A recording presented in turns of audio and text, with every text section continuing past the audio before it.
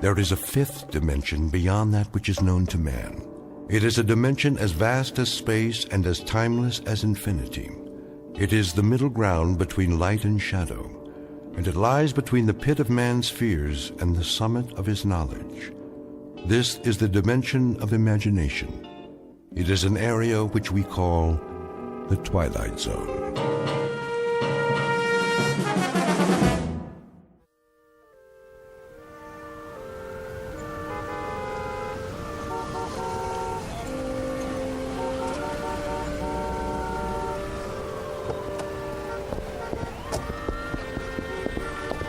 No double parking. Move it, son. Yes, I heard you. I said move it. Oh, but you see, I'm not double parked, not at all. Then what are you doing? That's a yellow zone, ain't it? So it is. But I won't be a moment. I just have to use the payphone. That one right there on the corner. All right, officer? Loading and unloading only. One call. That's it.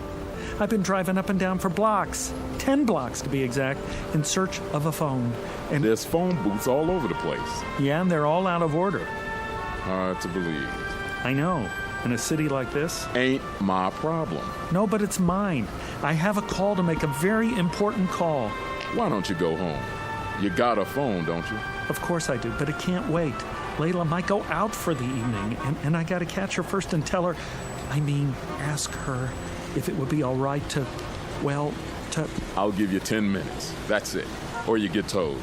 You don't want that to happen, do you? Oh, no, not at all. $87 plus the ticket. Take my advice. Find a parking space. I tried that, but there aren't any. 2 minutes. You'll see. I'll be right back. Go on around. Keep it moving.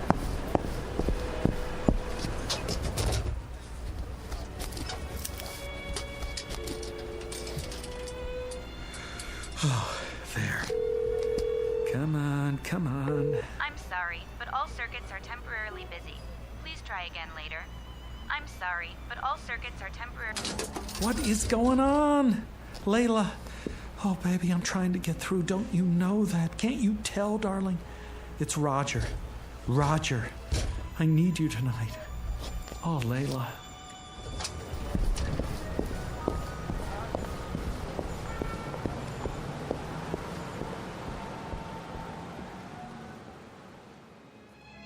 Mr. Roger Shackelforth, age, youthful 20s. Occupation, being in love, full-time. Not just in love, but madly, passionately, illogically, miserably, all-consumingly obsessed with a young woman who has a vague recollection of his face, and even less than a passing interest. In a moment, however, you'll see a switch in attitude, because Mr. Roger Shackelforth, the young gentleman in question, will take a short but very meaningful journey into a calling area known as the Twilight Zone.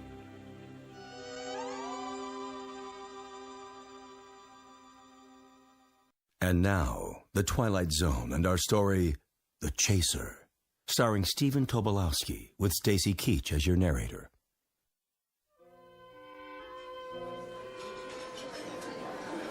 More coffee, Jenny. No thanks, Margie. Well, maybe just a smidge or it'll keep me up.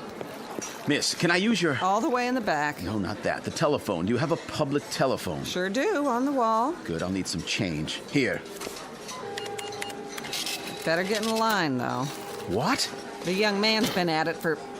I don't know how long.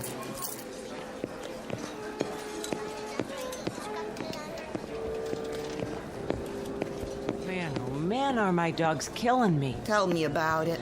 Back of the line, pal. This is madness. Yeah, they call it New York. It's becoming impossible to make a call anywhere in the city. You can say that again. Thank you. This is an outrage. Watch your blood pressure, honey. Look, he's making another call. Same number over and over. I tell you, he won't give up. Doesn't even talk, just dials. Maybe he's got a dialect. Gonna have to soak his finger in Epsom salts. Oh, I simply can't stand this. I must use the phone. Well, la-di-da. Who are you, Mr. High and Mighty? I have a business appointment and I'm late. Stand aside. Oh, no. We're all in this together. Look, I'll buy your place in line. $1 to get in front of you. $1? Are you kidding? All right, $5. Well, since you put it that way. How about you? Got another $5 on you? Certainly. Who's next? Don't look at me. But I am looking at you. Have you ever made $5 so easily? That ain't the point. I should first pay the same as place and show. How much do you want? Nothing less than a sawbuck. 10. That's... Then take your business elsewhere. I don't come cheap. I can see that. Here we are. After you, sweetie. Time, young man. I've had quite enough.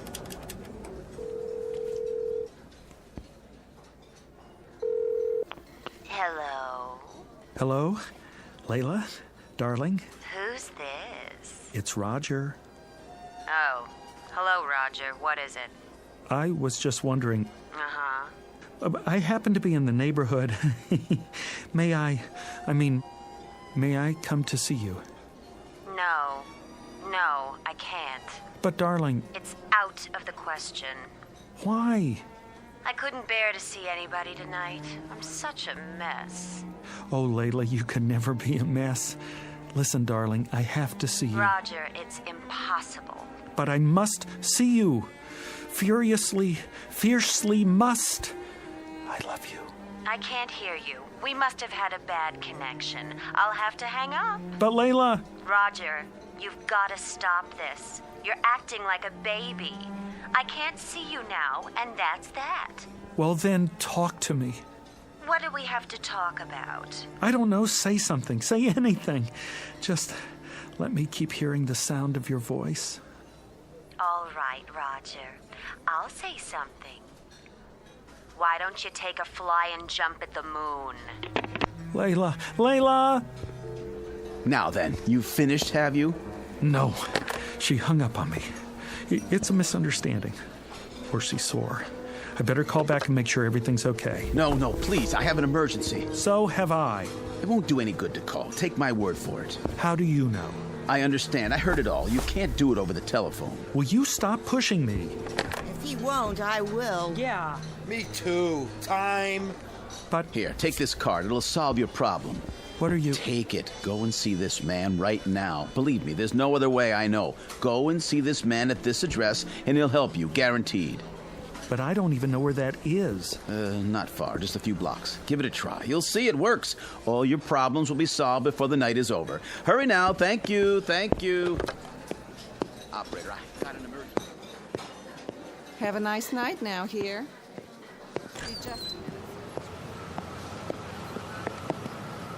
Hey! Where's my car?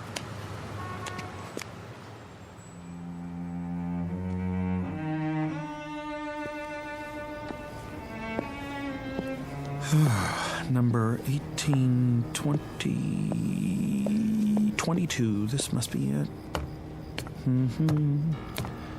Pretty dark. Can't see a doorbell. Ugh, some door. Didn't even touch it.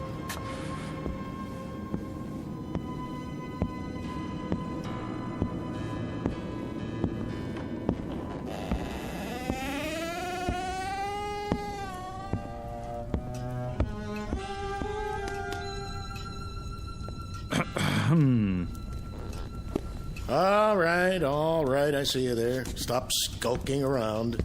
I wasn't skulking. I just didn't know if... Common disease, not knowing if. Well, don't just stand there. Sit down. Okay, where? Try that pile of books. Oh, you sure do have a lot of them.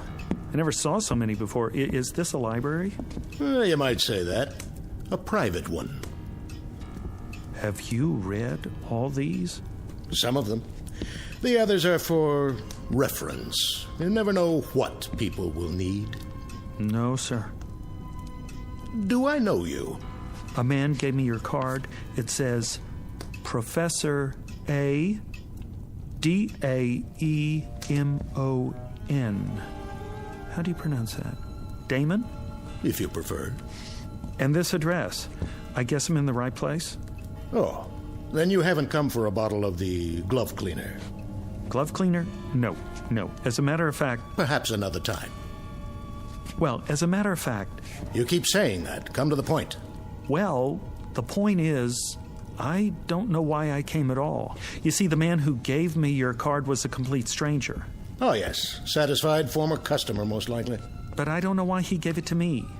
I was standing there in the restaurant trying to make a call when... I know why you're here. You want what I've got. But how could I? I don't even know what you've got. A little bit of everything. Name your poison. Ointments, salves, powders, sovereign remedies, nectars, lotus blossoms, toxins, tonics, antitoxins, decoctions, concoctions, and potions. All guaranteed. Oh, well, I don't need anything like that. Well, don't be hasty. You're here, aren't you? Yeah, but I don't need any medicine. Son, you just might. You look feverish. Oh, that. It's sort of, nothing really. Nothing I don't supply. Something is my specialty, and anything is what you'll get here. You're ambitious, is that it? You want success, money, like Midas, the world at your feet? No, it's not that at all. Power. You want power. You don't understand. All I want is Layla. Layla? Yes.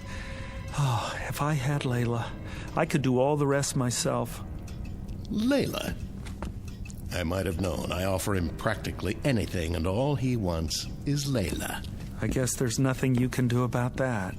That is the simplest of all, the elementary parlor trick of my science. You disappoint me. No, you still don't understand. You see, I am in love with someone named Layla, but she's not in love with me, and I don't know why I'm telling you this. I do. I can arrange it so she'll love you. How? I promise you, she'll never leave your side. When she isn't telling you she loves you, she'll be gazing at your loving face. She won't even eat before you do, and nothing will be too much for you to ask of her. Really? She'll worship you.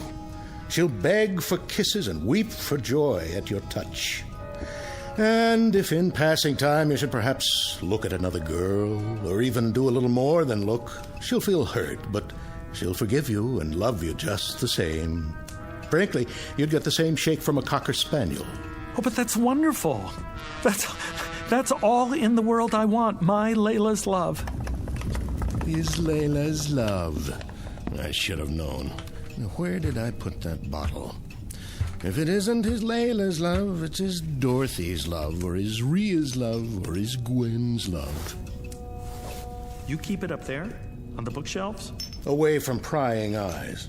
Tell me one last time. Are you sure you wouldn't be interested in the glove cleaner, as I call it? What is it? Well, there are many names for it, including the Eradicator. But glove cleaner is a nice, nondescriptive title. Clean, colorless, tasteless, unidentifiable, and sure. I'm not very interested in glove cleaners. Why not? It's easy, it's swift, it leaves no trace. It's perfect for its purpose. You're not making sense. Why, boy, that's all I make. Which is why I'm such a lonely man. You're absolutely sure you don't want to try the glove cleaner. It is very expensive. Perhaps you can't afford it. For instance, this little bottle costs $1,000. $1,000? Are all your prices like that? Some are, some aren't. What about the other one? The one that will make Layla love me? Oh, that's only $1. $1? Love potions are my cheapest items, and they're overpriced at that. $1 for my Layla's love? It won't hurt her. If anybody gets hurt, it'll be you, but I don't expect you to believe me. How do I use it? Put it in anything. A drink, tea, soup, coffee, water, anything at all. Makes no difference. You'll get exactly what you claim to want. Professor, you got a deal. I really don't believe any of this, but I'll try it. I'll try anything. What do I have to lose? If it works, I'll be the happiest man in the world.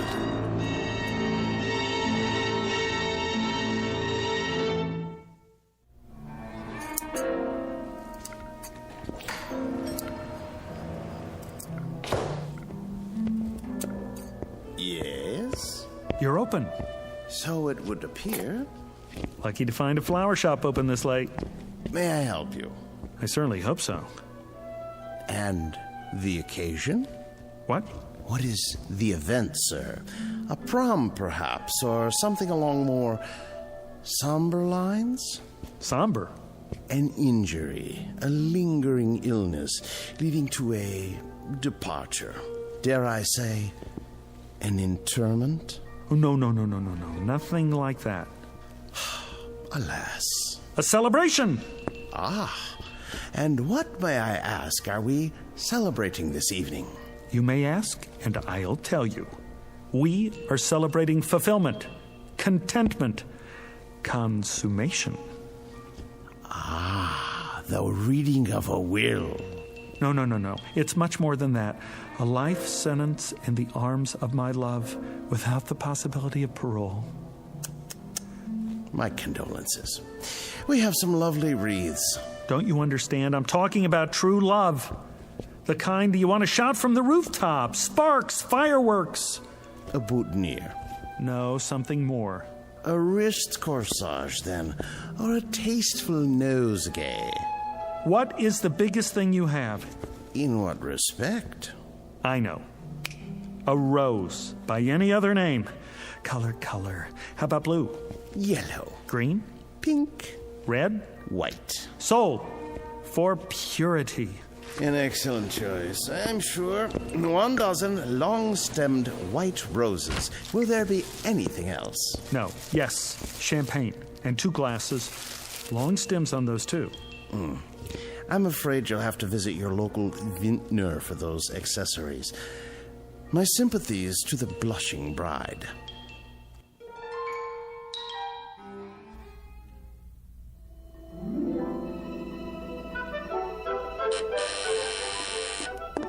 Who could that be? Yes? Layla, it's me. Roger, I told you I was busy tonight. Busy? How busy can you be in a dressing gown? I'm just about to put on my dress. Call me. When? Tomorrow. Just a minute, just a little minute. Flowers, see? And champagne. That's very nice, Roger. Thank you. Now, if you'll just run along. I couldn't have lasted the evening without seeing you, Layla. I'm sure that's not true. You don't know what it's like to love somebody, to love anybody so much, so desperately. No, I suppose I don't. It's good champagne. Just enough for the 2 of us. Now, that's not asking much, is it? All you have to do is give me 5 minutes for 1 drink. Roger, you are acting like a clod. A silly, stupid, sophomoric clod. I love you. Stop saying that. But you don't know what I went through to get here. My car was towed. I've been walking for the past hour. How can you be so cruel? All right, 1 drink.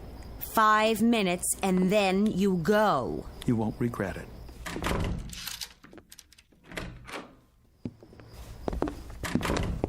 Layla? Not so fast. I've got to put on my dress. Why? You look like an angel. I know, but wait here. Ha-ha! It's like a new millennium.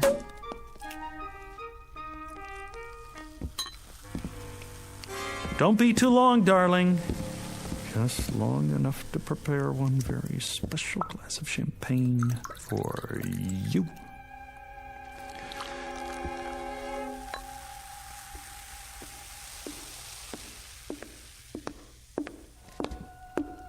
Well, let's get this over with. Wait, this one's yours. What's the difference? There's a little more in this one. If you say so. To us, darling. Well, time's up. Not so soon. Thank you very much for the drink and the flowers. Be sure to put them in water. Would you like me to do it for you? Goodbye, Roger. Excellent champagne, wasn't it? It'll pass. Very good year. No aftertaste. I suppose so.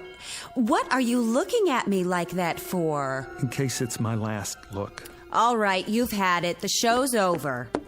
One last little kiss. Don't press your luck. But Layla... Roger, please, let's not prolong this. I haven't the time. All I'm asking is... Please go. Now. Look, I don't love you. I don't want you here. I don't even like you at the moment. Now go, please. If you're sure that's what you want. You look like a whipped dog. Oh, here. That's the best I can do. And it took all my strength. Thank you, I guess. Oh. What is it? I don't know. All of a sudden, I'm feeling a bit peculiar. You are? Roger, wait a minute. Perhaps I am being cruel. I don't mean to be. I understand. Do you? I'm sure I can do better than that. Let me make it a little nicer. If that's what you want.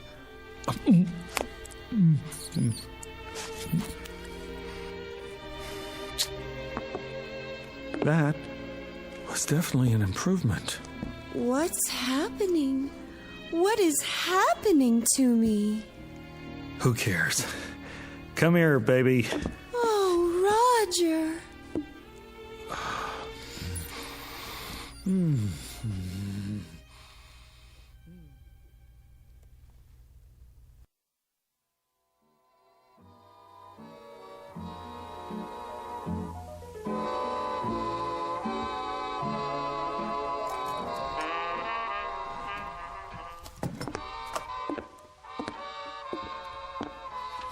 Can I get you anything, darling? No.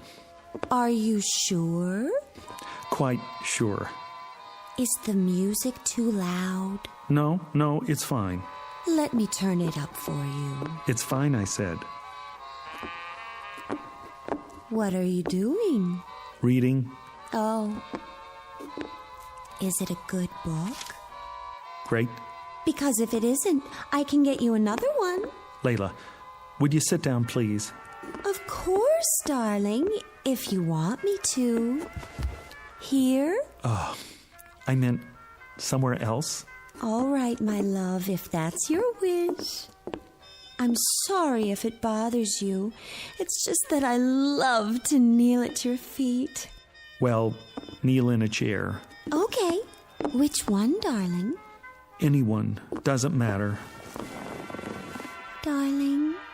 Yes? Do you want your slippers now? No, thank you. Are you sure? I got them especially for you. They're the best the store had. They make my feet hot. Oh, well, if your feet are hot now, I could soak my hands in ice water and then caress them. That might feel good. Do you think so? No, my feet are fine. You have the most beautiful feet, like a dancer. I've never seen a more perfect instep. Would you like to prop them up on something? I'm fine. I know. Do you want to smoke your pipe? I don't think so. Why not? It burns my tongue.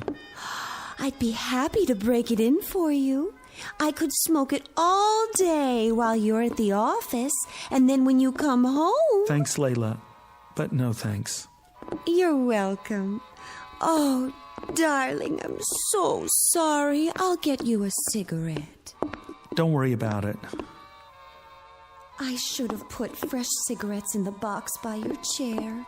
Here, I'll light one for you. Am I doing it right? Fine.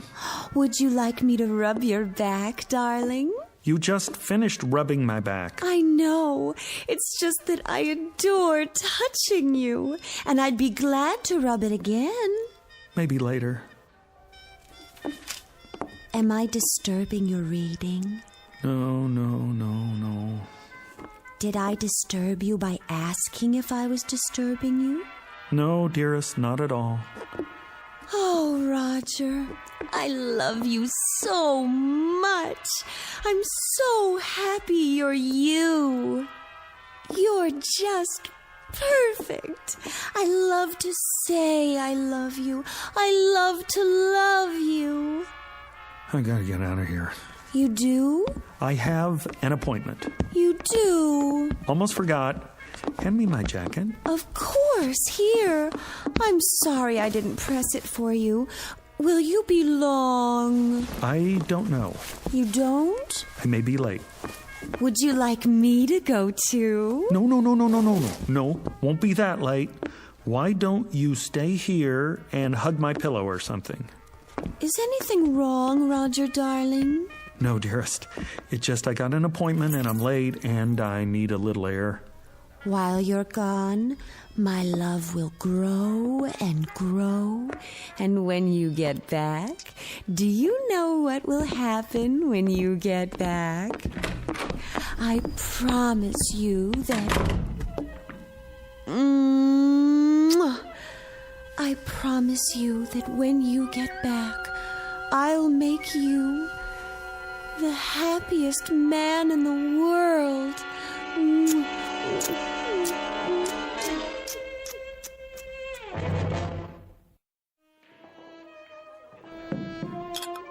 Here you go, buddy. Thanks. It's too bad it's not a happy hour. You're running up quite a tab. Happy hour. Haven't had one of those in 6 months. Let me guess. Your old lady? That's just it. She's not old. She's young and beautiful. Perfect face, perfect figure. What's to complain about? I don't have any complaints, except that she's too perfect. Huh? Waits on me hand and foot, sees to my every need, ready to drain off my tension at a moment's notice. Nice work if you can get it. Hey, take my advice. What's that? Sit back and enjoy it. Ain't everybody's got what you got. Guys would kill for that. Luck had nothing to do with it. How do you mean? What, you make a deal with the devil or something? Sometimes I wonder. That's it. Maybe I did. Maybe I did after all. Where is this guy so I can make a deal myself? Here's a piece of advice for you. If anybody says he's got the solution to your problem, tell him to get lost. Keep the change. Thanks, buddy. See you next time. I doubt it. With any luck, there won't be a next time.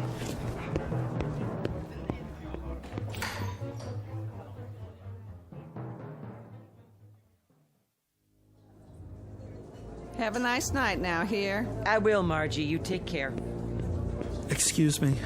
Be just a minute, sir. There's room at the counter. Hello? Yes? You remember me, don't you? Can't say that I do. You must. I was here once before, tying up the phone, caused quite a scene, I'm afraid. People lined up out the door. When was this? 6 months ago, exactly. You don't say. Been in here much since then? Not once. I didn't think so. I was desperate to make a call, you see. I kept standing at the payphone, dialing over and over again, and everyone got terribly irritated. Happens sometimes, but I can't say I remember you. Listen, there was a man here that night, middle-aged, carrying an overcoat and a package. He said he was late for a meeting uptown. He bought his way to the front of the line, and when I finally left, he gave me some advice. Handed me his business card, this one right here. What's this now? So he told me to go to the address on the card, said it would solve my problem. I don't know anything about that. That's fine. What I want to know is, do you remember the man? Is he a regular customer? Because if he is, I have to find him and ask him what happened to his problem and what he knows about the address on this card. Anything at all. Sorry, mister. I can't help you. People come and go all the time. Could have been anyone. Then at least keep the card. And if you ever see a man trying to give out one like it, grab it, tear it up. You can't imagine how much grief you'll save some poor soul.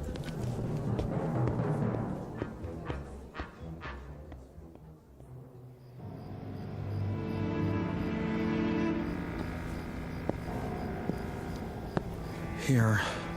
Number 22. Yep, same as before. Now the second set of doors. Here we go.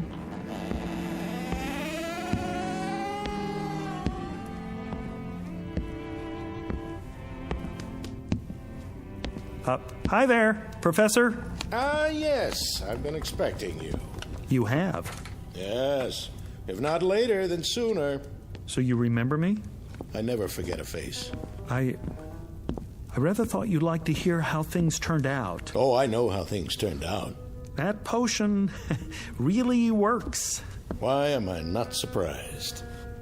Well, how are things with you? Things haven't changed with me in years. Pretty ugly situation we got. What situation is that? In the world, I mean, with China. You don't look so good either. Me? Oh, I'm just as you would expect. That's what I thought. I just dropped by to tell you. I'm glad to hear it. Is this what you're looking for? That's the bottle of the glove cleaner? Mm-hmm. You sell much of that stuff? Now and again. What's in it? See for yourself. No color, no odor, nothing that leaves a trace, no way to detect its presence. And it's sure. Guaranteed. It's what you came for, isn't it? Me? No. Not at all. How much did you say? $1,000. And it's painless. Of course, it's perfect for its purpose. The only thing of its kind in the world. Interesting. She loves you as I said she would, doesn't she? A constant love, and nothing you can do to her will change it. You took the words right out of my mouth. She worships and adores you and hangs on your every syllable. To put it bluntly, yes. The price is non-negotiable, I'm afraid. Professor, I don't know what else to do. I'm going out of my ever-loving mind. I'm sure you are. I can't stand it anymore. It's only natural. I never imagined there was such a thing as being loved too much. Well, you wouldn't. Isn't there an alternative? Some way we could just quiet it down a little. If there were, I'd be out of business. You must have a potion that will transfer a little of her love to someone else, like a nice little teacup chihuahua, for instance, a Labrador retriever, St. Bernard. Not a chance. She's all yours. But she's so nice to me. So very good, night and day. The glove cleaner is the only way. I'll put it back. I can't do that. There must be another way. This is the only way. You don't know what it's like. All the time. Love, love, love. It's enough to give you diabetes. I do know. How do you think I came to invent the glove cleaner? But $1,000. That's all my savings. It's always that way. No trace. Absolutely undetectable. I take checks and credit cards. All right. Made out to... cash.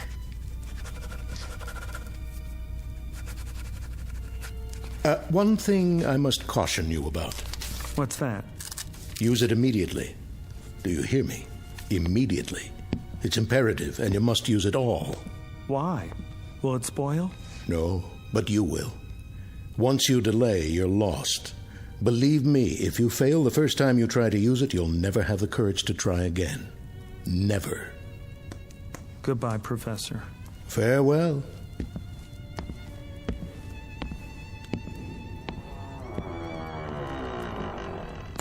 It never changes. First the stimulant, then the chaser.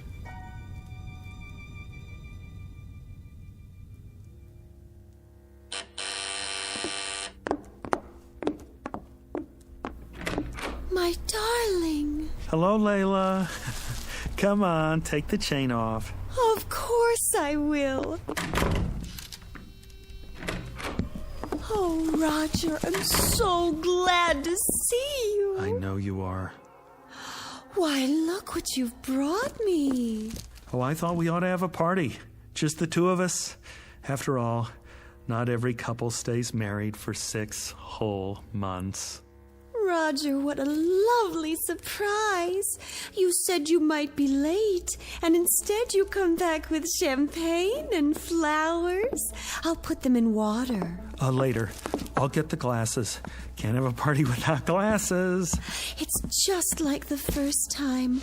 Only tonight you don't have to beg to stay. Why don't you sit over on the couch? I'll open the champagne. Go on. If that's your wish. Do you want candlelight? It would be so romantic. Let's have candles, all right? Sure. Candlelight, schmandlelight. Anything you say. Oh, darling, it's so wonderful being married to you. I've never been so completely happy in my whole life. I live to love you. Only you. That's nice. I mean, that's nice. Really. Do you need any help? No. I'll serve you.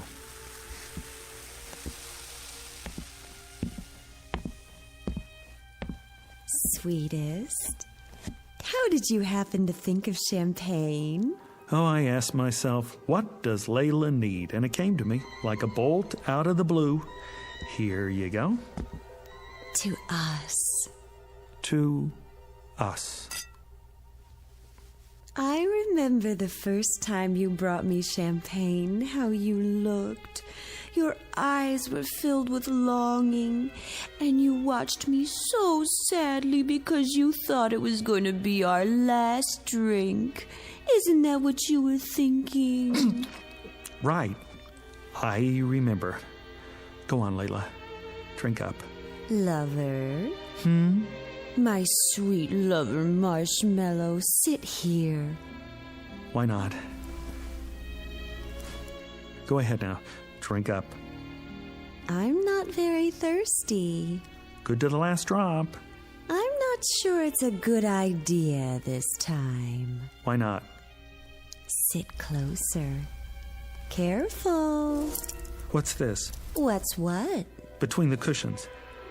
Have you taken up knitting? In this book, Dr. Spock? I've got news for you, my sweet little rabbit. Rabbit? I just got word from the doctor. What are you talking about? The test came back today, and it's positive. Isn't that wonderful? You don't mean you're... Oh, darling, we don't need champagne. We've got each other. All three of us. I suppose I could have just a sip. That won't do any harm. No, I mean, don't. Maybe just a little toast to celebrate. Not now. Give me your glass. I'll pour it out. Are you sure? I'm sure. I couldn't have done it anyway. I could never have gone through with it. Think of it, darling. This is only the beginning. We're going to be even happier than we are now. And it'll go on like this for the rest of our lives. Yes. The rest of our lives.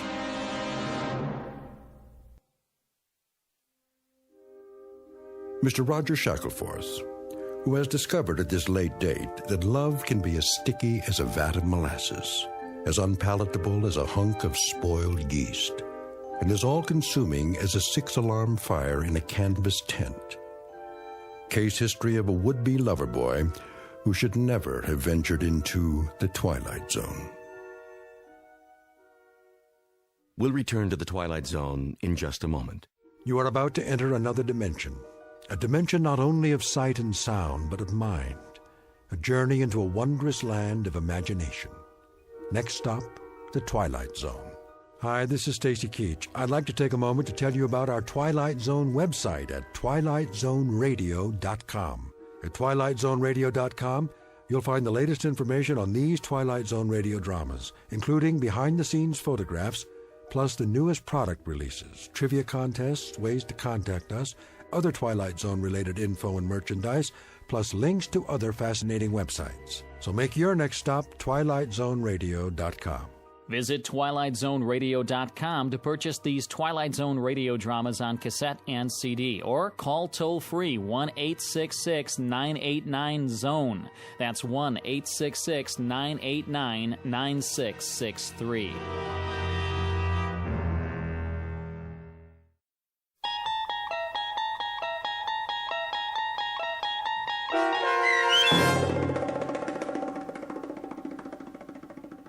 The Chaser, starring Stephen Tobolowsky, with Stacy Keach as your narrator, was adapted for radio by Dennis Etchison and written for The Twilight Zone by Robert Presnell Jr., based on a short story by John Collier.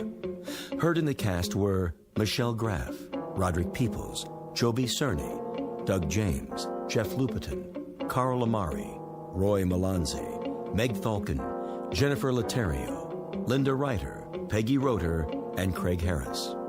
The producers of The Twilight Zone wish to thank CBS Enterprises and the Rod Serling Estate for making this series possible. This copyrighted radio series is produced and directed by Carl Amari for Falcon Picture Group. Sound design and custom Foley effects for The Twilight Zone by Cerny American creatives Bob Benson, Craig Lee, Michael Slaybach, and Matt Sorrow. To learn more about The Twilight Zone radio dramas and to contact us, visit our official website at twilightzoneradio.com. Doug James speaking.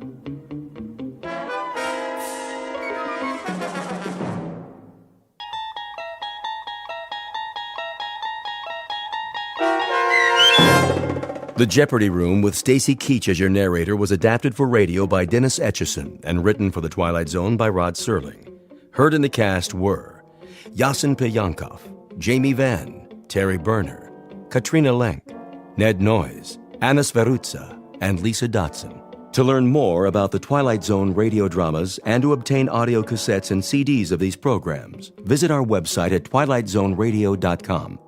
The producers of The Twilight Zone wish to thank CBS Enterprises, Carol Serling, Dennis Etchison, Dick Brescia Associates, Claire Simon Casting, Terry Jennings, XM Satellite Radio, Sirius Satellite Radio, our sponsors, and our radio affiliates for helping make this series possible. This copyrighted radio series is produced and directed by Carl Amari and Roger Wolski for Falcon Picture Group. Doug James speaking.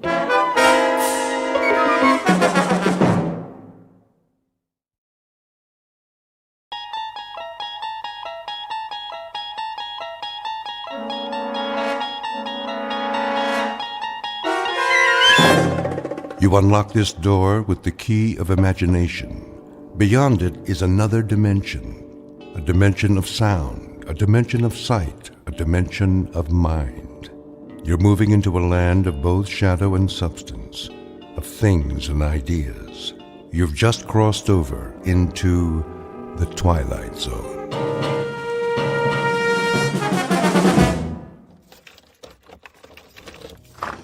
Here is your room, gentlemen. Thank you. I'll turn on the lamp. Leave it off for now. As you wish. I am sorry it's so small, sir. It suits our purposes. Where is the bath? Down the hall. The hall? I can give you one with a private bath if you prefer. No. I said this will do. I'm afraid the dining room is closed at this hour, but you may take a meal at the cafe down the street. We're not hungry, my friend and I. Then I bid you good evening. Good night. Check the window, Boris. You chose the right room. Of course. There is Kuchenko, in his room, across the alley. Binoculars? Right here, Commissar. Yes. See? The Major lies on his bed, but he does not sleep. He will sleep very soon. Give me one shot with this rifle. Not yet, Boris. That would be too easy. Easy? A clean kill. I have something more challenging in mind. Something along the lines of a game, perhaps. I don't like games. Not even a game of cat and mouse? What for? To make him squirm a bit before the hammer falls? We waste time, Commissar. Patience, my friend. Hand me the phone. Who are you calling? Hickory Dickory Dock. Front desk. Yes. Excuse me, but do you have a Mr. Kuchenko in your hotel? One moment. Sorry, no one by that name. Ah, but I happen to know that my friend is staying there. Perhaps he's registered under another name? Andreev? I'll check. Yes, Mr. Andreev, room 963. Very good. Will you connect me, please? Yes, sir. Look, he hears it. Of course he does. He rises from the bed to answer.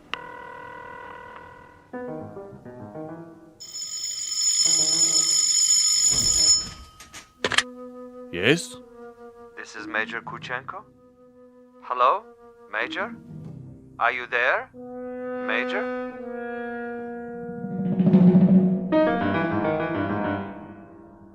The cast of characters in our drama: a cat, a cat's assistant, and a mouse. This is the latter, the intended victim, who does not know but may have already guessed that he is to die.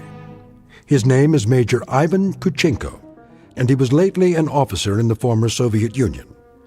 At this point, he has, if events go according to certain predetermined plans, perhaps 3 or 4 more hours of living.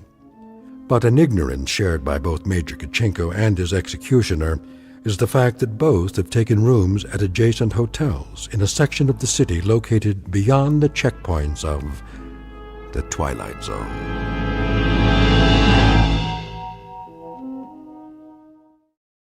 And now, The Twilight Zone and our story, The Jeopardy Room, with Stacy Keach as your narrator. This is Major Kuchenko.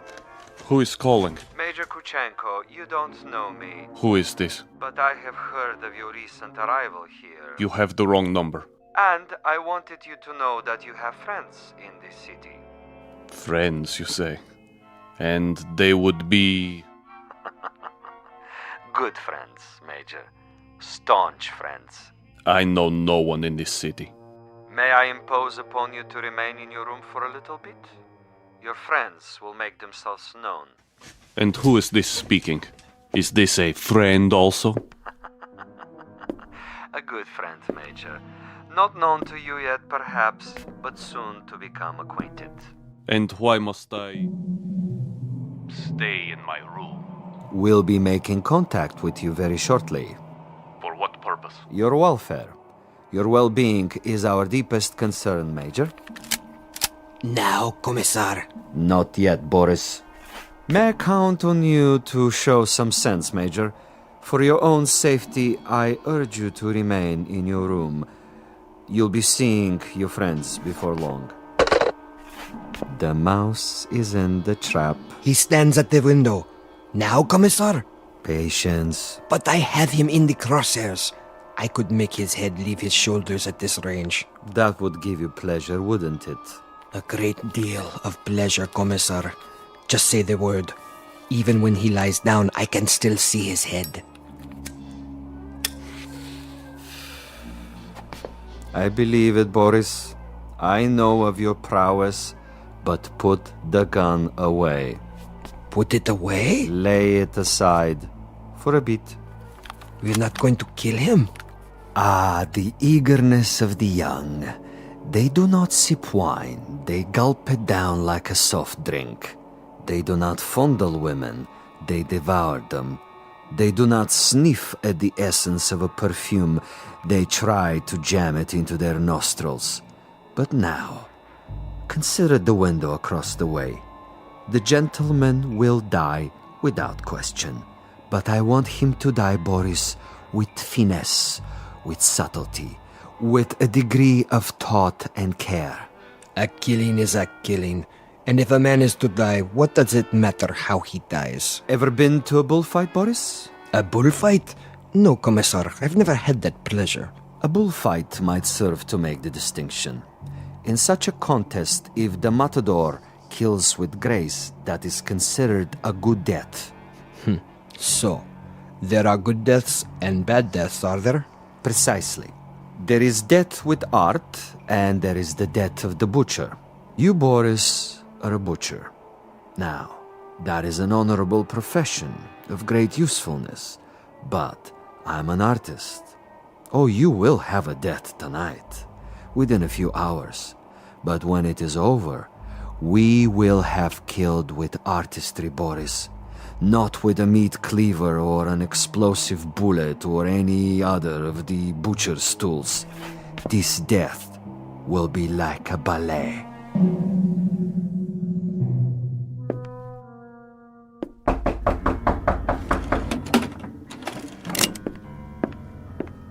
Yes? Major Kuchenko? Who is it? A friend, Major.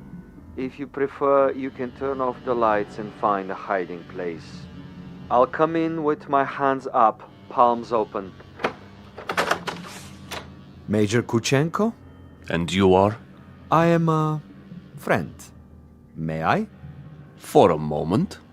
I would prefer that you put the gun away. Not a chance. Were you the one on the telephone? We had a brief chat earlier. Quite a place you have here. Who occupied it before you? A rat? I have no luxury of choices. Indeed not. In this respect, you are a very poor man of late. However, you have a bed, you have some pictures on the wall, and the floor without so much as a throw rug. An adequate accommodation, and a view of a brick building alongside. I suppose there are worse places to spend an evening, Major? I know. I've been to many of them. Indeed. Indeed you have. Siberia is cold this time of year, is it not, Major? I'm told it's a most uncomfortable climate. You've been told quite correctly. It's a freezing jungle. A freezing jungle. Marvelous. Lovely imagery. Siberia is a freezing jungle. It was. When it was part of the Union. You make reference, of course, to the people who inhabited it. I make reference to some people. Those who were in charge of that private resort. It must have been unpleasant for you? At least sufficiently unpleasant to motivate you to renounce your native land and try to seek asylum elsewhere? For a time. Asylum is no longer necessary under the new regime. But of course the old ways die hard.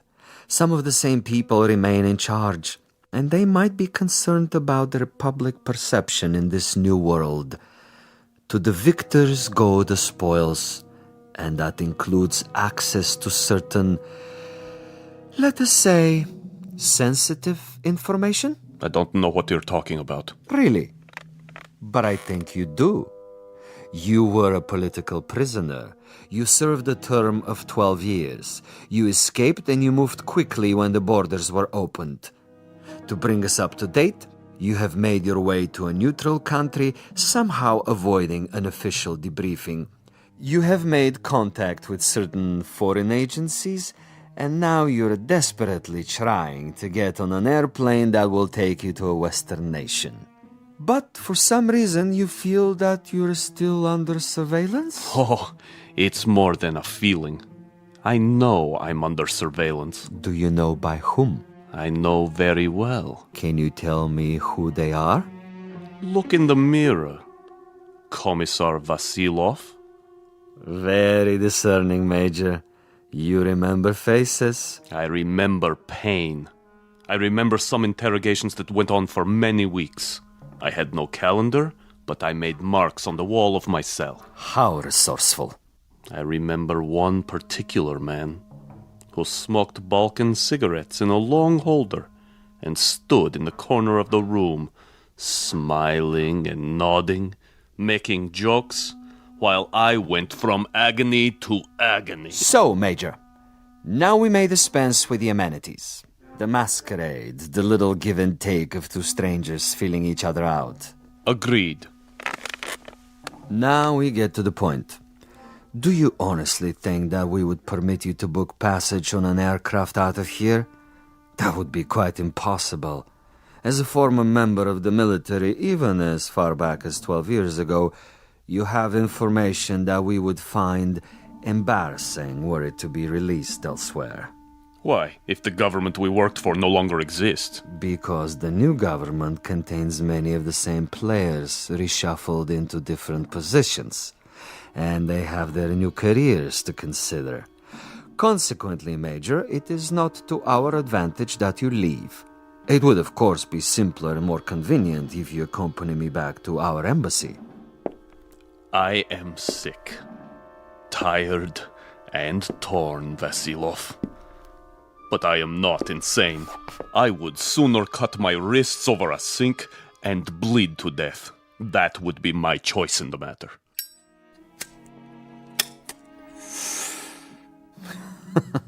You surely can't be serious, Major. I'm rather a connoisseur of the several hundred ways for a man to depart the earth. And you can believe me when I tell you the cutting of the wrist is not a particularly felicitous modus operandi. Quite apart from the pain, which of course must be attendant, is the fact that one dies slowly, and because of this, he has to be an eyewitness to his own demise. No, my dear friend, I'm afraid we are of two minds about that kind of death. But enough. I have brought you a small gift. Consider it a peace offering. Careful. Gently, Major. Gently. This happens to be a bottle of Amontillado. Quite rare and most pleasing to the palate. I have to repeat what I told you before, Commissar. I'm not insane. I'm quite aware of what would happen to me if I drank any of that. Why, Major? I'm disappointed in you. With your kind indulgence, allow me to use your own water glasses. If you assume this is to be cyanide or some other poison, you're quite wrong. Am I? Undoubtedly. You see, I don't share your death wish. I'm a healthy man with excellent expectations as to my longevity. No, indeed, Major. I was about to propose a social drink. The two of us. I'll drink first, and then you. Satisfactory? Such ritual, Commissar. Such tribal rites. Yet you have only one purpose with me. Why don't you get it over with? If you're trying to disarm me and make me get rid of this pistol, it'll take more than a social wine. Indeed, Major. Now, as to my business with you, we both know what that is. Go ahead and say it. Very well. I'm to see that you're dead by tomorrow morning. Is that plain enough? Quite plain. And you shall be, Major. With a degree of immodesty, I can say that I've killed 800 times you. But I've done it, Major, with subtlety, with originality, with ingenuity. I'm the last of the imaginative assassins, an artist of the profession, as it were. Excellent. Flavor. Bouquet, just the proper dryness. Really quite an exceptional wine. Join me, Major? And now? And now I will tell you something else. I will tell you something about you and me. Please. You, Major, are a malcontent, a genuine curiosity, a rebel with no cause to speak of. You have to go to prison camps, to interrogation centers, or hide in filthy little rooms. You can never accept that which is ordained. And you? I, on the other hand, am a survivor. I adapt to my situation. I haven't a large salary, and my job, at least the way it's laid out, is a rather dull one. Finding defectors and traitors and subversives and doing away with them. Now, I could do that with a high-powered rifle. I could do it with a homemade bomb. But I choose to exercise imagination and taste. In your case... In my case? In your case, I choose to prolong the game. And in the process of this prolongation, I've come up with what I think is a most bizarre and novel method of execution. One designed especially to challenge your talents. For we are worthy adversaries, you and I. I feel weak. I feel... Tell me what you feel, Major. Exactly. I want to know. Why, you monster. You drugged me after all. Indeed I have. And that poses an interesting question, doesn't it? How is it that we both can drink of the same wine, and yet I'm unaffected? Isn't that an interesting question, Major? Major?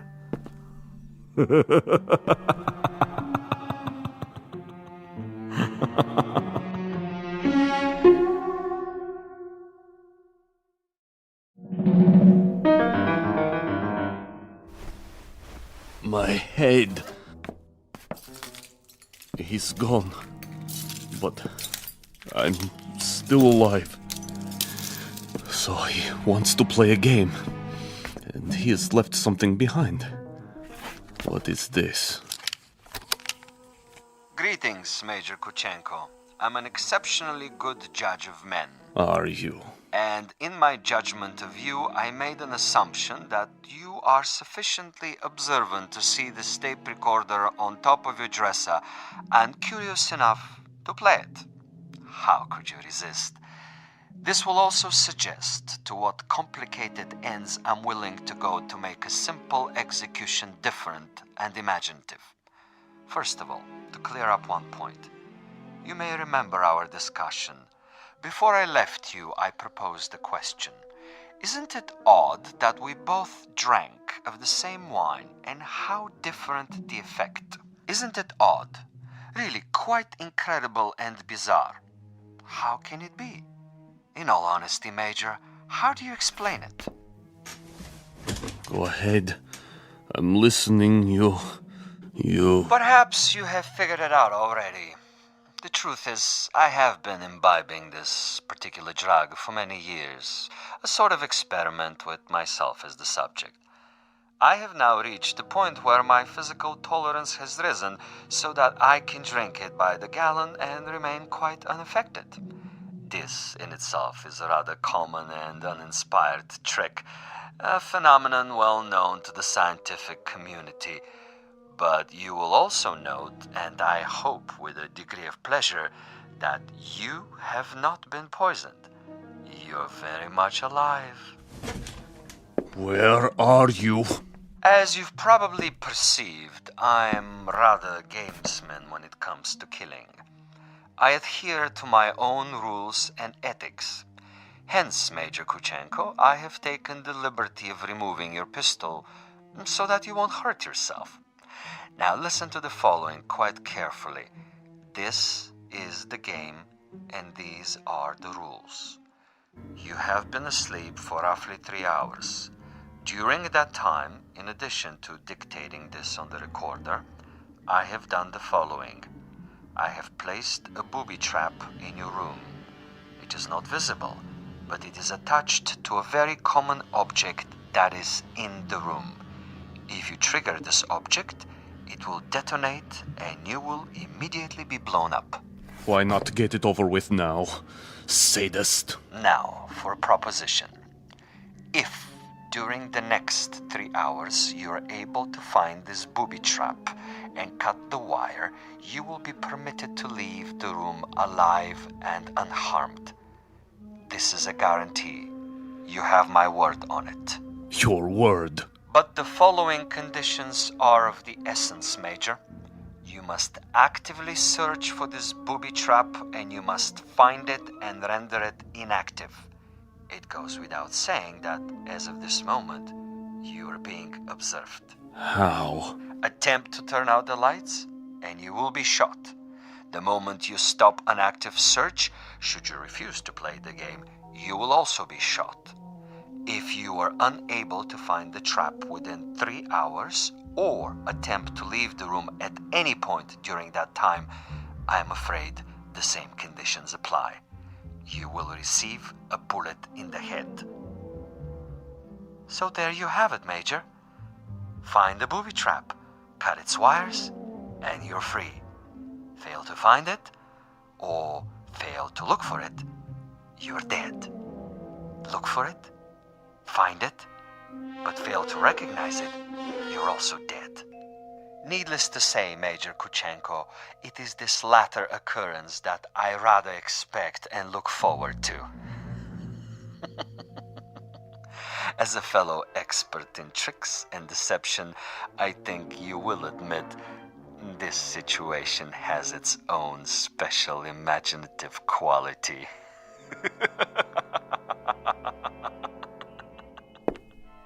Where are you? Where are you?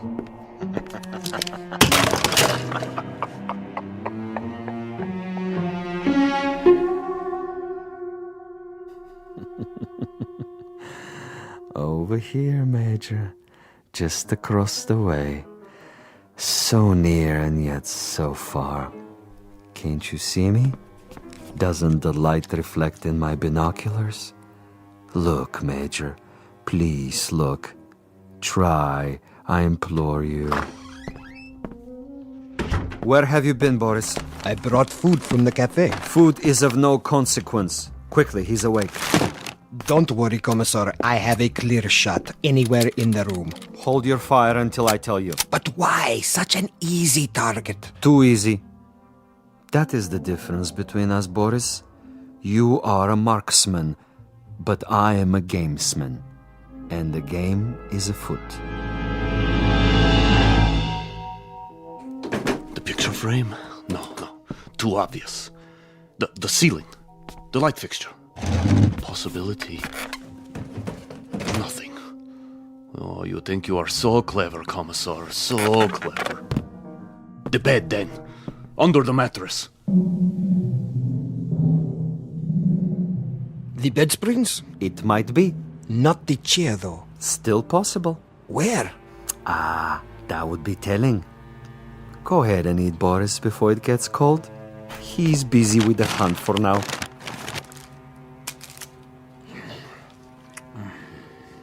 What did you bring? Sandwiches.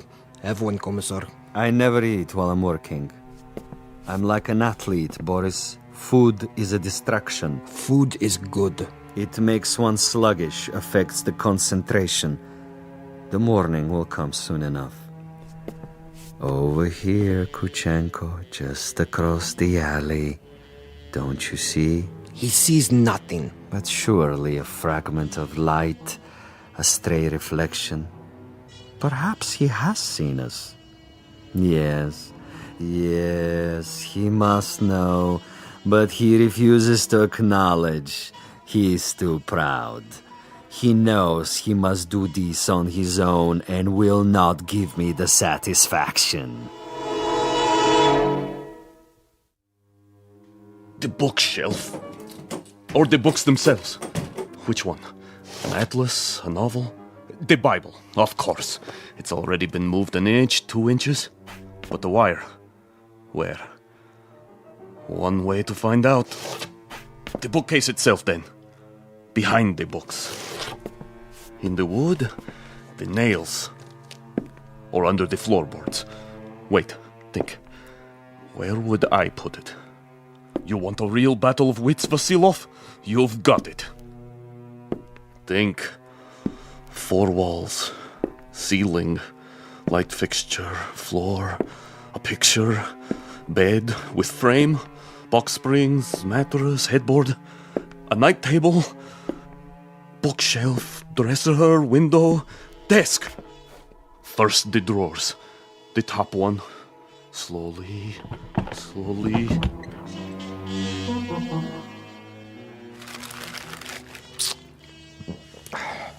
What is he doing now? The desk. He's down on his hands and knees removing the 2 bottom drawers so he can see what's under the top one. Bravo, Major.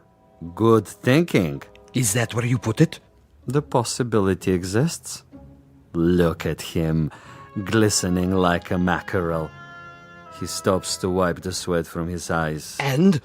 And now he looks under the top drawer, crawling on his back. Yes! I think he's got it. Let me kill him. Don't be a fool. There are rules. Now he sees a length of wire. He grasps it between his fingertips very, very carefully And he has removed it. Something is wrong with the bomb? I doubt it. Then it was not in the drawer? Oh, there is a piece of coat hanger I placed there. A decoy. A drawer would be common, uninspired. And I'm not, you'll forgive the modesty, a common executioner. Where is it, Commissar? In a most ingenious place. Really, quite an ingenious place. Not in the books, the desk, the mattress. Think of another common object in that room, Boris. I have it. Yes? The doorknob. Interesting idea. Then where? I'd rather not tell you at the moment, Boris. I think you'll enjoy the next few minutes more if you share the Major's ignorance. You seem very sure. Sure? That he'll find the trap. You take a risk. Not at all. That's not what I'm sure of. That is to say, I'm reasonably sure he'll find it, given his mental capacity, but he'll find it too late. He's looking toward us. But he can't see us. It's quite dark in here, and it wouldn't matter if he did see us. Now he's returning to the table. You're getting warm, my young friend. The ashtray. Extremely warm, but not hot. Where then? Please, Commissar, please tell me. Take the glasses. What do you see? He stands over the telephone. He is reaching out. Hot now, Boris. Extremely hot. Oh, he has picked it up. I thought for a minute there... You thought what? The telephone. Precisely. The telephone. But he just lifted the receiver. Indeed. He lifted the receiver to call out. If, on the other hand, the Major's telephone were to ring and he were to answer it... That's it, isn't it? If he picks up the phone after it rings... You have it now, my friend. When the Major's phone rings and he answers it, I have placed a tiny bottle of nitroglycerin inside the mechanism. The explosion will only occur after the ring and the lifting of the receiver, at which point the electrical contact will be made, and Major Kuchenko will not even have time to say hello. But what if no one calls? Oh, someone will. I promise you, someone will.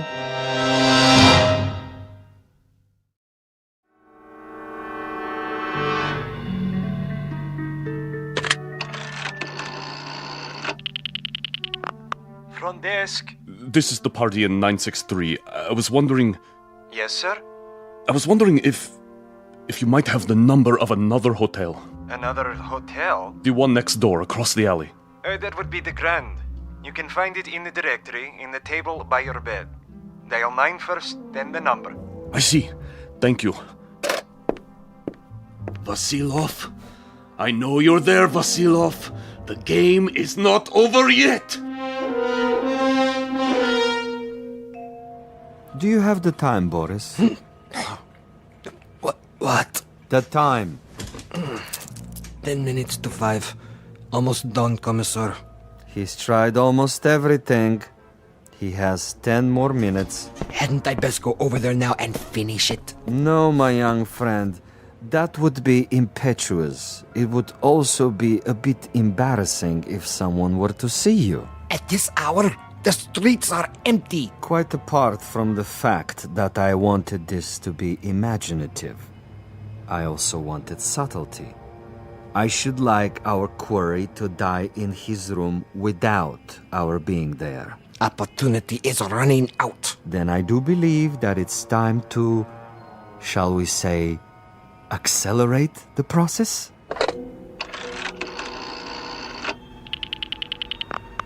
Hotel Mont Blanc? Would you dial room 963, please? Thank you. I'll wait. There it goes. He's walking toward it. What's the fool doing? Why doesn't he answer it? I can't tell. He has his back to the window. Turn around so I can see. Now, Commissar? No. Would you dial 963 one more time, please? Yes, I know it didn't answer. Ring it again. What's he doing, Boris? His back is still to me. It can't be busy. I don't know. What's he doing? Use the glasses. He's turning around, lighting a cigarette. He's mocking me. Now, he suddenly dropped from sight. Kill him. I can only see the top of his head. He's moving across the room. Do it! You missed, you fool. He's at the door. Again. He's gone out of the room. And you missed him. You missed, you idiot. Flight 17 to Rome, Paris, and New York, now pre-boarding. Ticket, sir. Ticket? Oh, yes. Mr. Andreev. Passport? Right here. I see. Is anything wrong? No, sir. Everything seems to be in order. How many bags? No luggage. Not even a carry-on? I'm traveling light. Then here's your seat assignment. Please go to gate 17. How much time do I have? Boarding for coach class begins in 5 minutes. Good. Sir? I mean, thank you. I'll be there.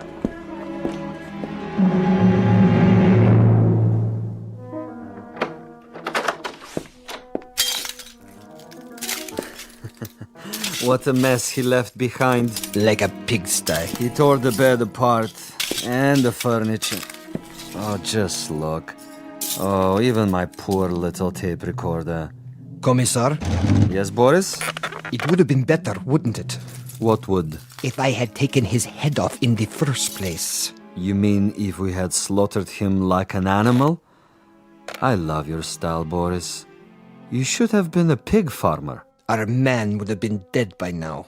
He would have been dead if we had beaten him to death with mallets too. But anyone can die that way. And any stupid, insensitive fool can kill that way. No, this is a man of quality, with a resourceful mind, similar, you might say, to his executioner. He deserves a better ending, as do I. But that's all right. I have time. I'll get him in the next city, now that I know my adversary. We will be able to track him? Most certainly.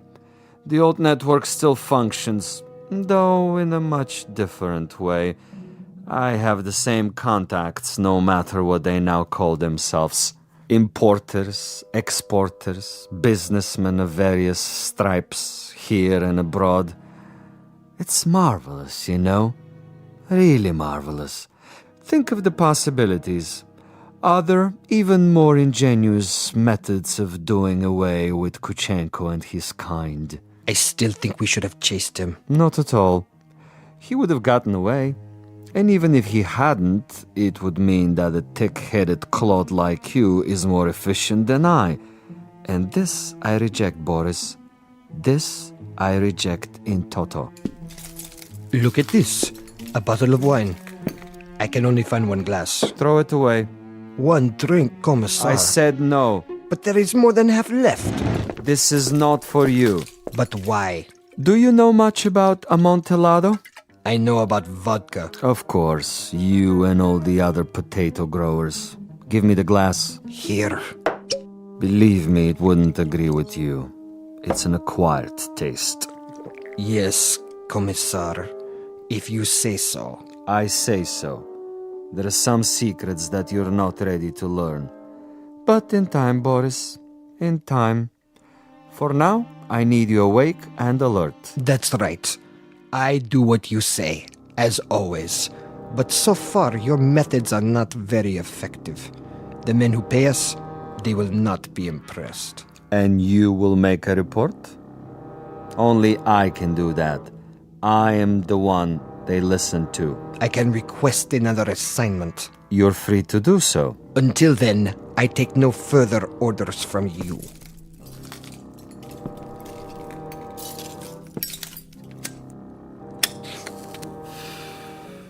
As you wish.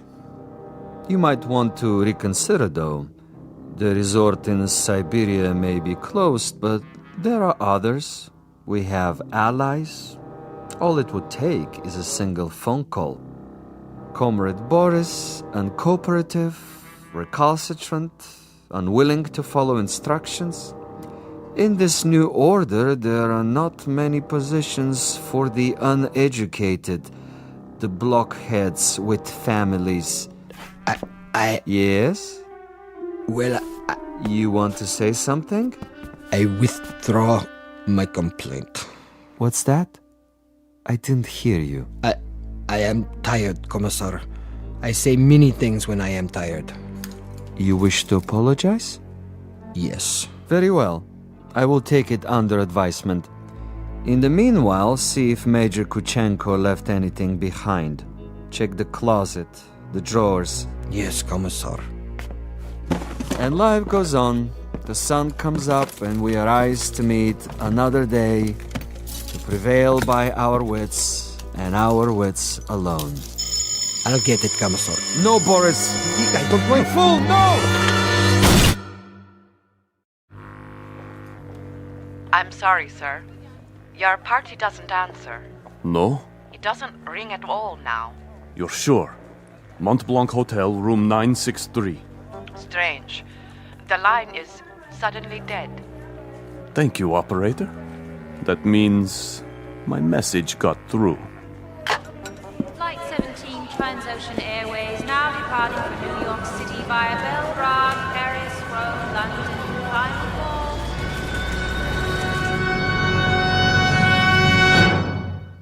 Major Ivan Kuchenko on his way west, on his way to freedom. A freedom bought and paid for by a most stunning ingenuity. Exit a gunman named Boris and one Commissar Vasilov, who forgot that there are two sides to an argument and two parties on every line. This has been a collect call, placed direct to you from a phone booth located somewhere in the Twilight Zone.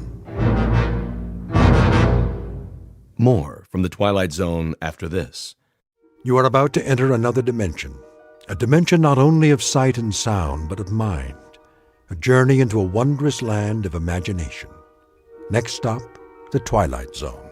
Hi, this is Stacy Keach. I'd like to take a moment to tell you about our Twilight Zone website at twilightzoneradio.com. At twilightzoneradio.com, you'll find the latest information on these Twilight Zone radio dramas, including behind-the-scenes photographs, plus the newest product releases, trivia contests, ways to contact us, other Twilight Zone-related info and merchandise, plus links to other fascinating websites. So make your next stop twilightzoneradio.com. Visit twilightzoneradio.com to purchase these Twilight Zone radio dramas on cassette and CD, or call toll-free 1-866-989-ZONE. That's 1-866-989-9663.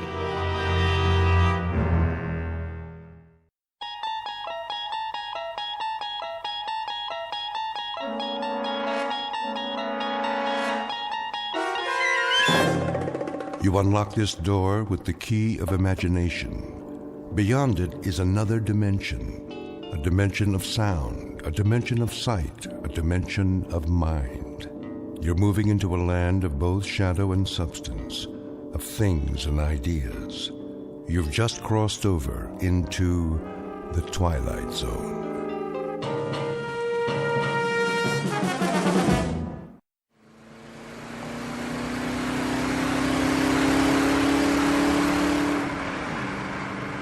Don? How fast are we going? Oh, 60, 65.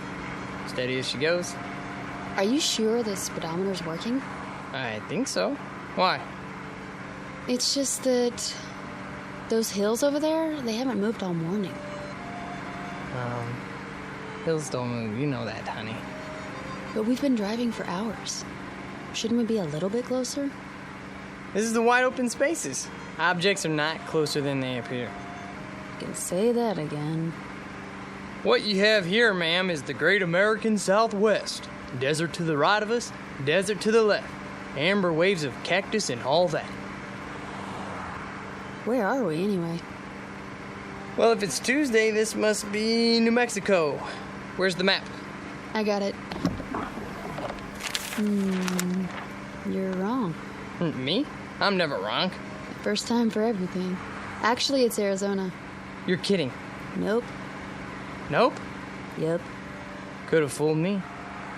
There should be a town pretty soon. I'll watch the signs. You need a rest stop?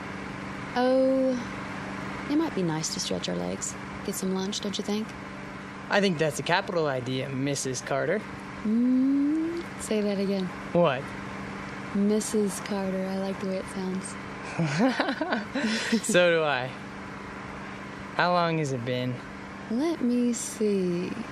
238 hours and 17 minutes. Wow, you're good. You're right, I am. Don't forget it.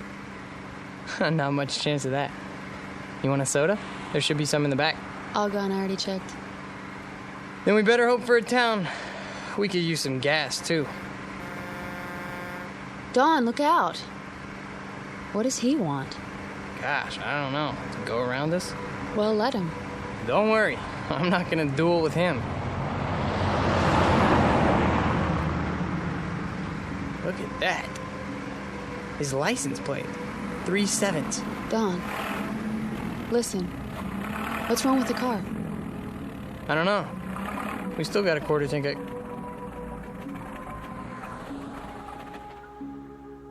Oh, great. There'll be a tow truck anytime now. You'll see. How do you know?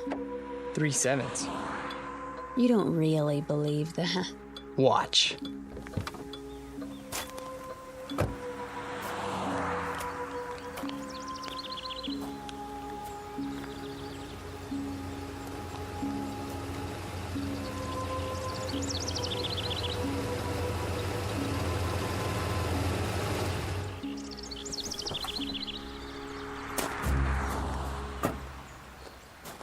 Hi there, folks. Need a tow?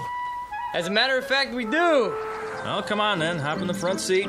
Gas station's about 20 miles. They got a mechanic? Oh, sure do. Fix it right up. What did I tell you? Huh? Let's go, honey. You are so lucky, Dawn. Luck had nothing to do with it. Don and Pat Carter, honeymooning couple on their way back to New York. They've had the time of their lives, and they'll be home in a few days. Or that was the plan. But their new life together is full of surprises.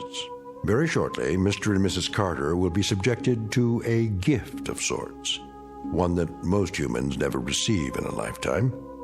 They will be given a glimpse into the future. The price of that glimpse? A mere penny, 1/100th of a dollar. The time is now. The place of their revelation is a little diner in Ridgeville, Arizona. But what our honeymooners don't realize yet is that this unassuming town just happens to lie on the outskirts of the Twilight Zone. And now, The Twilight Zone and our story, Nick of Time, starring Marshall Allman and Jamie Brown, with Stacy Keach as your narrator.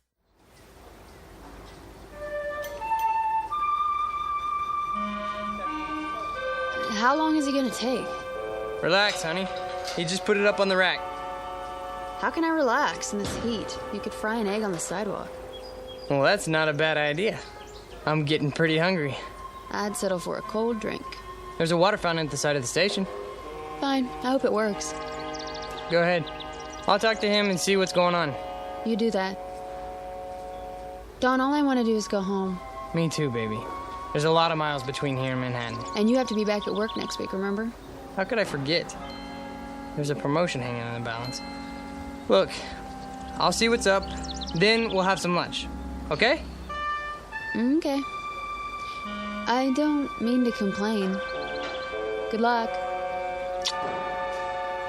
Hang in there a little while longer. We'll make it. I know we will. I'm just impatient to get on with our life. Me too.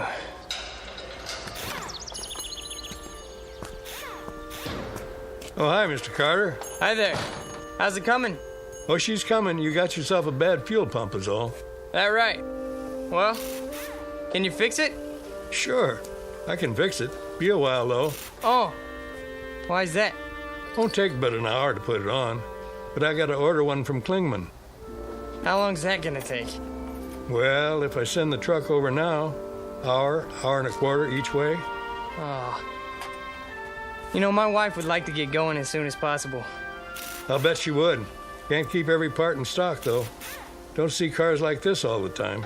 Can you get right on it? I'd appreciate it. We can't wait around all day. Oh, I'll get it done before long. Don't worry. Why don't you and the missus take it easy? Have some chow. Where would you suggest? Diner's right down the street. Best in town. Ask the truckers, they'll tell you. Thanks, I'll do that. We'll be at the diner then. Let us know when you're finished. Sure thing.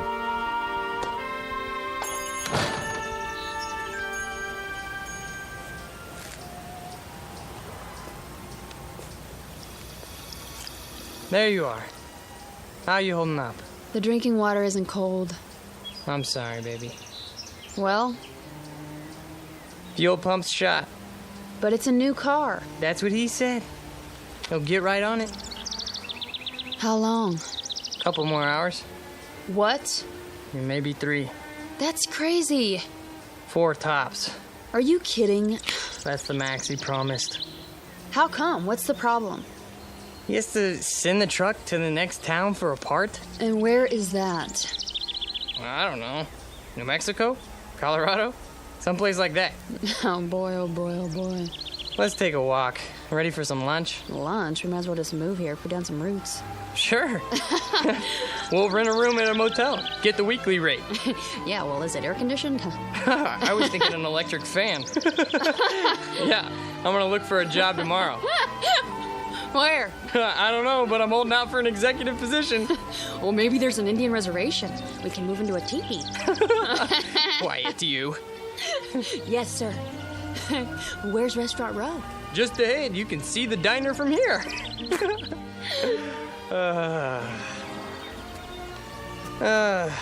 Speaking of jobs, you think I should phone the office again? Easy, lover. You're going to lose that promotion if you keep pestering them. I'm probably gonna lose it anyways. Oh, that's a fine attitude. I thought I married a man on the way up. Who's the best man for the position? Me. There you are, then. Thompson has seniority. Doesn't mean a thing. Take it from me. Little Mary Sunshine, huh? That's my name. Whoops. What's wrong? Don't step on the cracks in the sidewalk. Why? Or I'll break my mother's back. I'm only trying to save her life. Thank you, dear.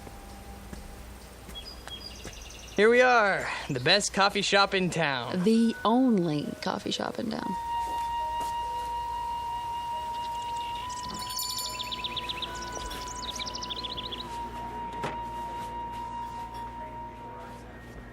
Well, looks like we got the place to ourselves. Except for that man at the counter. Yeah, nice Stetson. Think I should get one? I'll be right with you, folks. Oh, not at the counter, please. Is the booth all right? Anywhere you like. I wonder what specials they got. I just want something cold to drink. Well, they have ice, don't they? Knock wood. Well, look at that. Huh. Well, wonders never cease. Look at what? The napkin holder. What about it? It's got one of those little built-in vending machines. The Mystic Seer. Answers. Read what it says. Insert 1 cent. Ask me a yes or no question. You put a penny in and push the lever down. Lovely. The plastic devil's head's a nice touch. I'll bet it even wobbles when the coin goes in. I'll bet it does. May I see a menu, please? The Mystic Seer knows all. Does he, she love me? Will I become rich? Is my future bright? I can answer those questions for free. Well, let's find out what the Mystic Seer says. You're like a little boy. Come on. It'll be fun. I got a penny somewhere. Here's a question. Anything exciting ever happen around here?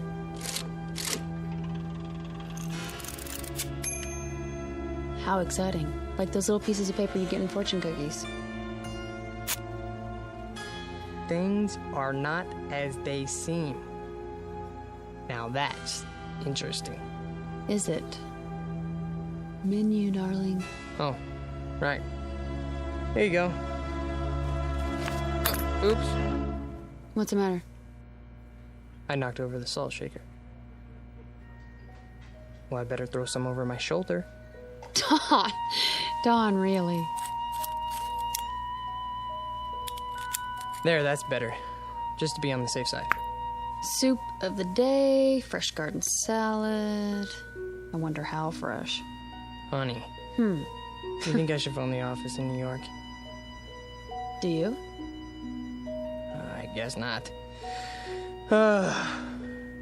Breaded chicken fried steak with country gravy. Doesn't that sound yummy? Very low-cal. Howdy. Howdy. Some water for you folks, or you made up your minds yet? I'll have a lettuce and tomato sandwich on whole wheat, iced tea with lots of ice. You, sir? I'll have the same. Coming right up. How's the water? Ugh, yuck. He must have siphoned it out of a mud hole. Not that good, huh? Hold on. What are you doing? Getting some more pennies. Look at you. A rabbit's foot, a plastic 4-leaf clover.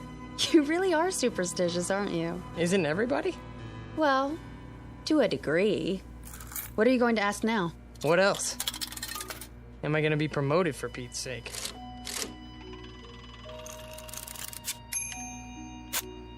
Ha! What does it say? It has been decided in your favor. See? Your worries are over. I think I'll phone, though. Honey. I was gonna call anyways, wasn't I? There's a phone by the restroom. I'll be right back. Well, you'd better be. Here you go. Thanks. You need any ketchup? This'll be fine. Well, if you want anything, you just let me know. Thank you.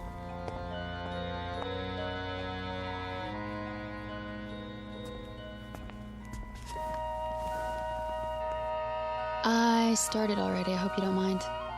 Not in the least. What are you so happy about? You are now looking at the youngest office manager in the history of the company. Honey, I'm so proud of you. I told you, didn't I? So did he. Who? The Mystic Seer. Well, I told you first. You sure did. How's this sandwich? Passable. Office manager. Oh, that's amazing. We should ask him something else. He really came through on that one. And while you're at it, ask him why he didn't warn us. About what? That the whole wheat bread is stale. Let's see. Does he, she love me? Don't you know? Will I become rich? Wait, I know that too. I'm gonna be the first millionaire accountant in the company. Office manager, dear. All right, Mystic Seer. Is it really gonna be 4 hours before we get out of here? That's my question.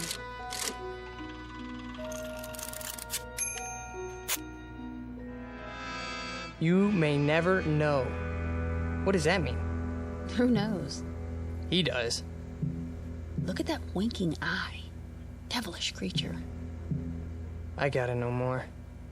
Well, it'll cost you another penny. So, I'm an office manager now. What do you mean we may never know? Wait. It's not a yes or no question. You mean something could keep us from knowing? Something could happen to us?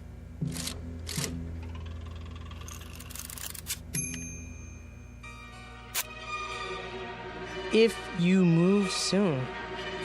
Now what's he getting at? He's a mystic. What do you expect? Give me another penny. I'm all out. Well, I can see I'm going to have to be the frugal one in the family. It's just one. All right. Thanks. You mean we're not supposed to move? We're supposed to stay here? Only one question per penny, please. That makes a good deal of sense. Well, I'm not staying unless I get some dessert. One more. Give me another penny. You're gonna break me.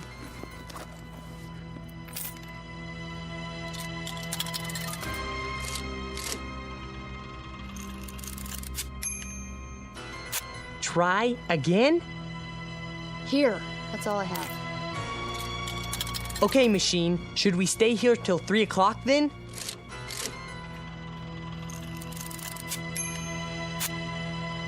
Look at the slip. There is no question about it. Let's go for a walk. Funny. Every answer seems to fit. You're joking, aren't you? I mean, Dawn, no more. Okay, if we don't stay here until 3 o'clock, will something bad happen to us? Honey, for heaven's sake. Read it. All right, let me see that. Go ahead. This is silly. What does it say? Do you dare risk finding out?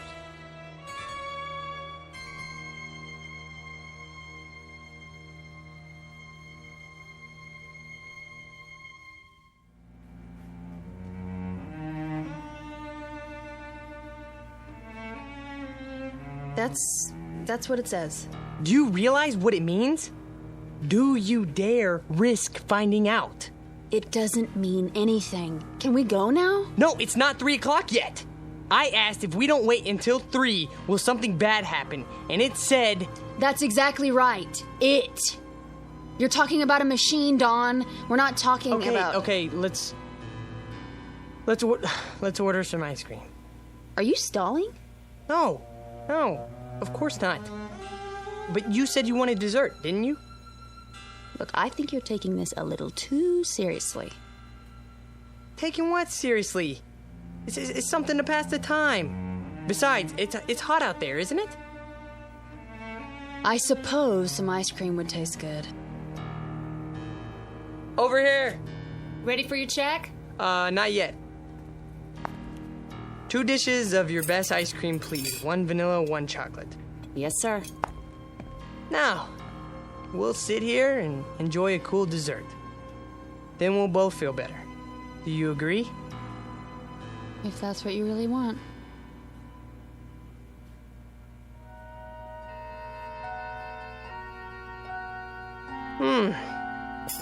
That was good. Yeah, it was. Now can we go?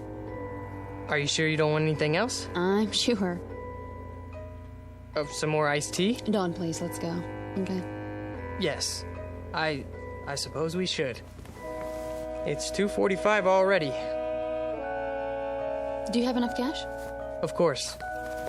I'll go pay. Just leave it. If you don't mind, I'd like to get out of here. We've done enough sitting lately. No problem. Well, I guess that's it then. That's it.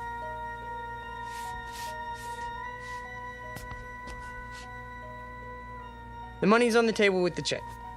Well, thank you kindly. Now you come on back now.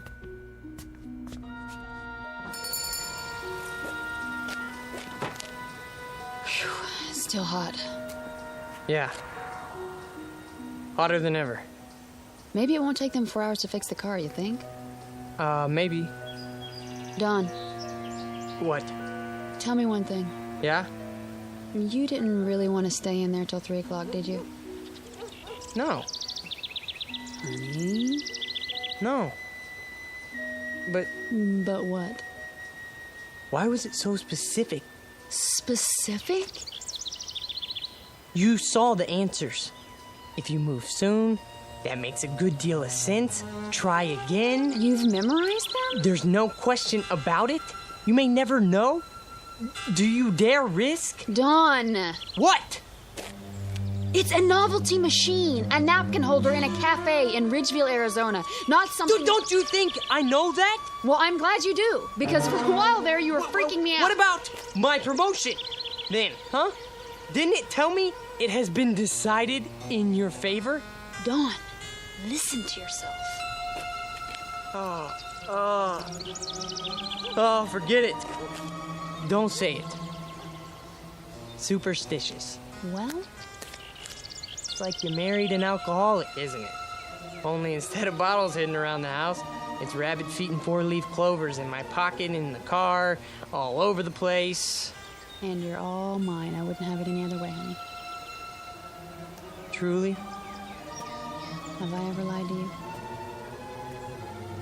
No. Let's walk over to that garage and see how the car's coming.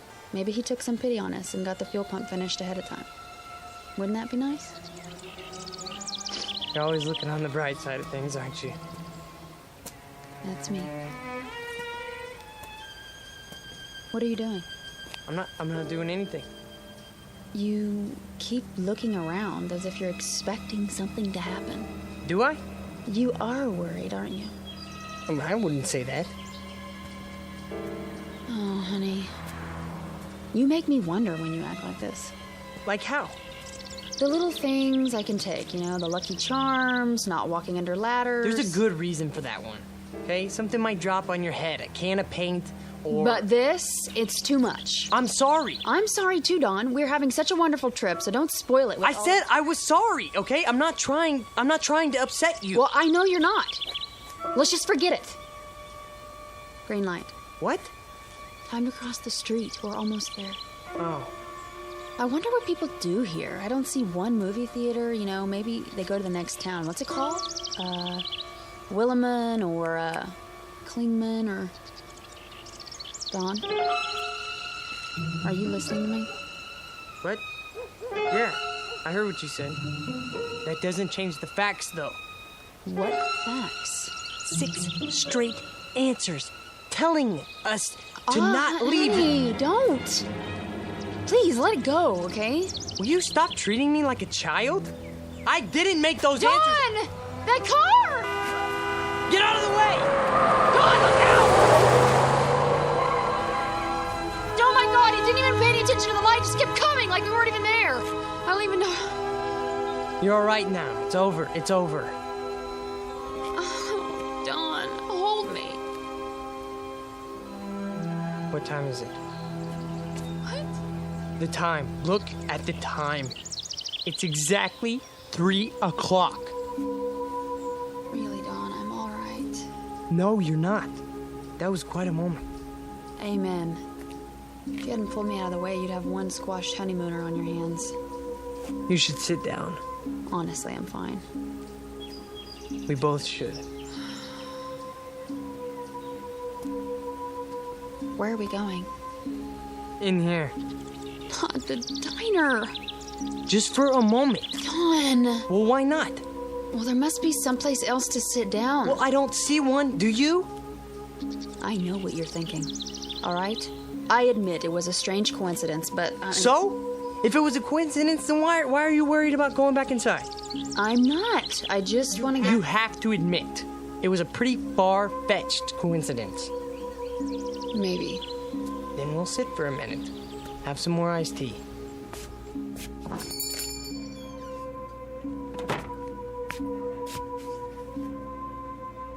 Well, hi, you two. Back already?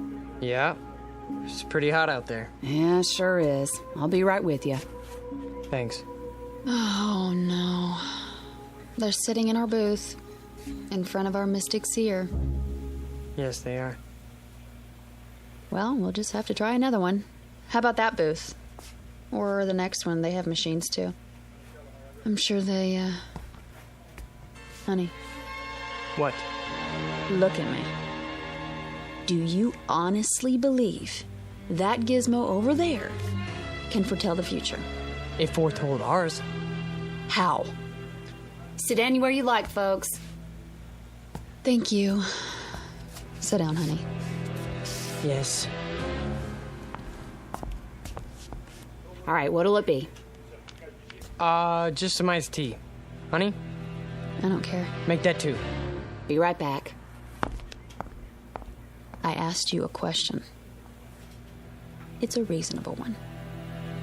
How? You want to know how? I don't know. But when that car almost hit us, it was 3 o'clock. That's exactly when the fortune... Dawn, you said 3 o'clock, not that machine. You decided to sit here until 2:45. You are the one... What did I do? What did I do? Oh, this is ridiculous. Ridiculous. What are you so upset about? You can't even consider the possibility that... Here you go. Great. Anything else for now? No. Wait, yes. Can you bring me some more change? What kind? A quarter's worth of pennies. Make it 2 quarters if you can spare it. Well, I can give you a roll. That would be great. Sure, just a minute. Dawn, what are you doing? What any logical mind would do. Before we do anything else, I'm gonna get the answers we need, and I'm gonna get them now.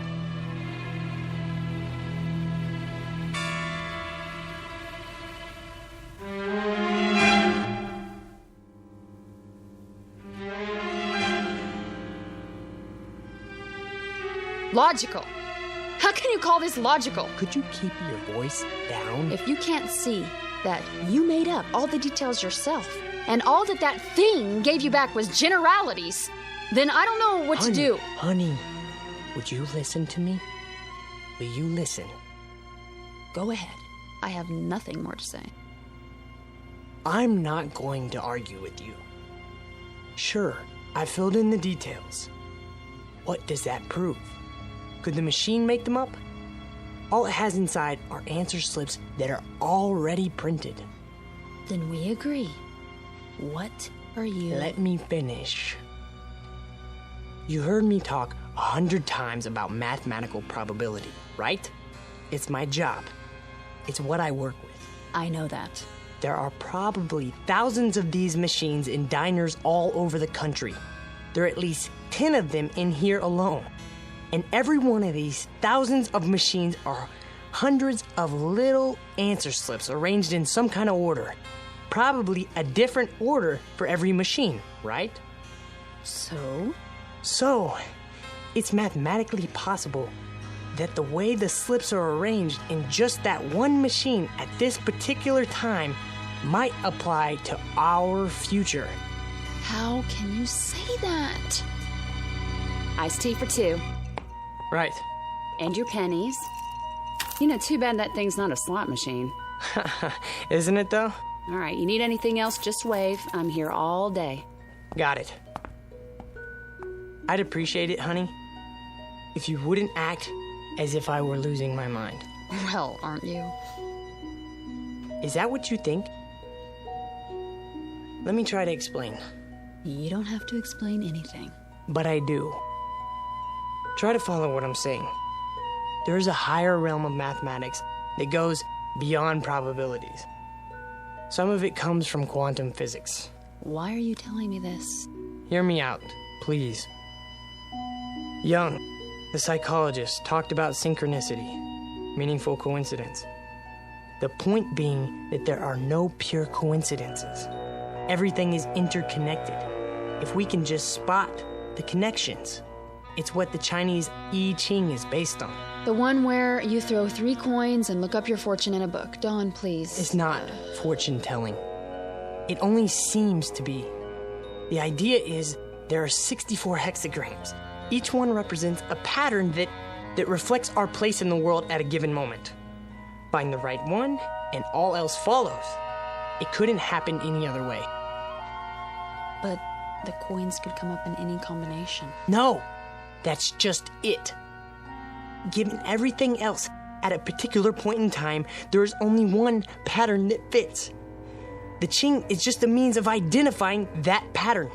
So, you do believe in fortune-telling? You're not listening. I said... How can you let yourself be controlled by such a thing? Can't you see what you're doing to yourself? What am I doing? What about the questions you asked? Were they mathematically determined too? I don't know. All I know is that the answers matched them. They would have matched any questions you asked. Does he love me? You may never know. Will I become rich? If you move soon. Is my future bright? There is no question about it. Ask anything, okay? It will always seem to fit. Honey, that's not the point. What is the point? We're about to find out. They're leaving. We can have our old booth back. Oh, Don. Bring your glass. Now we can test the hypothesis.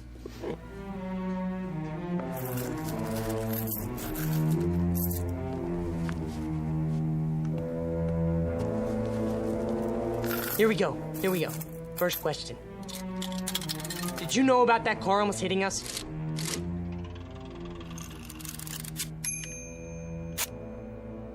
What do you think? Oh, that's conclusive. Will we reach New York City all right now?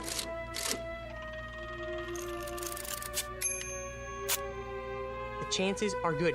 You see that? Very precise. What do you expect? Okay? A slip of paper should come out that says, "Hiya, Dauncey and Patsy, so how's by you?" I never said these slips were made for us personally. I only said... I heard. Honey, don't you see that you could get the same kind of answers from any one of those machines in here? Try. You'll see. The same kind, maybe, but not the same answers. So you're not interested in being objective? I'm interested in what's gonna happen to us. Okay, machine. Is it still going to take 4 hours to fix the car?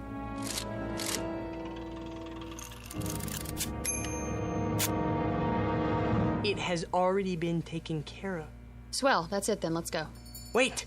Maybe it doesn't mean... Mean what? Mr. Carter? Yes. Oh, hi. From the garage. I thought you'd like to know your car's ready. Is it? Had a lucky break. Found a fuel pump right here in town. Last one they had, too. That's good news. We'll be right over. Okie dokie. Shall we? You think that was a coincidence? Yes. Why don't you ask it some questions then? Or are you afraid to? All right, if that's what it takes. Okay, go ahead. Here's a penny. Will we reach El Paso by tomorrow? We're not going through. Quiet. You're trying to trick it. If that's what you really want. See? It can't be tricked. Will I ever get married? Read it. The answer to that is obvious. Mystic Seer. It isn't possible to foresee the future, is it?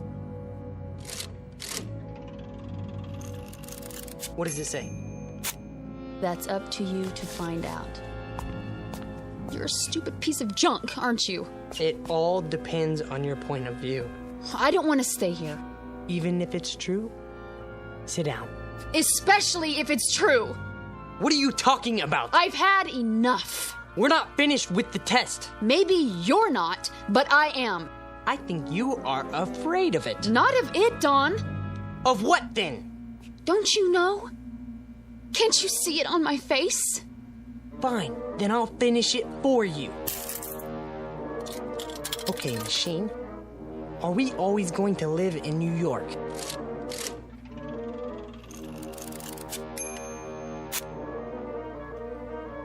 Are we always going to live in Los Angeles then?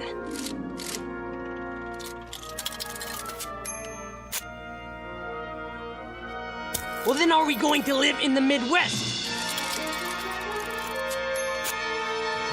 Then are we going to live in this country? Dawn.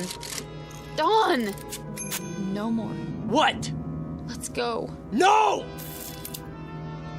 Put those down. Are we just going to stay here? I don't know! Sweetheart, listen, please. If you love me, listen to me. No, you listen to me! I believe that this machine can tell what's going to happen to us. I believe it, Pat, based on empirical evidence. Do you think I'm just gonna leave it behind?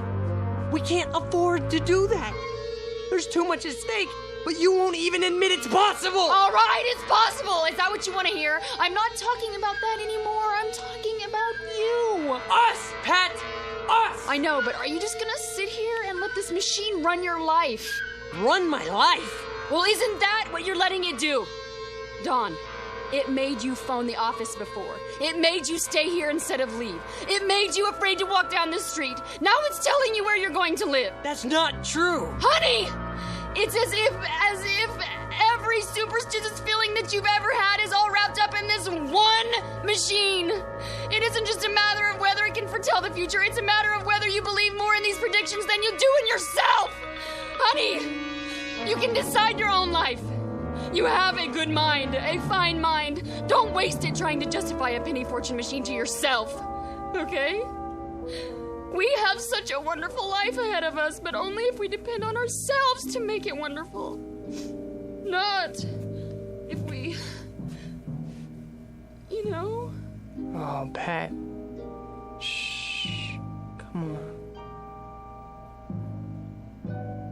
I don't want to be told what's going to happen to us. I want us to make it happen. Together. All right, baby. Don't cry. Something wrong, folks? No. We're okay. It's all right, baby. We'll go now. We'll go. I'm a jerk. You're not. You're wonderful. Sure I am. Come on. I'm the world's biggest jerk. You want my handkerchief? Come on. We'll go get the car, all right? Don't do it just for me, Don. Honey, that's the best reason I have right now. Just give me time, huh? I'll shape up. I love you so much. I love you too.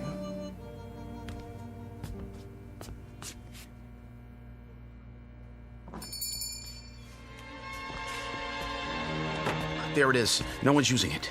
Thank God. Sit anywhere you like, folks. Wow, it's you two. Can we sit here, please? Soon as I clean up. We don't care. Has to be this one. All right, suit yourself. Just water again? It doesn't matter. Do you have any more pennies? I think so, yes. Then go ahead. Can we ask some more questions now?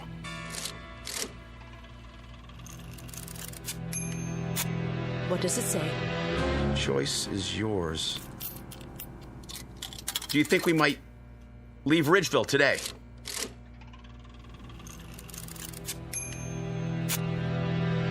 Let me see. Oh. Well, where are we going to get some money to live on?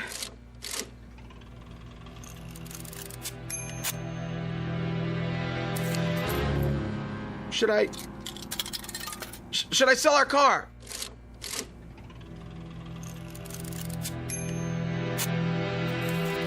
What?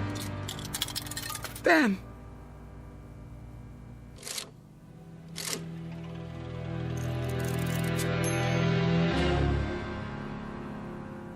A delicate balance in the little town of Ridgeville, Arizona. Two people who have escaped from the tyranny of fear and superstition. Two others permanently enslaved by it. One couple able to face the future with confidence. Another couple facing it with hopeless dread. Victims of life imprisonment in the darker regions of the Twilight Zone.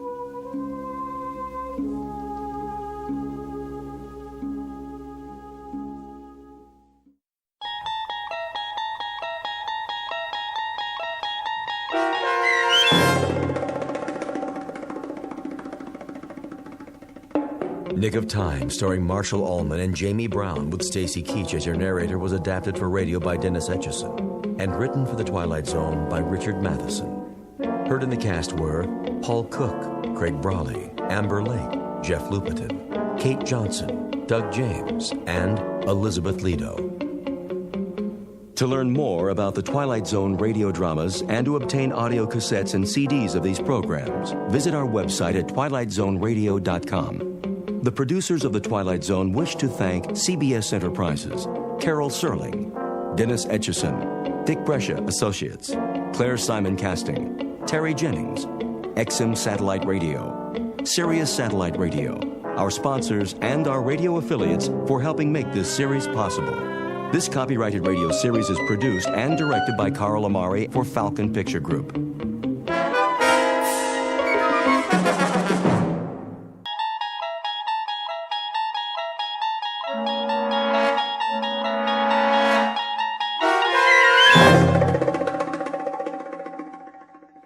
The Mighty Casey, starring Paul Dooley, with Stacy Keach as your narrator, was adapted for radio by Dennis Etchison and written for The Twilight Zone by Rod Serling. Heard in the cast were Christian Stolte, Joby Cerny, Jeff Lupetin, Alex Sopener, Kurt Nabig, Derek Purcell, Roger Mueller, Elizabeth Lido, Carl Amari, Jason Mallow, Doug James, and Vince Amari. This copyrighted radio series is produced and directed by Carl Amari for Falcon Picture Group. Doug James speaking.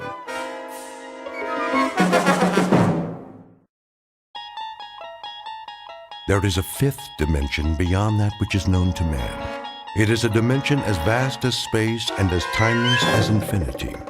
It is the middle ground between light and shadow, and it lies between the pit of man's fears and the summit of his knowledge. This is the dimension of imagination. It is an area which we call the Twilight Zone.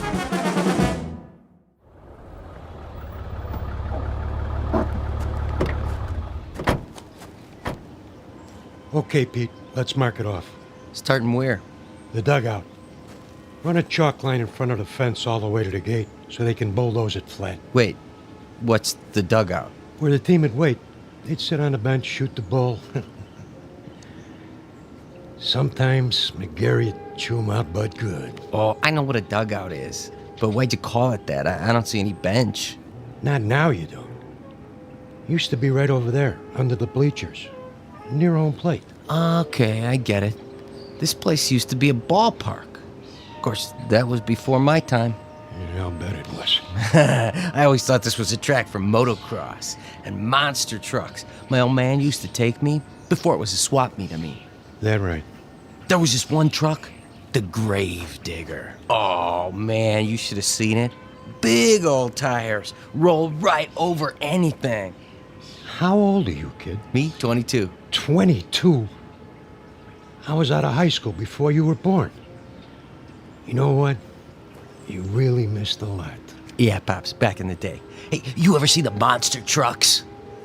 Afraid I missed that. Ever see the Zephyrs? The what? Only the greatest ball club there ever was. Sure. That's why I never heard of them. Yeah, World Series champs, huh? They could have been. Let me tell you. And they almost did. 1 year in particular. We better get back to work, Corrigan. Wait a while, kid. I want to tell you a story. You bring your lunch? Sure, I brought it in the truck. Then let's take a load off. Good time for a break. It's okay by me.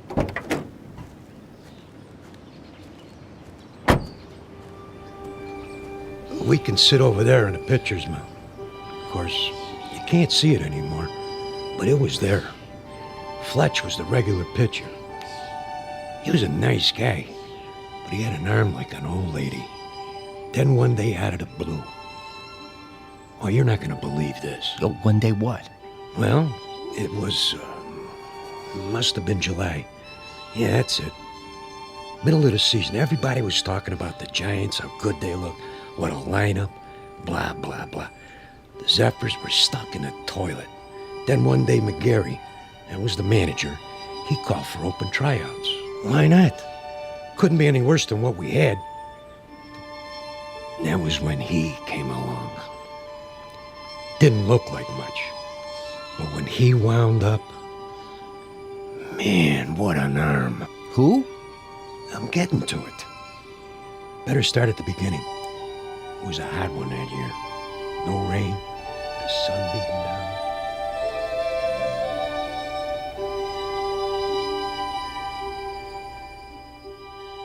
You're standing in the middle of what used to be a baseball stadium. Now the grandstand is falling apart, the field is covered with weeds, and the men who played here are nothing but ghosts. But believe it or not, this was once home to a major league team known as the Hoboken Zephyrs. Never heard of them? That's not surprising, unless you're one of the old-timers.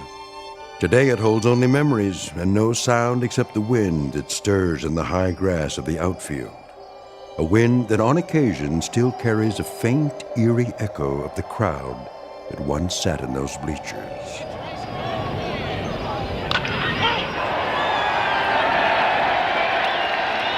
We're about to travel back in time to a day when the Hoboken Zephyrs were still a part of the National League, and this mausoleum of memories was an honest-to-Pete attraction. But since it's strictly a story of make-believe, we must begin this way.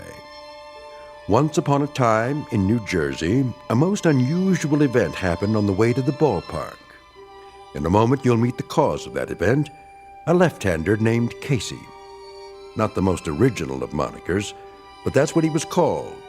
So sit back, grab a hot dog and a bag of peanuts, and get ready for the playoffs. Because this particular broadcast is brought to you live from the Twilight Zone. And now, The Twilight Zone and our story, The Mighty Casey, starring Paul Dooley, with Stacy Keach as your narrator. All right, new guys, let me see what you got. Give me 50 jumping jacks. Make it 100. Make it 100. Then take a lap around the field. 2 laps. You got it, McGarry. Of course, if we burn them out too fast... They better learn to hustle or they're out of here. Okay, Mouth, you say so. Let me hear you count. 9, 10, 11, 12, 13, 14, 15. Morning, McGarry. Beasley. 4 great-looking boys, huh? The one with the black socks and the Florsheim's brought a note from his mother. Who are you expecting, the All-Stars? Post a sign for open tryouts in a last-place club that happens to be 31 games out of first place, and this is what shows up. You never know, I guess. Might be some talent out there. Yeah, and you might be Yogi Berra. I can't make something out of nothing. You're the owner of the club. You gotta give me some ball players. Think you'd know what to do with them if I did? 20 games out of 4th place, and the only big average we've got is a manager with the widest mouth in the business. When the Zephyrs win 1 game, we gotta call it a streak. Buddy boy, when contract time comes around, you don't have to. Sure. You let me go. Who you gonna get? Now think of something. You can always manage the team yourself. One more time, Fletch. Ugh, trying to get it over the plate. You okay, Monkey? I must have slept funny on my arm last night. How's the team doing? Are you kidding? Last week, Fletch pitched 4 innings and only gave up 6 runs. That makes him our most valuable player of the month. Hey! Okay, let's see some sweat out there. New guys, take a lap. We gotta do it. Jeez, it just goes on forever and ever. I get it. Dugout. What? Who? Just a minute, I'll ask him. McGarry! Yeah? You want to look at a pitcher? You mean someone besides Fletcher? Now, why would I want to do that? Send him down. New boy? Gotta warn you, he's a lefty. Lefty, schmefty. If he's got one arm that works, he's for us. Hey, Monk. Yeah? Fletch can take it easy now. I got a new boy coming in. Catch a few for him? Yeah, sure, Moth. Yeah, okay, Fletch. Go on, shower up. Check.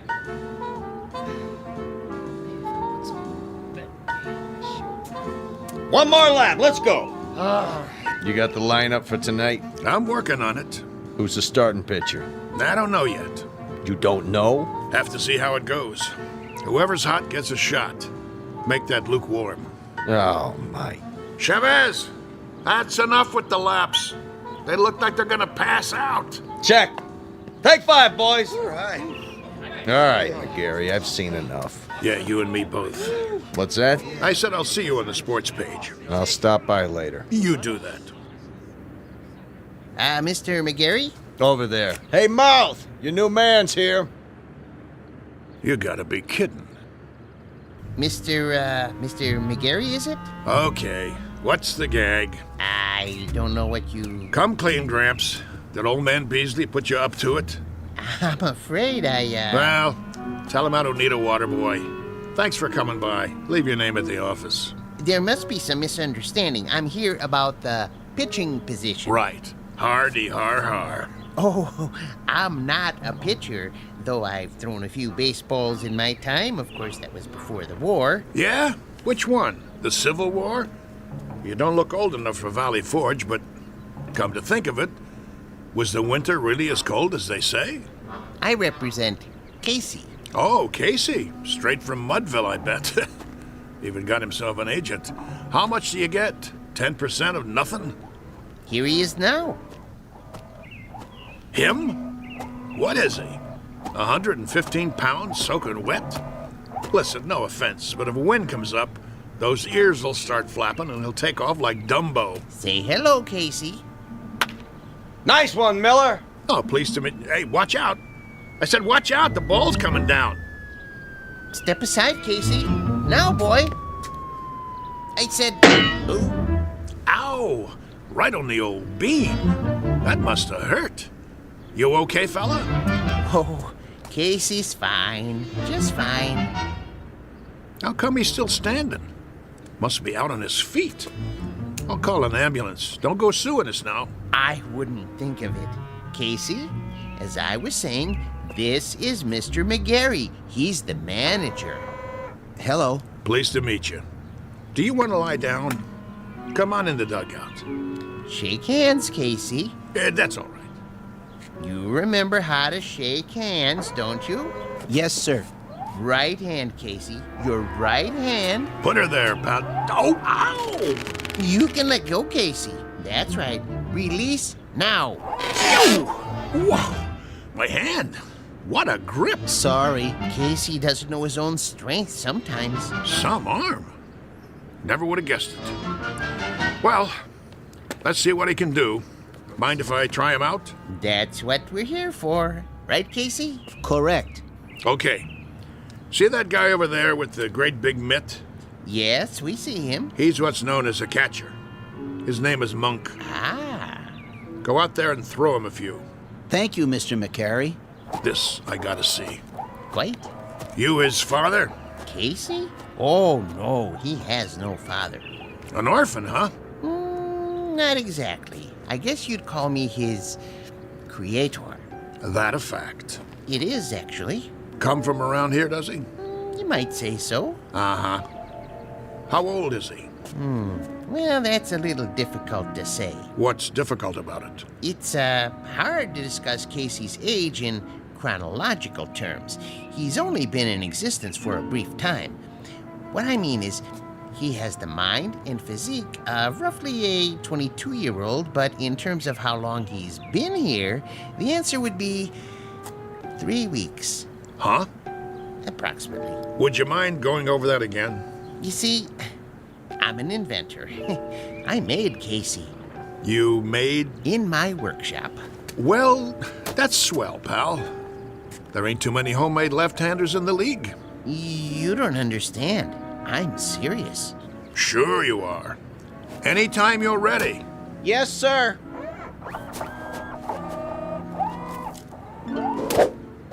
Oh, jeez Louise.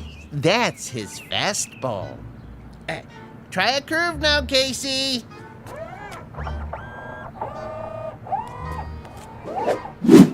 His curveball. Hey, do that again. If you like.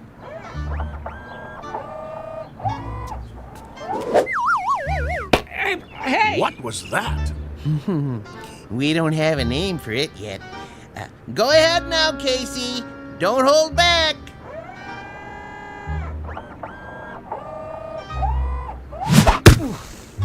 Oh, pah, enough already. Something wrong? Wrong? What, you see him? That kid, he picks up where Feller left off. He's got a fastball almost went through my glove. And a curve, and a hook, and a knuckler, or whatever you want to call it. He got control like he uses radar. Oh, it's the best pitcher I ever caught in my life. Thanks, Monk. That's enough for today. I swear, I never seen anything like it. He don't even pitch like a human being. Precisely. Well, he's still rough, Gramps. He's plenty rough, but I might give him a try. If he can do the same thing when there's a game on. Oh, he can do it. Consistency's not a problem. He's a robot, you know. Yeah, don't say that. Don't ever say the word R-O-B-O-T-T around here. We'll just keep that one between us, okay? Did you like my pitching, Mr. McGarry? You might have a little potential, Casey, like I told Mr. Stillman here.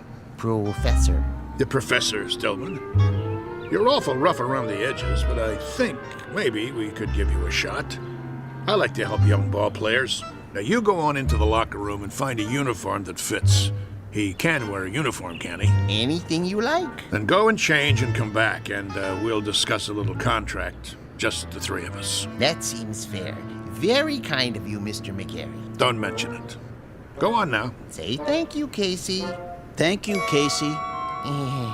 Thank you, sir. Come along. You're going to be a real baseball player now, just like I promised you. Isn't that wonderful? Yes. Wonderful.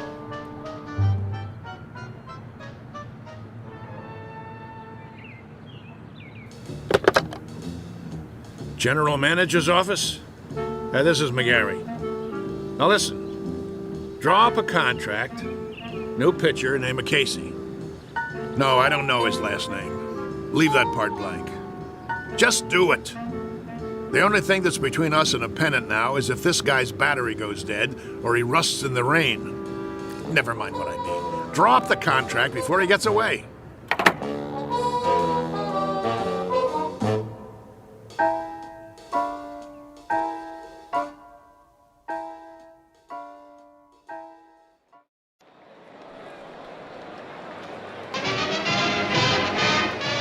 And ready in 3, 2. Good afternoon, sports fans. We're coming to you live for the last in a series of home games for the Hoboken Zephyrs. The Bullets are already on the field, warming up, but there's been a delay. The Zephyrs are still in the locker room. Now, we understand they're getting a last-minute pep talk from their manager, the colorful Mouth McGarry, and knowing him, it's an earful. Peanuts, Red Hots. Well, the Zephyrs are at the bottom of the league this season, which means this is a make-or-break situation. Now, rumor has it there's a new pitcher on the team, but that's unconfirmed. Ah, yes, a beautiful sunny day. Local fans all here, ready to root for the home team. Still, no sign of the boys from Hoboken. Well, this might be a good time for a break before the action starts, but we'll try to get word from the locker room. But till then, let's go to a commercial. And you're on. 60 seconds. How much longer do I have to fill? Beats me. What's with these losers? Well, if I was on that team, I guess I wouldn't want to show my face either. 45 seconds. Beer here, get your ice cold beer. Somebody get me a beer. I'm dying out here. What am I supposed to do? Play tiddlywinks? It's going to be another slaughter anyway. Hey, ask him if he's got anything stronger than beer. You can always read him the stats. There are no stats. If this team was any lower, they'd get stuck in the grass. What am I doing here? Get me another gig. Little League. The weather. I don't care. Just get me out. 20 seconds. The Zephyrs are charging onto the field. No. The Zephyrs look hungry this afternoon. Yeah, sure. Who am I kidding? They're not going to show. The game's canceled. You'll see. 10 seconds to air. Oh, those bums. It's the same old story. Fletcher winds up, he throws, and he drops the ball on his foot. They should send out a bunch of chimpanzees. 5, 4, 3, 2. And welcome back, ladies and gentlemen, to more thrilling baseball action.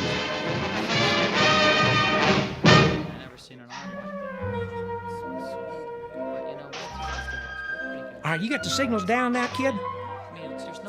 Okay, when you're ready to throw, you watch my fingers. See, I'll give you the hand signals, just like we practice. Remember the one for the fastball? This one. Yes. And a curve? Show him the one for a curveball. Yeah, it's right here. Well, what are we waiting for, Mouth? This ain't a training session. This is for real. You're telling me? All right, kid. You got the signals down. Look, the main thing is walk out there like you own the place. But be cool. Nice and steady. Cool? He means don't be nervous. Nervous. Yeah, that's right. Whatever you're feeling, don't let it show. Pull your cap down over your eyes like this. You got nerves of steel. You know what I mean? Not steel, exactly. You know what nerves are, Casey. Oh, yes. Neurons, axons, and dendrites. This case, nerves means ill at ease. As if one of your electrodes were corroded and, Nervous, Casey. Like as if it's 2 out in the 9th and you're 1 up and you're pitching against Joe DiMaggio. He comes up to the plate, looking intent, eyes straight ahead. That wouldn't make me nervous. No? Why not? I don't know anyone named DiMaggio. What? He never heard of... I know what he said. He's a great kidder, ain't he? I love this guy. All right, fellas, this is it. Let's get going. It's time, Casey. Yes, sir. Mr. McGarry? Yeah? Are you coming? Yeah. Yeah, I'm coming. Something the matter? I was just, thinking about the Giants. We're not playing the Giants today, are we? No, but I can't wait to knock them off. For that matter, I'd love to knock off the Phillies and the Cards, too. Or the Braves in Cincinnati. Or even the Hanksville Bullets. Them especially. Those bums beat us 11-0 in spring training. I think that will happen. Casey will come through for you, Mr. McGarry. Most definitely. You never told me. What have you got riding on this? What's your angle? With Casey? My interest is purely scientific. I know he's a Superman of sorts, but I need to have that proven under test conditions. You mean you can't guarantee he'll work? Oh, I have no doubts. Once I built a home economist to run my house. Marvelous cook. I gained 46 pounds before I had to, dismantle her. Now, with a model such as Casey, with his strength and accuracy, I knew he was destined to play baseball. And in order to prove my point, I had to have him pitch in competition. As an acid test, I settled on the absolute worst team I could find. Nothing personal. Nah, of course not. Very nice of you to think of us, Mr. Stillman. Professor Stillman. Professor, I really appreciate it. No kidding.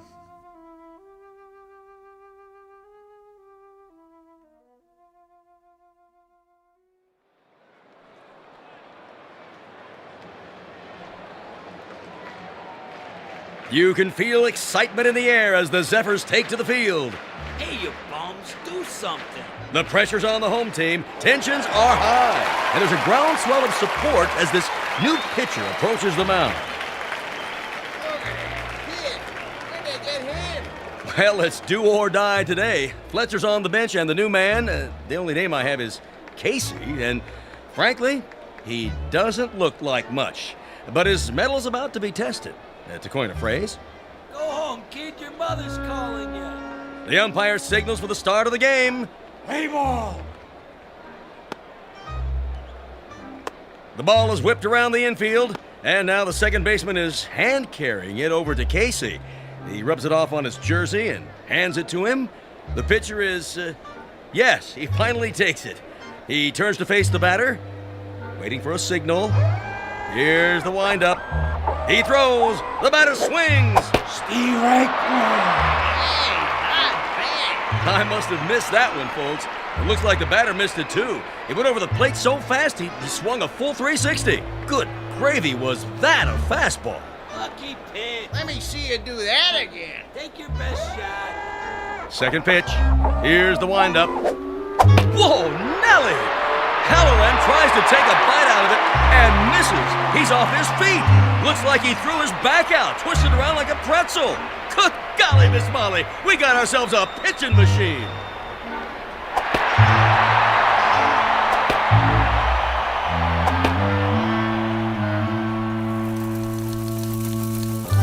In baseball news, here's a cutie for you. Seems there's a rookie in Hoboken who's pitched 3 straight shutouts. They said it couldn't be done, but with a blistering performance to sew up 9 in a row. In a stunning comeback, the Zephyrs zoom to 4th place in the National League as Casey gets ready for number 14. And that makes 3 more no-hitters for the mighty Casey. The Zephyrs are locked into 1st place. Questions in the news this morning about the mysterious Casey. Where does he get his superhuman ability? Playoffs temporarily suspended as the Baseball Commission orders an investigation. Today's headline, the mighty Casey. Is he on steroids? Good day.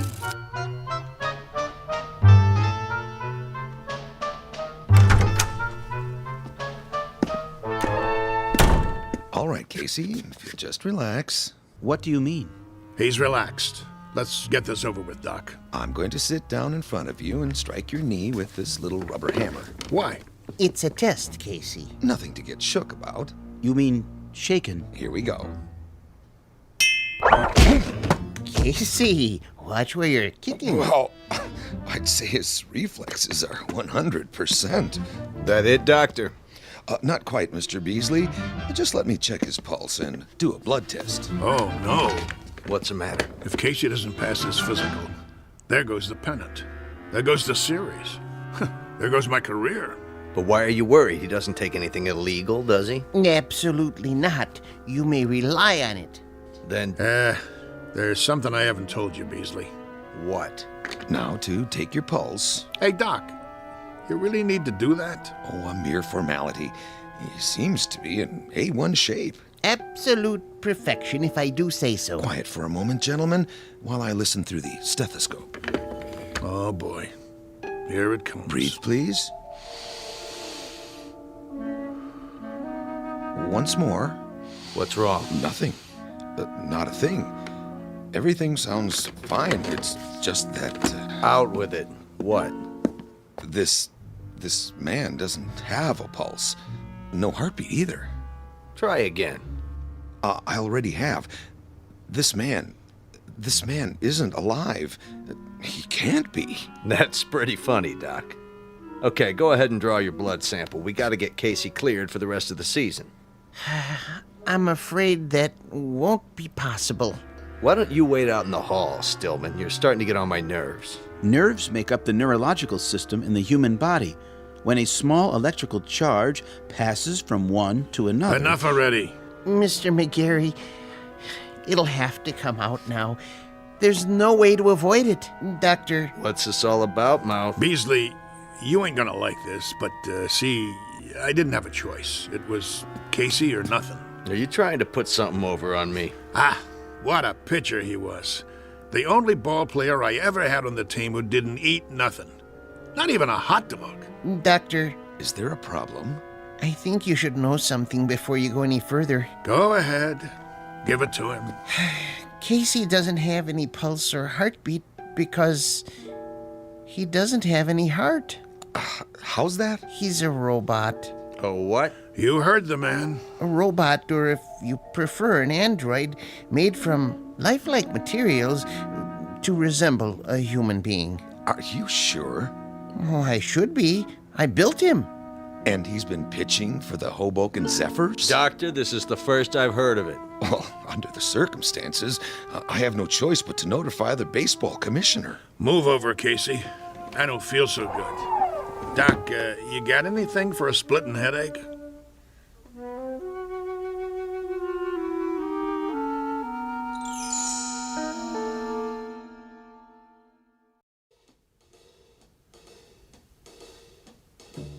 McGarry, you gave me your word. Yeah, that the team would win. I didn't say nothing about... Yes, you did. You brought me Casey and I said I never seen anything like him. Did I lie? Not as such, but you can't run roughshod over the rules. I'm holding you in breach of contract. Me? What did I do? I got you a winner. Know how many tickets we sold? You never had such a season. All right. Knock it off, you two. I'm the commissioner, and I say he's suspended. That's final. On what grounds? He didn't take no illegal substances. He doesn't have to. Everything about him is illegal, from the top of his head to the cleats on his shoes. He's a machine. So? Article 6, Section 2 of the Baseball Code, I quote, "A team should consist of 9 men." End quote. Men, understand? Not robots, or vacuum cleaners, or mix masters. Commissioner, perhaps there's another way of looking at this. For all intents and purposes, he is human. Casey, would you mind saying a few words? Tell us about yourself. Where should I begin? At the beginning, of course. Yeah, where was he born? All men are born, not to assemble in a machine shop. Go ahead, Casey. What state? I was born in a state of ignorance. There you go. My point exactly. Well, he can talk, can't he? He talks as good as me. That means he's got to be alive. I wouldn't count on it. But he is not human. Easy for you to say. How human do you want him? He's got arms, legs, a face. And ears. But no heart. He doesn't even own one. How can he be human without a heart? Beasley don't have a heart either. He owns 40% of the ball club. That's it, gentlemen. He doesn't have a heart. Ergo, he isn't human. And that's a violation of the baseball code. Therefore, he doesn't play. Mr. Commissioner, suppose this. just for the sake of argument, supposing I gave him a heart. You gave him? Where will you get one? At the local parts store? Hear me out. If that essential is the only thing that renders him different from the norm, I could try an operation. I think I could do it. In fact, I'm sure I could. Supply him with a self-contained mechanical heart, that is. Now you're talking, Prof. How about that, huh? What do you say? Well, it would be very irregular. If he were to be given a heart, would medical science classify him as... what I mean is, could he then be called a... He had the doc fooled even without one. All right. With a heart, I'll give him a temporary okay until the league meeting in October. Then we'll have to take it up in session. The other teams will scream bloody murder. I can see DeRocher now. Ah, then it's all settled. Casey gets a heart and accreditation as human, and the Zephyrs... Take it, Mouthy. With pleasure. Hoboken wins the pennant for the first time in 23 years.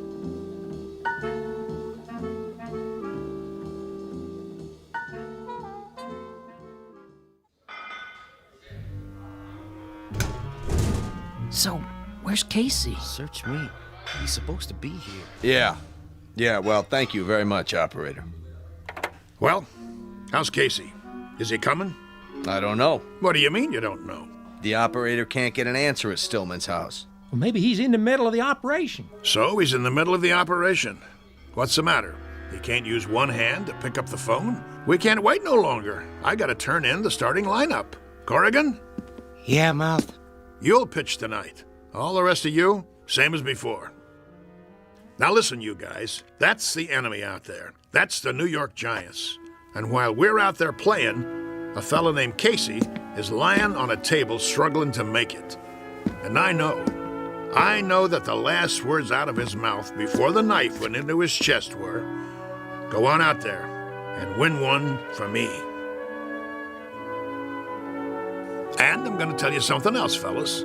From now on, there's going to be a ghost in that dugout. Every time you pick up a bat, look over to where Casey used to sit, because he'll be there in spirit, rooting for us, cheering for us, yelling, "Go, Zephyrs, go!" Hello.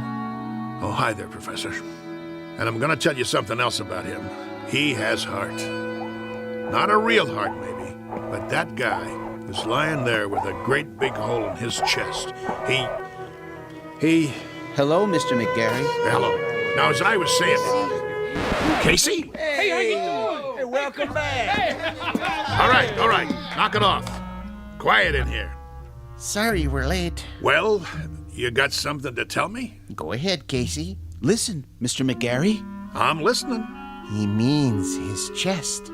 Put your ear against it. Go ahead. Okay. Hear it, sir? I hear it. Casey, you got heart. And look at that smile on his face.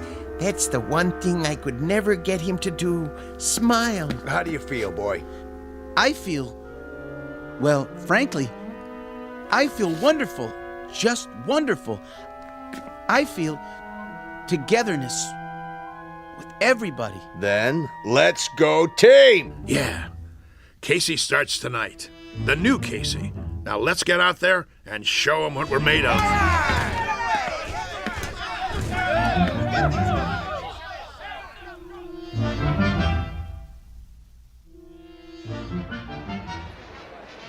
Here, get your red hot. Ladies and gentlemen, boys and girls, this is what we've all been waiting for, the big one.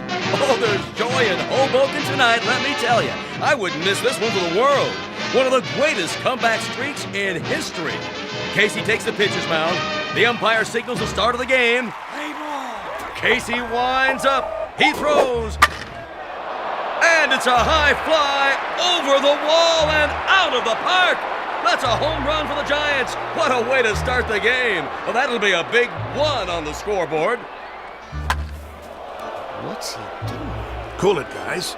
Casey's just playing with him, making it more exciting. Know what I mean? If you say so, Mouth. Another run for the Giants. Now it's 3-0.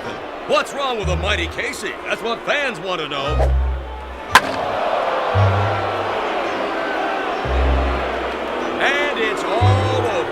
shutout for the Giants. Looks like Casey's streak is history.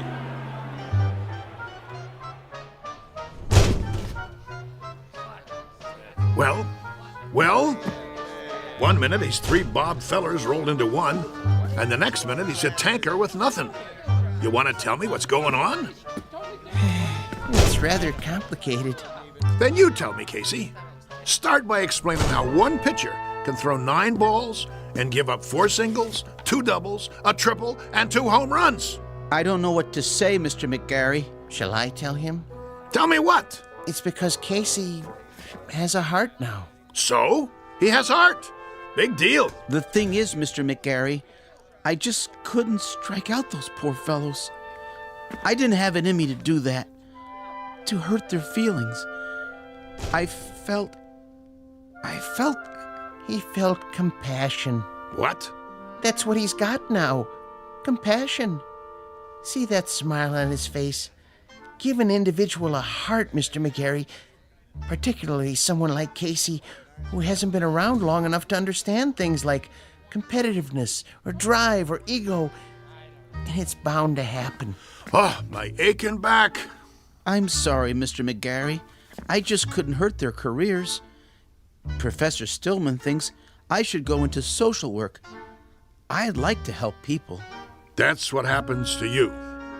Should I tell you what happens to me? I get shipped off to a baseball farm system that consists of 1 silo and a McCormick Reaper. The only thing we get come spring is a wheat crop. Right now, I'm gonna go have me a drink. Well, Mr. McGarry. What do you want? I was wondering if I might come with you. What for? Do you mind, Casey? Oh, don't worry about me, sir. You go ahead. Good. Now, Mr. McGarry, I've been doing some thinking. About what? The characteristics necessary to make a great baseball player. I figured out the mechanism for hooks and curves and sliders, and I think Casey is the perfect height. But when it comes to temperament, motivation, attitude, that sort of thing, there may be a better way. Such as? I might be persuaded to build another model, new and improved, who would work out even better. I could have him ready, say, for next year's spring training. Who's gonna pay for it? Oh, I've got the funding, don't worry. But I thought if we could go over the plans together. What do you got in mind? Let me draw you a picture.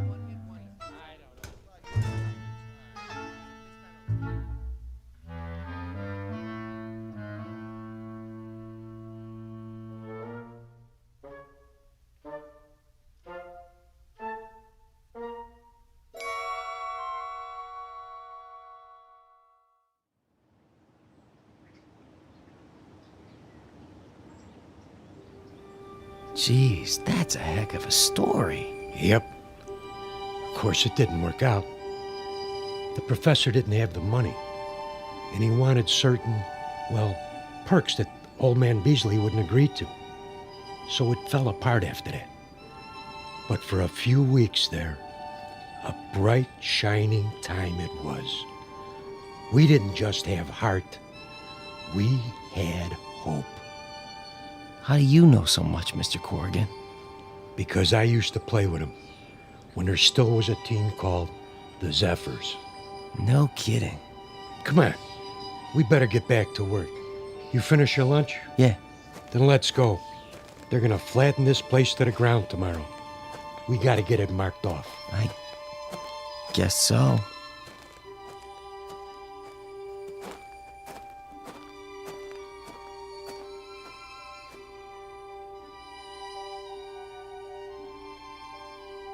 Once upon a time, there was a Major League Baseball team called the Hoboken Zephyrs, who, during the last year of their existence, wound up in last place and shortly thereafter were consigned to oblivion. There is a rumor, unsubstantiated of course, that a manager named McGarry took some of them to the West Coast and wound up with a pennant and a World's Championship not long after. This newly revised team had a pretty fair lineup of pitchers with names like Drysdale, Koufax, and Sherry. or so the story goes. So if you're interested in where any of those now famous gentlemen really came from, here's a tip. Just check under B for baseball in the Twilight Zone.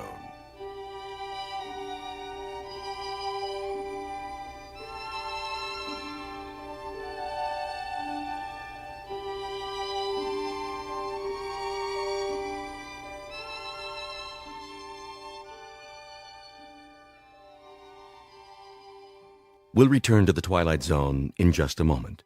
You are about to enter another dimension. A dimension not only of sight and sound, but of mind. A journey into a wondrous land of imagination. Next stop, the Twilight Zone. Hi, this is Stacy Keach. I'd like to take a moment to tell you about our Twilight Zone website at twilightzoneradio.com. At twilightzoneradio.com, you'll find the latest information on these Twilight Zone radio dramas, including behind-the-scenes photographs, plus the newest product releases, trivia contests, ways to contact us, other Twilight Zone-related info and merchandise, plus links to other fascinating websites. So make your next stop twilightzoneradio.com.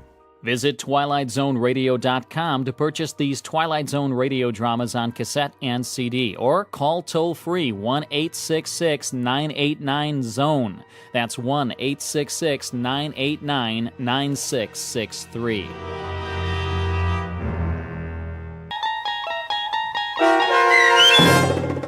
A Quality of Mercy, starring Robert Knepper, with Stacy Keach as your narrator, was adapted for radio by Dennis Etchison and written for The Twilight Zone by Rod Serling from a story by Sam Rolfe.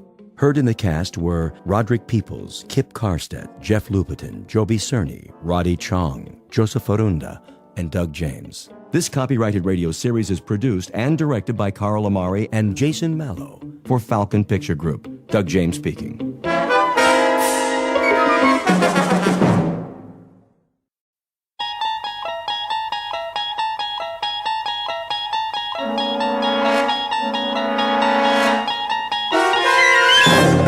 You're traveling through another dimension. A dimension not only of sight and sound, but of mind. A journey into a wondrous land whose boundaries are those of imagination. Your next stop, the Twilight Zone.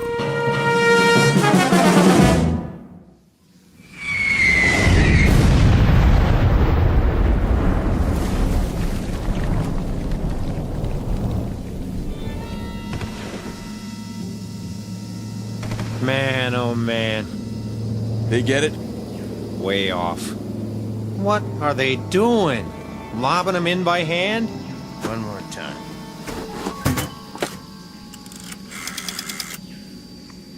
Baker Company. Baker Company. You missed the target. That's what I'm telling you. Well, try it again. Short. 500 yards.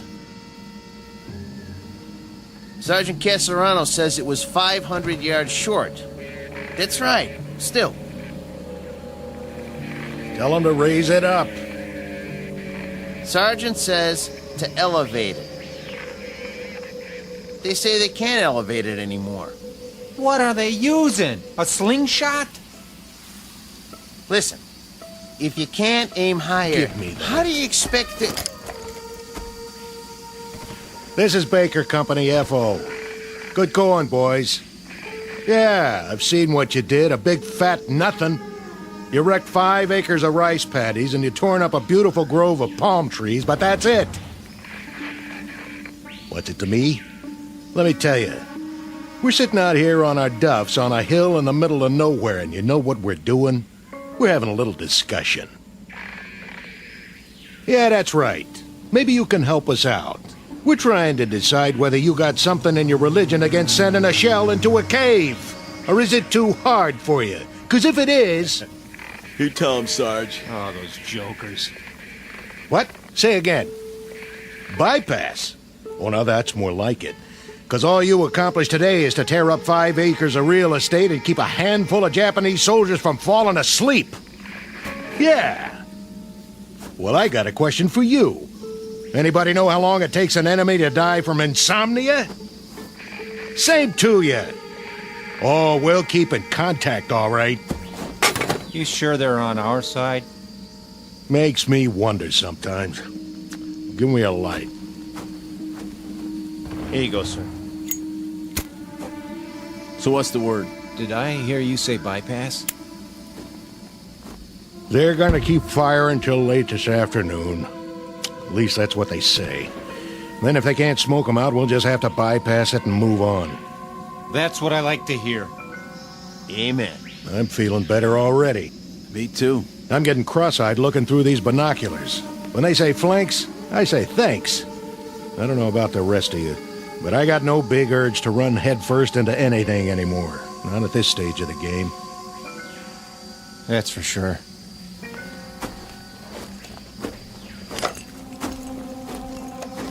Still there. Nothing but a hole in the side of a mountain, looking right back at us. They can see us, but we can't see what's in the cave. And we're supposed to take that thing? Buddy boy, when 2 airstrikes and a whole afternoon of lobbing shells don't accomplish anything, well, that means you better say your prayers and start counting your cartridges. But, Sarge, I thought you said... Put it this way. I got what you call a nodding acquaintance with the bottom of this barrel. And when they can't budge an enemy with the big stuff, that's when they call out the queen of battle, the ever-loving infantry. Ain't we the lucky ones? What do you figure we got left, Sarge? Before it's over, I mean. Month? Doesn't matter what I think. Maybe less, huh? Don't ask me. We got them ringed in all over the place. The poop is, they're as good as finished, even in Okinawa. Then why are we still fighting? That's the trouble with these little crumbs. They just don't know when they're licked. Maybe they ain't human. Or maybe they just don't get it. Think about it. There they are, holed up in a miserable cave, half-starved, half-beat to death. And nobody bothered to tell them it's the bottom of the ninth. They already lost most of their ball club, but they keep on fighting. Why? Yeah. Why?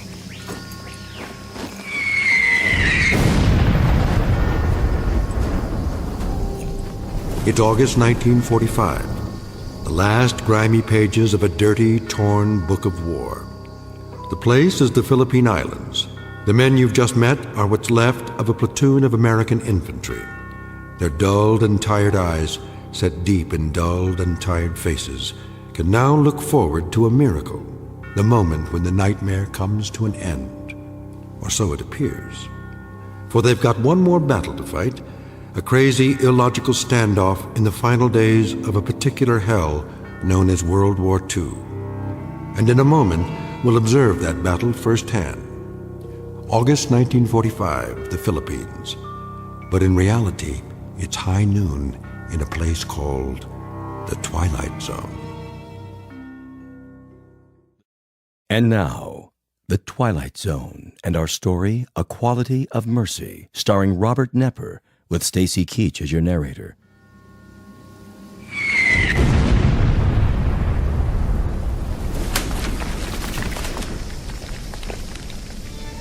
There we go again. Hit anything this time, Sarge? I tell you what, I'm not even gonna bother to look. You check it out for me, all right, Anachek? Feet sitting here. Where's the field glasses? Be my guest.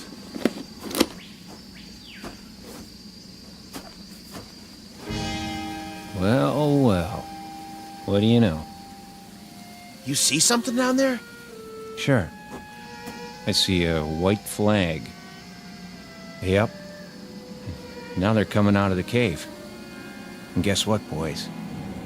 They got something for us. Looks like... Oh, wait a minute.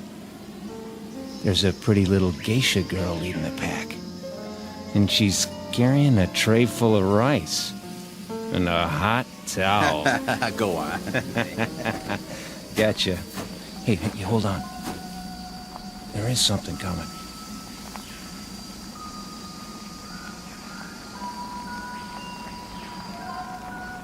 Who is it? Don't know. Uh-oh. Think I see a gold bar on his helmet. Give me those glasses. Oh, man. Just what we need. A brand new Louis. All spit and polish.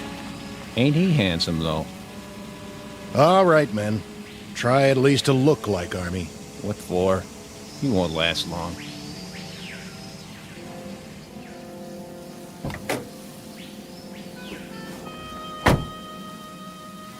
Well, looky what we got here. That uniform's so new it ain't never been washed. Brand new holster, too. Well, that's what I call a pistol. No kidding. Pearl handle and all. Sent us a real tiger this time. $5 says it's never been fired.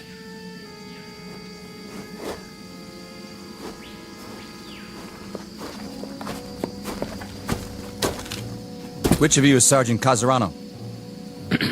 That would be me. I'm Lieutenant Cattell. Sir? I'm taking over your platoon. Matter of fact. What's your situation here? We're observing for a mortar company, Lieutenant. So I've been told. That cave down there? Bunch of the enemies holed up. Been trying to get them out for 2 days. No luck? Nothing doing. Your binoculars, please, Sergeant. Here you go. Tough situation. I guess you know what that means. Sir? We have some mopping up to do. We? Yeah, you heard me. I'd say we do best to go at it frontally. Frontally?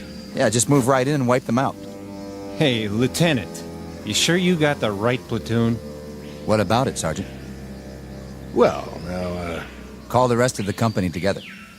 The rest of the company? On the double. Where are they? Back at the CP. This is it? All 6 of us. In that case, we'll have to go it alone. Say again? Something wrong with your ears? Go it alone? With a half-dozen men? No, I'm begging the lieutenant's pardon. You've just inherited a good group, but not that good. This is infantry, sir, not kamikaze. He doesn't have the wrong platoon. He's got the wrong army. Your name is what? Watkins, Lieutenant. Andrew J. Are you accustomed to talking to an officer on your back? Matter of fact, sir, I'm not accustomed to talking to an officer in any way. And why is that, soldier? We've lost our last 3 platoon, Louis, and I guess you could say there's been a space of time in between. Well, you've got another one assigned now, and you're going to have to learn to live with that. Starting with this reminder. When you address an officer, I want to see you stand up on your feet like a man. We've been on the line 33 days, Lieutenant. Your point is? Not much sleep. You know what that's like? You have my sympathy, Sergeant. But my job is to lead this platoon, and I plan to do exactly that. My way. Then maybe you'd better tell us. Just what is your way? When I tell you boys to jump, you'll jump.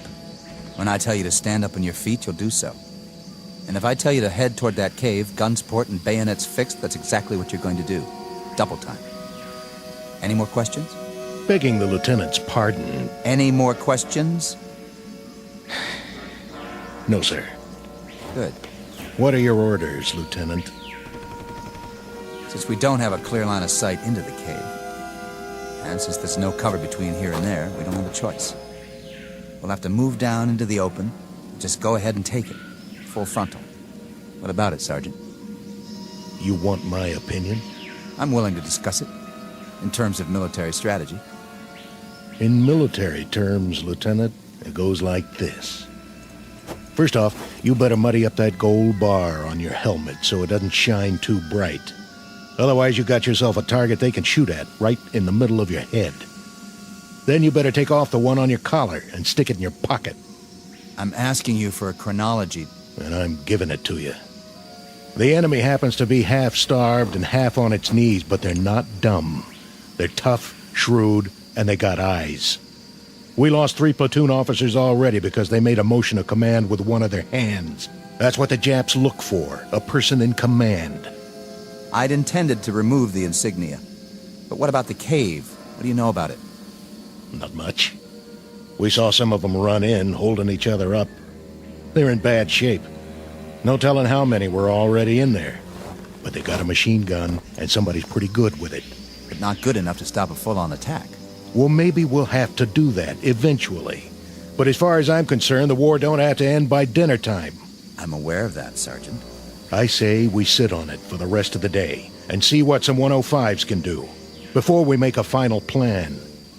You might be right, for someone who's used to taking his time. But it strikes me that we could move in there right now and wipe them out inside of an hour.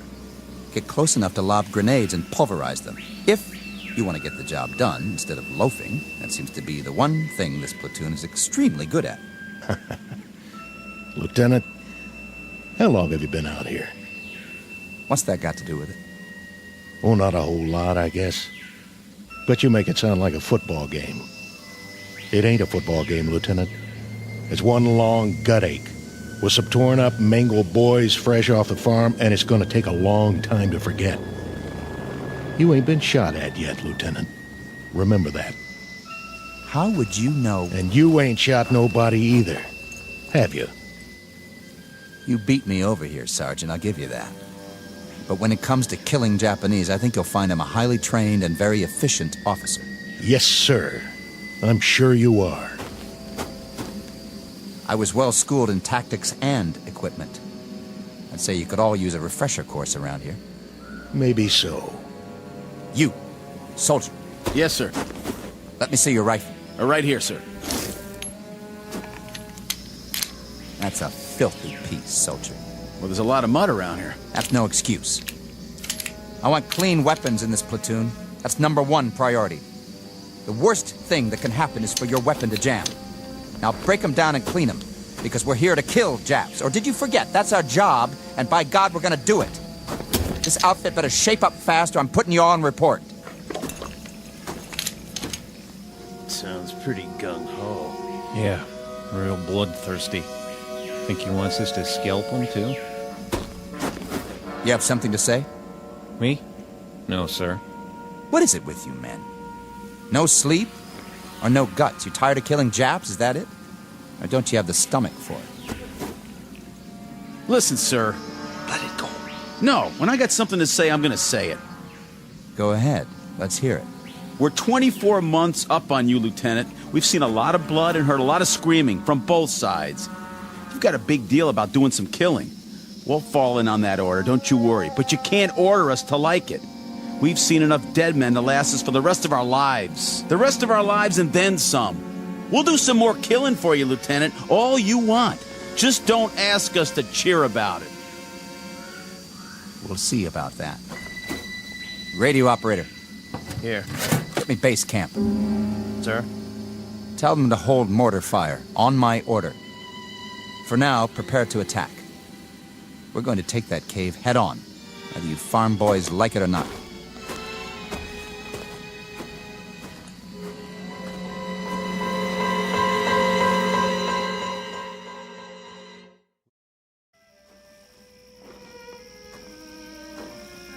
Give me your binoculars, Sergeant.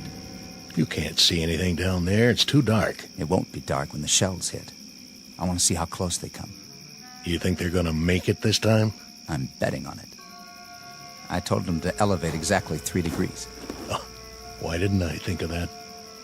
With the side of that mountain blown out, they won't have any place to hide.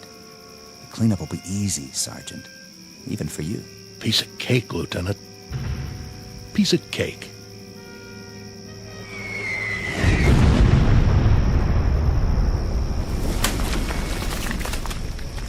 Still short. Yep, that's what it looks like. Casarano, those flamethrowers arrive? Yes, sir. Good. I figure we can move in behind the next barrage and get within 50 yards of the opening. Just like that. Flamethrowers can do a lot of damage, can't they? They can. What about phosphorus grenades? Oh, them too. If you put them in the right place. But what? I wouldn't want to get hit by one. We're not talking about you. We're talking about the enemy. Right. We'll wait till dawn, then move in. Check with company for the mortar barrage so we'll be ready to go. Okay, sir. I'll tell the men we're going in. You'll have to double time this one, Sergeant. That is, if you want to keep up with me. Oh, we'll keep up. But... Something you want to say to me, Sergeant? No. Are you sure? Yeah, I'm sure. I'm not your cup of tea, am I, Sergeant? I guess you got a little too much vinegar for me, Lieutenant. That's what it takes in wartime. You know, sir... What? We could bypass it. Bypass? Where did you get an idea like that? There aren't 20 men in that cave. Most of them are sick, or injured, or half-starved. They're probably out of their minds by now. But they're Japs, aren't they? They're men. They're dirty little cowards. Are they? You've got a funny group here, Sergeant. And you're the oddball of the bunch. If I may make an observation, the way I size you up is this. You've either got battle fatigue, the whole lot of you, or you're chicken. Maybe a little of both. Maybe neither. I don't rightly know. But the way I size you up, Lieutenant, is... Go ahead, say it. I'd like to hear this. Pea-green shave-tail right out of the panhandle. Scared to death he won't bag his limit. Or worse, all shook up because he's afraid somebody will peg him as a Johnny-come-lately instead of a rough, tough killer. I think that should do. You ask, you get told. You can't have it both ways. I said that should... You want to prove your manhood, Lieutenant? Okay. But it's too late to get your choice about how to do it. It's down to one lousy cave full of sick, pitiful, half-dead losers. And a handful of dirty, bone-tired men who've had their craw full of this war. You're a lousy soldier, Casarano, and that goes for the rest of these poor, sensitive, sad, sick boys you want to bottle feed. Did someone forget to tell you that when you fight a war, you fight a war? And that you kill until you're ordered to stop killing? I got the message, Lieutenant. Roger Wilco. I hope so. The message that there's always somebody like you who squeaks in just before they close the door. Somebody who has to grind his axe before you can give that final order, no matter what. You listen up, Sergeant. What's your pleasure, Lieutenant? How many more have to die before you get satisfaction? Offhand, I'd say all of them. I don't care where they are or who they are. If they're the enemy, that's it. First day of the war or last day of the war. They get it. Keep the binoculars. You're gonna need them. You've broken your field glasses, sir. What? I said, it appears that your binoculars are broken, Lieutenant. Give me those. Wait. Who are... Sir? I said, who are... What are you? Sergeant Yamazaki. But these men, they're all... Soldiers, sir. Your soldiers. What? We await your command, Lieutenant Yamori.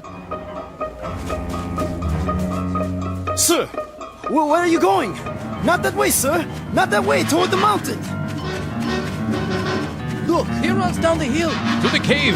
No, it's too dangerous. He must not. Watch out. Lieutenant, stay down. Did you get him, sir? I don't know. Dirty little... Casarano! Hold your fire! It's me! There he is. Get him! Lousy chap. Take a bite off this. Lieutenant, stay where you are. We will return fire. They got us trapped in here. We'll never get out of this cave. Oh, yeah? Watch this.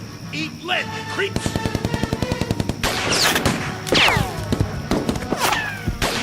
Lieutenant Yamori, run back now. Keep your head down. Which way? Can't tell. Which way to...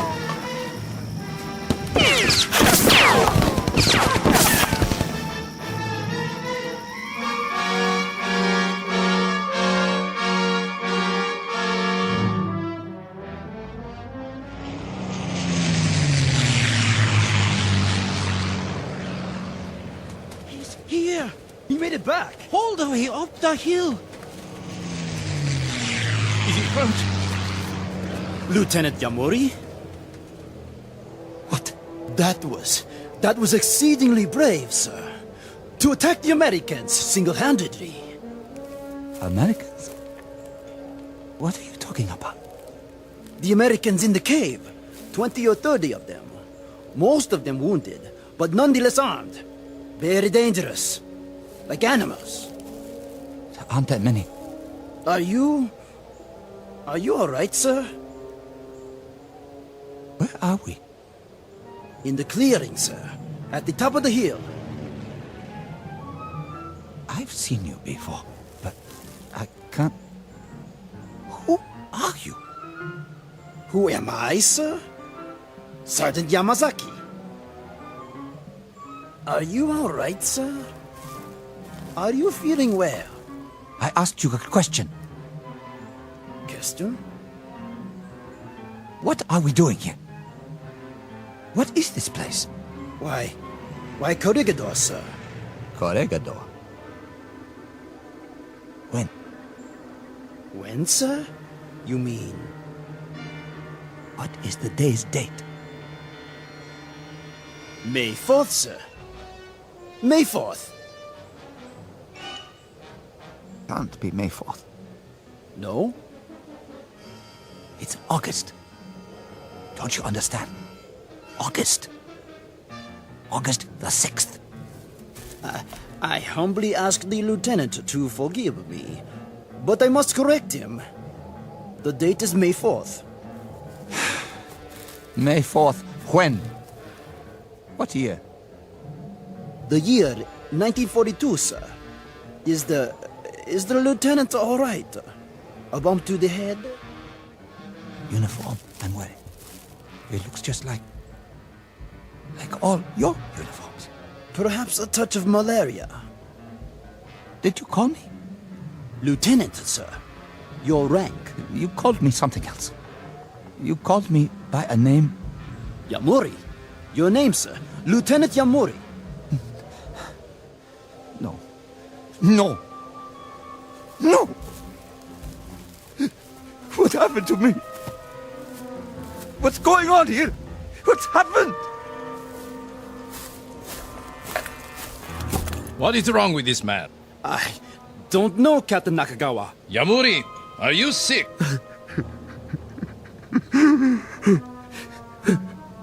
No. No.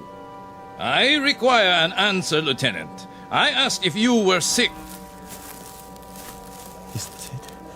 I'm sick. We will be moving out soon. If you are too ill to move, you leave me no choice. We shall leave you here. Leave me? We have no transport for the wounded, as you well know. So, we will very shortly move forward, and you shall remain here. My name isn't... On your feet when an officer speaks to you. But my name isn't Yamuri. I swear to you. Something's happened. My name isn't Yamuri. My name is... Silence. Place this man under arrest. Yes, sir. Lieutenant, please, get up. I gave you an order, Sergeant Yamasaki. Men!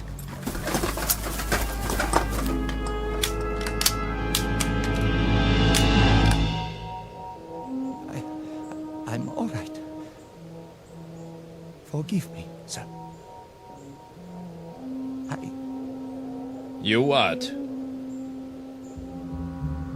I was feverish for a moment. I forgot where I was. Huh? I'm all right now. You're sure of that? Yes, sir. I'm sure. I'm very sure. Very well.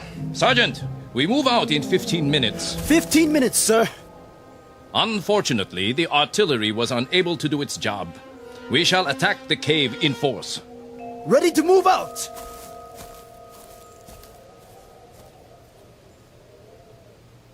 Sergeant. Yes? The cave he mentioned. Are you feeling better now? Yes, but the cave. He means the one where I was just... The cave with the enemy. Put a new clip in your rifle. Let me help you.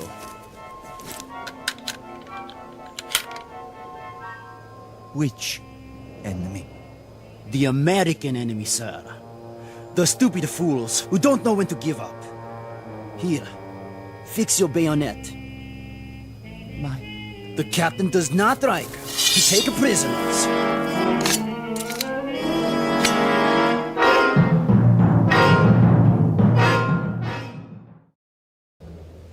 Captain? Yes, Sergeant. Prisoners, sir. What? What about prisoners? You know my policy. Yes, sir. But what if they surrender? What about the wounded? I doubt that there will be any left to surrender when we are finished. Yamori! Sir? You will take the first section. Move forward as quickly as you can. Then drop down 50 yards in front of the opening. But, sir... Watch for my signal. We will cover you with automatic fire for 2 or 3 minutes before you make the frontal attack. Sections 2 and 3 will follow. Understood? Yes, sir. I didn't hear you. I understand, sir. Be very sure that you do. Now, go and prepare your men. Your section, sir. Which? Over there. The captain expects you to lead them into victory. Come with me for a moment. Where, sir? Away from the others. Look down there. The cave. Yes? You said something about there being wounded inside? I think so, Lieutenant. When they ran inside, they were carrying each other. I don't think there are more than 20 or 30 men. Not even that. It shouldn't be too difficult. They are only Americans, not good fighters. And they are very weak. Poor, starving soldiers. Please, you mustn't speak that way. The captain... Don't they know when to quit? If they have wounded, what's the point? They can't go on this way. If they surrender now, there might be a chance. What did you say? Nothing, Captain. I didn't hear. What did you just say? Repeat it. Just if... If they're wounded, sir, perhaps... Perhaps what? If we gave them a chance to surrender first, or... Or what? If we left them there. Left them? Bypassed the cave completely, and moved on. Bypassed them. Is that a tactical judgment? I think it is. Or is it some nugget of compassion for the enemy unearthed by your fever? They are wounded. They're running out of supplies. They can't do much harm. Neither can they sink a battleship from this position. But their forces can. That is why we must destroy them. But if they have no more strength to fight... A reminder, Lieutenant. The identity of the men in the cave. They are Americans. They are enemy. Wounded, healthy, walking or lying down. They are enemy. The Japanese army does not bypass. The Japanese army attacks. The Japanese army wipes out its opponents to bring an end to this war. They're wounded. They're beaten and they're wounded. Their forces have suffered heavy losses. The rules of war... Rules? Lieutenant Yamuri, it is odd that you should require this reminder. But the comparative health and well-being of the enemy, his comfort or his discomfort, the degree of his anguish or his incapacities have no bearing on military action. These things have no more to do with a tactical move or a decision of command than the fortunes of an anthill that you step on when we move forward to attack. But they're not ants. Correct. They are enemy. If when we enter the cave they are lying on the ground, crying in agony, pleading for mercy, I can assure you I will have no more compunction about making them a head shorter than I would about stepping on that anthill. Captain, they are men. You are not listening. They are enemy. This is war, and in war you kill. You kill, Lieutenant. Do you understand? You kill until you are ordered to stop killing. No! Now, pick up your broken field glasses and prepare to attack, or I will have you shot. Sir. Sections, assemble! Sergeant Yamazaki. Sir. You will handle the first section. Sergeant Hino. Hi. Take the second section. Lieutenant Ishimoto. Hi. Yours is the third section. Now, we move out. Lieutenant Yamuri, let me help you to your feet. I will take care of him, Sergeant, when we return. Yes, sir. Captain, what you do to those men in the cave, will it shorten the war by a week? By a day? An hour? Enough. May I ask the captain, what is his pleasure? How many have to die before he receives satisfaction? Offhand, Lieutenant Yamuri, I would say all of them. I don't care who they are or where they are. If they are the enemy, they are to be destroyed. First day of the war or last day of the war, we destroy them. Rest now, Lieutenant. I will be back. Your field glasses are broken. I will take new ones from the Americans. My glasses. My binoculars. Yes, I broke them when I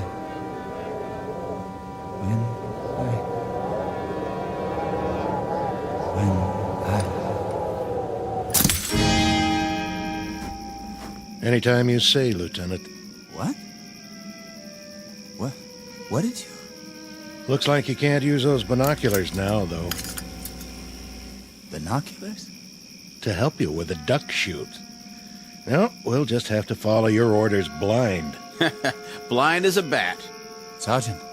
Kazurano? Of course, when we start firing, there'll be flashes. Wait a minute. Maybe that'll be enough for you to lead the charge, just like San Juan Hill, huh? Of course, we'll be going down, not up. Wait. Hold on. Maybe he wants to put it off.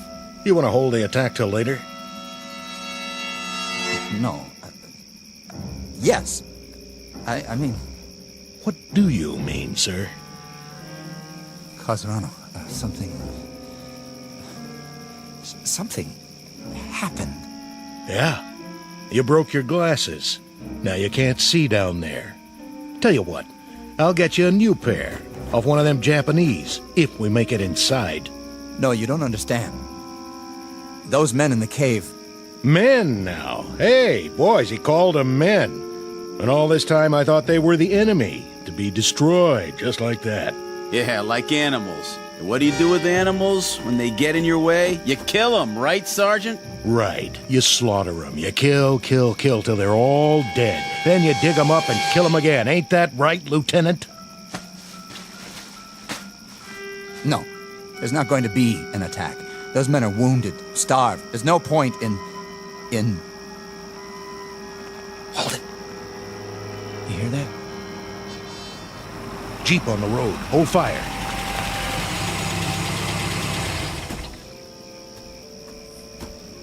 Lieutenant Cattell here? He's right here. I have your orders, Lieutenant. Orders? You're to pull off the hill, sir. Who says? Colonel Hagen, that's who. Why would he say that? Considering he just sent a new lieutenant to lead the charge. Don't you guys know? Know what? Guess you haven't heard. Air Force dropped a bomb on Japan this morning. So? A big one. I mean, the granddaddy of every bomb ever made. I think they call it an atomic bomb. What about it? Well, they figure this is going to end the war inside of a few hours. The Emperor's ready to give up. Well, ain't that something? All units are to pull back to base camp and wait it out. See what happens. Some kind of announcement coming any time now. I'm gone. Is this it? All right, boys, you heard the man. Get your gear and move out. Oh, man. I'm going to get me the biggest steak you ever saw. First thing I'll head for is a hot bath. How about it, Lieutenant? You with us? Or do you want to stay here and fight it out all by your lonesome? With you. Something on your mind, Lieutenant? Yeah, something. I'll bet. But I wouldn't fret it if I was you. There'll be other wars sooner or later. Other caves. Other human beings you can knock off. I hope not. God help us. I hope not. The quality of mercy is not strained. It droppeth as the gentle rain from heaven on the place beneath. It is twice blessed. It blesseth him that gives and him that takes. Shakespeare, The Merchant of Venice. But applicable to any moment in time, to any group of soldiery, to any nation on the face of the earth, or, as in this case, to the Twilight Zone. We'll return to the Twilight Zone in just a moment. You are about to enter another dimension, a dimension not only of sight and sound, but of mind, a journey into a wondrous land of imagination. Next stop, the Twilight Zone. Hi, this is Stacy Keach. I'd like to take a moment to tell you about our Twilight Zone website at twilightzoneradio.com. At twilightzoneradio.com, you'll find the latest information on these Twilight Zone radio dramas, including behind-the-scenes photographs, plus the newest product releases, trivia contests, ways to contact us, other Twilight Zone-related info and merchandise, plus links to other fascinating websites. So make your next stop twilightzoneradio.com. Visit twilightzoneradio.com to purchase these Twilight Zone radio dramas on cassette and CD, or call toll-free 1-866-989-ZONE. That's 1-866-989-9663.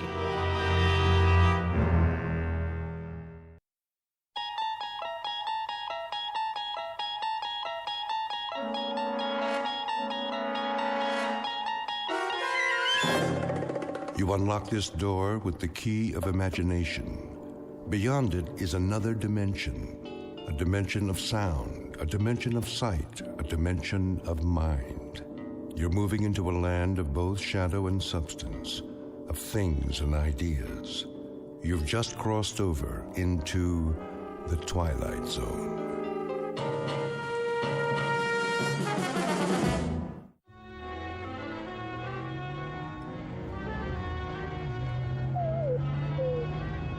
Hold on, Rowdy. We'll make it. There's a fork in the road up ahead. Oh, haven't they heard of signs around here? No, I didn't think so.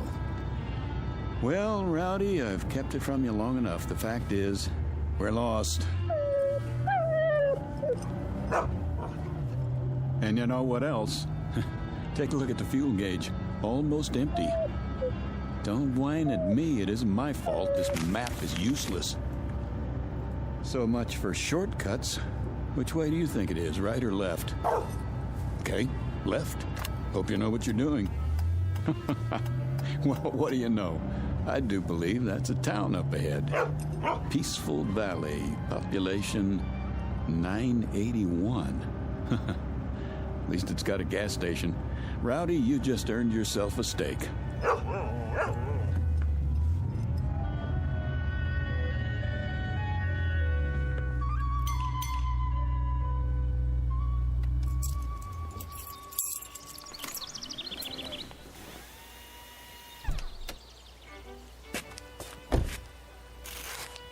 Hey, anybody here?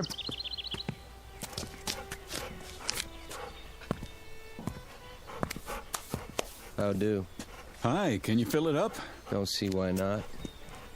Convertible, huh? One of those new foreign jobs? The gas cap's under the license plate. Oh.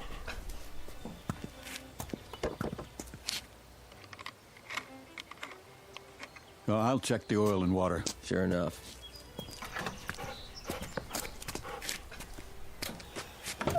Rowdy, stay.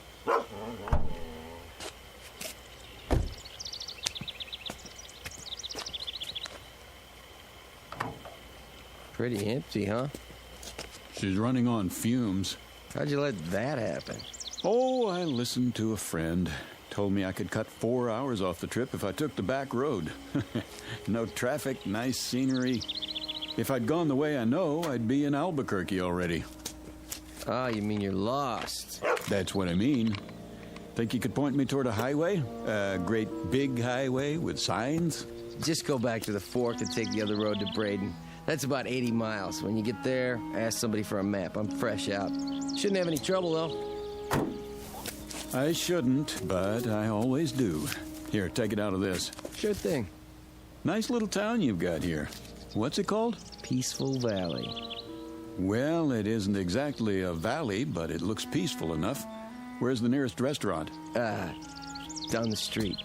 It's closed, though. You'd be better off in Braden. Yeah, but I'm hungry, and so's my dog.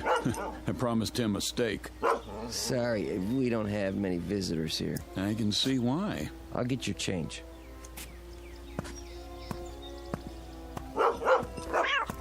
Kitty, stop it. Rowdy, you take it easy. Rowdy! 1850 out of 20. Rowdy, come back here. Leave my kitty alone, you bad dog. Rowdy! He's just playing. No, he's not. I'll fix him. What's that?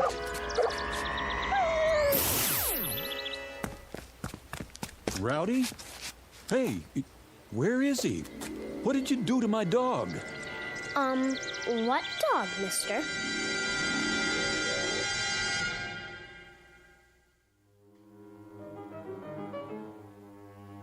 You've seen them. Little towns in the middle of nowhere, off the main roads and highways. You've seen them, and chances are you kept on driving. But have you ever wondered about them? Who lives in these towns? Who are they? What do they do, and why do they stay? Philip Redfield never bothered to ask such questions, and until now he had no reason to stop and find out. If not for his dog, an errant cat, and a little girl with a peculiar electronic device, he might have driven through Peaceful Valley and continued on his way without a second thought. But he can't do that now, because, whether he knows it or not, this particular shortcut has led him off the beaten path and into the capital of the Twilight Zone. And now, the Twilight Zone and our story, Valley of the Shadow, starring Chelsea Ross, with Stacy Keach as your narrator.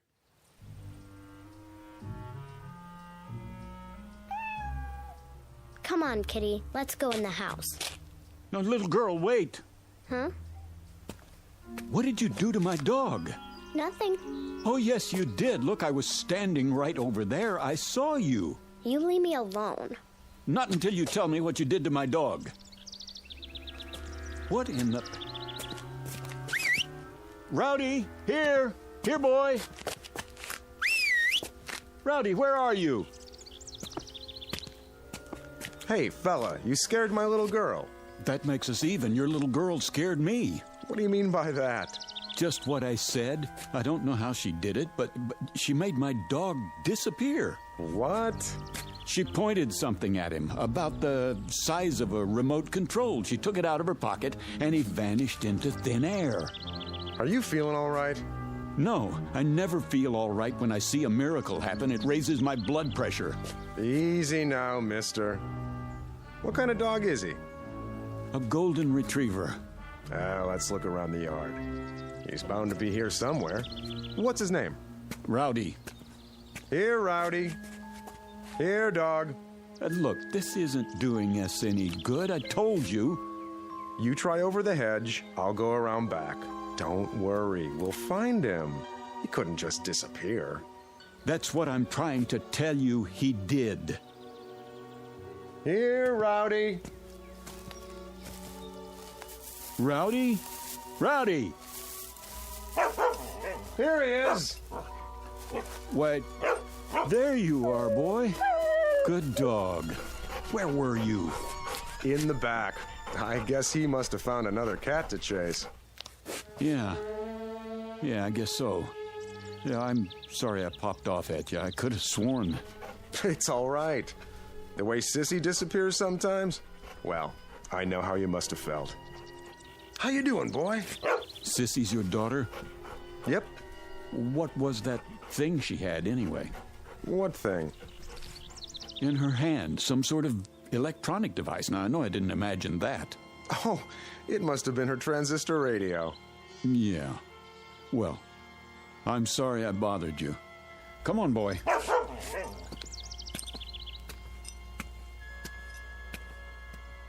I'm sorry, Dad. I didn't know anyone would see me. It's all right, Sissy. It'll be taken care of.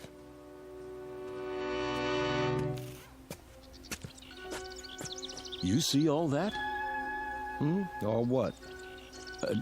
Never mind. Okay, Rowdy, back in the front seat. Let's get going.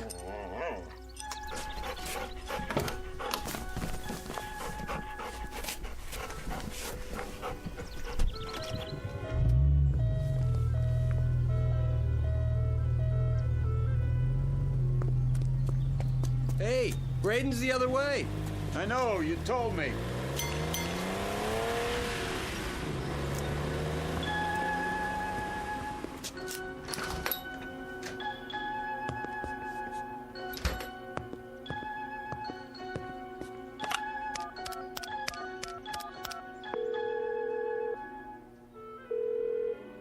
Evans, I want to talk to Dorn. he's not here. Then you better find him. It's important. What's happened? We've got an outsider, and he saw something.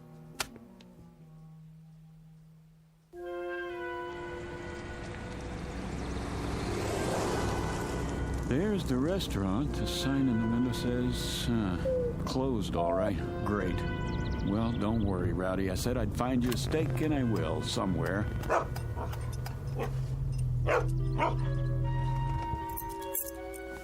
Wait here. I'm hooking your leash to the steering wheel.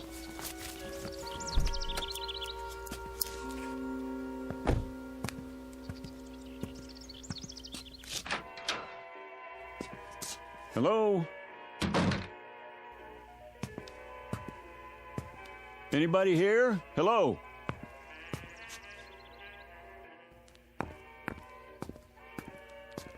I'm sorry. I didn't hear you come in. Hi. Is the hotel open? Open? Oh, yes. But we don't have any vacancies. No? Why is that? Well, the rooms are all taken. But all the keys are still hanging on the wall. Everybody's out. Is that right? Well, the fact is, I don't want a room. I just wanted a restaurant. Maybe you could make a suggestion. I'm afraid it's closed. You mean there's only one restaurant in Peaceful Valley? Yes, sir. Then where do you eat? At home. And what about your guests? They do eat, don't they? If you'll excuse me, I have some work to do. Just a second, miss. Look, my name's Philip Redfield. I'm a newspaper reporter, and if I sound nosy, I guess that's because it's part of my job. Oh, I see. You don't mind, do you? No. Good. Then just answer one question for me. Look, ever since I pulled into town, people have been trying to get rid of me. They have? At least that's the feeling I get. I was just wondering why. Well, we don't get many outsiders. So I've heard. Enough to fill the hotel, though. I really have to go. I think you should too, Mr. Redfield. All right, I get the hint. Oh, miss. Yes? Mind if I take one of your newspapers? What? Oh, not at all. Please. Hey, you better get your subscription renewed. This paper's 9 years old.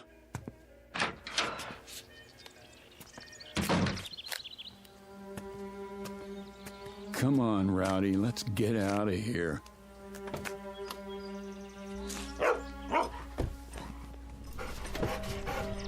So long, Peaceful Valley. Thanks for the memories. You tell him, boy, nothing here for us. Just let me turn around. A few minutes from now, we'll be back in the real world.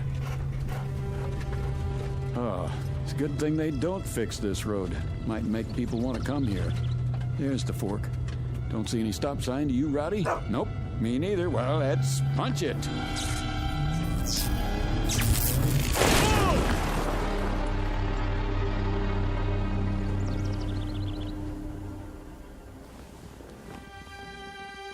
What was that? Rowdy, are you okay? Rowdy? Rowdy? Rowdy?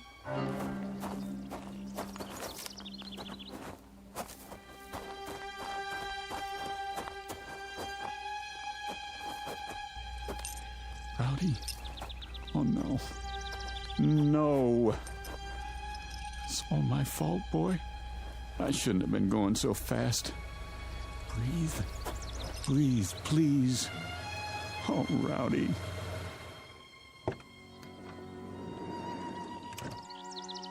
Rowdy.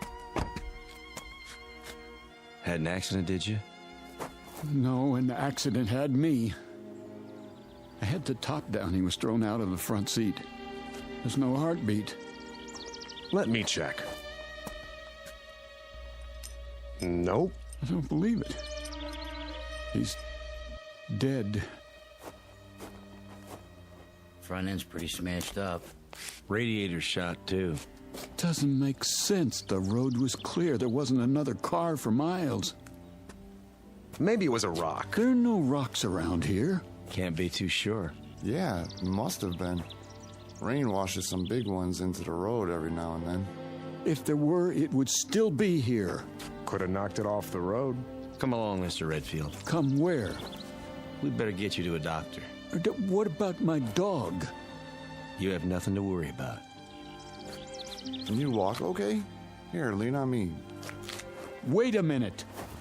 I don't think I want to go back into town. Not your town, anyway. You need to be examined. I'm all right, I tell you. You don't know that. Could be internal injuries.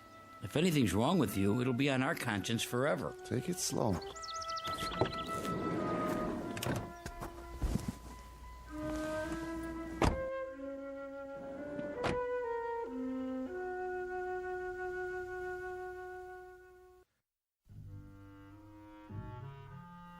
In here, Mr. Redfield. This is a doctor's office? In a way. Thank you, gentlemen. You can leave now. If you're not a doctor, what are you? My name's Dorn. You might say I am the mayor. And these are my associates. Mr. Evans on my right and Mr. Connolly. Hello. How do you do? And how do you feel, Mr. Redfield? Terrible. Oh, I'm sorry to hear that. Would it help you to learn that your dog is well? He's dead. Oh, no, not at all. Merely stunned. I assure you, he's quite happy. How do you know? Mr. Swanson called in. That's the man who helped your dog. He thought you'd be pleased. I am, if that's true. You have a suspicious nature, don't you? I thought I was supposed to see a doctor. Oh, of course. But you don't really need one, do you? If you did, we'd have one here in no time, believe me. Then why am I here? Just to bring us all up to speed, in a manner of speaking. Please, sit down. We'll try not to detain you too long. After all, you can't go anywhere in a wrecked car now, can you? You got that right. We'd like to ask you a few questions, if we may. Don't worry, only a few. Mr. Evans, perhaps you would care to begin. Mr. Redfield, it's been reported that you saw something, a miracle, I believe you called it, across from the gasoline station. Would you please tell us about this miracle? Sure. My dog ran after a cat. What were the details? That's it. You're quite certain? Nothing more? Yes, I'm certain. Mr. Connolly, your question. I was simply wondering, Mr. Redfield, why you told the girl at the hotel that people were trying to get rid of you. What is this, a quiz show? Look, I've got a wrecked car, and I'm already a day late for work. I assure you, it's being taken care of. Just a few more questions, if you please. I think you mentioned that you're a newspaper reporter. So? A noble calling, but limited. I suppose you have a novel in the planning stages? Who told you that? No one. It's a fact, though, that most reporters aspire to be novelists. I wouldn't know. Are you married? No. Engaged? No. Listen. So you came to Peaceful Valley by mistake? No one knows you're here? Oh, they will. A lot of people are going to know I was here, Mr. Dorn. Oh, dear. What's the story on this place, anyway? Rowdy didn't just run after a cat, and I didn't crash into a rock that wasn't there. What did happen? Come back in an hour, Mr. Redfield. Perhaps then you'll have the answers you seek. I'd like to speak with my associates first. Where can I find a phone? There's one at the hotel. 1 hour, then, Mr. Dorn.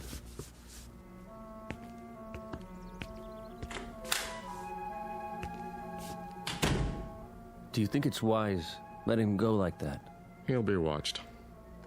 Well, gentlemen, it's happened. It had to, eventually. No, it didn't have to. And it wouldn't have if we'd kept our wits about us. But we didn't.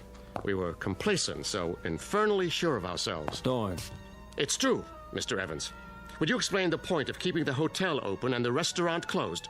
Doesn't it seem likely that there would be more inquiries for food than for rooms? There haven't been either in over 16 years. You see? Complacency. And I'm as much to blame as anyone. If only the Johnson girl hadn't been so careless. If only Fredericks hadn't behaved suspiciously. If only I hadn't panicked and activated the barrier. You had to. There wasn't any choice by then. So now an innocent young man who's done no one any harm must suffer for our mistakes.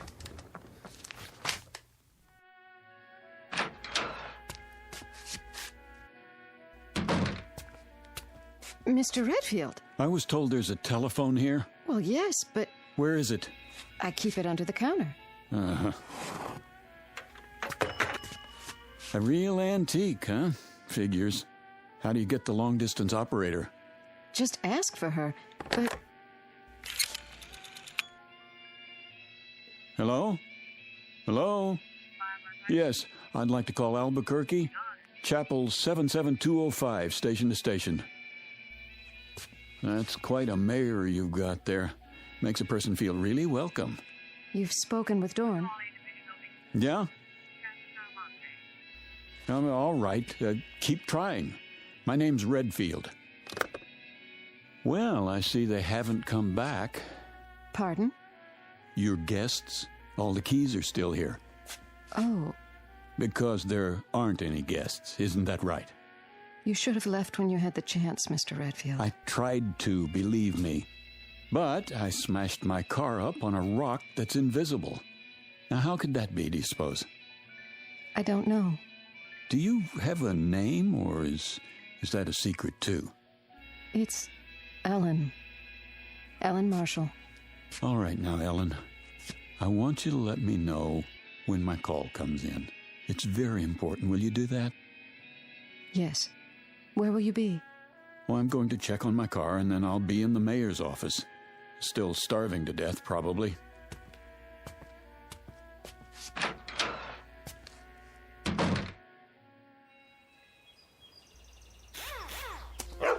Rowdy! How you feeling, boy? I counted you out, you know that? I gave him some water.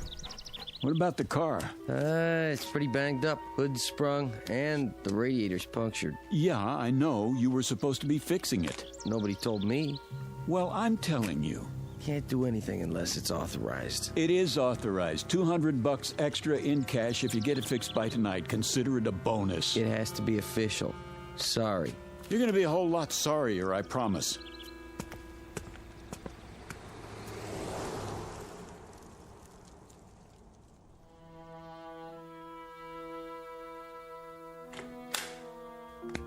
Mr. Redfield, come in.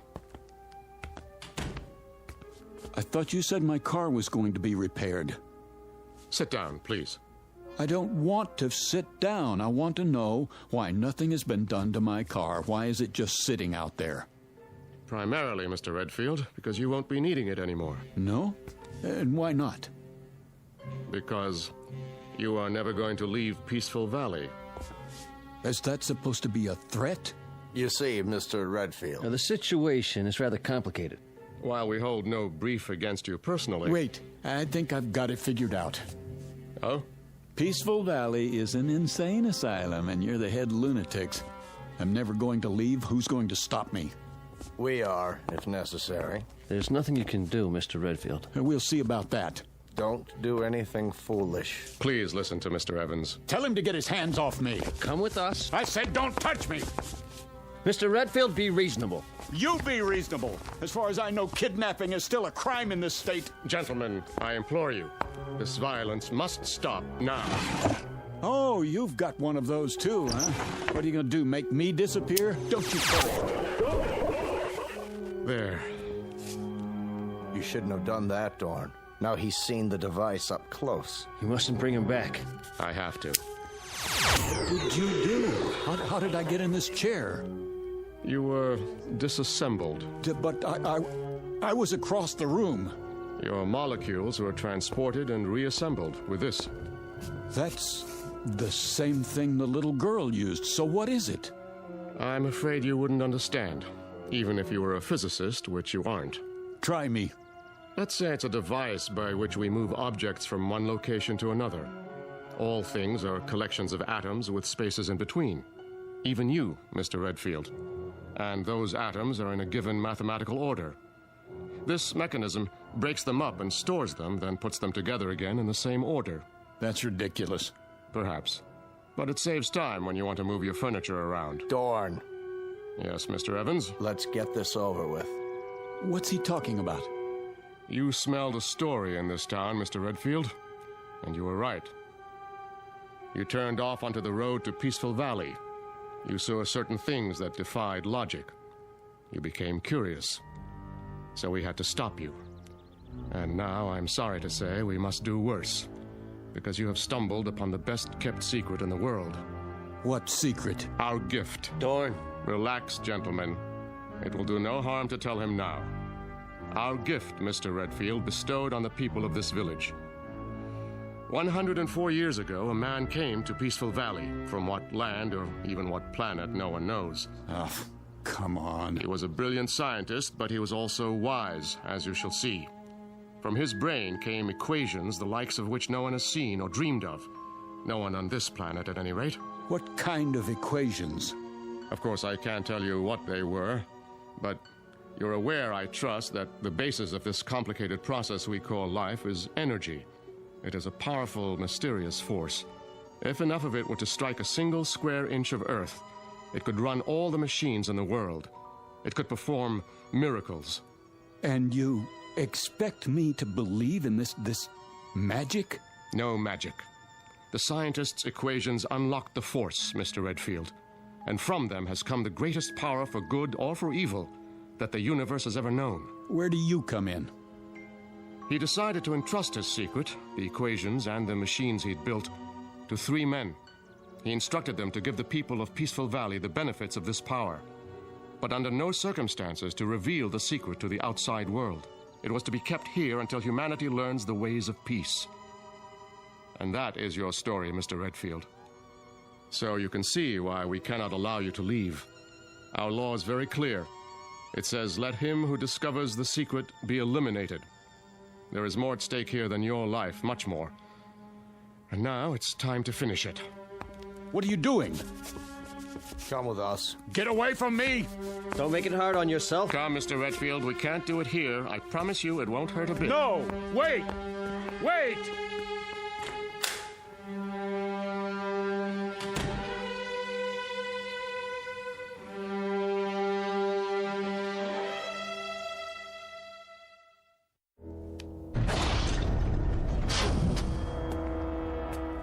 What is this place?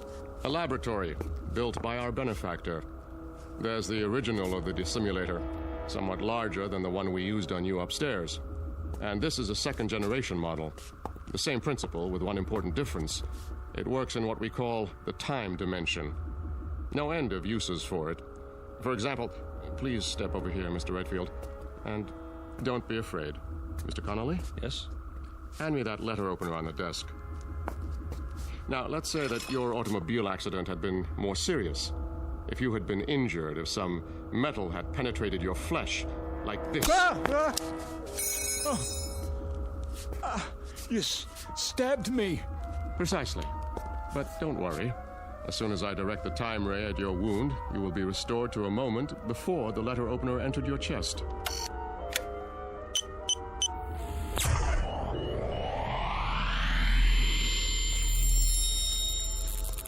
My skin. I can feel it closing up. This is fantastic. Isn't it?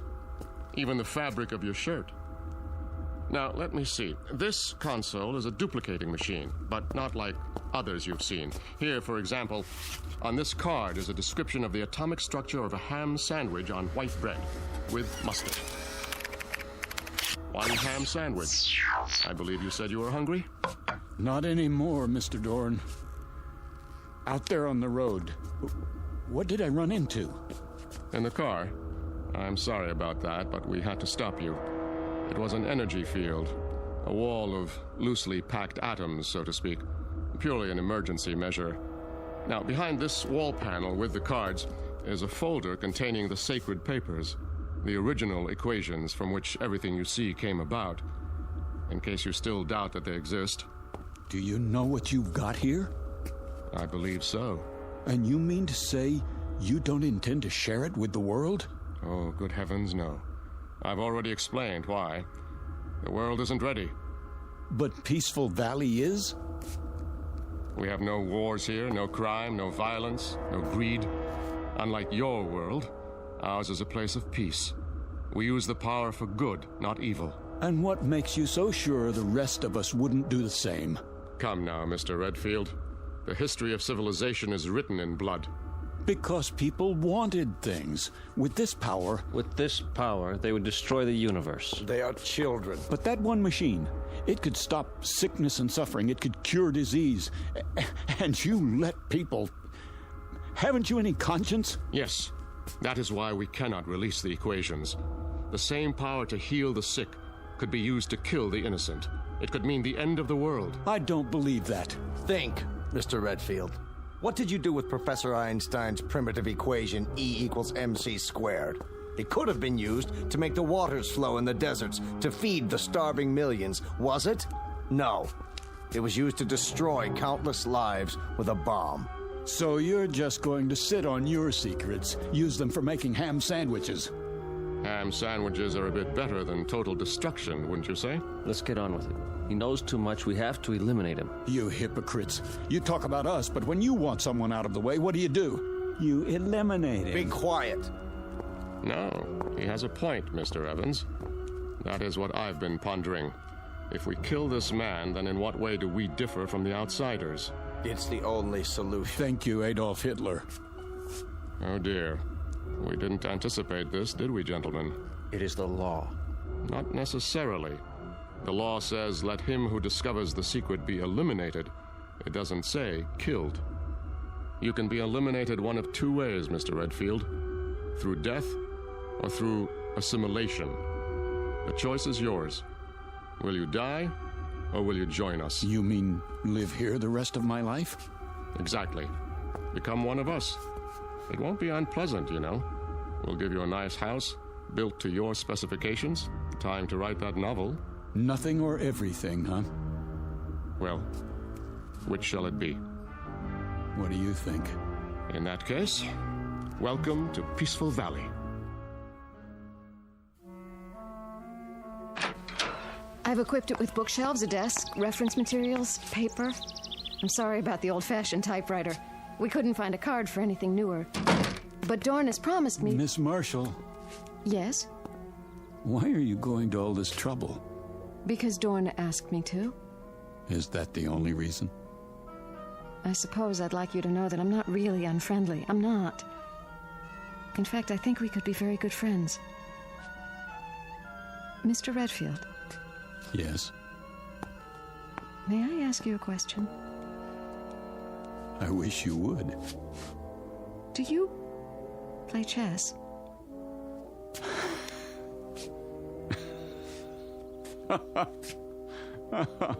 Oh, that's great. Is something the matter? No, everything's fine. You do like the house, don't you? I tried to make it nice. It's beautiful, Ellen.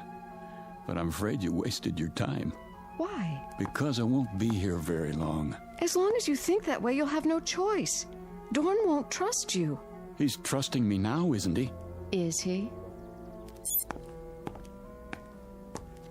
Hello? I'm leaving Mr. Redfield's house now. You see, I'm required to tell him everything you do. But you're not like the others. If you get hungry or want anything, call me. I'll look in on you later. Oh, and don't try to go beyond the border. The force field's still active.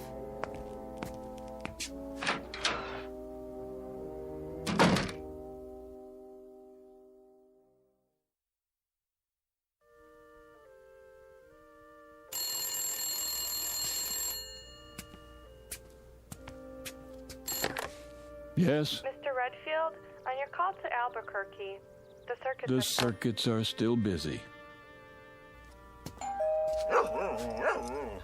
Easy, Rowdy. Hello? I brought you a new typewriter ribbon and some erasers for now. Dorn's still looking for the atomic structure of a word processor. Thanks.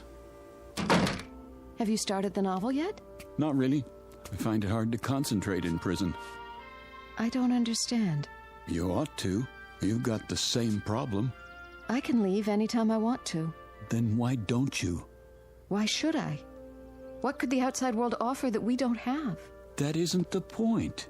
It's what you could offer the outside world. Right now, at this very moment, millions of people are starving. You could feed them. They're suffering. You could make them well. But you don't care. Let them starve. Let the children die because their mothers can't give them enough milk as long as you're happy. Philip, those things, are they really happening? All over the world. Every minute of the day and night.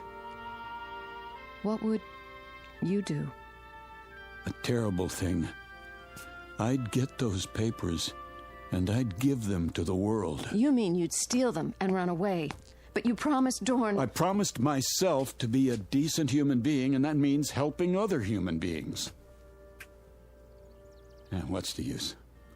You don't know what I'm talking about. You never wanted anything you couldn't whip up in 10 seconds like a cake. I did once. When you were going to leave Peaceful Valley. I've thought about you since then, Philip. Even asleep, I've thought about you, and it hurts. I don't know why, but it hurts. We have machines for so many things, but I can't stop this feeling.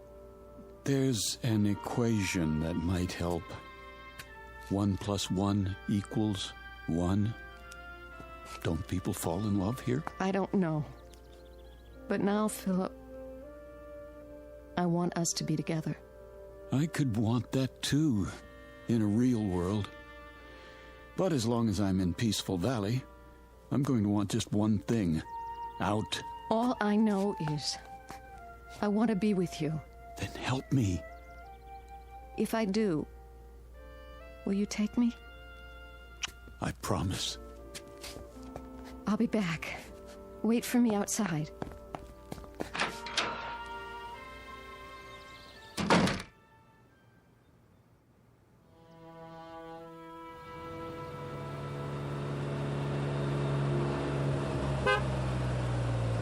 Easy, Rowdy.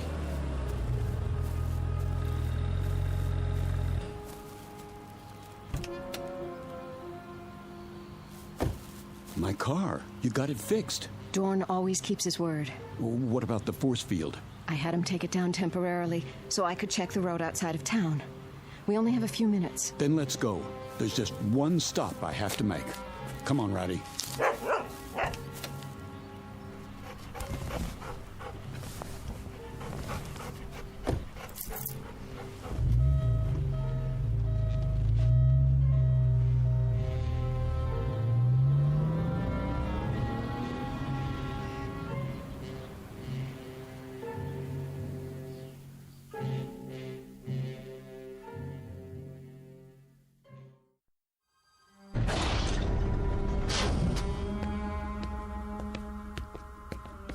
There. The equations. And what else? What do I need? Maybe, atomic structure of gold. Guitar. Gun. 38 police special. That'll do. Put the equations back, Mr. Redfield. Get out of my way. Do as I say. No, you don't. Not this time. Dorn! He's bleeding. Use the time ray, quickly. Keep your hand off that machine. I don't want to shoot you. Don't! What have you done? We've got to restore them. What are you? I can't let them die. Are you going to shoot me too? No, of course not, but... Have you looked at the equations? Right here. Wait a minute. The first one's blank. The second one? They're all blank.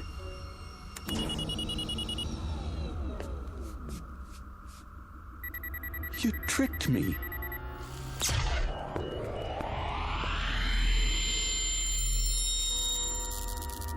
Thank you, Miss Marshall.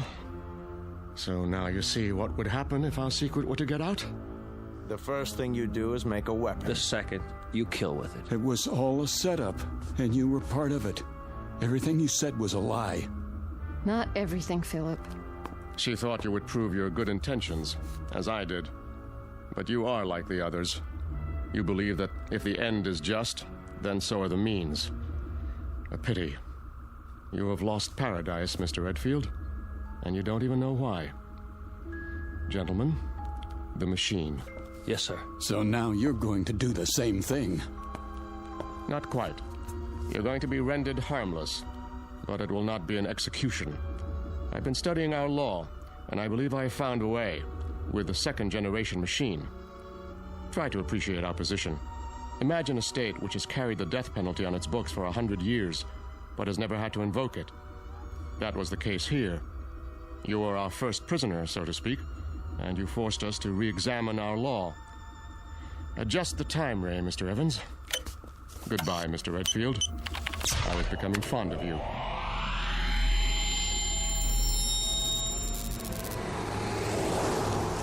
Here's your change, mister. What? Your change? Oh, sorry. I must have dozed off for a second. Happens when you drive too long. Yeah. You say Braden's back that way. 80 miles. Down, boy. It's just a cat. You stay. That's strange. Anything wrong? Well, just that woman who walked by. Thought I knew her. Wishful thinking, I guess. Nice little town you've got here. We like it. Well, so long. Don't know that I'll be back this way, but keep it peaceful.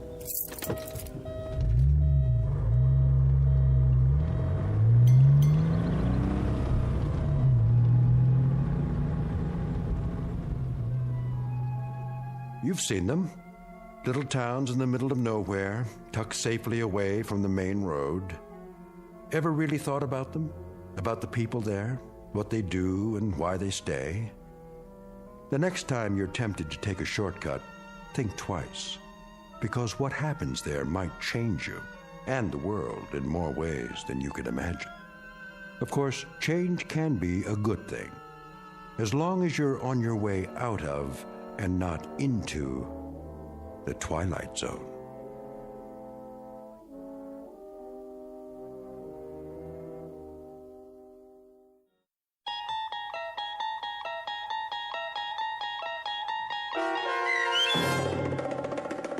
Valley of the Shadow, starring Chelsea Ross, with Stacy Keach as your narrator, was adapted for radio by Dennis Etchison and written for The Twilight Zone by Charles Beaumont. Heard in the cast were David Darlow, Frenette Lebo, Christian Stolte, Amanda Amari, Doug James, Steve Key, Kurt Nabig, Richard Shavzin, Carl Amari, and Roger Wolski. To learn more about the Twilight Zone radio dramas and to obtain audio cassettes and CDs of these programs, visit our website at twilightzoneradio.com. The producers of The Twilight Zone wish to thank CBS Enterprises, Carol Serling, Dennis Etchison, Claire Simon Casting, Terry Jennings, XM Satellite Radio, Sirius Satellite Radio, our sponsors and our radio affiliates for helping make this series possible. This copyrighted radio series is produced and directed by Carl Amari for Falcon Picture Group. Audio editing, sound design, Foley effects, and mix for the Twilight Zone radio dramas are by Cerny American creatives Craig Lee, Michael Slaybach, Bob Benson, and Jason Rizzo. To learn more about the Twilight Zone radio dramas and to contact us, visit our official website at twilightzoneradio.com. Doug James speaking.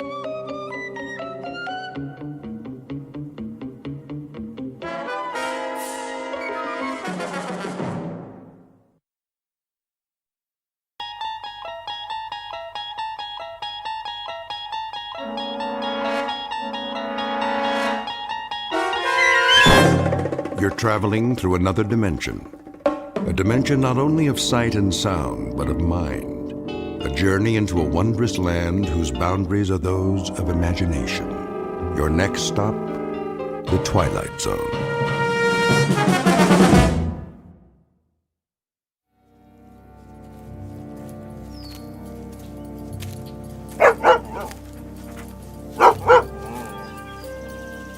Hey, Rip, what you chasing? Ground squirrel, huh? Well, leave it be. I ain't got my squirrel shooter with me. Besides, we got plenty of work to do. First, though, let's set a spell. This stump will be fine. That old woman don't know how hard it is collecting firewood. All you can carry, she says, or you get no supper. Well, I'll tell you, Rip, she ought to try it herself sometime. All she'd come back with is a couple of sticks. Can't fire the cooker with that, now could she? There you go. Lay right down. Working sure makes you parched, don't it? Oh, yeah. Well, don't you worry none. We'll be at the lake soon enough, then you can drink your fill. What is that, a crow? Same one I seen this morning. What's it coming around here for? Fly on by, Mr. Crow. Nothing here for you. Just me and old Rip.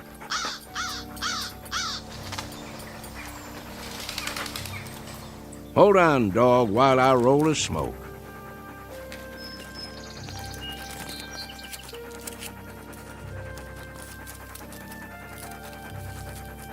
There we go. Now, light it up for me, would you, Rip? Sure wish you could do that. Make life easier for this old boy.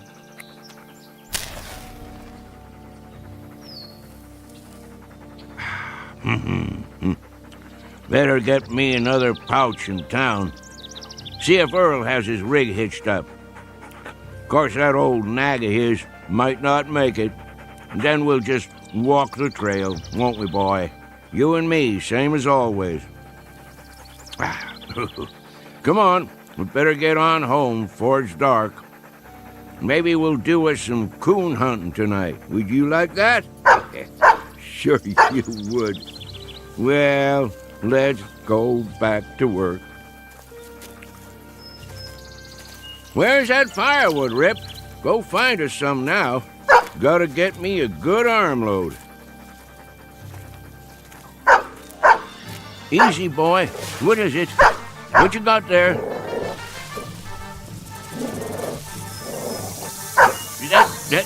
That's a rattlesnake. Mean-looking one, too. Now, just you back off. Leave it, Rip. Come on around.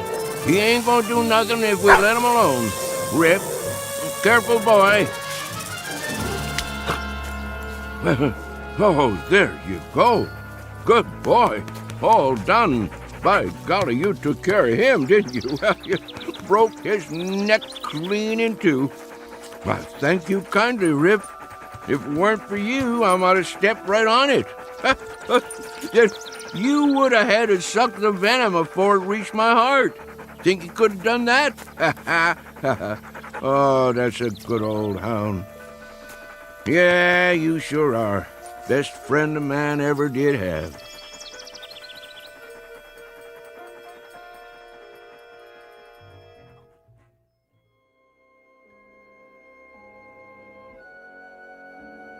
An old man and his hound dog, whose name is Rip, on the way home to their cabin. There are no highways or supermarkets here, no electricity or filling stations, and no fuel for fireplaces or wood-burning stoves. Only what a man can carry on his back and in his arms. Life can be hard, but it's also beautiful, with sights and sounds and peace of mind that city folks only dream of. And most important of all, friends and partners are for life. It's been said time and again that man's best friend is his dog, an old adage that's nowhere more true than in the Blue Ridge Mountains of Virginia. If all goes as planned, this particular man and his dog will soon be off for an evening's pleasure in quest of raccoon. It's a prize well worth trapping in these parts. Usually such evenings end with one extremely tired old man, one battle-scarred hound, and one or more extremely dead raccoons. But as you may suspect, that will not be the case tonight. This time our hunters won't be coming home from the hill. They're headed deep into the backwoods of the Twilight Zone.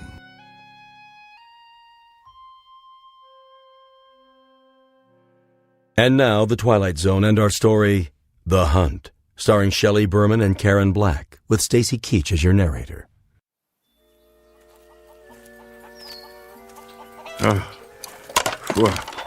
Well, here we are, Rip. Now, all I gotta do is pick a few nice branches to take in the house.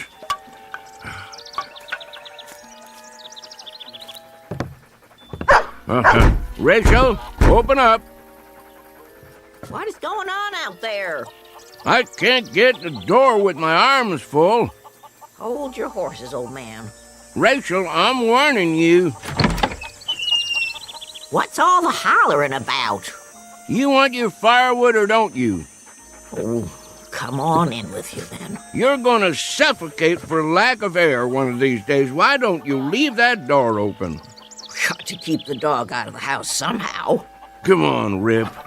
Oh, no you don't. Trotting in here with his fleas and ticks.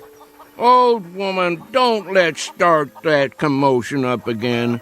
When I go in the house, Rip goes in too, or I'm a-going somewhere else. Here, Rip. I've got a mind to move to the barn. Let you and the dog have the house to yourselves. Old woman, you're forgetting something. I never forgot a thing in my life. That's true, except when you want to. That dog saved my life more than once. Did it again today, too. I would have stepped right on a big old rattlesnake if Rip hadn't jumped the critter and broke his neck. I have to buy myself a divorce from you to get my way around here. Well, let the ornery animal come on in, then. And there's another thing. Don't talk about him like that when he can hear you. What? You heard me. Rip's got feelings, and I don't want him hurt. I'll let him in the house, and I'll feed him our table scraps, but I'll be switched if I'm going to start sweet-talking him. Old woman, you tickle me sometimes. And what does that mean? Since your memory is so good, when was the last time you got yourself kissed? If I figure right, it was sometime in the spring of 1900. And wait a minute, what was the year now? Then I figure you got one coming. Don't you come near me, old man. Yes, sir. I've been thinking about giving you a kiss for the last month or two. Ryder, sit down to your supper and stop talking silly. I mean it. There. I'll have my supper now, old woman. Old man? Yep. I never said this to you, but I do believe we have endured together powerful well. Near 60 years we've been married, ain't it? Come October 16th. It's a long time to travel together. I wouldn't have had it any other way. Thank you, old woman. Me neither. Here's your grub. Much obliged. Rip. Here's a little piece of meat to hold you for now. I'll feed the dog proper after supper. He ain't gonna be here after supper. Where's he going? Where I'm going. And where's that? Coon hunting. Ryder, I wish you wouldn't go hunting tonight. Why not? 3 nights ago, I saw blood on the moon. Ought to have been in bed, sleeping. Then you wouldn't have seen it. That's not all. 2 days ago, a bird flew in the house and lit on the foot of your bed. It scared the life out of me. Wasn't a crow, was it? No. A little brown bird. The kind I never saw before. One of these days I'll put up some screens. Keep the pesky things out. And last night... What about last night? Couldn't get to sleep. Laid there in my bed, tossing, turning, wondering, worrying. At midnight, that mockingbird in the lilac bush woke and sang 3 times. There you go, trying to spoil a good meal. Go ahead, eat. I'm almost finished. Not going to spoil a good hunt, though. I'm going anyway. Them signs don't bother me at all. They bother me. Well, don't let 'em. I can't help it. You should listen to me. Women folk know these things. And I know I don't aim to start thinking about dying till I'm 100 years old. I come from a line of long livers. Wouldn't be surprised if I lived so long they have to shoot me to get rid of me. Where's my shotgun? Ryder, please. Come on, Rip. We got man's work to do.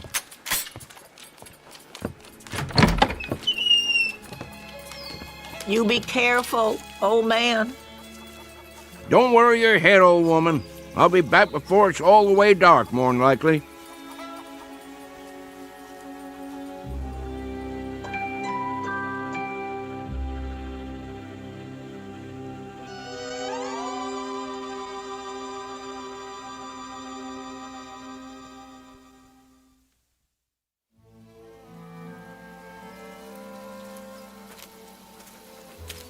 Smell him out there, Rip? Well, I almost can. He's around here somewhere. Take your time, boy. We'll get him. Yeah, here's our stump. Let's set a spell. Oh, my favorite time. Chickens ready to roost. Owls just getting up. Used to dig out here for night crawlers when I was a tadpole. Of course, you wasn't around then, but we had some good times, let me tell you. Me and the boys. In the morning, we'd go fishing in the lake. Fish jumping like silver. Sometimes we couldn't wait to eat 'em, clean 'em, and cook 'em right where we was. Then go for a swim. Even had me a dog, too. Oh, not a hound like you. But he was a good old boy. Little bit of a thing. Called him Skipper. Just went missing one day. Must have fell in the lake. That, or a bear got him. Oh, don't you go getting spooked now. No bears anymore, just coons. Big old raccoons, good for meat and hides. Catch a right bushy one and I'll make a dog bed for you. Would you like that, Rip? Gonna be cold come winter. Shh. There he is. Hear him? Big fat one. Looking for a snack. Want to get him, boy? Well, go ahead, do your work. You tree him, I'll catch him. Soon as I light the lantern.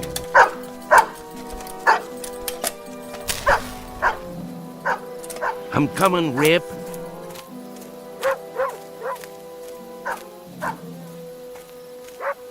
That's it. You got him, boy. I'm on my way. Up a tree, is he, boy? Yep, he must be. Let me shine the light and have a look. Rip, I don't want to doubt your word, but there ain't no coon up there. Nope. If there was, I'd see his eyes in the dark, big as $50. Tricked you, didn't he? I knew it. Now you can't get the scent. 'cause he run up the tree and crossed over to another one. Probably down by the lake already. Don't you go there, boy. He wants you to. Let him go, Rip. You let him go now. I see him. He's out on the end of the log, and now he's going to jump in. He's only tricking you. Don't try going after him. He's too good a swimmer. No, boy. He'll pull you under. Come on back here. Oh, now you've done it. Rip, come back here, boy. That coon got you right where he wants you. Get back here before he pull you under. I'll reach down and grab you. You darn fool. Don't let him bite you. Swim on over here. That coon's gonna drown you in a minute.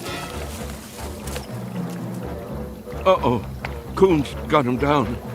And I'm a-losing my balance. Hold on, boy. I'm a-coming.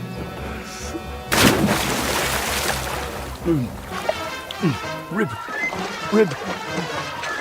Sorry, Rip. I can't make it.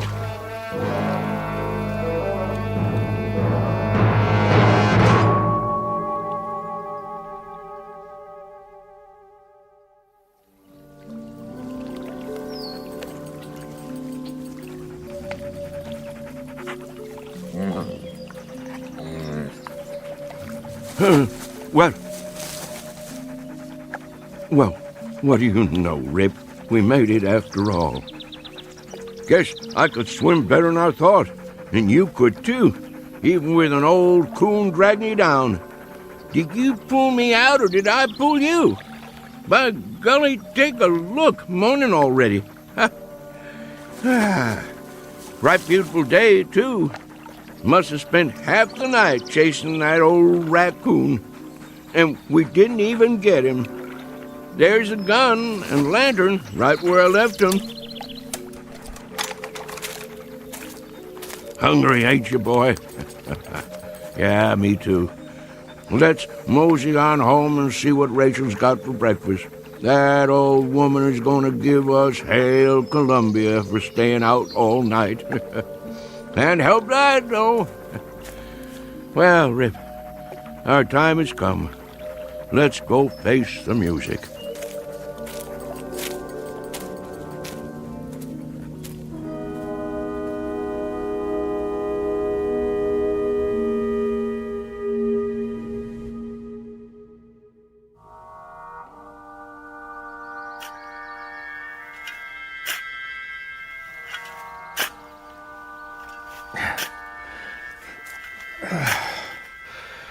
Well, that should about do it.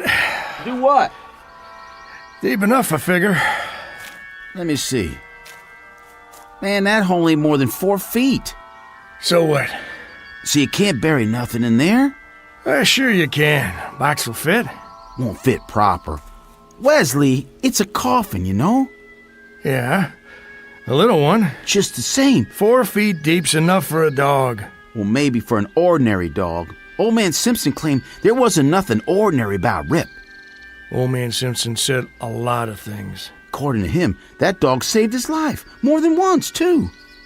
Man, there's a time I've heard that, but I never set much store by it. Don't believe there's a dog that'll jump a rattler. Mr. Simpson swore by it. I've sworn to things. Makes a good story is all. Just the same, out of respect for the old man's feelings, I figure that dog's got a right to 6 feet of dirt. Well then, you dig it. You know I got a bad back. Yeah, and I got a bad arm. Go ahead. All right, I will. Give me that shovel. Be my guest. Show you how it's done. Well, looky here, Rip. It's our neighbors. Morning, boys. Hey, Tillman, throw me your pot so I can roll me a smoke. Get your own. I'm almost out. What's the matter, boys? Ain't you speaking to me no more? Make it deep, then. If that's the way you want it. Oh, I will. Don't you worry. Well, what do you think of that? I reckon them Miller boys is getting hard of hearing. Wait here, Rip. Sit.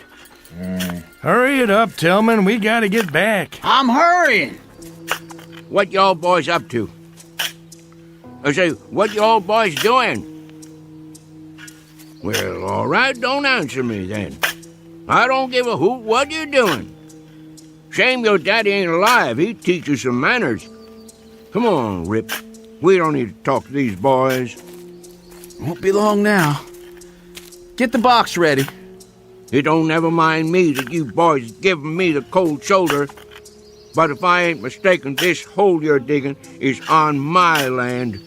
So if y'all want to dig, do it on your side of the fence. Now get.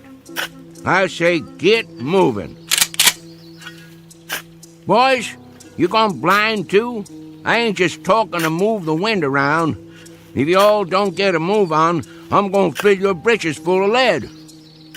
Well, all right. I'd say that's about 6 feet. Good. Then I'll bring the box over. Have a little care with that. It's just a dog. Not to some folks. Hand it to me real easy. Oh, now, boys, why didn't you tell me you'd lost your dog? How'd that happen? There. All right. That ought to do it. I don't blame you for not feeling like talking. I don't reckon I would myself. Let's move on now, Rip. We're butting in on other folks' trouble when they're just too heartbroken to talk. Speaking of trouble, your woman's gonna have plenty of that waiting for us. Now help me up. We'll put the dirt in. I have to admit, it's gonna be kind of lonesome around here without old man Simpson. That it is. That it is.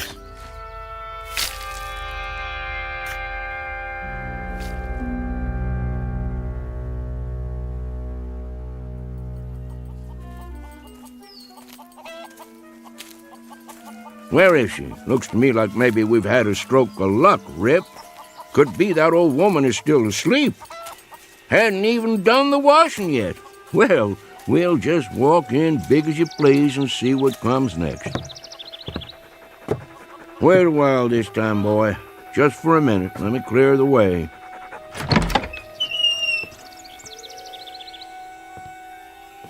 Old woman? There you are. Morning. What are you sitting in a rocking chair for? Taking a rest already? Huh. Got your long dress on, too. All dressed up like the 4th of July. All right, let's get it out in the open. Old woman, if you're figuring on leaving me on account of I stayed out all night, you got another think coming. I'm still the boss of this house. You ain't going nowhere, and that's that. Got nothing to say? Then I reckon we ain't mad no more. Now, I'd appreciate a little breakfast, if it's all the same with you. Old woman, you just gonna sit there like a bump on a log? You pack your finery back on the cedar chest and get cooking.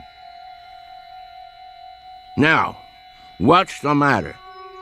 I know I'm a pesky old rooster to get along with, and many's the night I've stayed out till sunup, but Rachel, that ain't reason enough to break up a marriage after nearly 60 years, is it? Well, is it? Well, that a tear on your cheek?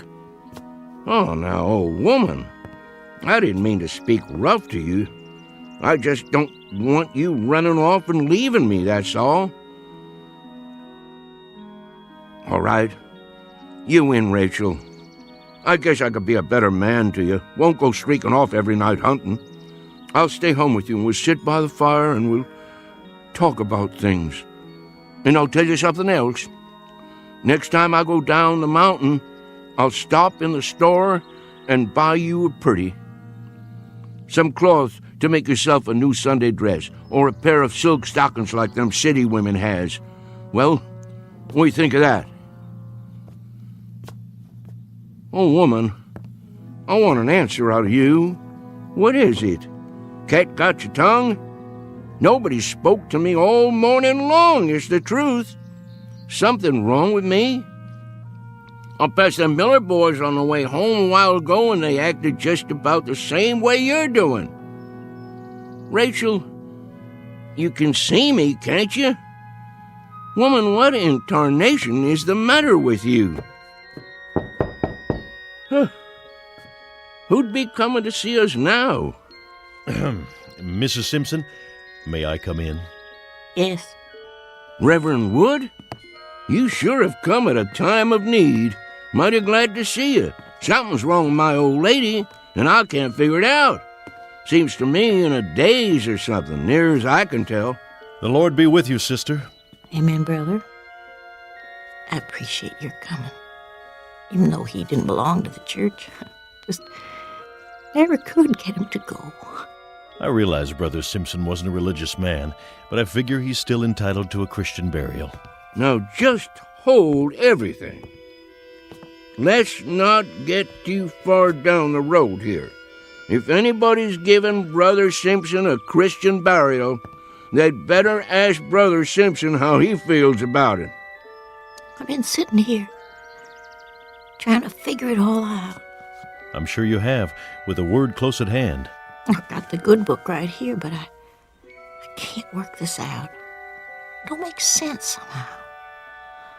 And just last night he was sitting there at the supper table. I begged him not to go. You did all you could, sister. There's been omens. I've seen signs. But he went. Why'd he have to go and do that? Can you explain it to me? The Lord works in mysterious ways. Rachel, listen to me. There's been some kind of misunderstanding. Somebody's pulled the wrong switch. Me and Rip ain't going nowhere. I'm right here. Rip's out on the porch. Miss Rachel? That you, Tillman? Yes, ma'am. Thank you for coming. What is the matter with that dog? Rip don't take kindly to people coming right on in, but it didn't so much as make a sound. If you're ready, ma'am. Hello, Wesley. Ma'am. Where's the, I mean... Give us a moment, son. No need putting it off. He's in the other room. What are you talking about? Who is? Yes, ma'am. We'll treat him right careful. Don't you worry. They're good boys. He's in good hands. And now, if you're ready, may I offer you my arm? Oh, Reverend, it's all happening so fast. Don't take on, old woman. It's just a dream. Has to be. We'll wake up in a little bit and everything'll be like it ought to be. You'll see. Careful, Wesley. I got my hand. Not too fast. That's a mighty big box. What y'all boys got in there, huh? Watch the door. It'll fit. What y'all taking outside? Mrs. Simpson, I'm afraid it's time. If you're ready. Reverend, if I could just get through this day, for his sake. I asked you a question. What's in the box?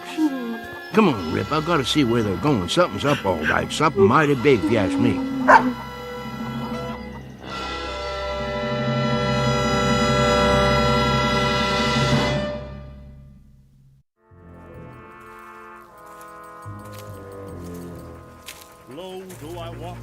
Where are they going? All the way to the top of the hill, looks like. Getting pretty steep. Must be heading for the graveyard. Just let me get my breath here once. We'll find out what this is all about, Rip, in a minute or two. Graveyard's just over the other side. Leastways, that's how I remember it. Can't say it's someplace I go more'n I can help it. All right, let's go. Ain't much further.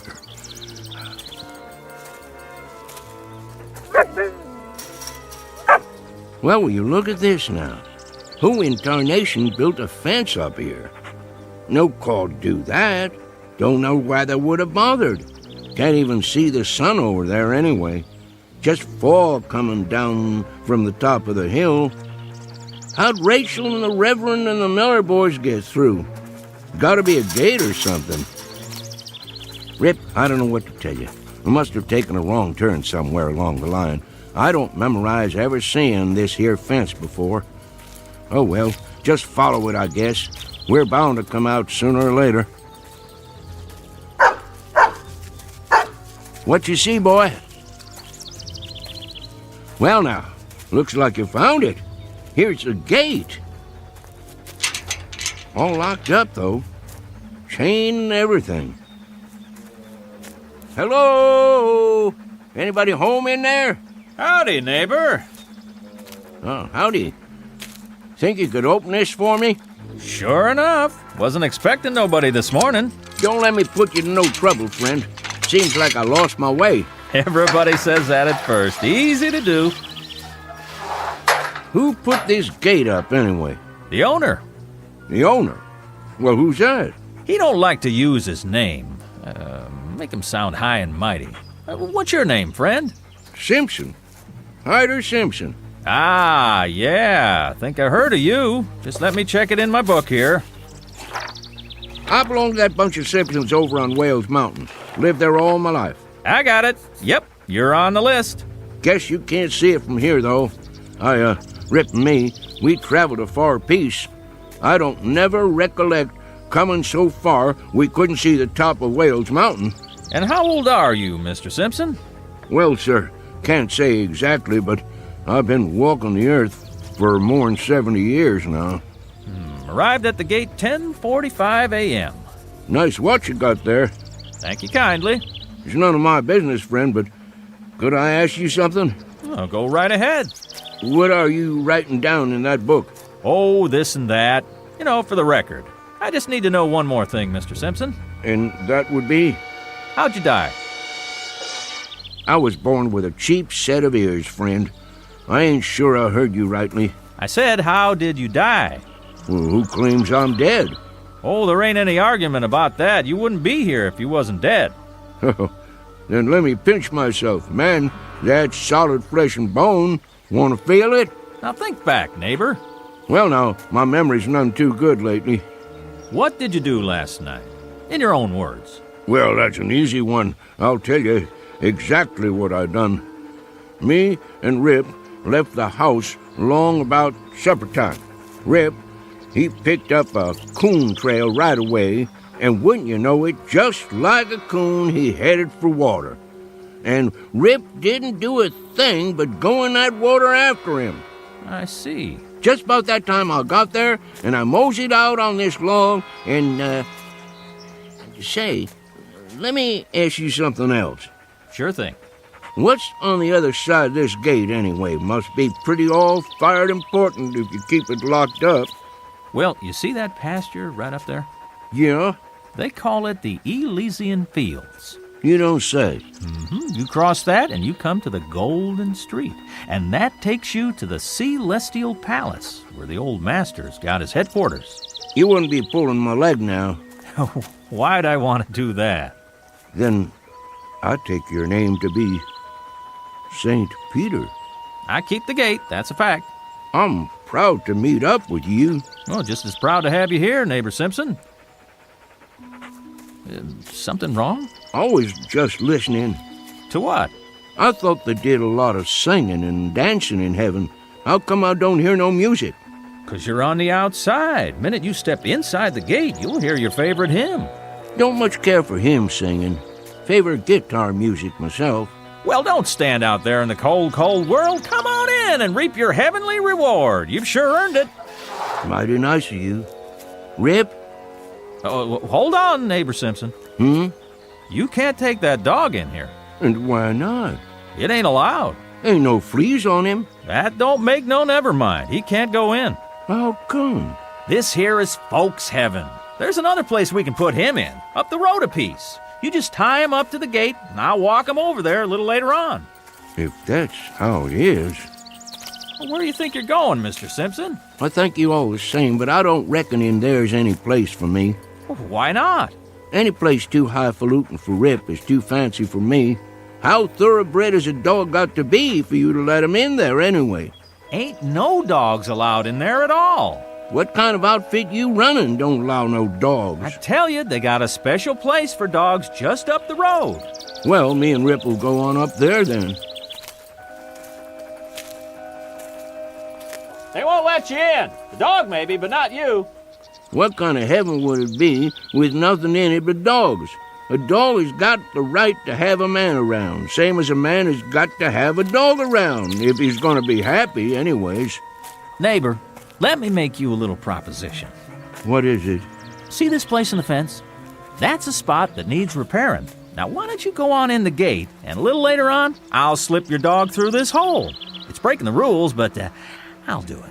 Friend Peter, if I go in the front gate, Rip goes in the front gate likewise. I don't want him getting the feeling he ain't welcome. Well, I got another idea. Here, boy. What's going on there, mister? Let go of his collar. Well, I thought maybe I'd hold on to your dog and let you go in and take a look around. See how you like the place. I ain't got to see it to make up my mind. Let me ask you a practical question. How do they expect me to do any coon hunting in there without Rip? Man, they don't allow coon hunting. You don't say. Rip, heel. Now, where do you think you're going, Mr. Simpson? Me and Rip is going somewhere else. There ain't no place else to go. I'll go wherever this road takes me. That don't lead nowhere. It's Eternity Road. Just keeps on, never stops. Me and Rip will be all right. Neighbor, this is a right serious step you're taking. I'd say the best thing for you to do is sit out there and think it over. You got all eternity to make up your mind. Good day to you, sir. Well, if you change your mind, just let me know. Much obliged. I'll do that.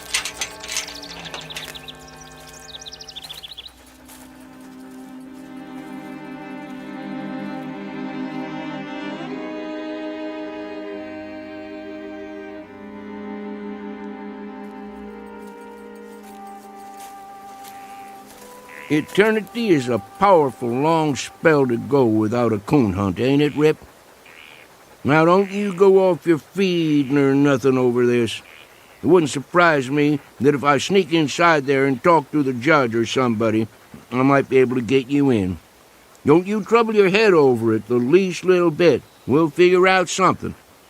Wonder what kind of tea party they keep in there anyway. Must be lots of city folks. They'd be the ones to outlaw coon hunting. Rip, I don't want you to take this thing to heart now. Sure, I'd like to walk that golden street, and there's some folks I always hoped I'd see again, but by Mudhole, I ain't a-gonna leave you. They can sit in there a-tootin' their harps or whatever they do for relaxation, but you and me stays together, same as when we was traveling down below. At least we ain't all by ourselves on Eternity Road. Howdy, son. I'm looking for Mr. Hyder Simpson and a hound dog named Rip. That's us, son. I figured it was. Well, if you and Rip's all set, we might as well mosey along to heaven, Mr. Simpson. Like I told that other fella behind the fence, I ain't gonna set foot in heaven without Rip. Oh, you didn't get messed up with nobody in there, did you?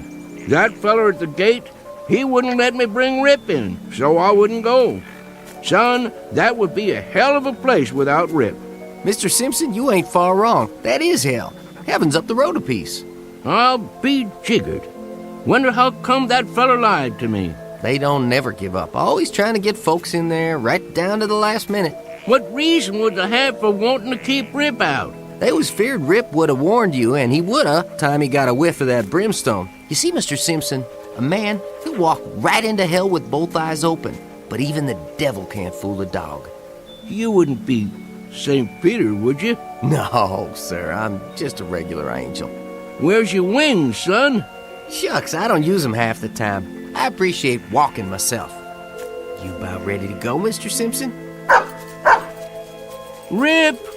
Look at that dog go. We'll just have to catch up with him. He can hardly wait. How's the coon hunting up there, boy?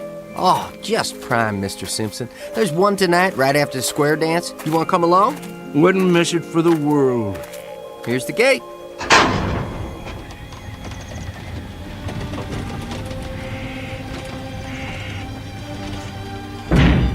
Mighty nice one it is, too. Welcome to heaven, Mr. Simpson. Thank you, son. I'm right proud to be here. Let's go, Rip.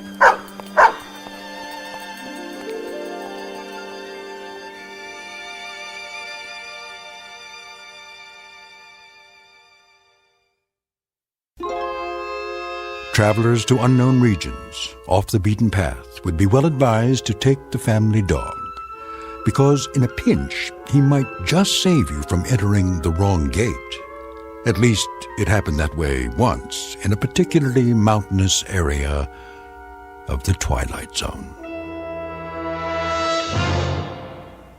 More from the Twilight Zone after this.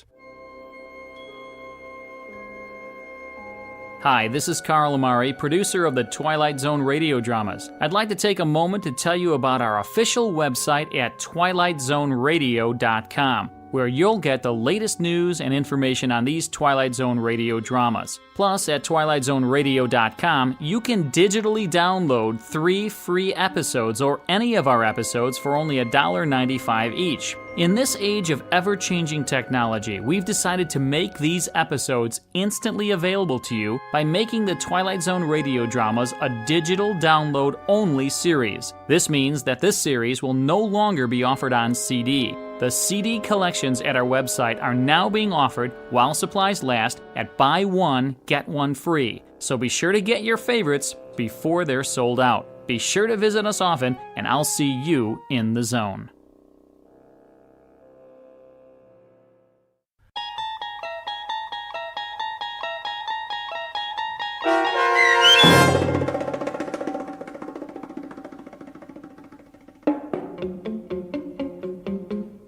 The Hunt, starring Shelley Berman and Karen Black, with Stacy Keach as your narrator, was adapted for radio by Dennis Etchison and written for the Twilight Zone by Earl Hamner Jr. Heard in the cast were Mike Baccarella, Jeff Lupetin, Darren Stevens, Craig Brawley, and Kurt Nabig. The producers of the Twilight Zone wish to thank CBS Enterprises and the Rod Serling Estate for making this series possible. This copyrighted radio series is produced and directed by Carl Amari and Jeff Lupetin for Falcon Picture Group and Westwood One. Sound design and custom Foley effects for the Twilight Zone by Cerny American Creatives Bob Benson, Craig Lee, Matt Sorrow, Tim Cerny, and Todd Beyer. To learn more about the Twilight Zone radio dramas and to contact us, visit our official website at twilightzoneradio.com. Doug James speaking.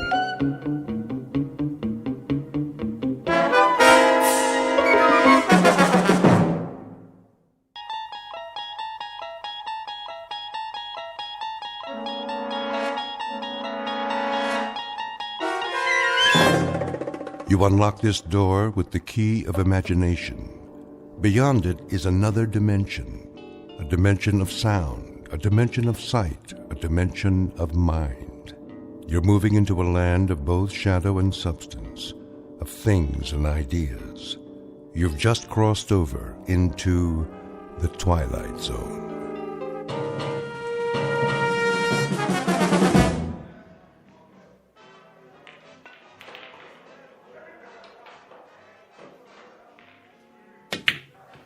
Oh, tough luck, mister. Yeah, I thought I could make that one easy. Yeah, I thought so too.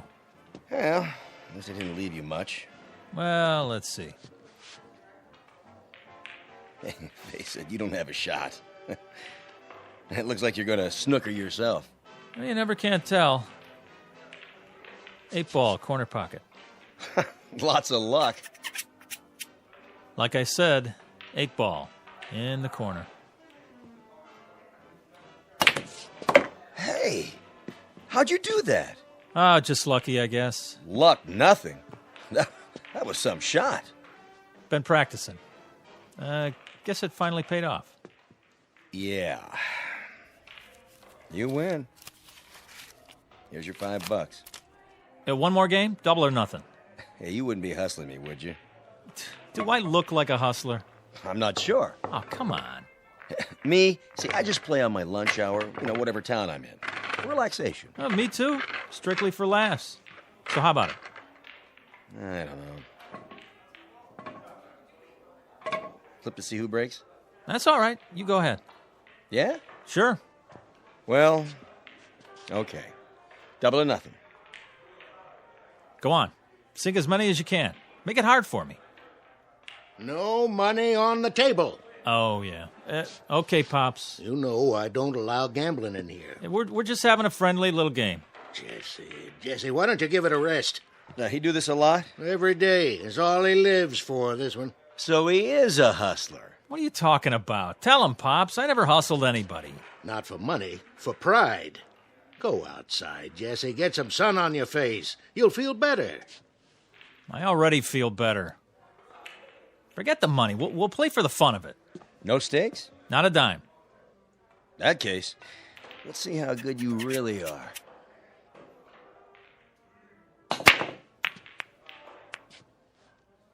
Nice break. Of course, I didn't sink any, but that's my advantage. Yeah? Too many balls on the table. It doesn't leave you a shot. Watch me.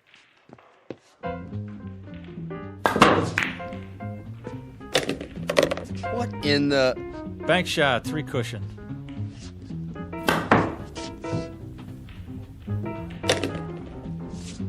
Curveball.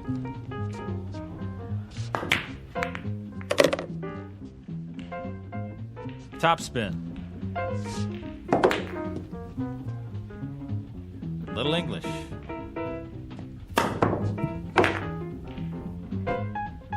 And over and under.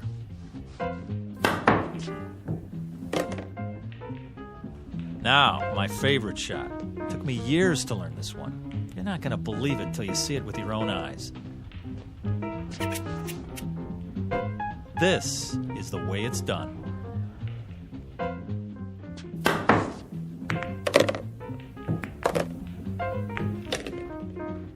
Pretty good. Pretty good? You kidding? Nobody ever made a shot like that in the history of the world. Yeah, it's not bad, I'll give you that. But you're no Fats Brown or anything. What? Put your glasses on. It was impossible, but I made it. Yeah, sure. Keep practicing. You'll get there. Hey, here's for the beer, Pops. See you around. Okay, thanks. What are you talking about? Keep practicing. I made it. Jesse. Just enough Hey. English, the right draw, perfect position. Settle down. Perfect. Easy, Jesse. That's all I ever hear. Fats Brown. Well, I'm sick of it. I'm sick of hearing his name. Jesse, relax. You got company. Hi, Jesse. Jesse, you are a lucky man. Rita, what are you doing here? I thought we had a date. Oh, that's tomorrow night. Thursday night. Tonight is Thursday night. What? Oh, I guess I lost track of time. I'm sorry. I was supposed to pick you up at 8 o'clock. 7. 7. It's 9. Wow. Wow. You look great. Don't change the subject. But I did get dressed up special just for you. Well, we can still go out. It's pretty late for dinner. Well, how about if we go out for a drink? Or a movie? How did you forget about our date? Yeah, how did you do that, Jesse? I was shooting pool, and I guess I just lost track of the time. Uh-huh. The guy I was playing started baiting me, saying, I'm no Fats Brown, I'm no Fats Brown. Can you believe that? How could I not be better than a guy who's been dead for 15 years? When it comes to dating, it's a draw, Jesse. Okay, I deserved that. Look, I'm sorry. I'll make it up to you. Come on, let's get out of here. Why not? There's nobody left to hustle. Right, kid? You bet, Pops. I beat them all. Fats might have been good in his day, but this is my day. I'm Jesse Carter, the best pool cue on Randolph Street, the best player ever. Maybe. Too bad Fats is dead. Now, you'll never know for sure.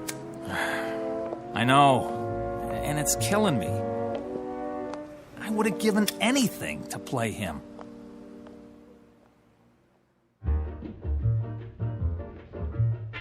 Jesse Cardiff, Pool Shark.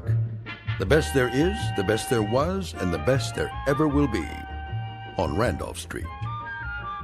He has spent every free minute honing his skill for pride and for love of the game.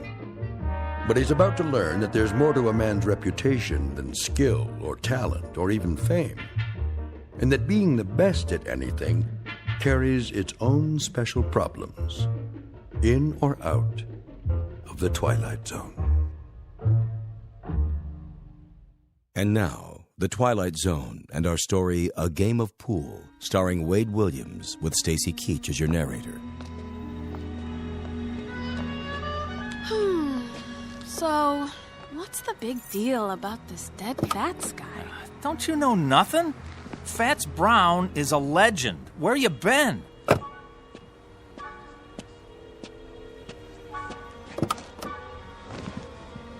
Most people say he's the best ever. Then he must be. No, not really. Because most people never saw me play. I'm better. Is pool all you think about? Well, what else is there? Look, if you want to be the best at something, it's got to be your life, right? Where do I fit into your life, champ? Oh, you are right there. I work you in whenever I can. You got to understand something, baby. Pool takes a lot of concentration. Well then, I got a great idea. What? I want you to stay here. Yeah? Then concentrate Oh. on losing my phone number. Oh, Rita, don't be mad. Rita, where you going? Rita, come on. Look, Rita, please stop. Get lost. Let me explain. What? Look, I would give anything to play Fats Brown just once. Is that so wrong? Yes. But for your own sick, self-centered ego, I hope you get your wish. Oh, Rita, come on, give me a break. I just want to beat the best. What's wrong with that? Fats, dead and buried in the ground. I'd give anything to play him one time. I could beat him cold, I know it. I'd show him who's the best.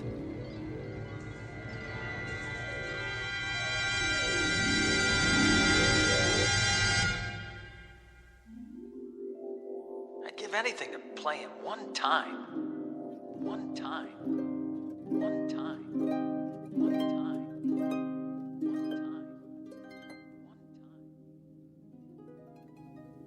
Fats Brown. Mr. Fats Brown. Report to Lister's pool room. Randolph Street. Who is it this time? Fats Brown. You're needed. Lister's pool room. Randolph Street. Chicago. I'm on my way. Mr. Fats Brown. One game.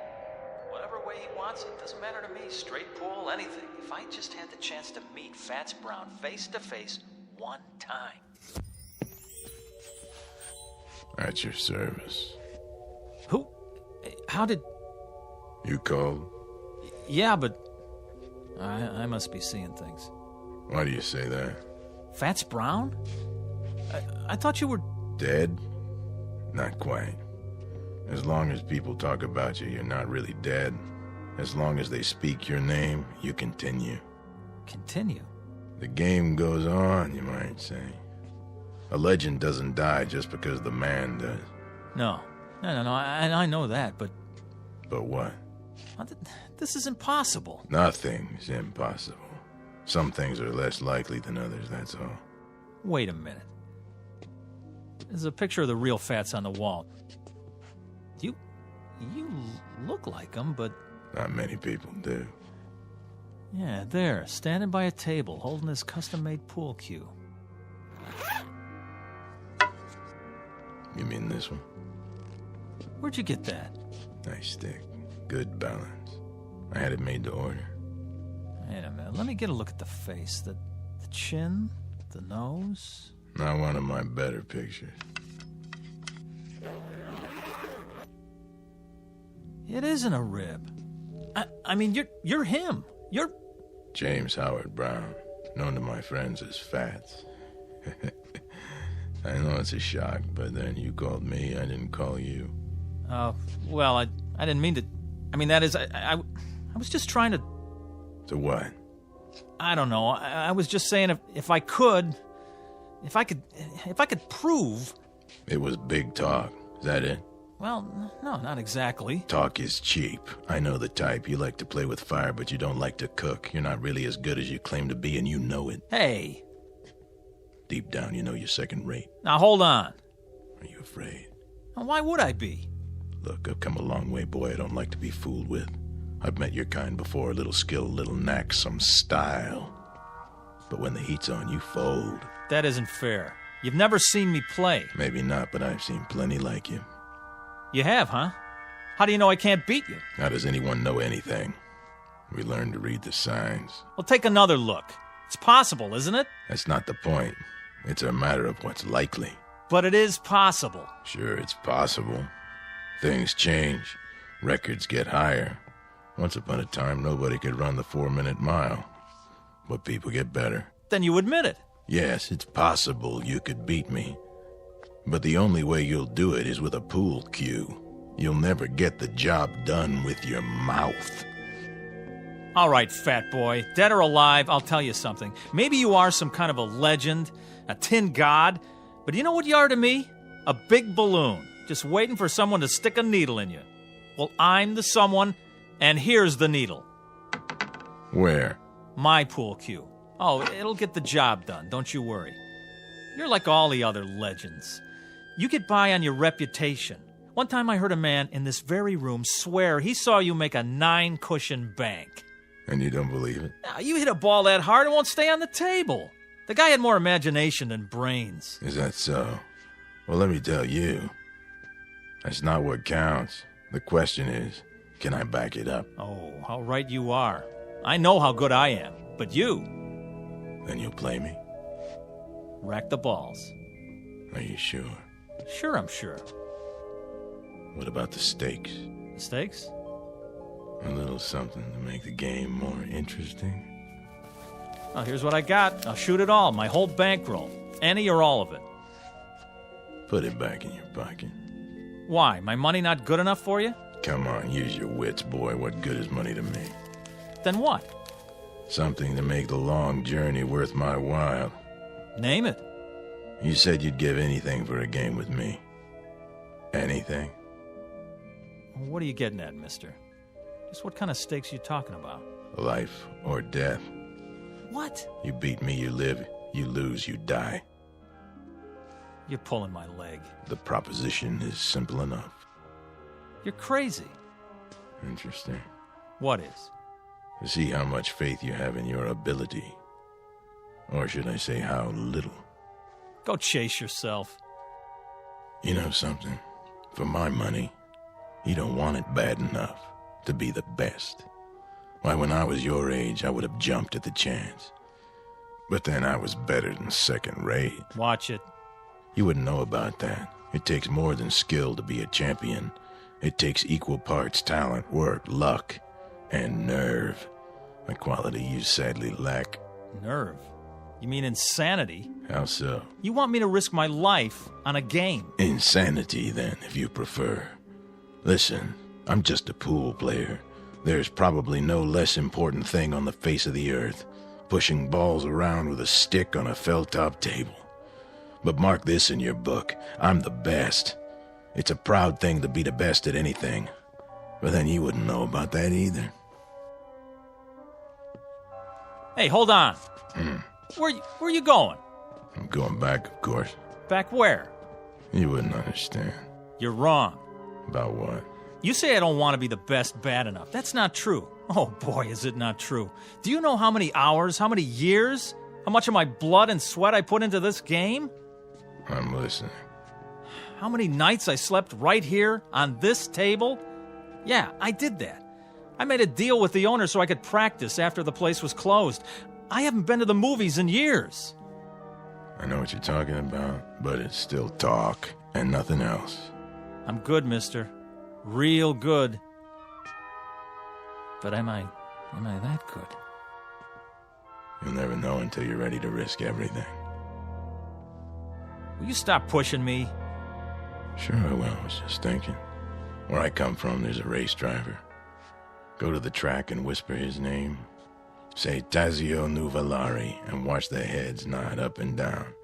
Or go to the bull ring and hear them talk of Manolete. Both men face death daily, and both are legends. They learned something important early on. You'll never make the grade by playing it safe. This is nuts. So long, kid. Wait. What for? Oh, boy, what am I doing? Something you want to tell me? Well, You accept the terms? Life or death? Rack 'em.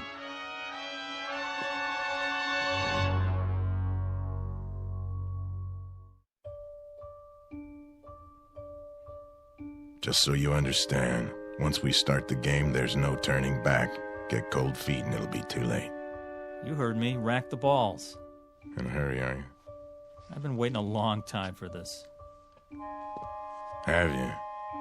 Yes, I guess you have. First, the tools of my trade. Now, what's so special about that stick, anyway? It's the man that counts. You're right. But this one suits me. You know how it is, the big game hunter has his elephant gun, specially bored with a custom grip. The fencing master uses a blade from Lima. This cue, it was made for me in St. Louis. It cost $600 back then, and I made a living from it for 35 years. It never let me down. Well, there's a first time for everything. Yes, I guess there is. The question is, what's the most likely outcome? Look, if you're not going to rack 'em, I will.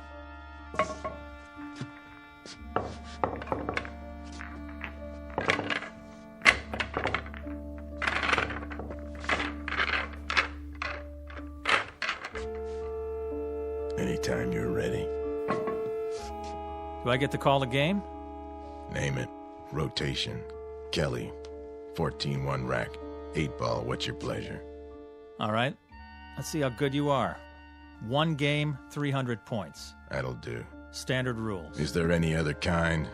But just so there's no misunderstanding, we play for the value of the balls. 9 points for the 9-ball, 10 for the 10, and so forth. Agreed? Agreed. Good. Do you have a coin? Right here. Toss for break? You flip. Sure. Call it. Tails. Here goes. Why'd you put your hand over it? I want to give you a fair chance. Go ahead, let's see. You can change your mind. You heard me. Tails. All right, then. If you're sure.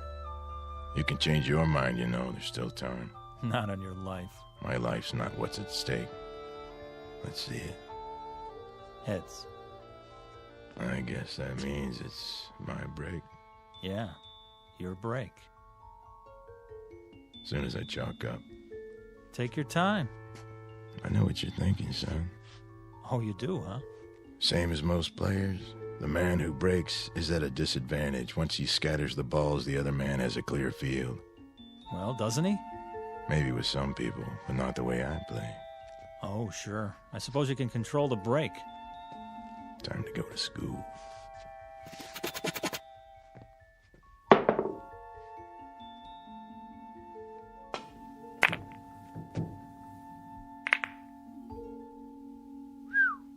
Wow. 2 balls into the rail, back to where they were. Exactly. No advantage given. That's a perfect break, all right. Mm-hmm. I bet it took you years to learn that. Oh, it did, but not the way you think. What do you mean? Takes more than practice. Not just setting up shots in an empty pool hall. You have to handle the pressure out there in the real world. Well, this is my world.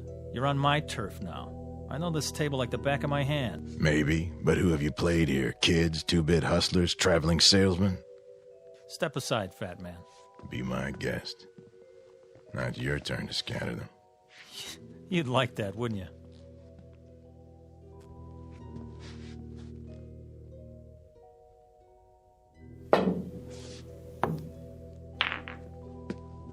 A safety. Playing it close to the vest, aren't you? That's what you call strategy. What are you going to do now? I'll try to think of something. There's always a power break. Yeah. But if nothing falls, you leave me wide open. And if I sink one, you're really in trouble. With luck, I can run the whole table. Prove it.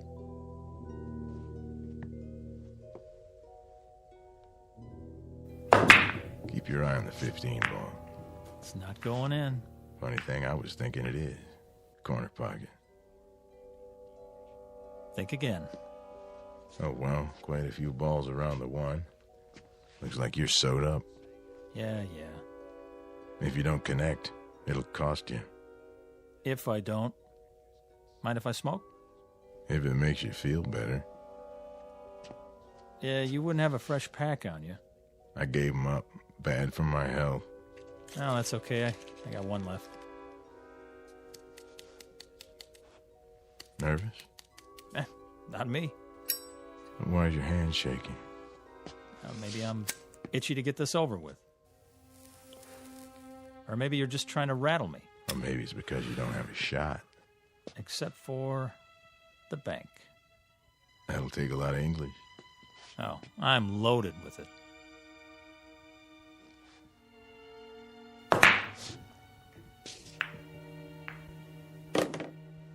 So you are. This time. Shall I keep score? I got it. Now what? The follow-up is important. You have to plan ahead. 3 rails, 2 ball in the corner. That's a hard combination. For some people. Watch your angle now. You watch it. Oh, I am.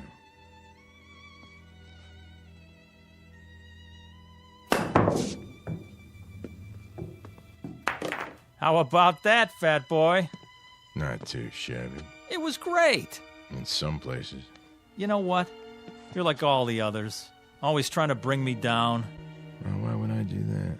When I was a kid, there were plenty of guys like you. Guys who were good at things like music and basketball and arithmetic. They'd do anything they could to make me feel about an inch tall. Well, you fooled them, right? Yeah, I sure did. I knew there was something, somewhere, that I could be good at. One day, I was about 16. I wandered in here. It was cool and dark, like being underwater, you know? Yeah, I know. So I kept coming back. I used to stand around and watch them play. Got to know the place, till I felt relaxed. One day I picked up a stick and asked this old man. He was sitting right over there. I said, "Do you want to play, mister?" "Why not?" he said. And I beat him. That was when I knew I had an eye for the game. 3 ball. Go in. An eye, huh? What happened to it? Well, I almost made it.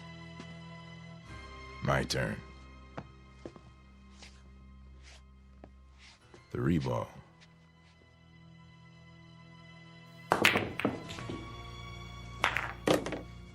You know, almost works a lot of the time, but not in geometry.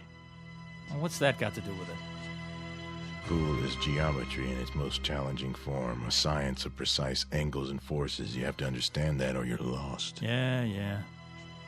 4 ball, other end.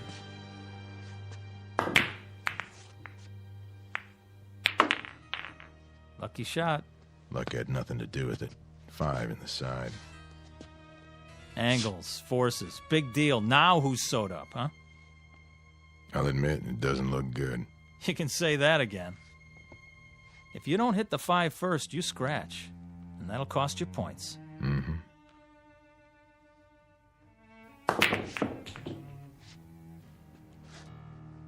Your shot. Oh, man, is it. 5 ball.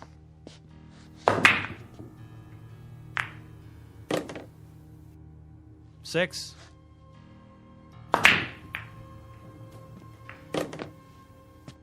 Seven.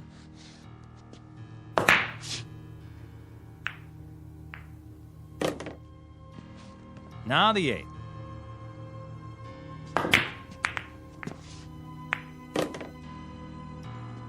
Nine in the side. 10.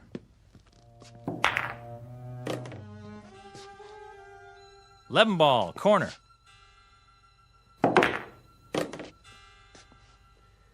I have 59 points. You have 7. The game still has braces on its teeth.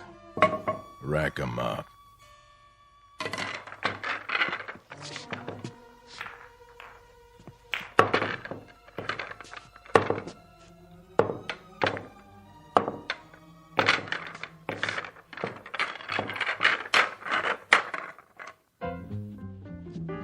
Ball.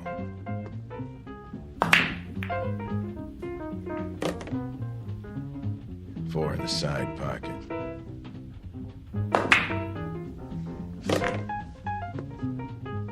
Five, corner pocket.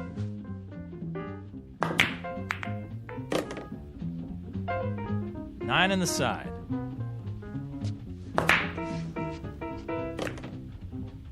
10 ball in the corner.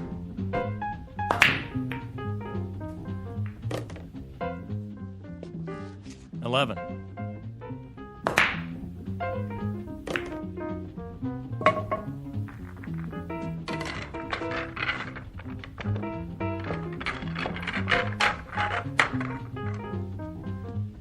Five ball. 6. 10.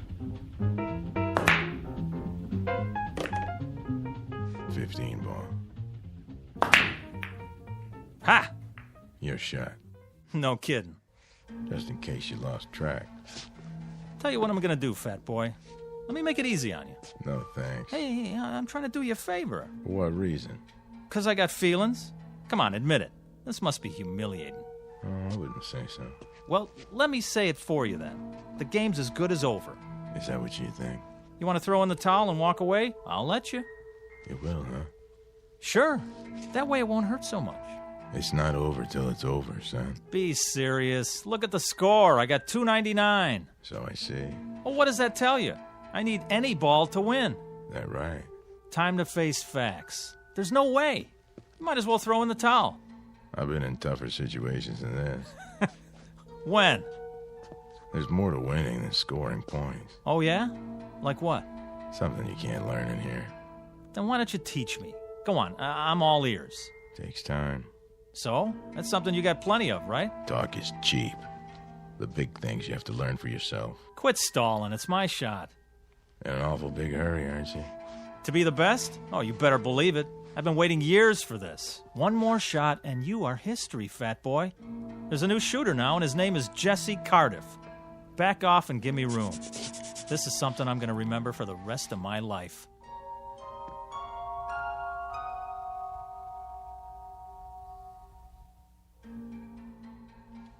Don't let me hold you up. Oh, I won't, I promise. Yep, this is the big one. They don't come any bigger. Me and Fats Brown, and I need one to win. Feast your eyes on this. Number 5 in the corner. Funny. Something you want to say? I was just thinking. You do a lot of that. What is it this time? Just that there's more to life than a pool hall. No kidding. It isn't right you being cooped up in here all the time. You're all hard, Fats. You ought to get out a little, see what's going on. I've heard that before. From Pops. Now, what about you? What about me? Well, you didn't get to be the best sitting on a park bench. You spent a lot of time with a pool cue in your hands. You must have. Of course I did, but I found time to live, too. I've been to places where they never heard of billiards. If you call that living, why would you want to? Why bother? It's not easy to explain, but I'll try. I may not look the part, Jesse, but I've done other things, too. A whole lot of other things. I've made love, walked uphill, and swum in the ocean. I've been on airplanes and cruise ships and played tag with little children. And when I think of the wonderful things there are to see and do in this world, it hurts me to think of you rotting your life away in this miserable dark hall. What? Oh, I get it. Nice try. What's this, you don't believe me? Doesn't matter whether I do or not. You're trying to distract me, so I won't make my shot. Am I? That's a lousy thing to do. But it won't work. 5, corner pocket. Hey, What are you doing? Do we? Oh, you mean the coin. Sorry, it's an old habit of mine. Take your hand out of your pocket. Sure, if you like. Now don't say another word, just for a minute. This is the easiest shot I ever saw. There's no way I can mess it up. Nobody could. I'm in no hurry. Good. Take your time. I will. All right, I'll stand over here. Just give you all the room you want. You do that. Enough with the chalk already. What? Oh, sorry. You're not even going to get to shoot again. I'm making this shot, and there's nothing you can do to stop me. No doubt. You did that. Did what? You dropped the chalk. Then I better pick it up. My shot. But... That one right there. In the side. Oh, I don't believe it. Look at you. A little gamesmanship, a little pressure to put some fun in the game, and you come apart at the seams. You cheated. I did? How so? Well, you... Kid stuff to make you break your concentration and shoot wild didn't take much. You know, if you ask me, that's pretty low down. Some places they break a guy's thumbs for that. Not here. Game ball. Oh, one more thing. If you want to concede now and save yourself the embarrassment. Take your shot. It's not over till it's over. Right. Even when it's just a formality. Last ball. Corner pocket. Choke. You wouldn't be trying to distract me, would you?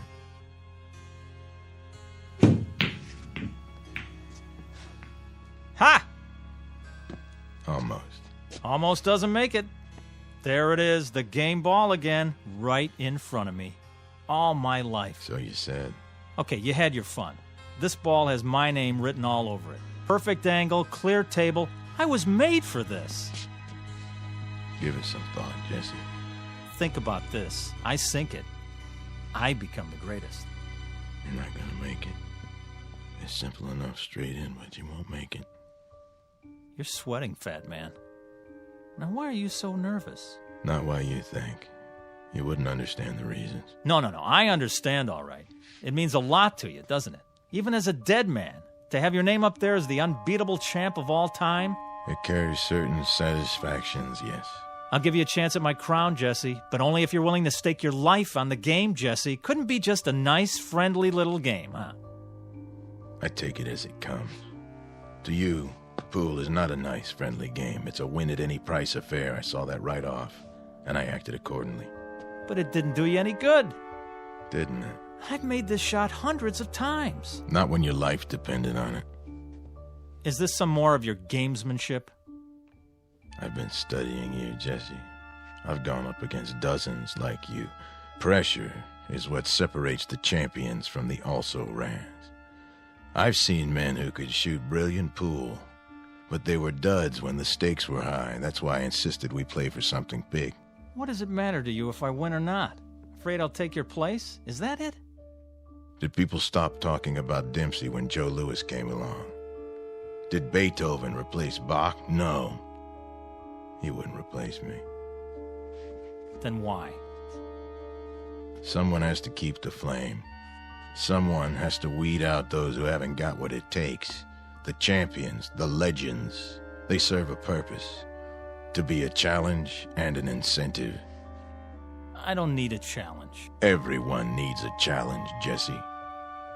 Someone great out of the past to say, match what I've done, boy, and make it better. That's true of all walks of life. Music, politics, sports, you name it. Musicians all over the world have been better because of Bach and Beethoven and Mozart.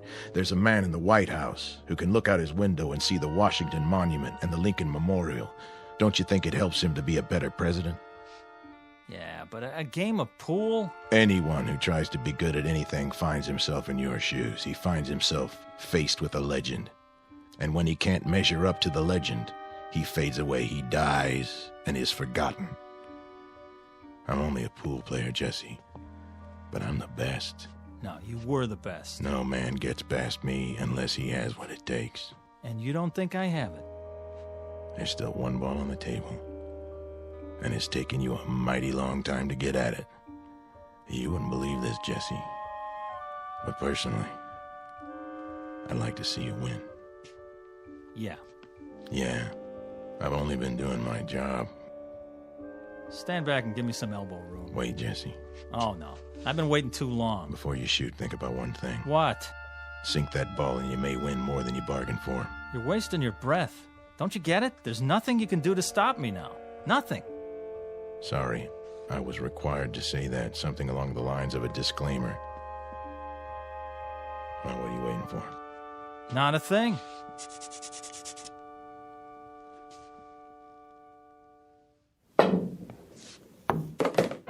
Ha! Win more than I bargained for, huh? Is that what you said? Well, it's over. I beat you. Looks like you did. Now I'm the best. I'm the best at something. So you are. You had to prove yourself under pressure, and you passed the test. Well, aren't you going to congratulate me? I'm not sure that's in order. Thanks. What do you mean, thanks? I beat you. I'm going to live. Of course you are. Those were the stakes. You'll live forever. Then why thank me, fat boy? You'll find out when the time comes for you to leave Randolph Street. You're a sore loser, that's all. I beat you fair and square. Yeah. You saw it. I beat the king of the hill, Fats Brown himself. So long, kid. Thanks for the game. Me, Jesse Cardiff. Now I'm the best. And I'm going to stay the best, because nobody's ever going to take it away from me. Not ever. From now on, it's me, Jesse Cardiff. You hear that, world? Jesse Cardiff. Jesse Cardiff. Jesse Cardiff. Jesse Cardiff.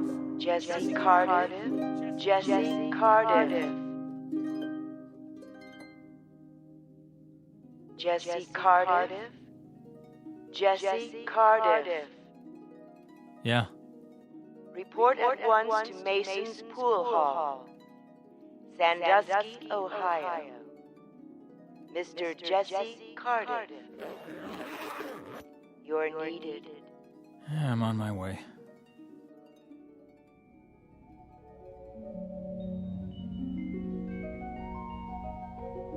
Mr. Jesse Cardiff, who became a legend by beating a man known as Fats. But many years later, after his funeral, he found out that being the best at anything carries with it a special obligation to keep on proving it. Mr. Fats Brown, on the other hand, having relinquished his champion's medal, has gone fishing. These are the ground rules on Earth and in the Twilight Zone.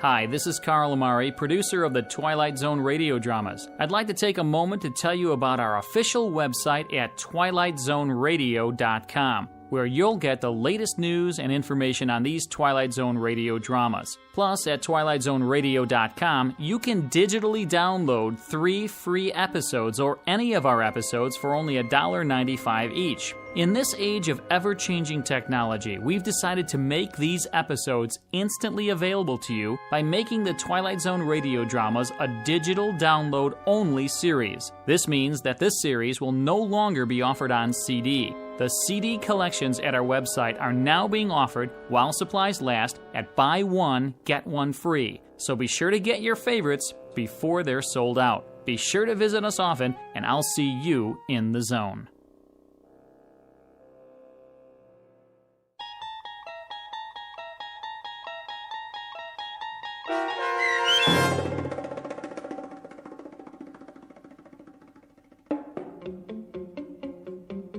A Game of Pool, starring Wade Williams with Stacy Keach as your narrator, was adapted for radio by Dennis Etchison and Joby Cerny, and written for The Twilight Zone by George Clayton Johnson. Heard in the cast were Craig Brawley, Doug James, Roderick Peoples, Sandra Delgado, and Linda Reiter. This copyrighted radio series is produced and directed by Carl Amari for Falcon Picture Group. Sound design and custom Foley effects for The Twilight Zone by Cerny American creatives Bob Benson, Craig Lee, Michael Slaybach, and Matt Sorrow. To learn more about the Twilight Zone radio dramas and to contact us, visit our official website at twilightzoneradio.com.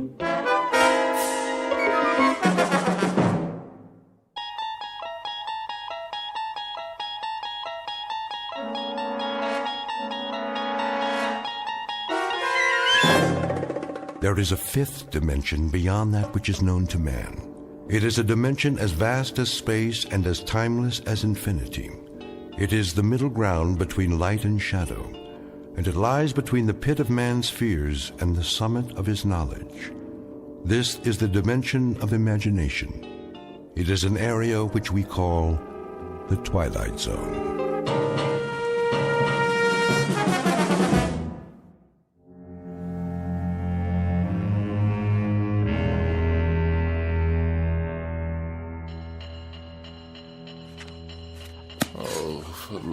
What's the matter, dear? Don't you hear it? Of course I hear it, Walter. It's that nice janitor fixing the pipes. Why don't you go on reading your book until he's finished? And when, pray tell, might that be? I'm sure it won't be much longer. Then the radiator will get just as hot as you want it. Isn't that what you told him?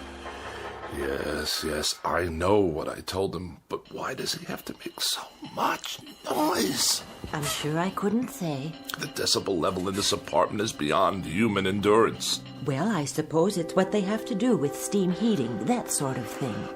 What I really don't understand is how you can sit by, knitting away, oblivious to this assault. Did you see the new wool scarf I'm making? It should keep out absolutely all the drafts. While that infernal pounding goes on and on and on. Wait till you try it on. I picked out your favorite colors. It's much thicker than the other ones.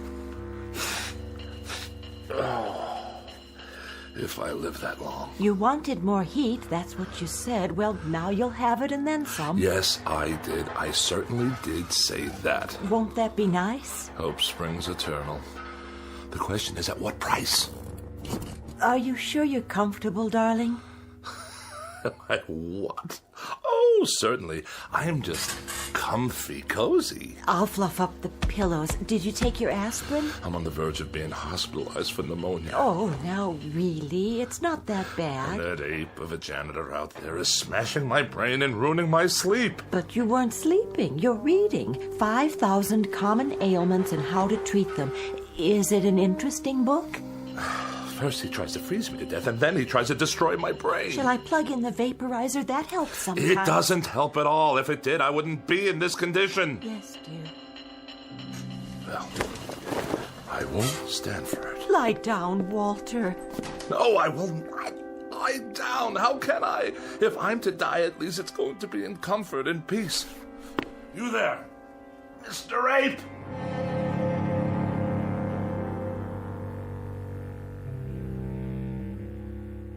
Witness Mr. Walter Bedecker, age 44, afraid of the following: death, disease, other people, germs, drafts, and just about everything else. He has one interest in life, and that's Walter Bedecker. One preoccupation: the life and well-being of Walter Bedecker. One abiding concern about society: that if Walter Bedecker should happen to die, how will it survive without him? But there's one thing he hasn't asked himself yet, and it's simply this: what happens if, despite all his precautions, Walter Bedecker should happen to stumble, not into the grave, but into the Twilight Zone?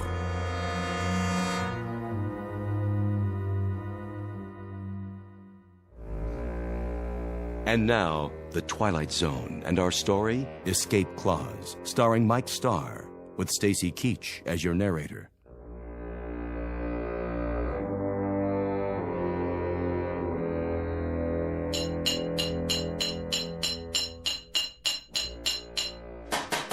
I asked you a question. You want more heat, don't you? That's not the answer, so I'll ask you again. How much longer? Put it this way. In 20 minutes, it'll be about 105 in here. Hot enough to fry an egg. That good enough for you? 20 minutes, you say? After hour upon hour of your clanking around in my living room while I'm on my deathbed, I have to wait 20 minutes more? If you do die, Bedecker, and you go where I think you're going, as far as the temperature's concerned, you ain't going to be able to tell the difference. You ape! Get out! My pleasure.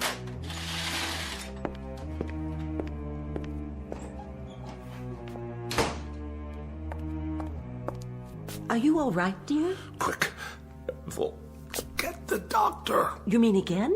There's a tightness in my chest. It must be my heart. Come back to the bed. Call him now. Tell him to hurry. I don't think I have much time.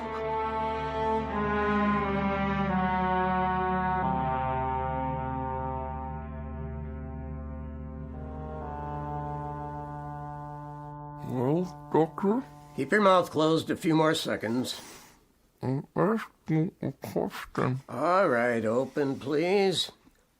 There. Well, how bad is it? What does that mean? Your temperature isn't bad at all. In fact, it's quite good. The thermometer wasn't in my mouth long enough. Oh, I think it was. I timed it exactly. I find that hard to believe. You'd better take it again. But why? I implore you before it's too late. There would be no point. You see, you have no temperature.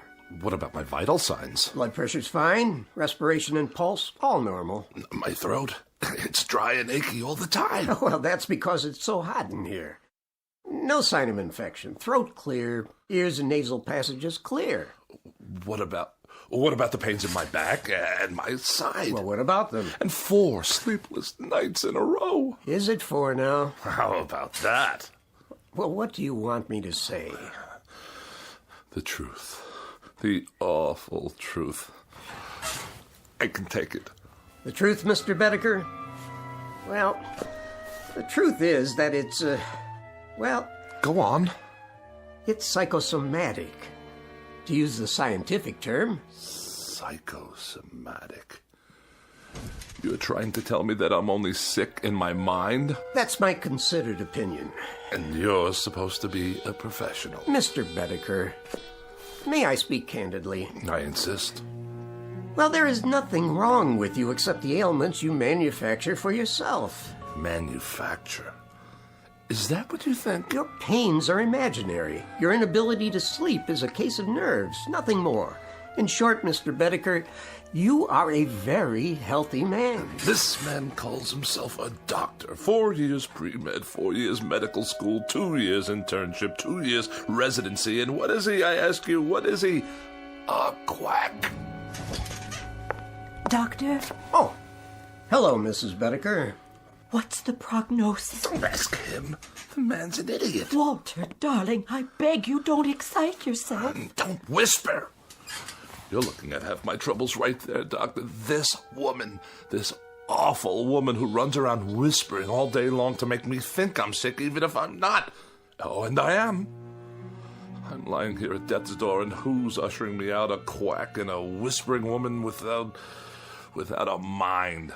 Well, I'll call tomorrow, Mrs. Bedecker. Meanwhile, try leaving the window up an inch or so. Let some fresh air in. There'll be no need to call. Just come on over with the death certificate and fill it out. Oh, Walter. Don't drench me with those crocodile tears of yours. She'd be so happy to get rid of me. I just can't tell you. Goodbye, Mrs. Bedecker. Take care of yourself. I'll see you out.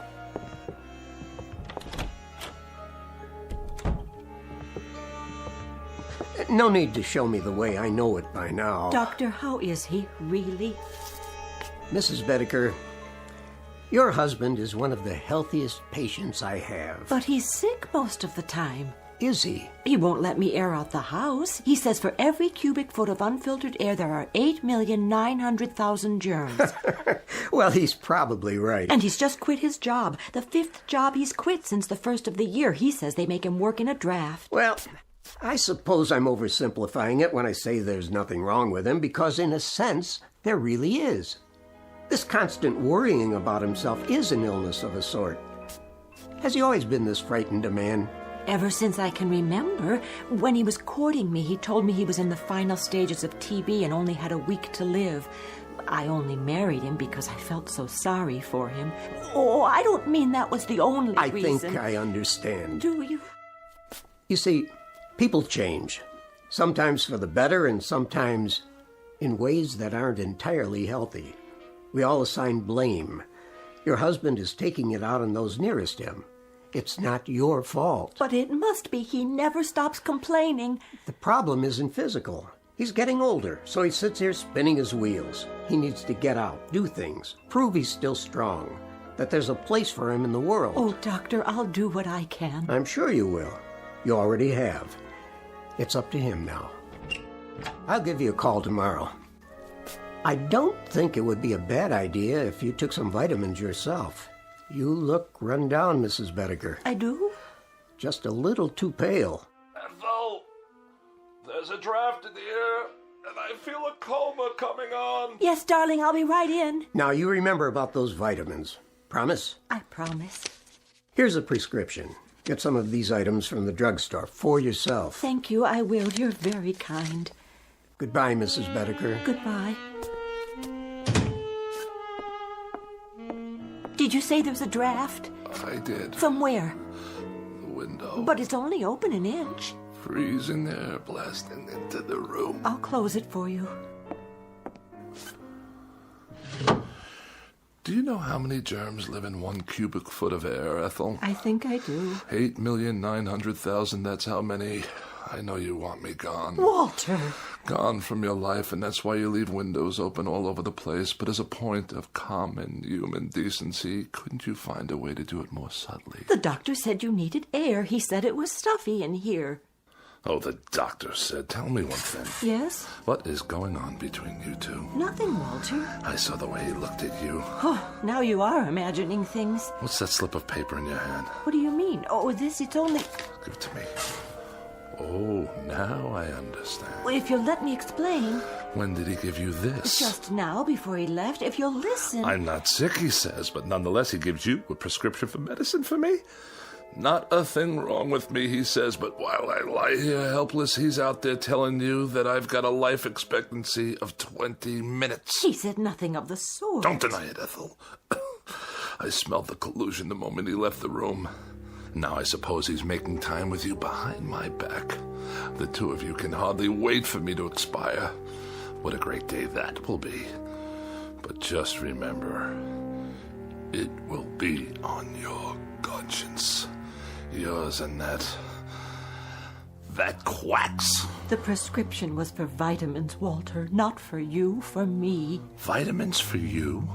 I lie here while the life seeps out of me and that charlatan prescribes vitamins for you? What has he done for me? Not a nil. A big fat goose egg, that's what. He comes whenever you call. He's very interested in your condition. Very interested. Oh, isn't that nice? I'm dying and he gives her vitamins. Sit up. I'll turn on the vaporizer. Never mind. Go on, get out of here. Leave me to die in peace. All right, Walter. What? I meant I'll let you alone so you can take a little nap. Then maybe you'll feel better. I can't nap. Why does a man have to die anyway? I'm sure you're not dying. Oh, are you? I asked you a question, Ethel. Why does a man have to die? I don't know, Walter. The world goes on for millions and millions of years, and how long is a man's life? This much, a pinch, a drop, a microscopic fragment.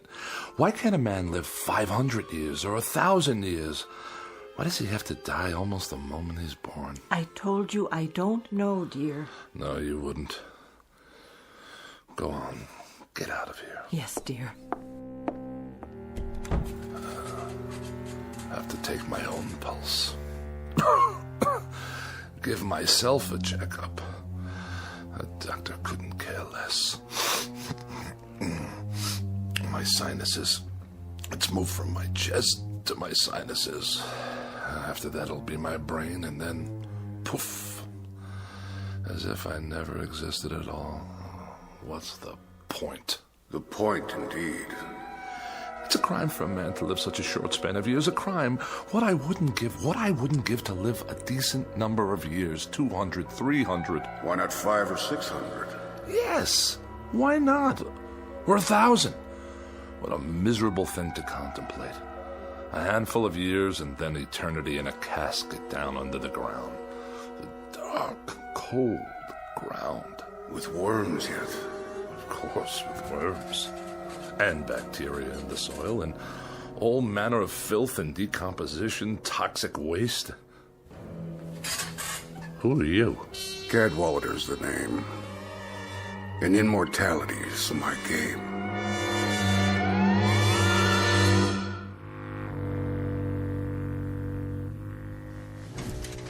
Your name is what? Cadwallader. At least that's the one I'm using this month. Rolls off the tongue, don't you think? How did you get into my bedroom? Let me see. Through the mirror? That would be a nice touch.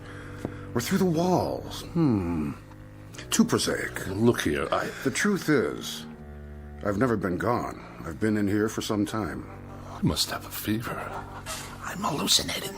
Not at all. I've merely chosen to reveal myself in order to tell you that I subscribe wholly to your views, Mr. Bedecker. I mean, wholly. Delighted to hear it. I'll be brief, Mr. Bedecker. You look like a man with a nose for a bargain. I'd like to make a proposition to you. What kind of proposition? Each of us has something the other wants, and that seems a relatively solid basis for a bargain. Do we? Indeed. What in the world do you have that I could possibly want? Oh, many things, Mr. Bedecker. You'd be surprised. Many things. Varied and delightful. Now, what do I have that could remotely interest you? Actually, a minor item. Minor? Extremely. Are you sure? Smaller than minor. Insignificant. Of no importance whatsoever? Absolutely none. Microscopic? Teensy-weensy. What did you say your name was? What's in a name, Mr. Bedecker? Just a question of semantics, after all. Language, a stretch of words. For example, what is it you want? Can you put it into words? I think you already know. You want an extended lifespan. Doesn't everyone? A few hundred years to play around with. Some people would call it immortality of a sort. But why give it that kind of description? Why make it sound so imposing? What would you call it then? Let's call it some additional free time. After all, what are a few hundred years in the grand scheme? Or a few thousand? A few thousand? Or 5,000? Or 10,000? What's the difference? The world will go on ad infinitum, so what's a few thousand years more or less, give or take, add or subtract? And this little item I'm to give you in exchange, or what do we call that? What do we call it? That's a linguistic conundrum. We could call it a little piece of your makeup, a little crumb off the crust of your, structure, a fragment of an atom, so to speak, from your being. Or a soul? Or whatever. After all, what is it? And when you're gone, thousands of years hence, what will you need it for, practically speaking? Yes? You're the devil. What's in a name? I'm at your service. Good Lord. How about it, Mr. Bedecker? Why not? That must be a good reason. There must be. You'd deed me over your so-called soul, and I'd give you immortality. Life everlasting. Or as long as you want it to be everlasting. And indestructibility, Mr. Bedecker. Complete and total indestructibility. Nothing can hurt you ever. Now that part's fun, let me tell you. Nothing can hurt me? And I live forever? Why not? Certainly. Forever. Again, Mr. Bedecker, just terms. And everything's relative. For you, it's forever. For me, it's a walk around the block. But we're both satisfied. Think about it. Oh, I am. I am thinking about it. To be without fear of dying. To be indestructible. Invincible. Not to have to worry about disease, accidents, pestilence, war, famine, anything. Governments and institutions disintegrate. People perish. But Walter Bedecker goes on and on. Walter Bedecker goes on and on. The ultimate dream, is it not? Mr. Cadwallader, about this soul, You say I won't miss it? You'll never know it's gone. And you say I'll go on and on, quite unable to succumb? Quite. No tricks? No hidden clauses? I'll just live as long as I want to live. Is that it? That's it. That's precisely it.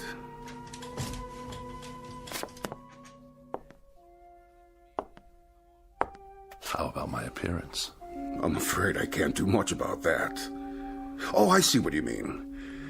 You should look pretty much the same. But in 500 years, I don't want to look like any dried-up old prune.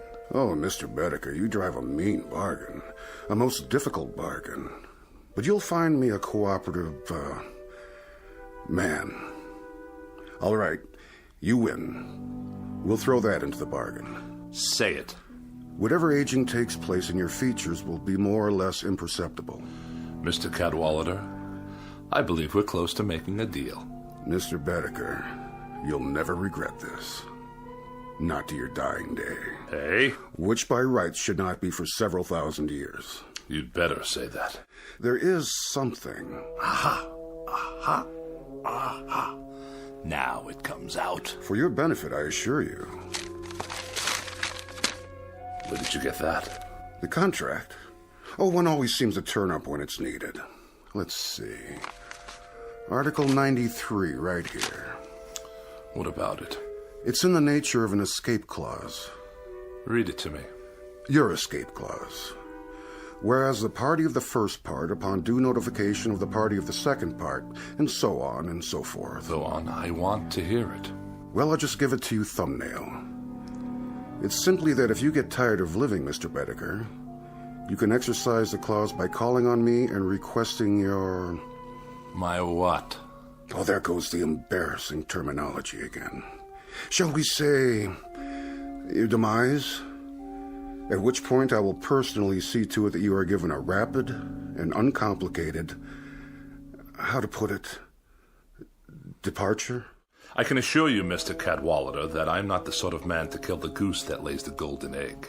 I'm much relieved to hear that. When you talk immortality to me, brother, I mean immortality. Indubitably. You're going to have a long, long wait. Mr. Bedecker, nothing will please me more. And I think we've got... Yes? A deal. No further qualifications? None that I can think of. No ifs, ands, or buts? None whatsoever. Absolutely? Positively. Done. Oh, no fires in here, please. Only a small one to heat up my seal. My cartouche, as it were. Do I get a copy? This is your copy. Where's yours? Already on file, in a very safe place. If you say so. You sure keep it hot in here. Mm-hmm. Quirk of mine. I think the wording seems to be in order. Cadwallader, where did you go? Walter, did you call for me? What? Oh, no. I was only... Only what, dear? Talking to myself. You were? Not that I make a habit of it, mind you. What are those papers? Nothing. I was just looking over my life insurance policy. Whatever for? To be sure you're protected if anything should happen. Ever, to me, that is. Don't be silly. Your health's going to improve. It's already improved. Hit me. What? Hit me. As hard as you can. In the stomach. Or anywhere else you like. Anywhere at all. But why? I want you to see how strong I am. Strong as a bull. As a bull, dear? And as indestructible. 10 bulls, 100. Walter, you're not yourself. Come sit with me in the other room. It's warmer there. The radiator's going full force. Is it? See for yourself. Yes, I think I will. Watch this. What are you doing? Don't touch it. See what I mean? Walter, your hands are burning. No, they're not. That's just it, Ethel.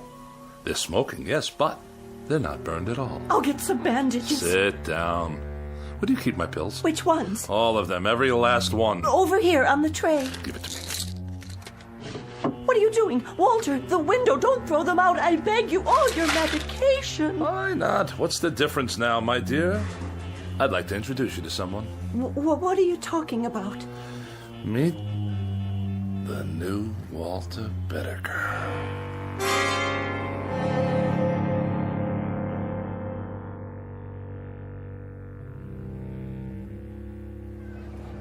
Get your paper! Boy rescued from well, lives to tell about it. All the latest news, right here. Let me see that. Sure, mister. 2 bits. A little boy, huh? Yeah, the one that fell in the hole. They got him out alive. Ain't that something? It's something, all right. A 10-year-old boy, and he's on the front page of every newspaper. He was down there for 18 hours. Can you believe it? And everybody thought he was a goner. It's amazing is what it is. Of all the news stories in the world, this little nobody makes the headlines. You think that's amazing? Wait right here. I'll show you amazing. Hey, where you going, mister? You owe me 25 cents. Watch this. Watch where you're going. Excuse me? Hey, buddy. I must get to the corner. Some people are so rude. I don't want to miss the crosstown. Wait your turn, do you mind? Look out!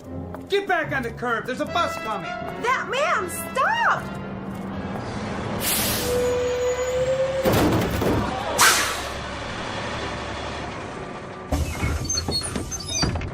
I couldn't stop. He ran right out in front of the bus. I saw the whole thing. That guy must be blind. Somebody call an ambulance. Look, he's getting up. Hey, pal, how'd you do that? Do what? Are you okay? Of course I am, you idiot. I can't believe it. I didn't even see you. Is there a photographer in the crowd by any chance? You better lay down. The ambulance is coming. Why would I want to go to a hospital? There's nothing wrong with me. Not a thing. Just your tire tracks on the front of my suit. Just the same, take it easy. Get some x-rays and I'll fill out an accident report. Don't bother. Just contact your claims adjuster. The name's Bedecker. Can you remember that? Walter Bedecker. It don't make sense. I could have sworn I ran over you. Oh, you did? Then how come you can walk? Like they used to say, you ain't seen nothing yet.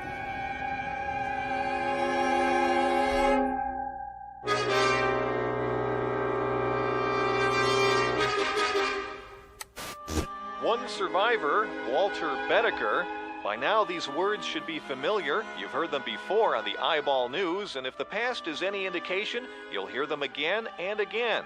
It started when he was hit by a bus, then a car, and finally a subway train, but that wasn't enough for Walter Bedecker, the man whose luck never runs out. After an explosion at a construction site, what else could happen? Last week's plane crash killed 23 people, but not Mr. Bedecker. He's certified as the unluckiest man alive and the most indestructible. Is that you, Walter? He's all right, ma'am. Aren't you, Mr. Bedecker? You're all right. When you didn't come home, I was worried. This is my wife. Wait in the other room, dear. Are you sure I can make you some hot tea? And your friend? He's no friend. He's a claims adjuster. In the other room, Ethel. Now. Yes, dear. You want to sign this now, Mr. Bedecker? $5,000, is that all? For falling down an elevator shaft? Well, considering that you're not even scratched, Mr. Bedecker, I think the company's being very fair. Just keep your mouth shut, will you? I'll sign it just to be done with you. And can I expect the check by tomorrow? No, first thing in the morning, by special messenger. Just sign here. Waives all claims. Receipt of sum. Indemnifies company. All right. Very good, sir. Very, very good. I'll show myself out. Hello, Steve. Hey, Jack. What are you... Oh, you too? Yeah, the subway accident. Elevator shaft here. Right. You out. You in. So long, Steve. Yeah, see you, Jack. You have my check, I presume? $10,000, Mr. Bedecker, if you'll sign right here for it. If you insist.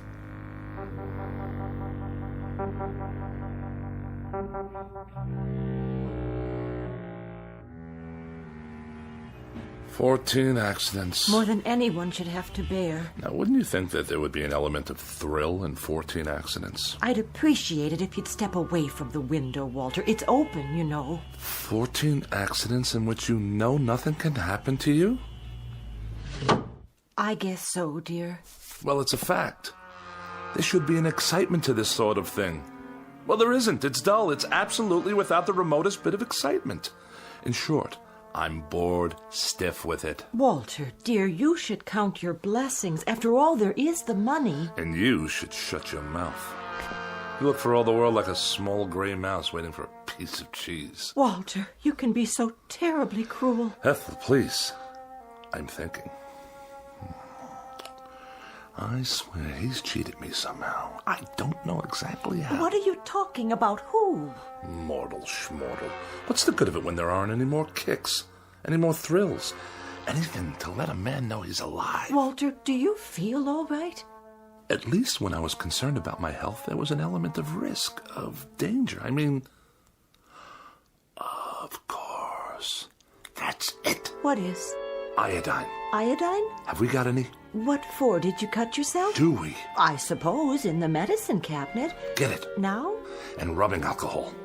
And ammonia. Walter? I'll get it. You find me a drinking glass. A large one. There's one right there. I'll mix them all together like so. And stir them up. Wait! And drink it. Oh.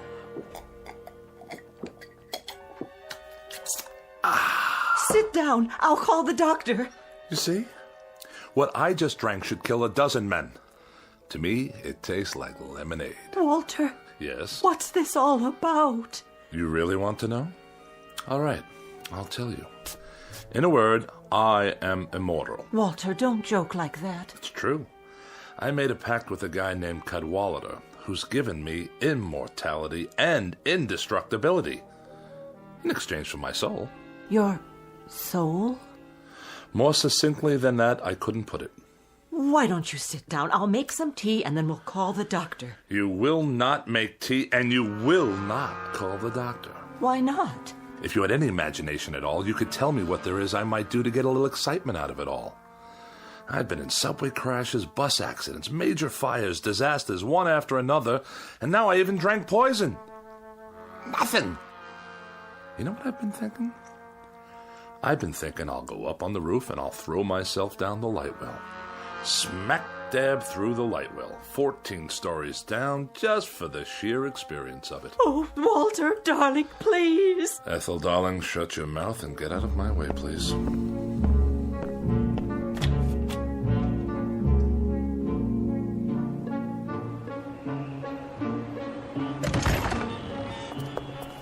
Please, Walter, please, darling. Ethel, go drown in a tub and leave me alone. I'm going headfirst down the light well. Get out of my way. Walter, no. Will you get out of... Ethel, be careful or you'll trip. Ethel!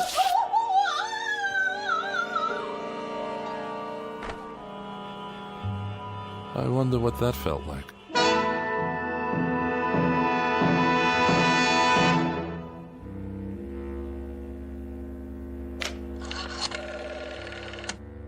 Operator, get me the police, please. Immediately, it's an emergency. Hello? Is this a police station? This is Walter Bedecker, 11 North 7th Street. That's right. Apartment 14B. Will you please come over here right away? No trouble. I just killed my wife. That's right. Yes, I'll stay right here. Goodbye. Now, this is going to be an experience.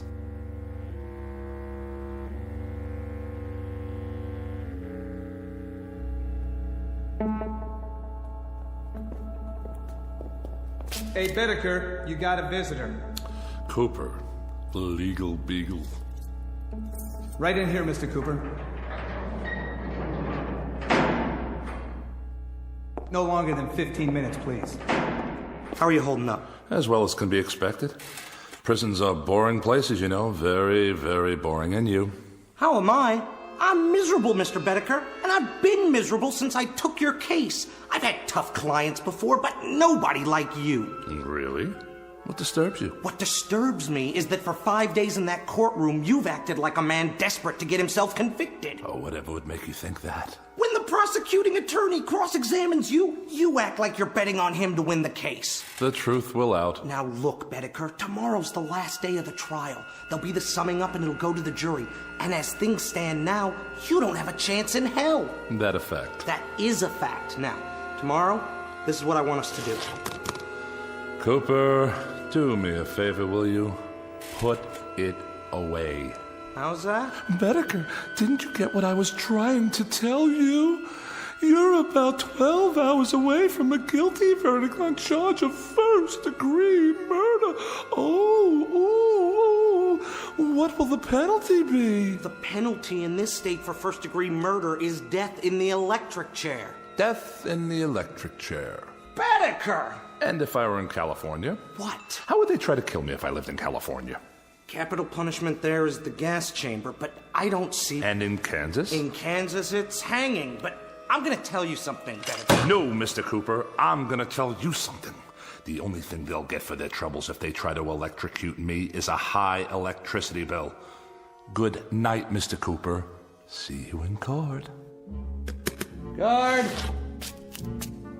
I don't know, Bedecker. I just don't understand you. The psychiatrist says you're sane, and you say you killed your wife. But way down deep, I know you didn't. So tomorrow, when I sum up for you, I'm gonna lead from a terrible position, a position of weakness. But I'll do the best I can. Mr. Cooper, really, don't bother.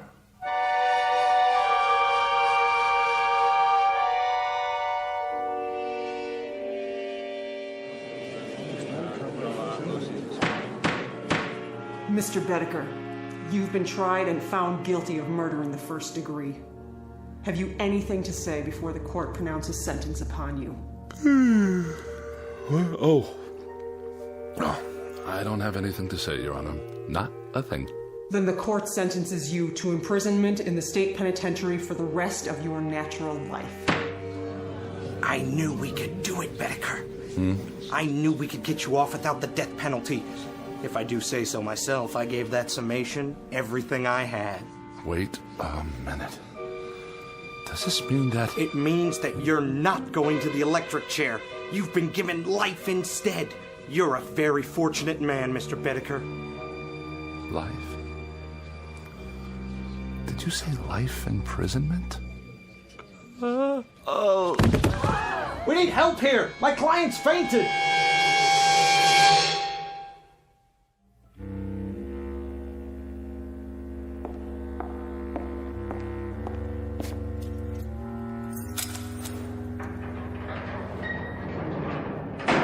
Here's your last meal.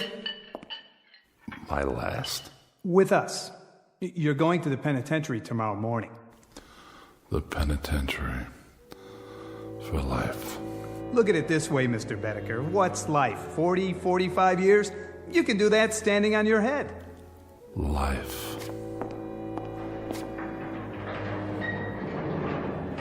That's all. 45 years.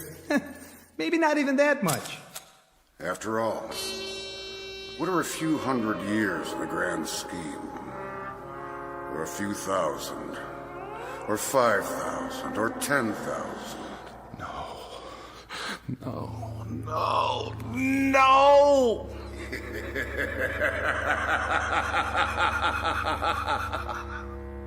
Mr. Bedecker. Yes? About the escape clause.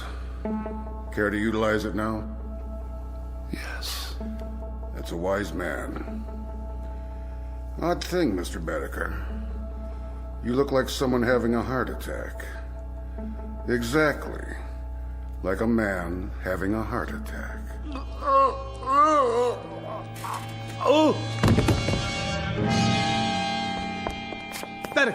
Bedecker! You all right? No pulse. Must have been his heart. He's dead. Poor devil. There's a saying, every man is put on earth condemned to die, time and method of execution unknown. And perhaps this is as it should be. Case in point, Walter Bedecker, lately deceased. A little man with such a yen to live that he was beaten by the devil, by his own deadly boredom, and by his place in the scheme of things, including his position, such as it is or was, in the Twilight Zone.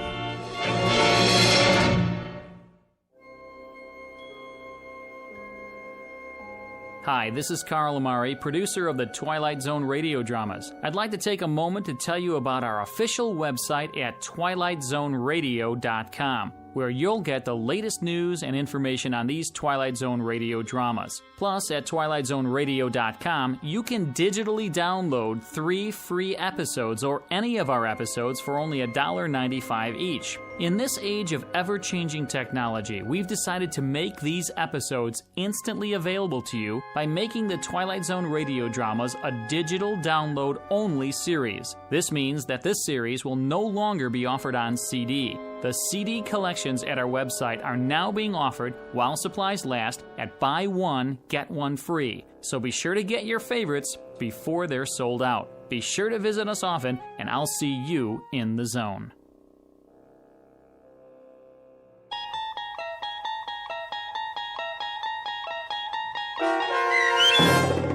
Escape Clause, starring Mike Starr with Stacy Keach as your narrator, was written for The Twilight Zone by Rod Serling and adapted for radio by Dennis Etchison. Heard in the cast were Peggy Roeder, Rich Kominick, Doug James, Turk Muller, Guy Burrill, Heath Corson, Larissa Borkowski, Natalia Reed, Peter DeVito, John Starr, Carl Amari, Paul Patch, and Lynn Foley.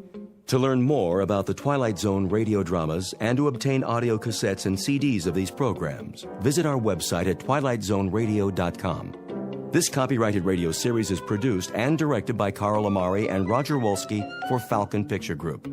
Doug James speaking.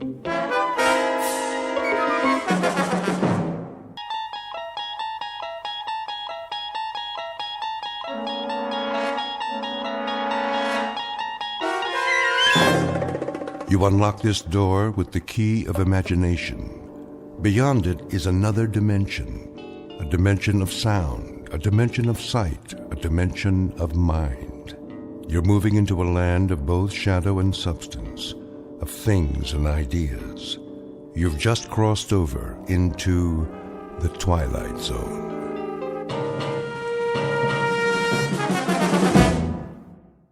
Like another wet one, folks. Get your umbrellas and your booties if you're going out. Possible thunderstorms over Margaret? 2 hours. Cloudy tomorrow with a 50% chance. Margaret? Yes, Miss Alva? Come here, please. I'll be right there. Now, it's important. The dishes are all done. Do you need something?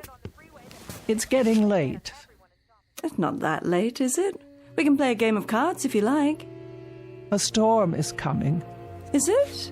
Well, that's what they said on the radio. A very serious one. The sky was clear this afternoon. Nevertheless, I think you should be getting home. Well, I'll just fix your cup of tea then. I'd like to be in my bed.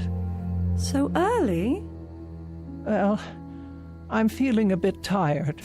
Oh, as you wish. Do you have your shawl? It doesn't do much good. Oh, awfully chilly this evening. I'll raise the thermostat. Ah, there's the rain. Oh, I hope the roof holds. Why wouldn't it? You had it reshingled last year. Here we go.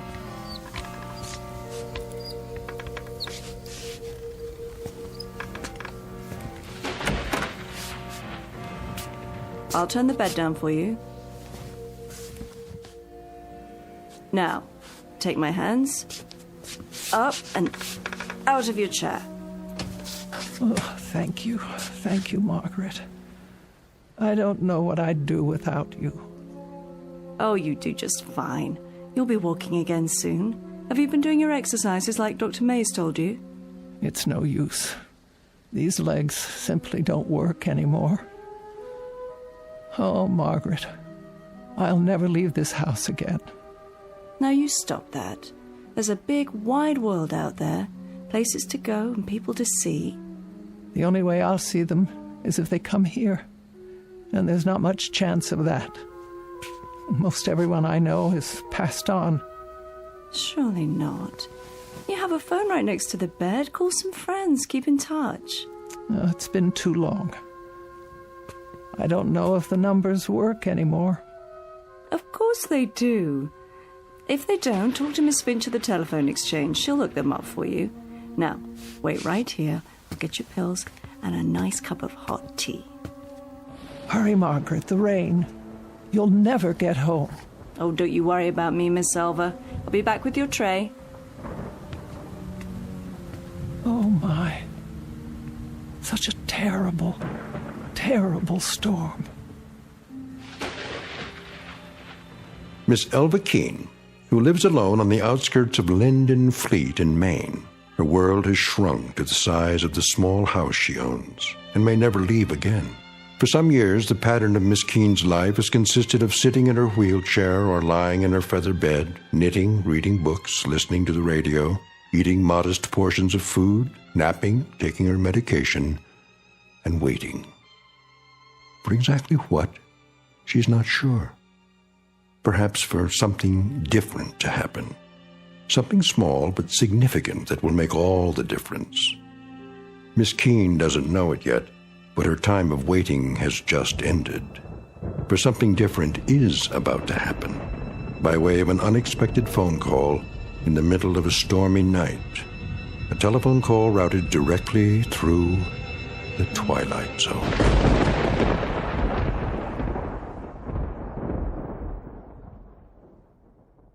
And now, The Twilight Zone and our story, Night Call, starring Mariette Hartley, with Stacy Keach as your narrator.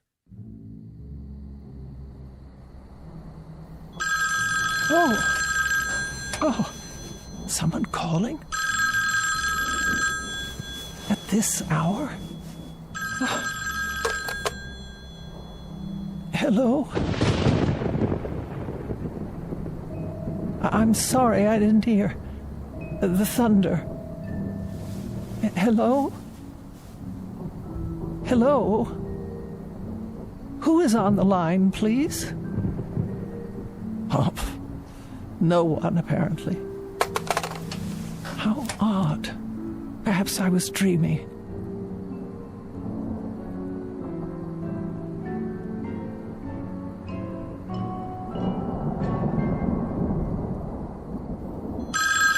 Oh, for the love of... Hello? Hello? I can't hear you. If you wish to speak to me, please say something, or I'll hang up. Hello? Hello?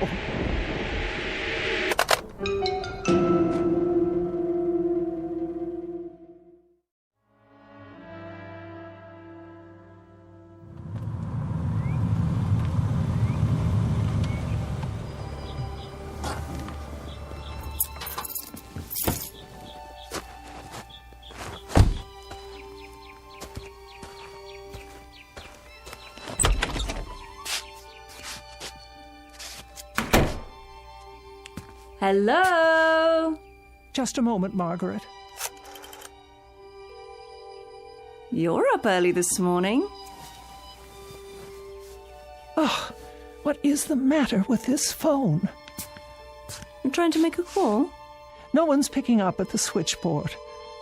Well, I imagine they're pretty busy this morning, what with the storm and all.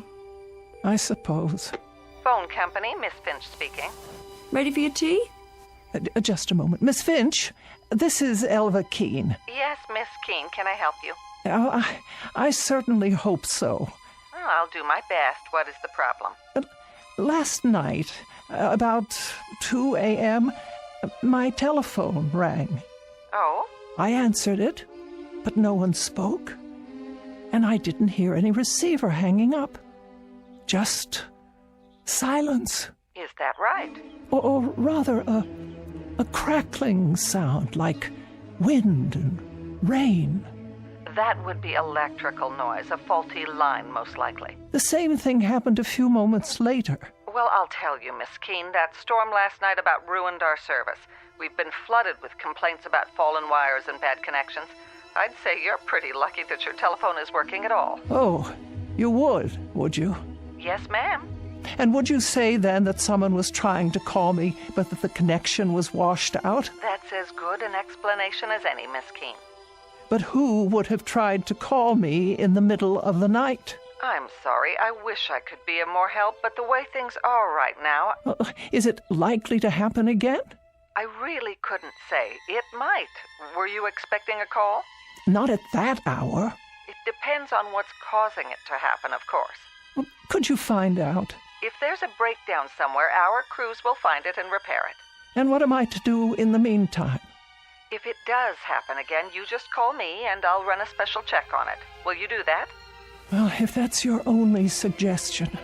I'm afraid it is. I'll be here in any event. Well, goodbye, Miss Keene. Goodbye. All taken care of? I'm not sure. I'll start your tea, and then we'll move into the living room. Would you like that? Margaret. Yes, Miss Alva? Did you call me? When? Last night. At 2 a.m? No, ma'am, not me. Oh. I thought you might have tried to check on me because of the storm. But then I don't pay you for nights, do I?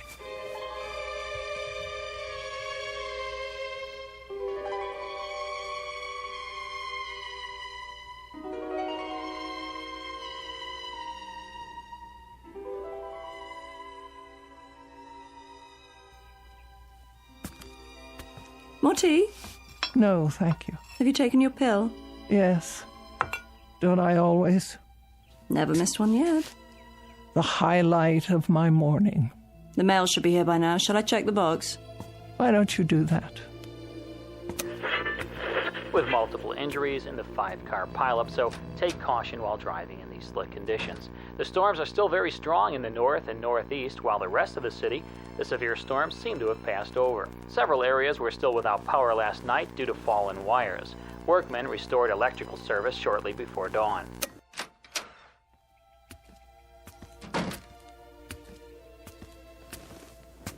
Here's your mail, Miss Alva. Thank you. Anything interesting? Oh, an advertisement. Another advertisement. The light bill, the telephone bill, of course. No personal letters. You heard from your sister a few days ago, didn't you? Oh, that was weeks ago, Margaret. 3 weeks and 2 days, to be exact. Has it been that long? Yes, that long. Nobody cares whether I live or die. Oh, sure they do, Miss Alva. You don't understand. Don't I? You can't. You have no idea what it's like to be alone. But you're not alone. I come by during the day. Yes, you do. And for that I thank you. But it's been so long since I've had a real visitor. I mean, someone who came of their own accord. Oh, now don't talk like that. You're going to get yourself into a mood. I'm sure lots of people are thinking about you this very moment. Who? You'll hear from someone any time now. Just be patient a while longer. Wouldn't you like to work on your knitting? All right. Can I get you anything else? Not just now. Well, start thinking about what you want to eat tonight. I'll make a list and go to the store later. For now, I better get the dishes washed.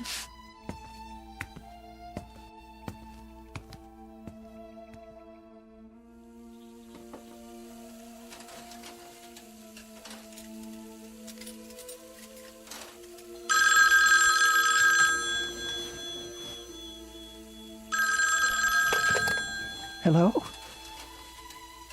Hello? Margaret? Yes? Come here, quickly. Was that the phone?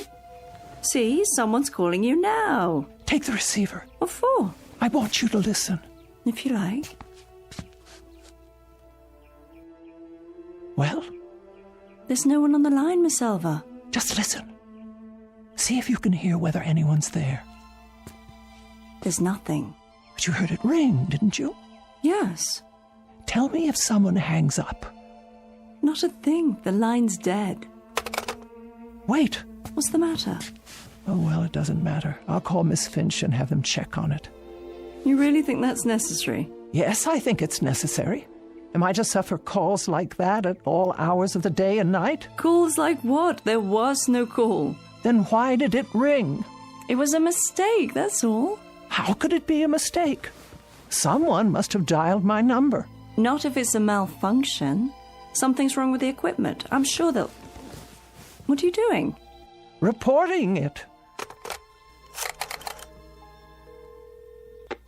Phone company, Miss Finch speaking. Hello, Miss Finch. I thought you should know. I've received another one of those calls.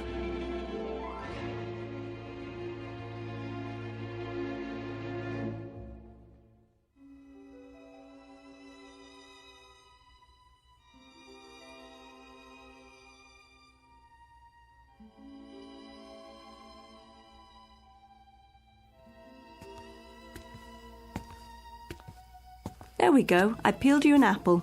And here are 2 of your favourite cookies to go with your tea. Can you think of anything else? No, I'm sure that will do. All comfy? Perhaps one more pillow. Certainly. Here you are. Thank you, Margaret. You go to so much trouble. It's no trouble at all. I wish you could understand how degrading it is for me to ask for help. I've always been able to take care of myself. Oh, now. We get along just fine, you and me. We're friends. I don't have friends anymore. Don't be silly. You have more friends out there than you realize. Oh, I wish that were true. You'll see. You'll hear from them. Meanwhile, don't fret about those phone calls. Don't give them another thought. I'll try not to. It was the storm, I'm sure of it. Perhaps you're right. Whatever the trouble was, the repairman have fixed it by now. But just to be sure, why don't you keep the receiver off the hook and then you won't be bothered? Oh, that's a good suggestion. You know, I have an extra television set, a portable. I could bring it over if you like. No need. There's hardly any reception out here. There is if you put up an antenna or connect with the cable system. That costs money. Besides, there's nothing I care to see. Suit yourself. But if you change your mind, let me know. You should be getting home. It is getting late. Let's see. You have your pills, your knitting. Would you like a book? I'll be going right to sleep. Good night then, Miss Keene. See you in the morning. Yes, in the morning.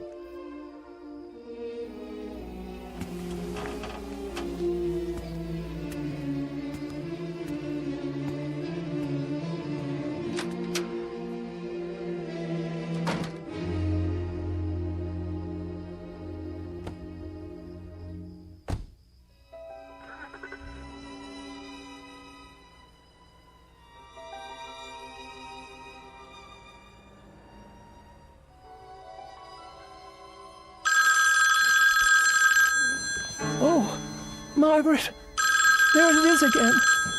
What should I do?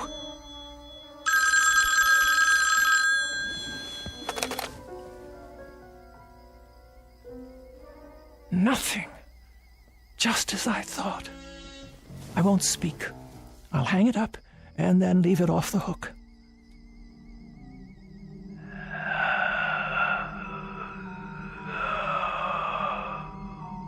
Yes? Who's there? Who is it?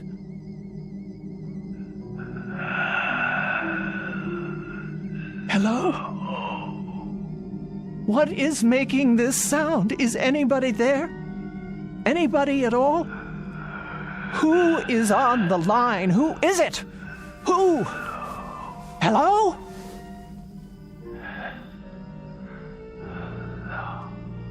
What is that? Please, please leave me alone.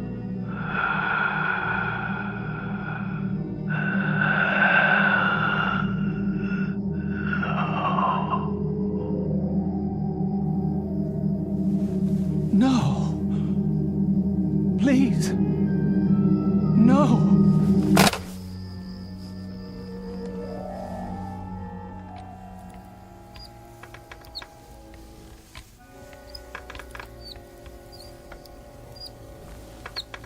Here we are, your favourite spot in the living room. Not today, please. Well, where then, Miss Elva? Away from the window. If you're going to knit, you'll need the light. I don't care to knit just now. Very well. And close the curtains. Close them? I just opened them. That's the way I want it. But look what a lovely day it is. With the curtains drawn, there'll be hardly enough light for anything. Please do as I say, Margaret. I'm not feeling well. Why? What's wrong?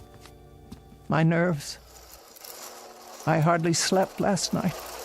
You didn't? Not a wink.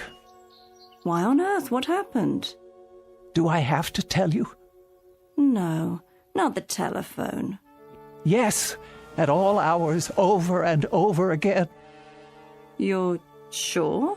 Indeed, I am. The sound is so loud in this house, it hurts my ears. Well, we can't have that.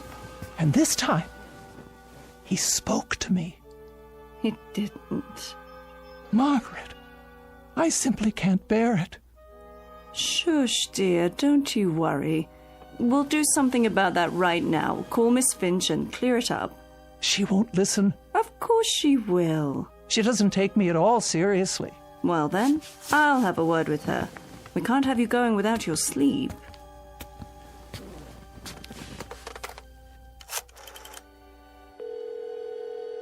Operator?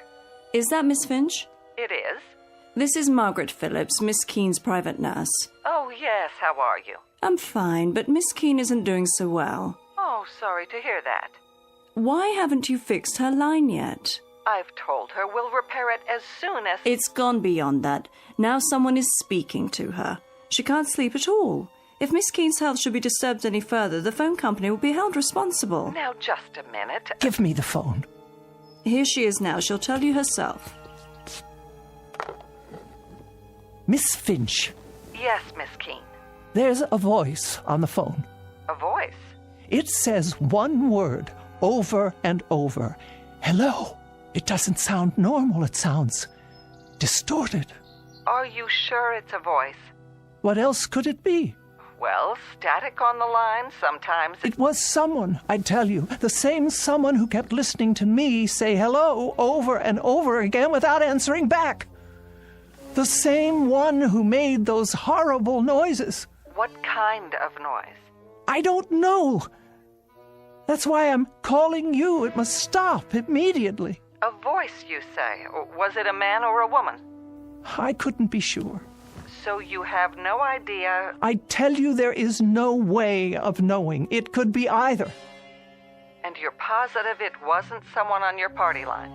Oh, don't you think I know the people on my party line?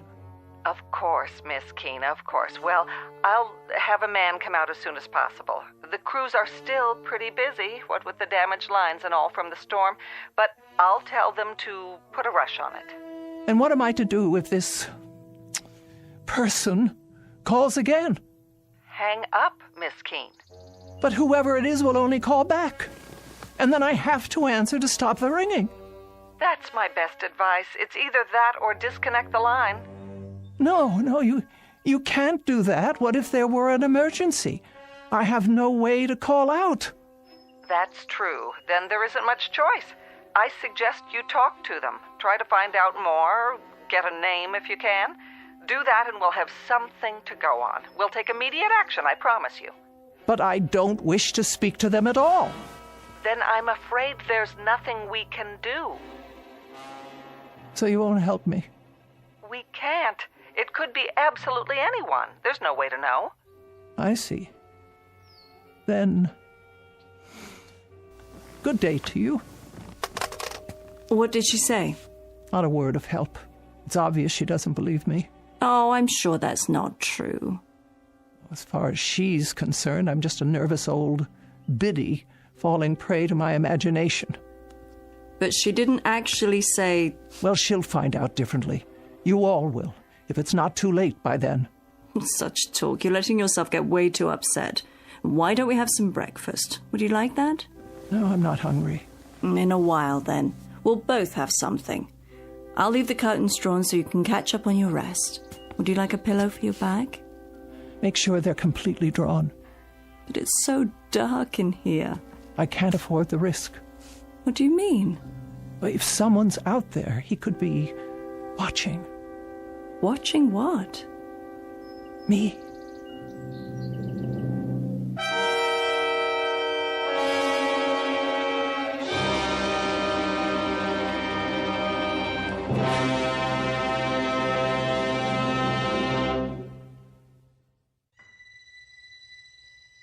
Oh, nothing tastes right today, not even tea.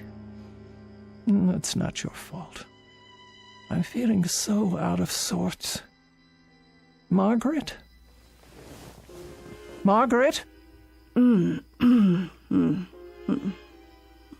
That's all right. Stay where you are. You're entitled to a nap, too.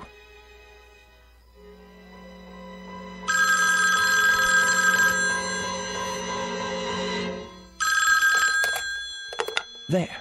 That will stop it. I won't put it to my ear. I won't. But if I don't take the call, I'll never know who it is. Oh. All right, I'll leave it on the hook. And the next time it rings, I'll force myself to speak to them and find out what they're up to.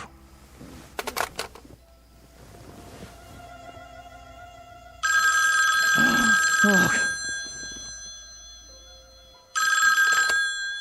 Hello? Hello? Who is this? Who's calling, please? Hello? Who's calling? I've had quite enough. Stop this at once. Hello? Why do you keep saying that? Can't you hear me? Please. Hello. Hello. Margaret!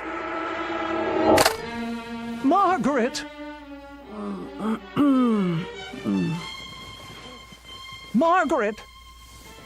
Yes? Oh, Miss Alva. I was just resting my eyes. Is everything all right? No, it is not. Then what? The telephone. Oh, did it ring? I thought I heard something. It's a man. I'm sure of it. How do you know? Because he just called again. I heard the tone of his voice. It was deep and hoarse, like there was something wrong with him. What did he want? I don't know. Then how? He just keeps saying hello, over and over. That's all he says. Hello. Hello. Hello. Now you've got to stop this, Miss Keene. I've got to stop. I'm not the one who... You're working yourself into a state over... Over nothing? I didn't say that. You didn't have to. You were going to say it. Now, Miss Keene, I was not. I think I'd better put you back in your bed so you can... I don't want to be put in my bed. I want to know who this terrible man is who keeps calling. What did Miss Finch tell you? She told you it was probably a bad connection, didn't she? The telephone wires are still wet from the rain. It was not the connection. It's a man. I'm not arguing, Miss Keene, but if he keeps on saying hello... That's all he says. Then obviously he can't hear you. And that would be because of a bad connection. Doesn't that make sense? No. He heard me. I know he heard me. He paused each time and waited for me to speak. I don't know what he wants. Then why don't you hang up on him, Miss Selva? You don't have to listen, just hang up. Is that so hard to do? No, I've tried that. But the voice... Hello, over and over. Hello, hello, hello. Then do this. Take it off the hook. There. Now he can't call you, right? Nobody can call me. Leave it that way just for the time being, until all this funny business is over. It will be the same on the extension. And then if you decide to make a call, all you have to do is hold down the arm for a second. Isn't that right, Miss Keene? Miss Keene? But why is he calling me? Why would he? Can you tell me that? Why? He wants something from me, but I can't imagine what it is.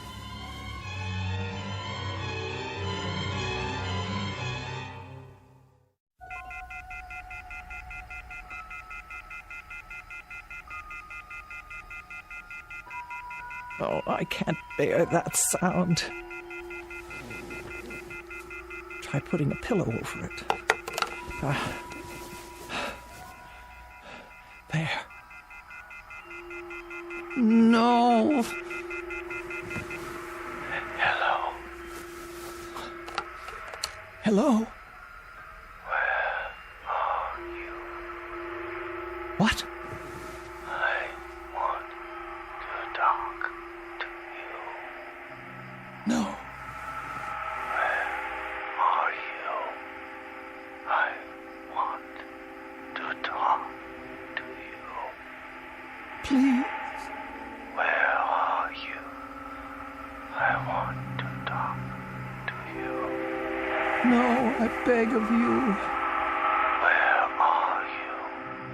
I want to talk to you. Leave me alone. Leave me alone.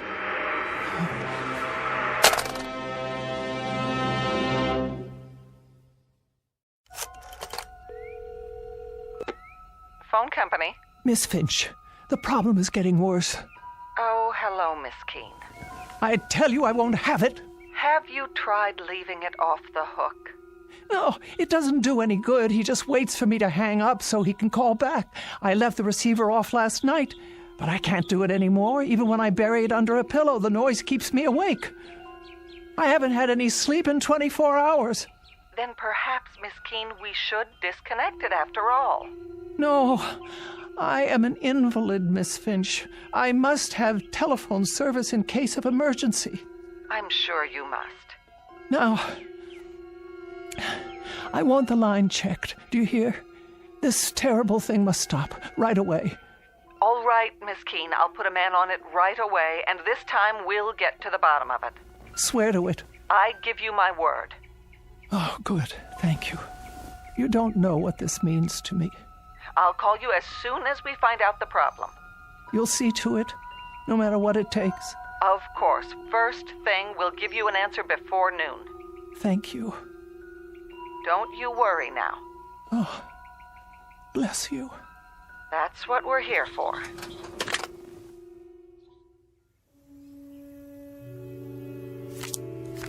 Your play. What? Pick up your cards, Miss Elva. This is what we need, you'll see. A nice game of canasta. Oh. Yes. Now, it's your play. What is the matter with that girl? Hmm? She promised faithfully that a man would check on it today. The afternoon is almost over and no one's been by. Maybe he doesn't have to come by, Miss Elva. Why wouldn't he? If the problem is somewhere else, with one of the telephone poles, for example. Well, I suppose that could be true, but she promised she'd let me know. Look at your cards. Did you get a good hand this time? Oh. That'll be her, don't you think? Want me to answer it? Yes, if you would. Hello? No, this is Margaret Phillips. Would you like to speak with her? Who is it? Just a moment. You see, it's Miss Finch. Now everything will be fine. Oh, yes? About those calls you say you've been receiving, Miss Keene.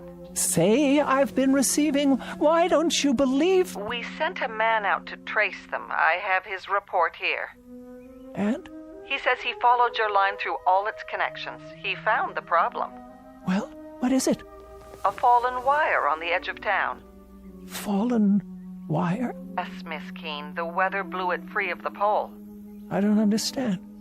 One end was on the ground, so no signal at all was getting through. Are you telling me that there were no calls? I'm sorry, but there's no way anyone could have called from that location, Miss Keene. I tell you, a man called me. There must be a phone there. There must be some way for him to call me. Miss Keene, the wire is lying on the ground, unattached. Tomorrow our crew will put it back up and you won't have any further trouble. There must be a way that someone got through. But there is no one out there. No one at all. Out where? Miss Keene, it's the cemetery. Oh. Miss Keene, are you there? What is it, Miss Elva? Miss Keene? Miss Keene? Why have you dropped the phone? Will you tell me what's wrong? Miss Keene, for heaven's sake, what is it?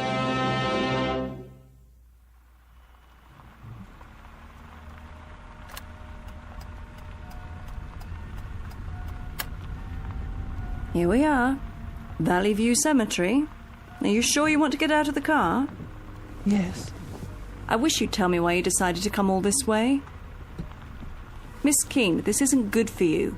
If you hadn't made such a to-do about it, I'd never have taken you in the first place. Why won't you answer? What can there possibly be out here for you to see? Get my chair from the back seat, please. Very well. Have it your way.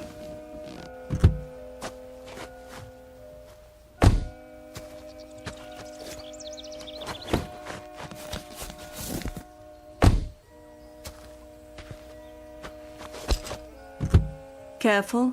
Now. Up and out. Here's a blanket for your legs. Though I can't imagine why you'd want to. Miss Elva? What are you looking at? Over there. You mean inside the grounds? On the other side of the gate. All right. I'll have to steer clear of the power lines, though. Well, there's a loose telephone wire hanging down. Can't see where it touches the ground. Where are we going?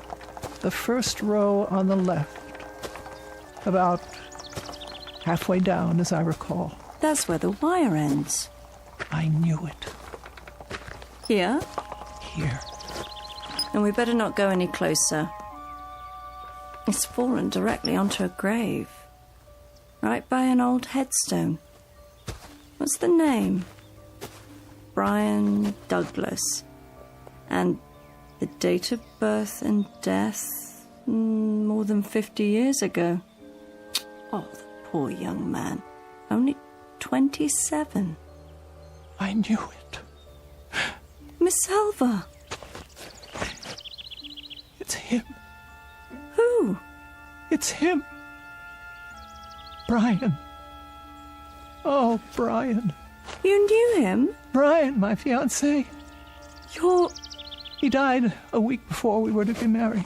Oh, Miss Elva, I didn't know. We were in a car together. I insisted on driving. I was always insisting on things, telling him what I wanted, dominating him in my way, and he always did what I said, always. I lost control of the car, steered it right into a tree. Brian went through the windshield. He was cut to pieces. I was left crippled, and now he's trying to reach me, I'm sure of it. Don't you see? He's trying to reach me.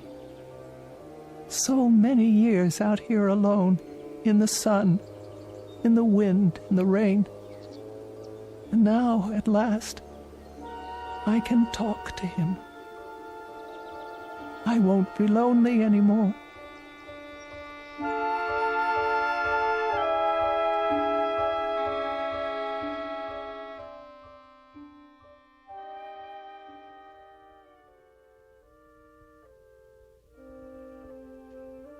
Would you like more covers on the bed? No, Margaret, I'm perfectly fine. I can plump up your pillows for you. That's not necessary. I can't leave you like this. I'll be all right. Good night. But... Good night, Margaret. You call me if you need me now. I will. I'll be home all night. Yes, Margaret. Good night.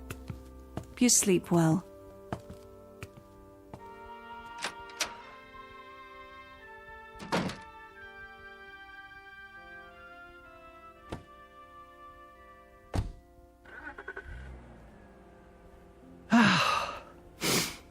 Now then, you may call me. Any time at all. I'm waiting. Oh, this is ridiculous. Now that I want you to call. Brian? Brian? Are you there? Can you hear me? It's Elva. Elva!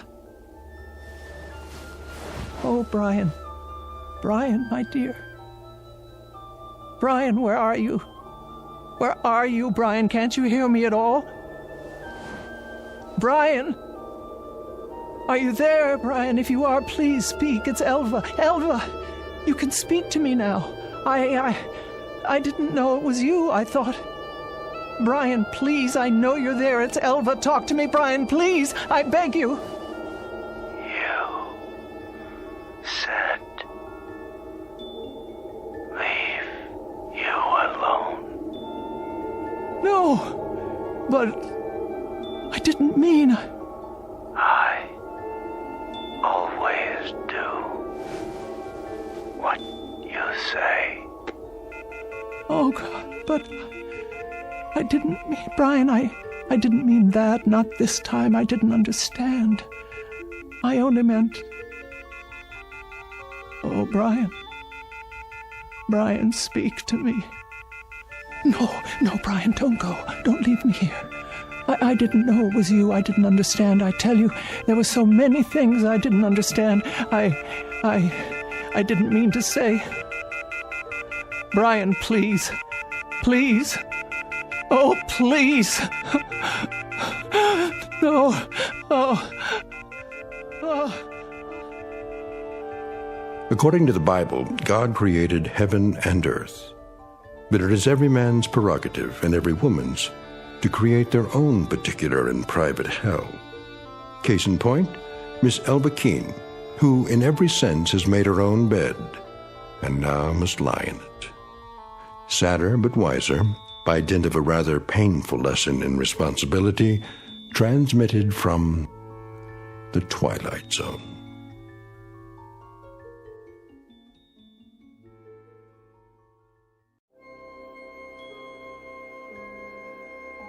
Hi, this is Carl Amari, producer of the Twilight Zone radio dramas. I'd like to take a moment to tell you about our official website at twilightzoneradio.com, where you'll get the latest news and information on these Twilight Zone radio dramas. Plus, at twilightzoneradio.com, you can digitally download 3 free episodes or any of our episodes for only $1.95 each. In this age of ever-changing technology, we've decided to make these episodes instantly available to you by making the Twilight Zone radio dramas a digital download-only series. This means that this series will no longer be offered on CD. The CD collections at our website are now being offered while supplies last at buy one, get one free. So be sure to get your favorites before they're sold out. Be sure to visit us often, and I'll see you in the zone.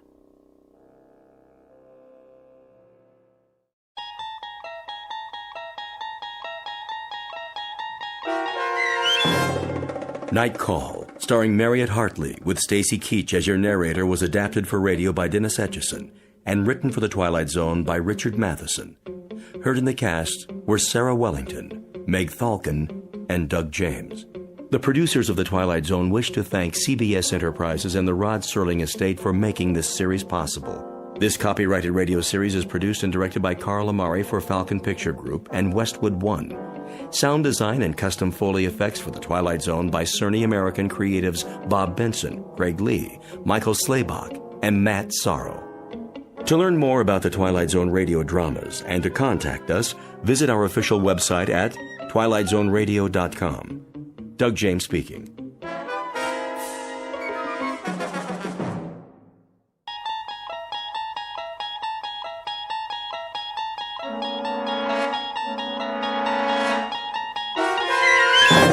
You unlock this door with the key of imagination. Beyond it is another dimension, a dimension of sound, a dimension of sight, a dimension of mind.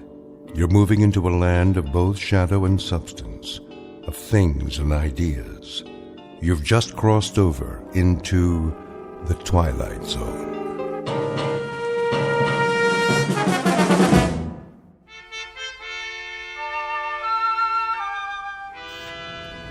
Boss? Yeah, Stevens? Got the feeder belt running again. Already? All it was a bad bushing. I had Walters fix it. Hanley will be glad to hear that. How'd you do it? Well, the manual said replace the main bearing, but I know that sound, just like the old unit. Yeah.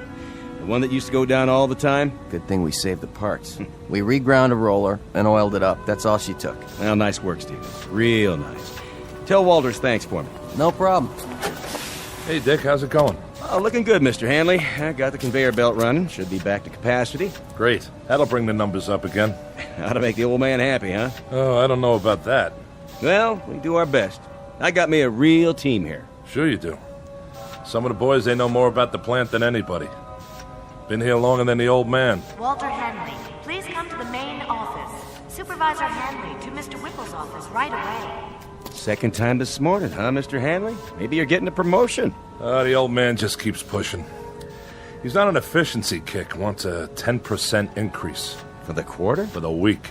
Yeah? How are we supposed to do that? Don't ask me. Must be that computer of his. Some computer. I mean, numbers are one thing, but there's a limit. A man can only do so much. I'll tell Whipple you said so. Now, don't do me any favors. I got one more year to go, and then it's pension time. You? You'll never retire, Bob. You want to bet? I got a date with some big-mouth bass waiting right up at the lake. I can hear him calling. That's not fish. That's the old man. Telling you to whip your boys like government mules. Well, then you can tell him this. You tell him to come down on the floor and work a shift sometime. He'll find out what it's like. We're not machines. I know you're not, and I'm glad of it. You're doing great, Bob. Try to squeeze out another 5% if you can. That ought to keep him happy for a while. And tell the boys I appreciate the good work. From all of them.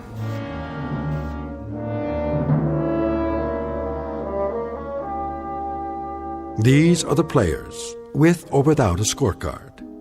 In one corner, Mr. Dickerson, in charge of the shift at his factory. Walter Hanley, the plant manager. And the individual you're about to meet, Wallace V. Whipple, the boss and CEO of the company. All of them men. In the other corner, machinery, both old and new. And the game? It happens to be the historical battle between flesh and steel, between the brain of man and the product of man's brain. We won't make book on this one and predict no winner. But we can tell you that for this particular contest, there will soon be standing room only at a very special arena found only in the Twilight Zone. And now, The Twilight Zone and our story, The Brain Center at Whipple's, starring Stan Freberg, with Stacy Keach as your narrator.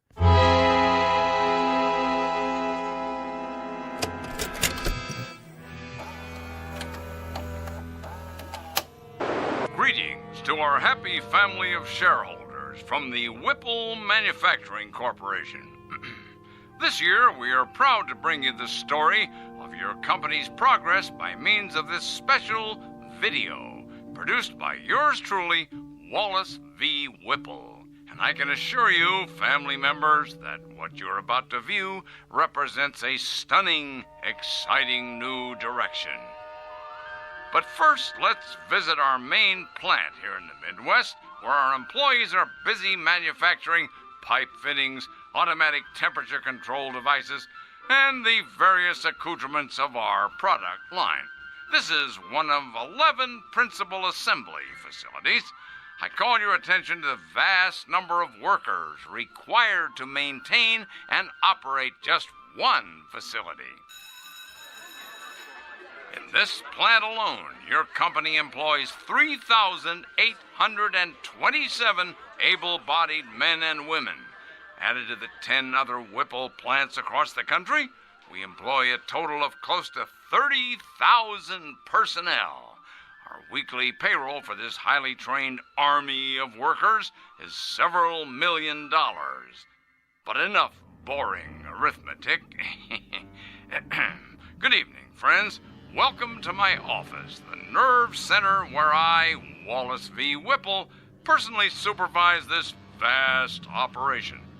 I've decided to address you personally via this videotape with exciting, in fact, stunning news, which I believe you'll agree amply demonstrates how we at Whipple's are marching toward a new tomorrow, where the future is so bright you'll have to wear sunglasses. But before you put on those shades, cast your eyes at the floor of our main assembly plant. Follow me. We can see it from my window.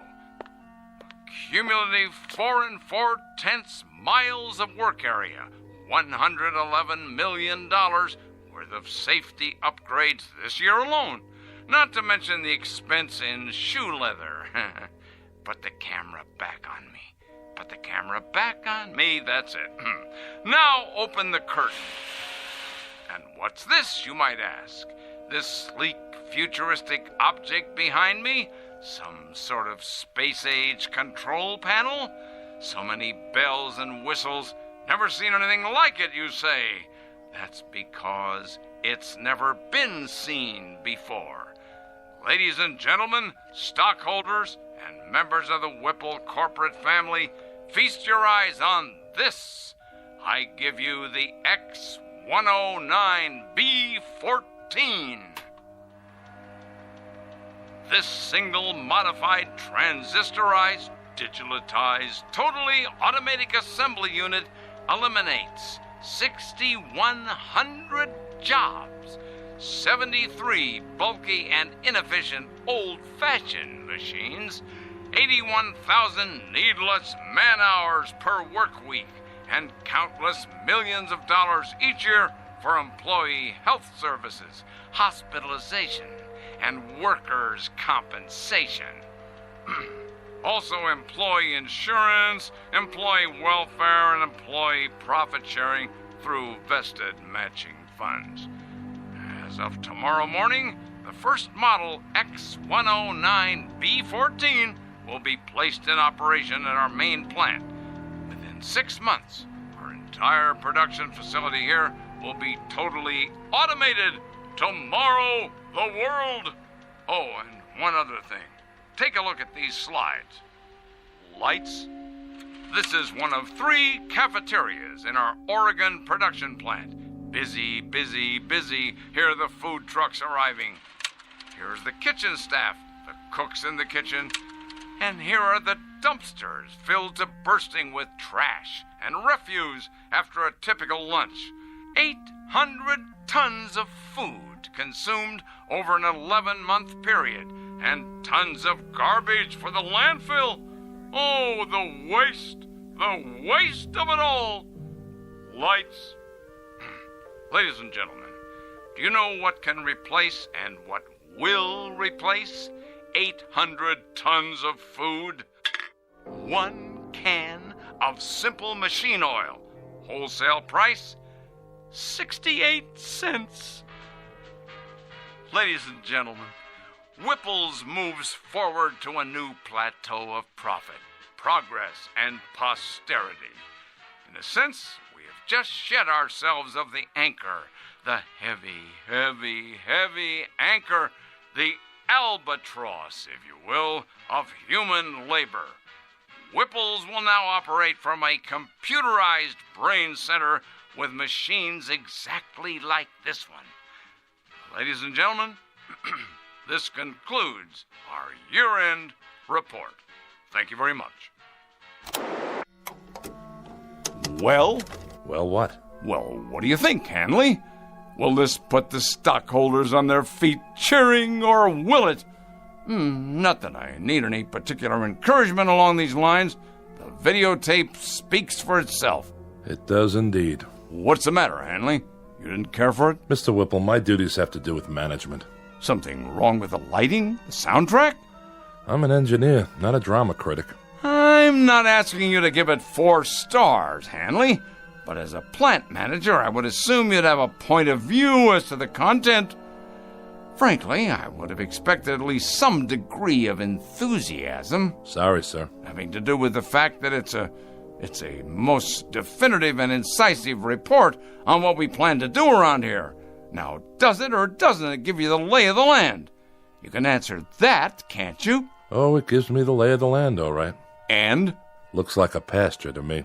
Oh, what's that supposed to mean? You actually think you can automate this place in 6 months? Closer to 4 months would be a more reasonable guess.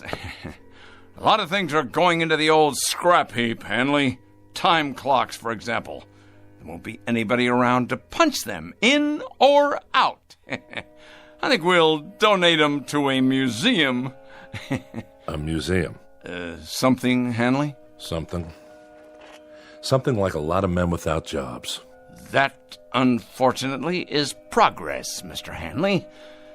Now, you're a pretty solid man when it comes to quality control and assembly line planning, but when it comes to the aforementioned progress, you're a foot dragger.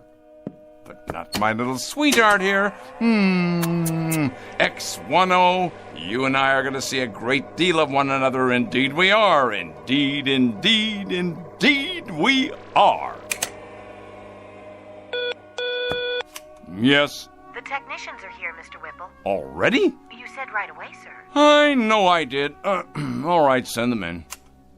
I'll be sorry to say goodbye to my dear little X10. Where's it going? Just downstairs on the main floor. Once we clear out the walkways and workstations, she'll fit right in, all by herself, at the heart of everything. The heart, huh? The very center of production. In control of it all. That's right. Like the Aztecs. What? The Aztecs, down in Mexico. I read about it. They built statues to their gods. They sacrificed their people to them and cut out their hearts. And when there were no more people, that's all that was left, the statues, with no one to worship them anymore. Come in. We're here to move the unit, Mr. Whipple. How are you going to get it down there? Same way we got it up. On the freight elevator. We'll have to disassemble it in sections, I guess. Yes, well, we'll be careful. That baby is the future of this company. Yeah. Treat it like a god. You know what your trouble is, Hanley? You're holding on to the 20th century so tightly, your knuckles are white. And what century are you holding on to? The 19th? The 21st. To live in this new world, we need to jettison old baggage. Throw off the dead weight. And that includes the wholesale firing of 20 and 30-year men? Without regrets? Regrets, indeed. This has to come with regrets, huh? Well, I'll let you handle the regrets, Mr. Hanley. Yes, that'll be your new responsibility. Make a little sign for your desk. Mr. Walter Hanley, plant manager in charge of regrets. You're so hell-bent to replace men with machines. Did it ever occur to you that there's a trade-off? Pride for efficiency? Pride? Pride. Craftsmanship. What a man feels when he tries to make something as well as it can be made. What do you suppose that bloody machine feels? Anything? Anything at all? What the devil can I do with pride? Can it? Bottle it? Package it? Market it? How? I'm not selling pride here. I'm selling product. Your father, God rest his soul. Go ahead, Hanley. What about my father? Your father ran this plant for 40 years. He had an eye for profit, and nobody could accuse him of inefficiency. Go on. But he had something else on his mind, too. Tell me, Hanley. Tell me what else he had in his mind. Goodwill and the welfare of the people who work for him. Goodwill and the welfare of the people working for him, huh? Indeed, Mr. Hanley, indeed. And in some 40 years, he succeeded in doubling the size of the plant. That should tell you something. While his competitors quadrupled theirs.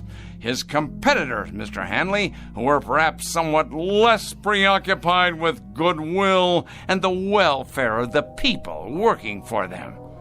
They paid a fair wage for a fair day's work. But if they could put in a machine capable of doing a job better than a man, they did it. They didn't look backwards, they looked forward. Maybe the difference was this.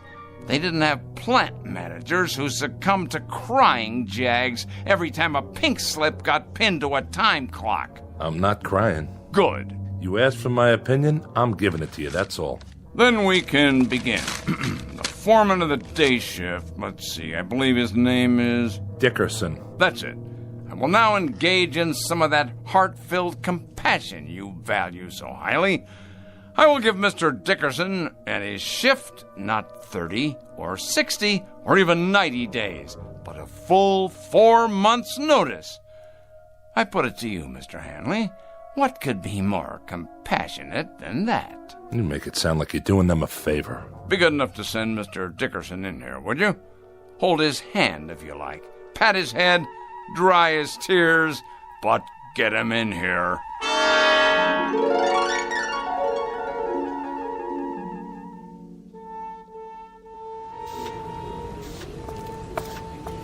Hi, Mr. Hanley. Hello, Stevens. Nice work you did on the conveyor. Thanks. It wasn't nothing. Oh, yes, it was. Human ingenuity. That's worth a lot. Just doing my job is all.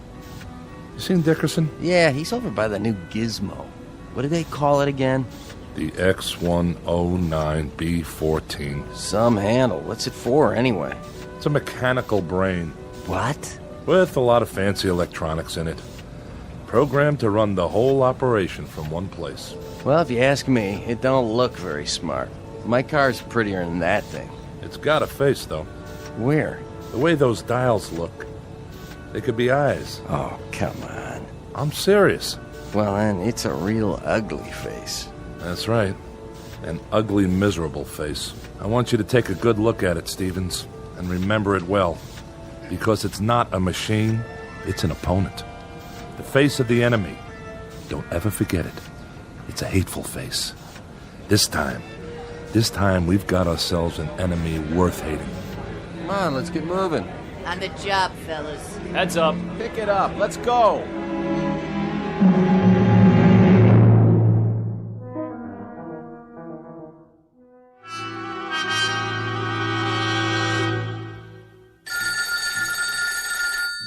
Yes. Walt, is that you? This is Walter Hanley. Oh, I'm so glad. This is Virginia, Dick's wife. Oh, hello there, Mrs. Dickerson. How are you? I'm just fine. But it's not me I'm worried about. Dick hasn't come home yet. No? No, and I'm concerned. He's never been this late before. Take it easy now. He's probably on his way. Do you know what time it is? Maybe he had some errands to run. He didn't work late then. No, he got off same as always. Listen, Virginia, don't you fret now. He hasn't even called. I'm worried sick. Well, don't be. Might have stopped off with some of the boys. Stopped where? I have a pretty good idea. Give me a few minutes. If I can find him, I'll tell him to call you. Oh, would you? Thank you, Walt. Don't mention it. I'll call you one way or the other. Sit tight. Ah, Dick. Did you go and fall off the wagon again?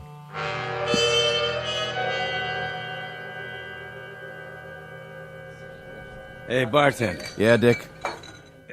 Send me up another one. Oh, I don't know. You've been hitting them pretty hard. Just one more. It's getting awful late. It should have closed a half an hour ago. Why don't you go home and sleep it off? You know what these are? Pair of hands? Sure. Pair of hands. My hands. You know what else they are? I think you're gonna tell me. They're obsolete. They're off the market now. They're like little wooden wagons trying to roll down the freeway.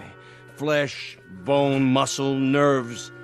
But that doesn't cut the mustard anymore. I'm gonna tell you something else. Well, whatever it is, make it short. I gotta wash up everything and count the till. There isn't a machine made yet that can beat a man. Not a one. I'm not arguing with you, am I? I'll just go over there right now and prove it. I'm going to take Whipple's new machine, and I'm going to turn it into nuts and bolts. Easy, easy. Just you watch. And if that slob of a watchman gets in my way with his big old keychain, I'll strangle him with it.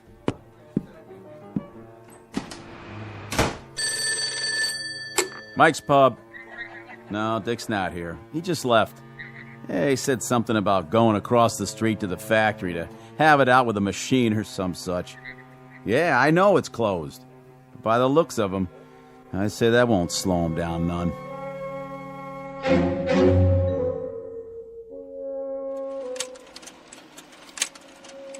Sorry to make you stay so late, Marianne. Well, that's all right, Mr. Whipple. But take a look at these slides. I had the advertising department make them up. That's the one I like. Which one, sir? This one. I want your honest opinion, Marianne. Does this look like an image for the 21st century, or does it? Well... You don't like it? Oh, yes, sir. I like it fine, only... Only what?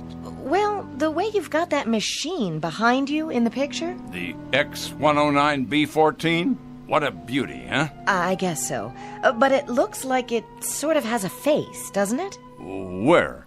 What face? Like it's carved in stone or something. You know, like those tiki things on Easter Island and nobody knows how they got there? Huh. I don't see that. Done in metal, of course, but with those two big dials, they could be the eyes. And the slot in front where the paper comes out, that's the mouth. Oh, yes. And the way it's behind you like that, it could be, well, your shadow or x-ray or something. It should be just you, sir, being so handsome and all. I see what you mean. Without the X-109B14, however... Oh, do you want me to get that? WVW here. Who is this? Yes, what is it? Where? Well, you're supposed to be the watchman, Scott. Were you asleep or something? He's got a what? Well, why didn't you shoot? Yes, I know who he is. Never mind, I'll go out and look for him. But you better haul your duff over here in a hurry in case he shows up. Trouble, Mr. Whipple? Not really. Some drunk barged his way into the factory.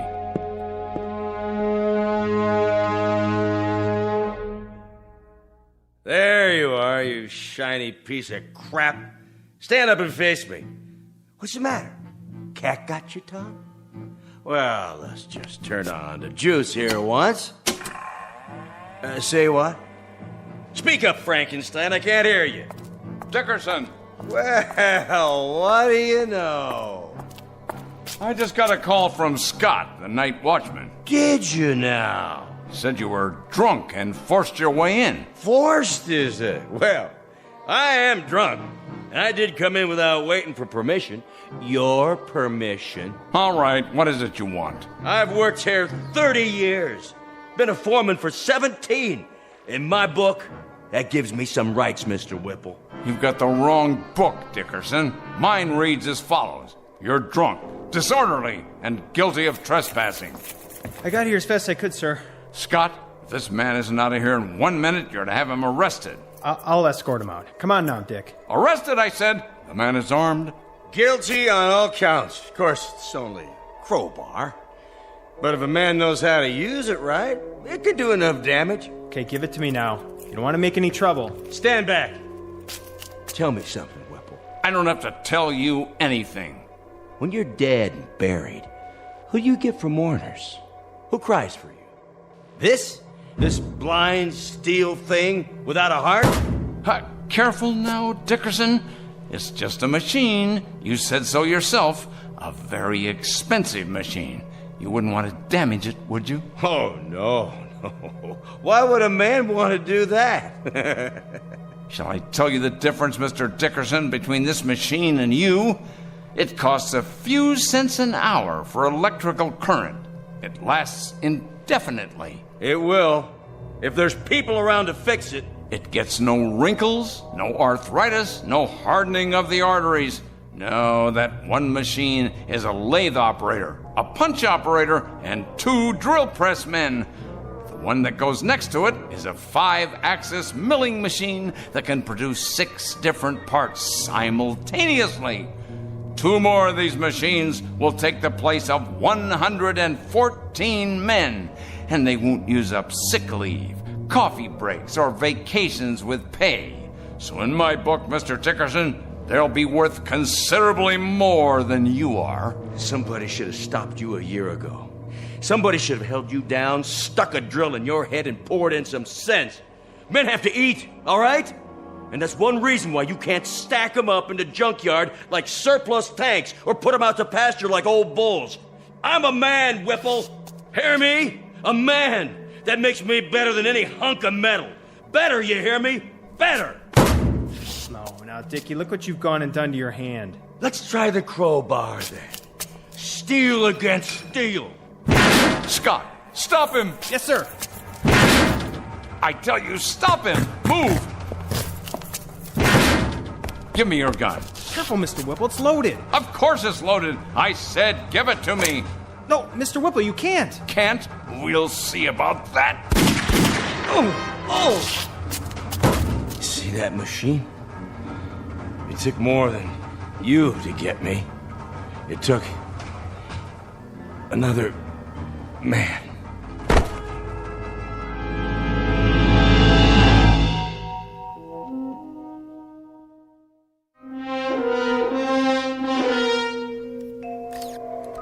I can't get the specs up. She's barely reading. Try a new motherboard. Looks like the processor's fried. Better check the drives while we're at it. I don't understand it. What kind of nutcase would do this? He was no nutcase.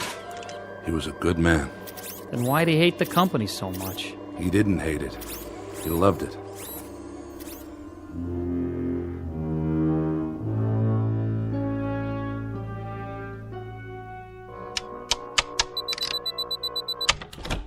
Oh, hello, Hanley. I've been expecting you. No doubt. I was told you were at the hospital. I just came from there. Fortunately for you, Mr. Whipple, Dickerson's going to live. Fortunately for me? My dear Hanley, aside from my protecting my property, I have no involvement in that at all. Are the technicians repairing the machine downstairs? It appears so. Good, good. This should interest you. A tape-controlled 7-axis, what they call a sentry. Know what it does, Hanley? It is connected to every single plant section, tooling complex, and assembly line in the factory. It keeps absolutely accurate data on quality control, product rejects, man-hours, machine hours, cost factors, and everything else. It's one of the most sophisticated machines I've ever seen. How many men does it replace? Well now, this should please you, Mr. Hanley. It'll only replace one man. You. That's only right, Mr. Whipple. Since the point of my coming here tonight was to give you notice. I suspected as much. You're a practical man, Hanley. An industrial team has to be compatible. When two men, well, when they rub one another the wrong way, it's unrealistic that they stay on the same team. Needless to say, Hanley, despite the fact that you think of me as some kind of heartless Scrooge, I don't intend to forget the many years of service you put in here for my father and for me. So I'm giving you a liberal severance pay. What I think you'll agree is a far better than average pension. That's very decent of you, Mr. Whipple. And I'd like to give you something in return, if you don't mind. And that is... you struck me. That was for you, Mr. Whipple. Directly from me. For your insensitivity, your lack of compassion, and the fact that you're a cold-blooded manipulator of men as well as machines. You may take my severance, my pension, and your goodbye speech and stick them into the nearest metal orifice that's handy. When I walk away from you, I walk away clean. And that, Mr. Whipple, is one hell of a trick. What's that for? To keep people out or in? A new Watchman device, much more reliable than the old one. Now, if you will swipe your ID card, just don't try to use it after tonight. Your code won't work the next time. If you could build one of these machines in the shape of a wife, your cup would runneth over.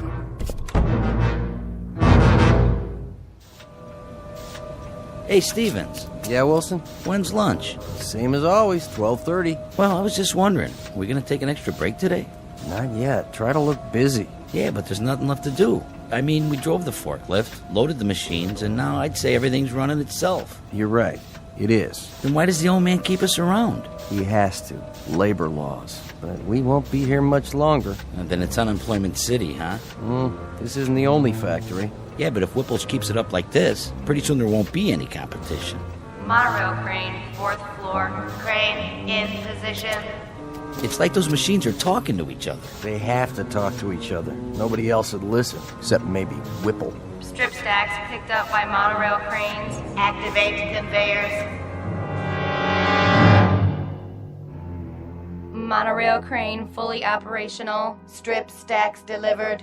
Reposition for next load. Sounds fine, X1, oh? Come in here, would you, Marianne? I'd like to show you some slides of the new ad campaign. Your secretary no longer works here, Mr. Whipple. She has been replaced by a high-capacity module of the X10 series. Oh, yes, of course. Put me on the PA system. Right away, sir.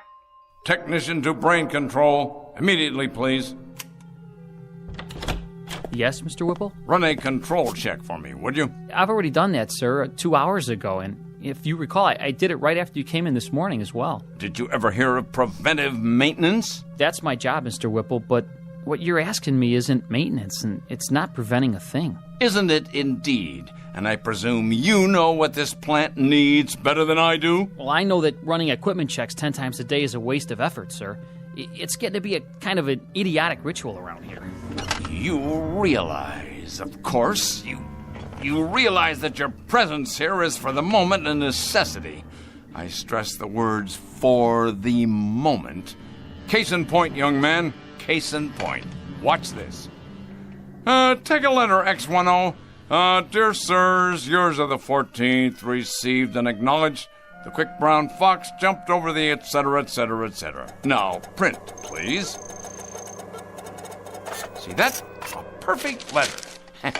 Without error, without corrections. Typed as of the moment of its conception, using voice recognition technology. Am I getting through to you? I presume you mean to demonstrate that secretaries are obsolete now? Precisely. Obsolete. And what does this mean? It means no more powder rooms, no more coffee breaks, no more work stoppages because of inconveniences like maternity leave. Inconveniences like maternity?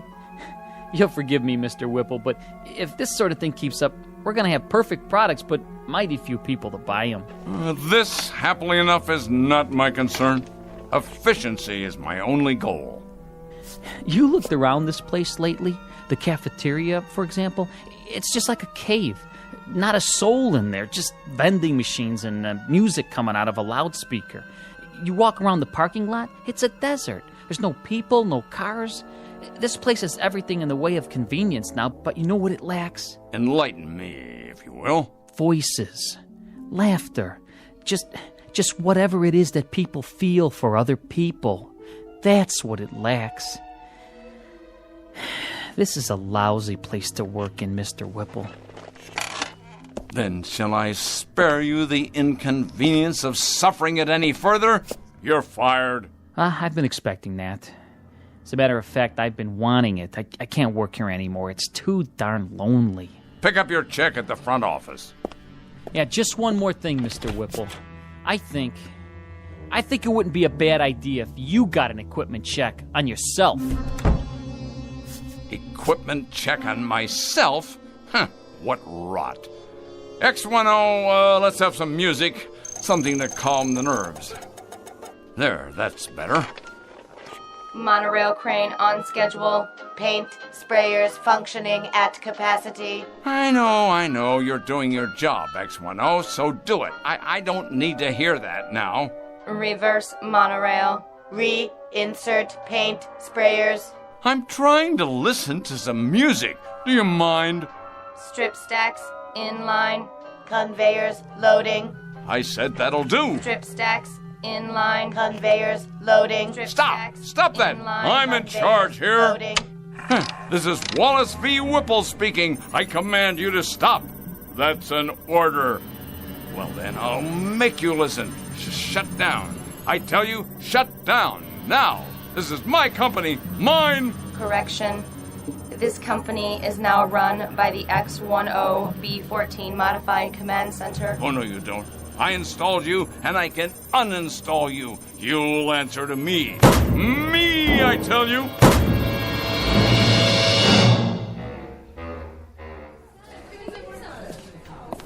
What'll it be, Mr. Whipple?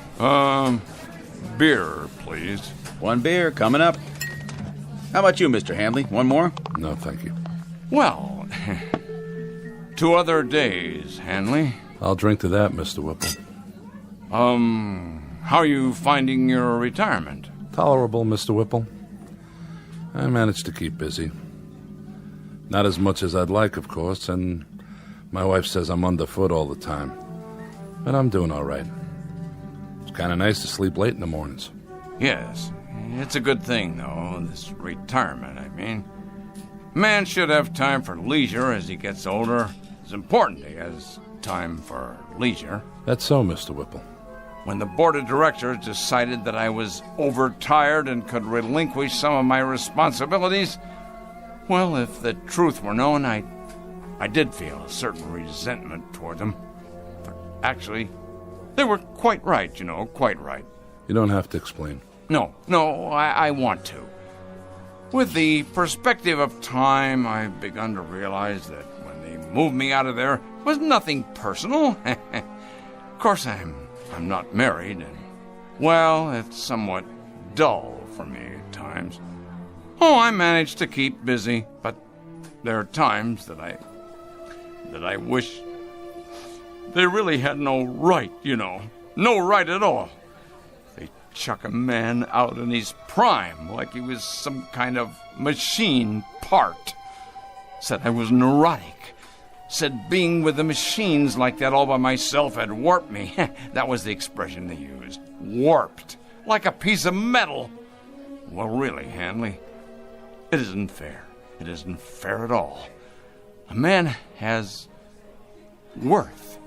A man has value.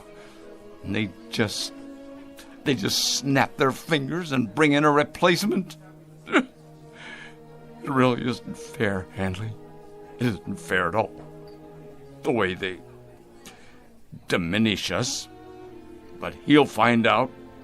My replacement, whoever he is, he'll find out soon enough.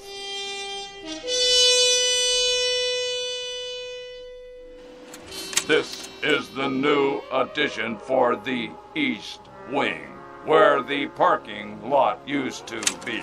And this is the electronics lab. It replaces the cafeteria. And here's the ad campaign for the fall season.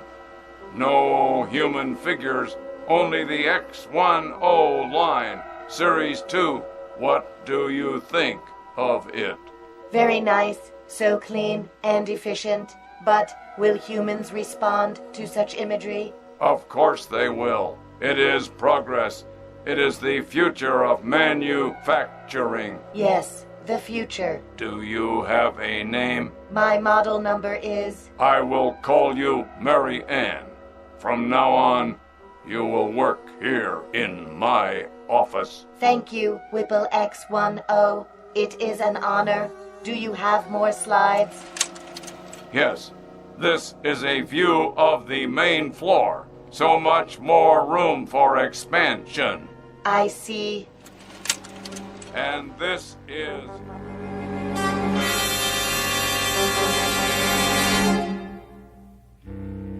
There are many bromides applicable here. Too much of a good thing, tiger by the tail. As you sow, so shall you reap. The point is that too often man becomes clever instead of becoming wise. He becomes inventive, but not thoughtful. And sometimes, as in the case of Mr. Whipple, he can create himself right out of existence. A tale of oddness and obsolescence from the Twilight Zone. More from the Twilight Zone after this. Hi, this is Carl Amari, producer of the Twilight Zone radio dramas. I'd like to take a moment to tell you about our official website at twilightzoneradio.com, where you'll get the latest news and information on these Twilight Zone radio dramas. Plus, at twilightzoneradio.com, you can digitally download 3 free episodes or any of our episodes for only $1.95 each. In this age of ever-changing technology, we've decided to make these episodes instantly available to you by making the Twilight Zone radio dramas a digital download-only series. This means that this series will no longer be offered on CD. The CD collections at our website are now being offered, while supplies last, at buy one, get one free. So be sure to get your favorites before they're sold out. Be sure to visit us often, and I'll see you in the zone.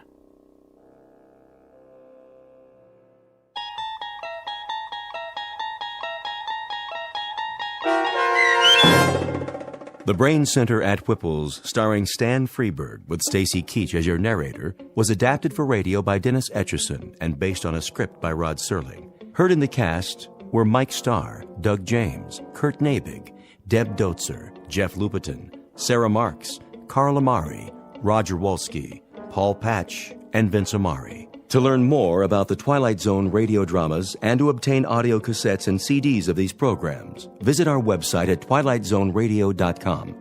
The producers of The Twilight Zone wish to thank CBS Enterprises, Carol Serling, Dennis Etchison, Dick Brescia Associates, Claire Simon Casting, Terry Jennings, XM Satellite Radio, the American Forces Radio and Television Service, Sirius Satellite Radio, our sponsors, and our radio affiliates for helping make this series possible. This copyrighted radio series is produced and directed by Carl Amari and Roger Wolski for Falcon Picture Group.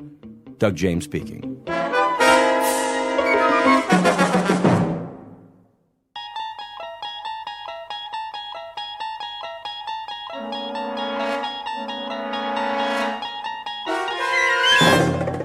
You unlock this door with the key of imagination. Beyond it is another dimension, a dimension of sound, a dimension of sight, a dimension of mind. You're moving into a land of both shadow and substance, of things and ideas. You've just crossed over into the Twilight Zone.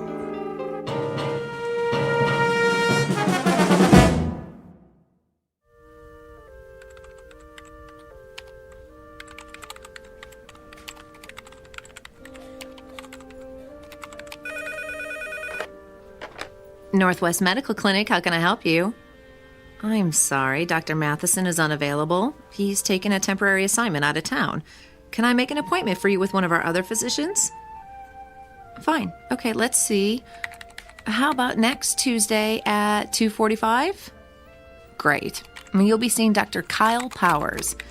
You're welcome. Goodbye. Psst, Dorothy. What is it, Millie? Kyle gets another victim, eh? I know, right? How many of Dr. Matheson's patients is he seeing? Quite a few, which makes sense. He's got the lightest patient load at the clinic. Gee, I wonder why. Shh, Millie, someone will hear you. Well, maybe they should know what they're getting into before they see Dr. Doom and Gloom. Excuse me. May I help you? I have an appointment with Dr. Kyle Powers at 10:15. Another one bites the dust. Shh.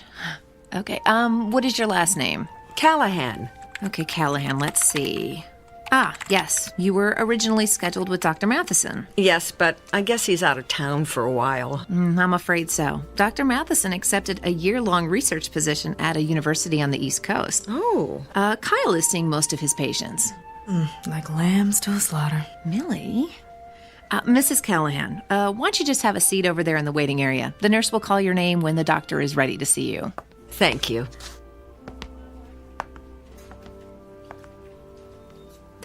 Poor woman.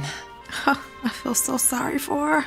If she's used to Dr. Matheson, she's in for a real shock. I know. I don't envy anyone facing their first appointment with Dr. Kyle Powers.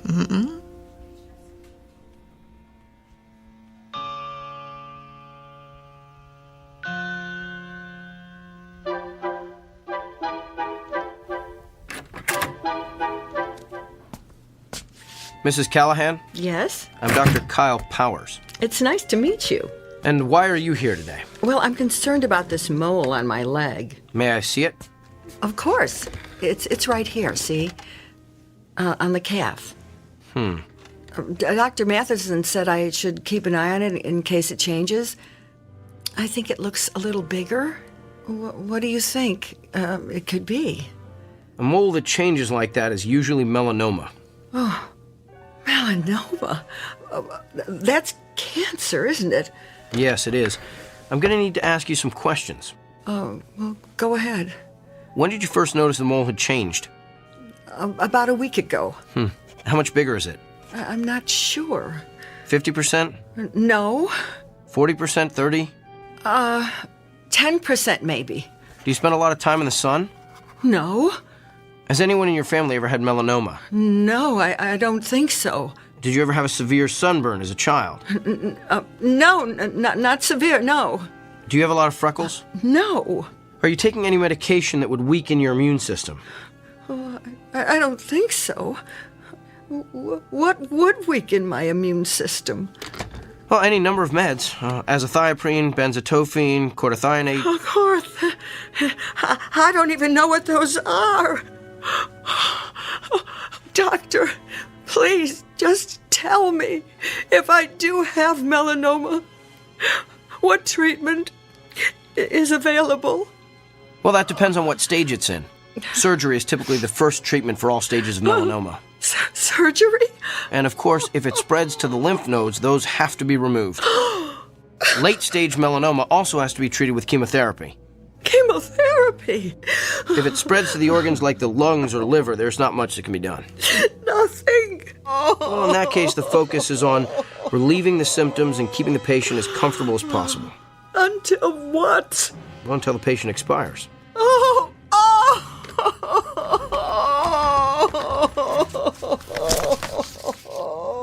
I'm going to refer you to a dermatologist. He'll perform a biopsy and then send a sample of the growth to the lab. If it is melanoma, the dermatologist will refer you to a surgeon for the sentinel lymph node biopsy. It's all standard procedure. Here's your referral. And Mrs. Callahan? Yes? I know there's something most patients worry about at this point, so let me assure you. Even if the cancer gets to the point where you can't function, your insurance should cover most of the medical bills. Keep in touch.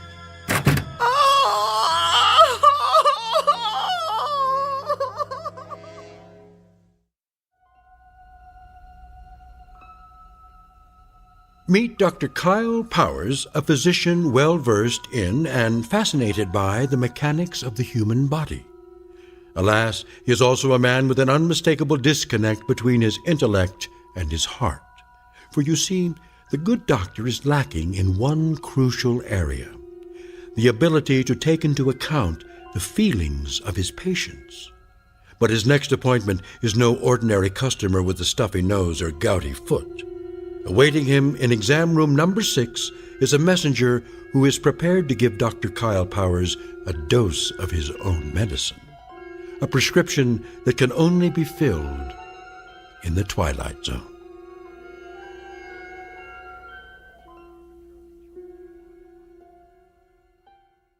And now, The Twilight Zone and our story, The Amazing Dr. Kyle Powers, starring Sean Astin with Stacy Keach as your narrator.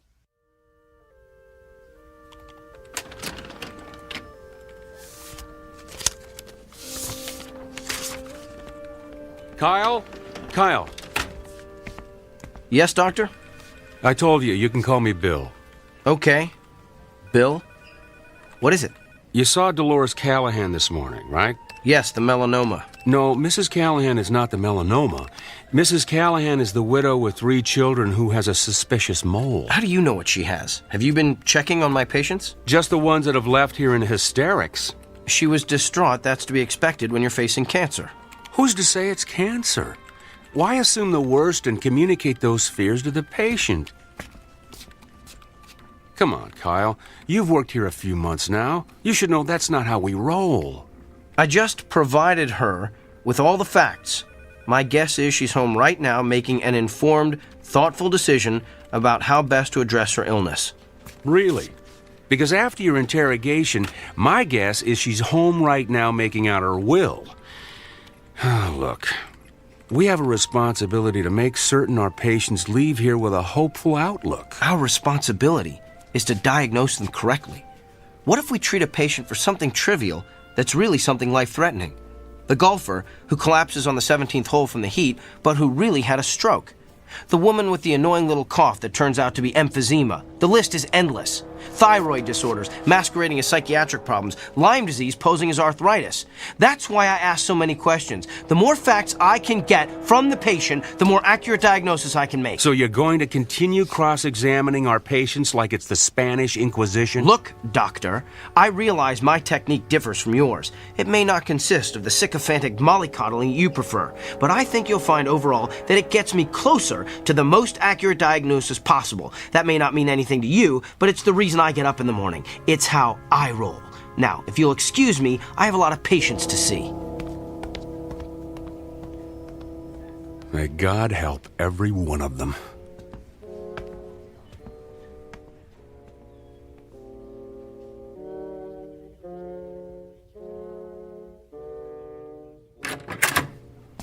Good afternoon. I'm Dr. Kyle Powers. I'll be your physician while Dr. Matheson is... Oh! We are obviously not Eileen Richards. Obviously. The name's Beaumont. I seem to be in the wrong room, Mr. Beaumont. Let me just... You're in the right room, Kyle. You know me? Yes. You're not a quality assurance auditor sent to check up on me, are you? Did Dr. Bill T. Goodwin send you? No, but I am here. As a representative. For who? Whom? I can read you the list if you like. Mrs. Barbara Kennedy, Mr. Emilio Rodriguez, Miss Dolores Delmonico, Mr. and Mrs. Samuel Stone. Those are all patients I've seen. Mr. and Mrs. Emil Saperstein, the very Reverend Arthur Buchanan. Some of them are patients I treated when I first started practicing. Mr. William Tanner, Mrs. Glynis Peabody. But how would you know I've seen all those people? The Sullivan twins, Katie and Kylie, Rabbi David Weisinger, the Honorable Judge Harrison J. Evans. Okay, I get it. You know every patient I've ever treated, so who are you, the ghost of Christmas past? Hardly. I am here to communicate a message on behalf of your patients. They are fed up with your lack of concern for their feelings. You keep them waiting long past their appointment times. You do not call them back with test results. You do not explain their illnesses in terms they can understand. And you do not make clear the side effects of the medicines you prescribe. They have described you as rude, disrespectful, insensitive, and tactless. As one patient so eloquently summarized, Dr. Kyle Powers has the people skills of Attila the Hun. I get it now. You're an attorney. You're representing all those people as a part of some kind of lawsuit against me. I'm afraid not. I am simply here to, how shall I put it, keep things in balance. Look, I don't care if you're here as an attorney, an auditor, or my fairy godfather. All I know is I've effectively diagnosed and treated hundreds of patients. That's how I gauge my success, not by the number of friends I've made along the way. In short, I'm not broke, so I don't need fixing. In that case, I'm going to need you to sign this. What is it? It's a standard affidavit, stating that you are willing to pay the consequences of your actions. I recommend you read the whole brief before signing. I'm not reading or signing anything. Well, you're going to be one of the difficult ones, aren't you? We'll have to settle for a non-written agreement then. A simple handshake has sufficed in the past. I'm not shaking your hand either. Come now. It's just a handshake. The sooner you shake my hand, the sooner you'll be rid of me. All right, if it'll get you out of here faster, here's my hand. Thank you. Ow! What did you just do? Good luck, Kyle. Wait! What did you do to me?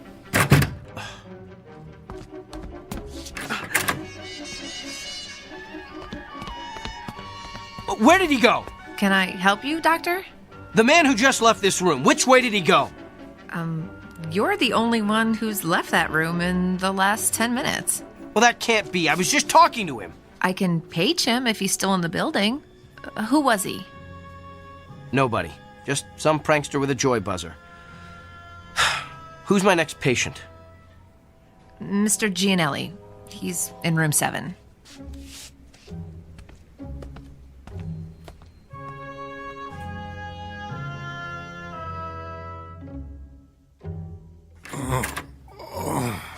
Good afternoon, Mr. Gianelli. I'm Dr. Kyle Powers. I'll be your physician while Dr. Matheson is gone. Are you in pain? Oh, yeah. Where does it hurt? The back. What part of the back? Down low. Did you do anything that might have caused it? Probably. I work on a construction site, see? And I had to move some heavy sheets of plywood by myself. On a scale of 1 to 10, how bad would you say the pain is? About a 7, maybe 8. Seems like it's gotten worse in the last half hour or so. Well, let me take a good look at the area where it hurts. Could you lift your shirt, please? Sure. Lower back, you said? Yeah. All right, I'm going to feel around the area. Hey, you gave me a shack. Oh! Doc, you okay? I don't know. I feel... My back suddenly hurts. Yeah, must be going around. It just started out of nowhere. Maybe it's some kind of a kink. Let me see if moving around helps it. No, it still hurts. Excuse me, Mr. Gianelli. I'm gonna have to sit down over there. Hey. The pain stopped. Lucky you. That's odd. It stopped when I let go of you. Mr. Gianelli, I'm gonna touch you again. You're the doctor. Ow, Doc. You need to get a humidifier in here. Fascinating. You're done already? Yes, Mr. Gianelli, this is just a hunch, but is the pain you're feeling on the left side? Yeah. Does it hurt no matter how you move? Yeah. And you say it's gotten progressively worse? Oh, yeah. I think I know what's wrong with you. So do I. I pulled a muscle hauling around those stupid sheets of plywood. I don't think so, Mr. Gianelli. You have a kidney stone. You're kidding me. I'm convinced of it. I felt, that is, you have all the classic symptoms.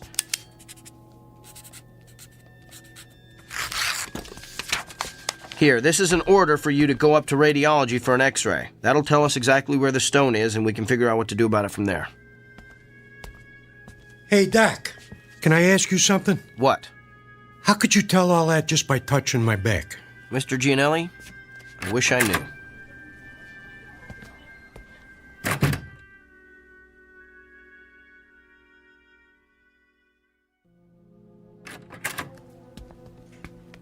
So, now that we can talk privately in my office, let me get this straight. You're telling me that you've been able to tell what your patients are feeling simply by touching them, that you can actually experience the pain they're feeling. That's what I'm telling you. Impossible. It can't be done. Then how do you explain the fact that Mr. Gianelli's x-rays came back showing that he had a kidney stone right where I said it was? And what about all my other patients? Everything I diagnosed this morning was confirmed by x-rays or ultrasounds or MRIs. You simply diagnosed them correctly. But I'm telling you, Dr. Bill, I felt their pain. Prove it. All right. Who's your next patient? No, not a patient. I want you to prove it on me. I've been experiencing some pain the past day or so. I want you to tell me where it is. Okay. I'm gonna have to touch you. I knew there'd be something about this I didn't like. And it has to be on exposed skin. At least, I think it does. I'm still experimenting. Here, you can touch my hand. That's the most skin I'm willing to let you experiment with. All right. Ready? Ready as I'll ever be. Here goes. Hey, you gave me a shock. Yeah, that's what everyone says. Interesting. Well, what's your diagnosis, Dr. Kreskin? Well, I would hasten myself to a dentist if I were you. You've got a toothache. Top row, right side. I'd say second molar from the rear. Well, I don't know what to say. No need to say anything. Your expression says it all. What is it, Dorothy? Mr. Samuels is waiting in room 4. He's getting a little impatient. Tell him I'm on my way. There's got to be some kind of logical explanation for this. Fine, we'll talk later. Oh, by the way, you might want to have that corn looked at. The one on the big toe of your left foot feels like it's going to burst right through your shoe. Okay, now you're just showing off.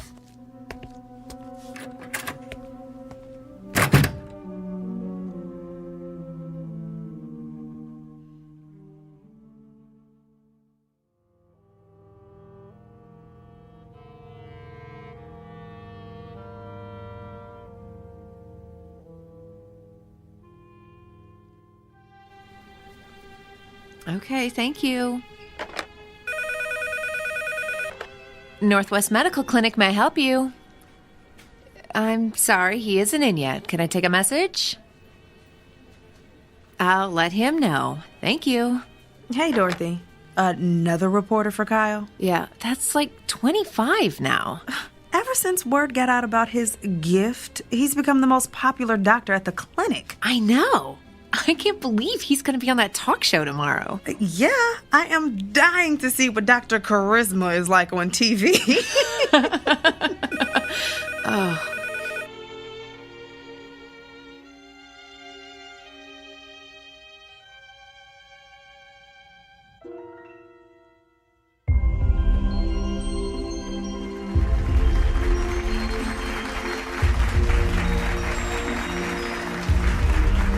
Welcome back to Barbie Porterson's Wake Up Call. I'm Barbie Porterson, and this half hour I'm going to have part 3 in my series on how I've managed to stay young looking the natural way without the use of drugs or surgery.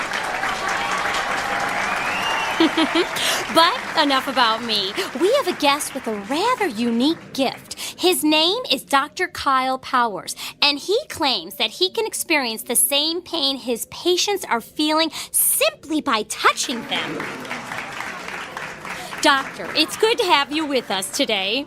Thank you. Now, why don't you tell us exactly what happens when you touch one of your patients? Well, in a nutshell, I experience exactly what the patient is experiencing. I can feel where the pain is in their body, how intense it is, what might be causing it, and I'm then able to provide an accurate diagnosis. Amazing! Would it be possible for us to get a demonstration from you? Of course. Do you have any discomfort or pain that's bothering you? As a matter of fact, I do. Let's see if you can guess what it is. Now, what do I need to do for this demonstration? Nothing. I just need to touch bare skin. Oh my, careful, doctor. We're a family show. You can just give me your hand. All right, here you are. Oh, I think a spark flew between us. Don't tell my husband. Interesting. So, what's your diagnosis? I believe the pain you wanted me to identify is a sprained muscle in your left thigh. Feels like you've probably been working out a bit too rigorously at the health club. Ooh, that's amazing. That's exactly how my own physician diagnosed it. But it took him 20 minutes. Doctor, you truly have a special gift. There's something else, though. What? Your head. You have a headache. Are you coming down with something? Of course not. I'm fit as a fiddle. I stay fit the natural way. There's definitely something there. In fact, it's not just a headache. There's pain in several very specific locations in your forehead. That's interesting. Well, thank you for being with us, Doctor. Wait. I know what I'm feeling. You recently had some sort of cosmetic injections, didn't you? What? Yes, the type that eliminates frown lines and wrinkles. Me? Cosmetic injections? What a ludicrous suggestion. Well, back with more of our Barbie Porterson's wake-up call after these messages. You know, a simple analgesic will help with that headache. No, I don't need it. Could we cut the audio, please?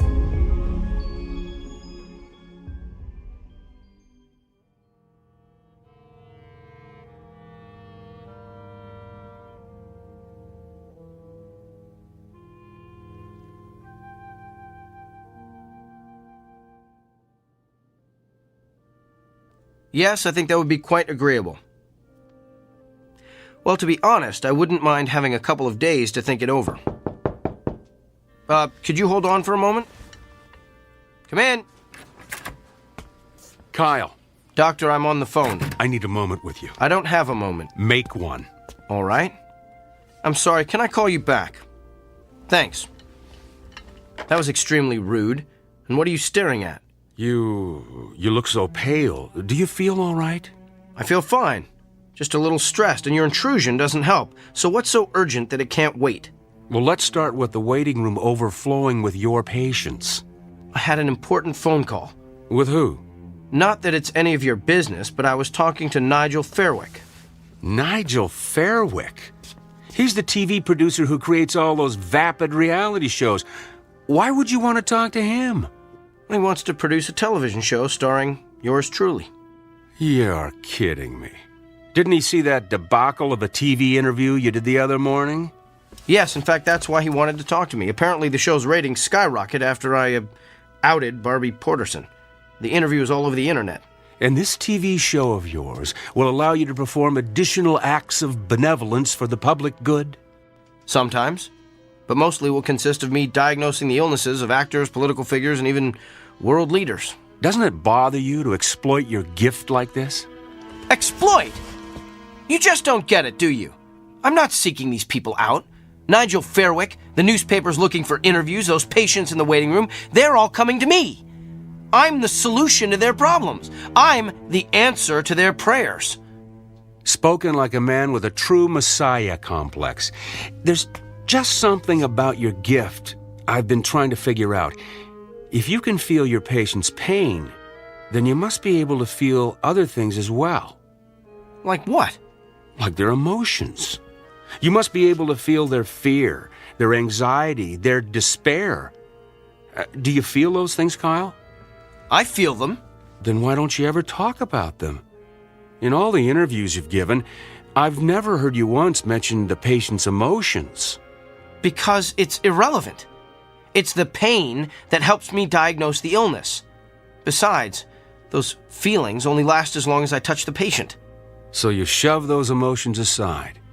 The way you've done with your own emotions all your life, I guess. Don't you see what you're missing?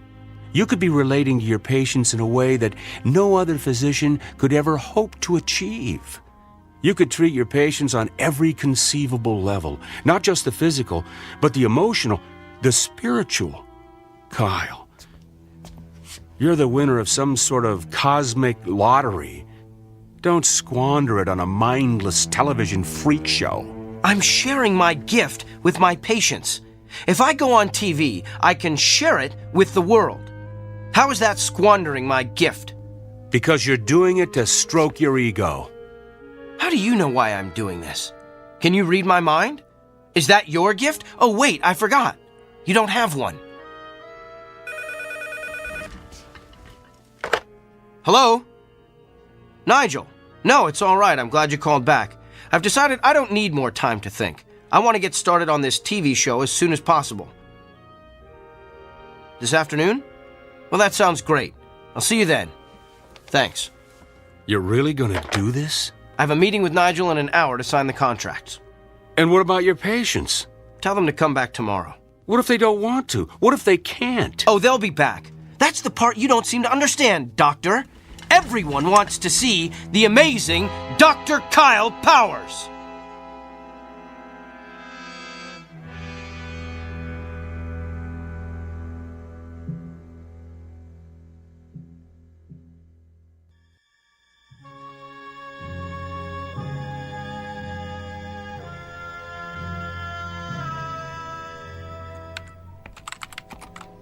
Well, Dorothy, my last patient has left the building.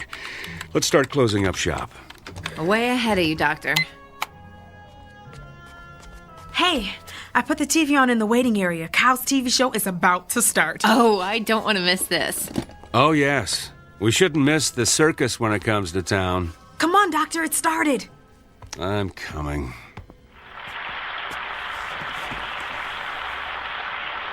Hello, America, and welcome to Doctor in the House, the new show that promises to be the most amazing, the most remarkable, the most astounding television program you've ever seen.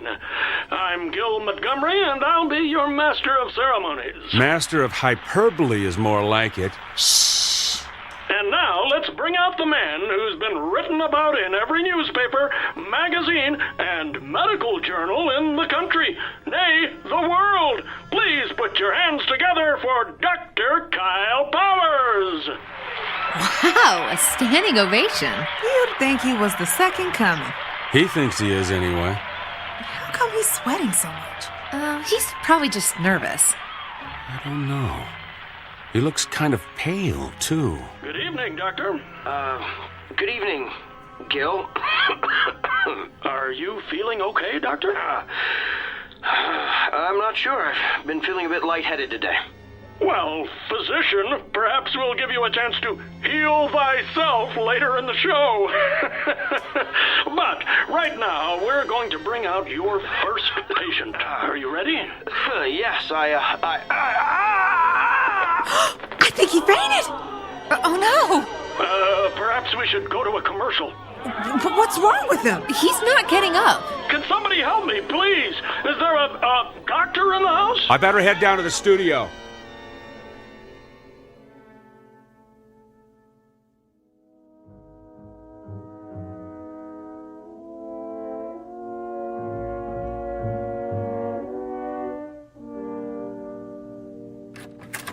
Kyle, I've got the results of your tests. They're pretty extensive. Tell me. Well, simply put, your autoimmune system has completely broken down. Can you tell why? No, I can't find anything that would cause it. There was something about your results, though, that looked familiar. I'd seen this pattern before, but I couldn't remember where. You've seen this pattern. You've seen this pattern in another person? Not one person.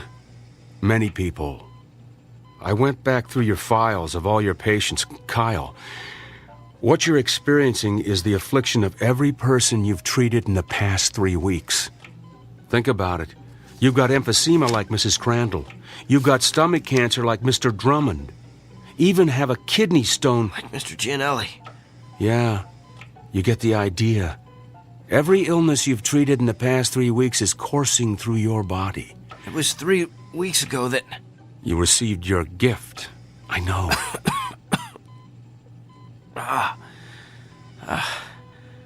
How long do I have? At the rate you're deteriorating, I'd say you've got 24 hours. No. That just can't be. Look, I know you're in a lot of pain. We're going to do what we can to make you comfortable. I want to run some more tests. There's got to be a way to beef up your immune system. Bill, after the way I've insulted you, why are you showing me so much... Compassion? It's part of being a doctor, right? Get some rest, Kyle. I'll be back.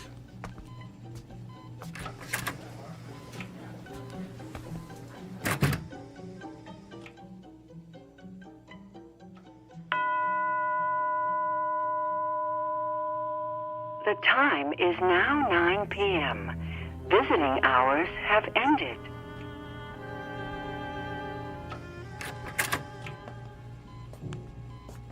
Bill? I'm afraid not. You? What are you doing here? I wanted to see how you're feeling.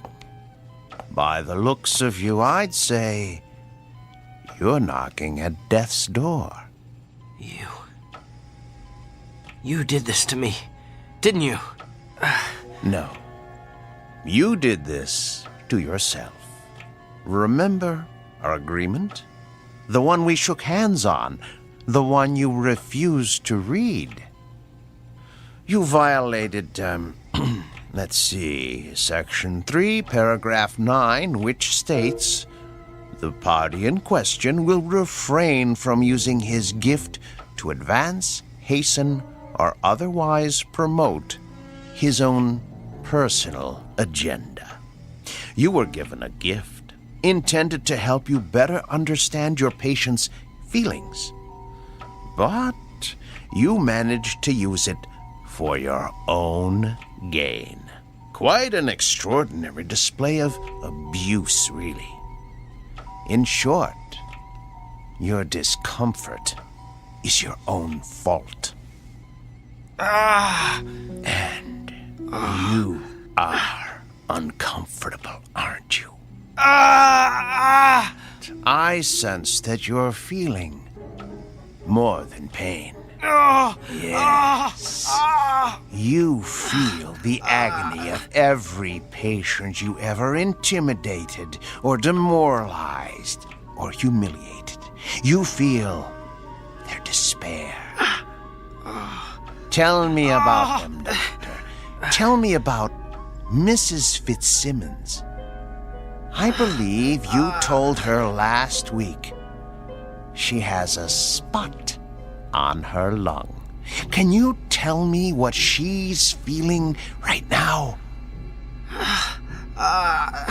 She's afraid she'll die without seeing her grandchildren.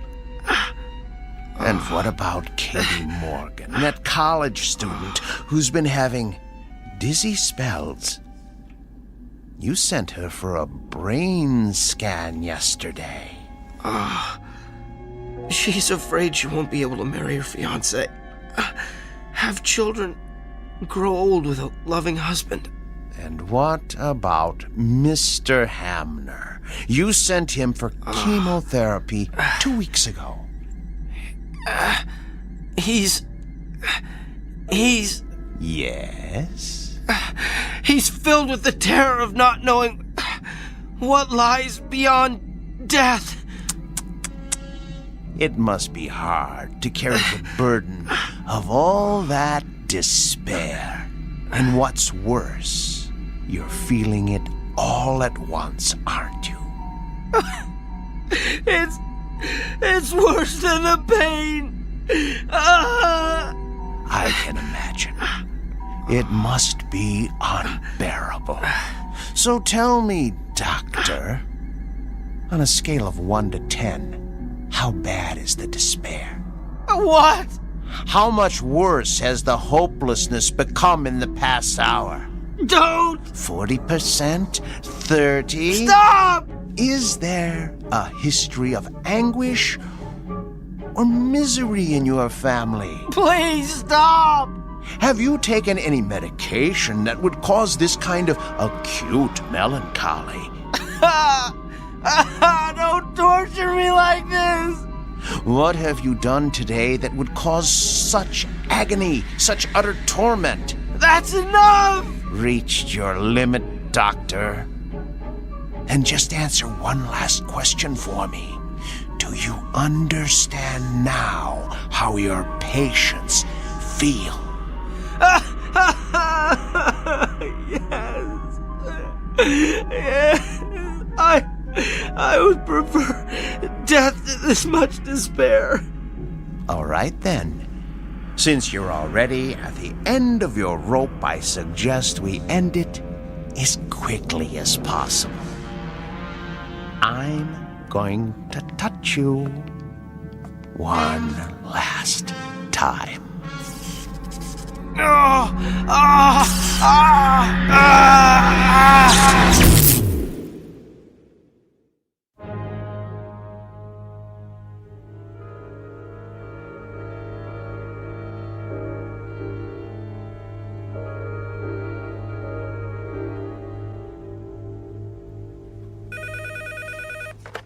Northwest Medical Clinic, may I help you? Sure, let me transfer you. Hey, Dorothy. What is it, Millie? It's a shame about Kyle, isn't it? Yeah, a pity it had to end the way it did. I mean, for a little while, he had it all, and now, well, you know. How have his patients been taking it? Not well. Of course, I have to tell them what happened when they called to make an appointment. That's a shame. But, you know, at least Kyle is at peace now. Yeah. Well, he seemed very peaceful when I gave him his messages this morning. I guess a full recovery will do that to you. That and a near-death experience. Yeah, but it is too bad he lost his, well, his gift. Yeah. I wonder what it's gonna be like for him now. Just seeing patients as plain old Dr. Kyle Powers.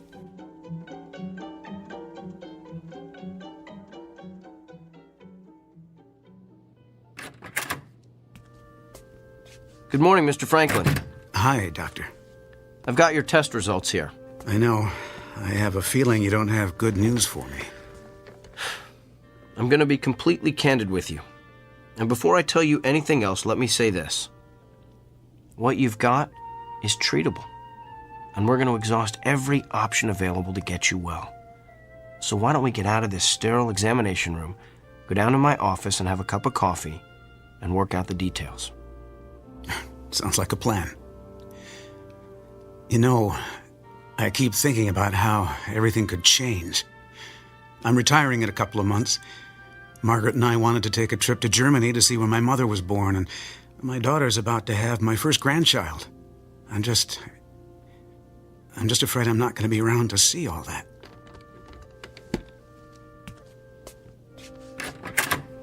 Mr. Franklin, I know exactly how you feel.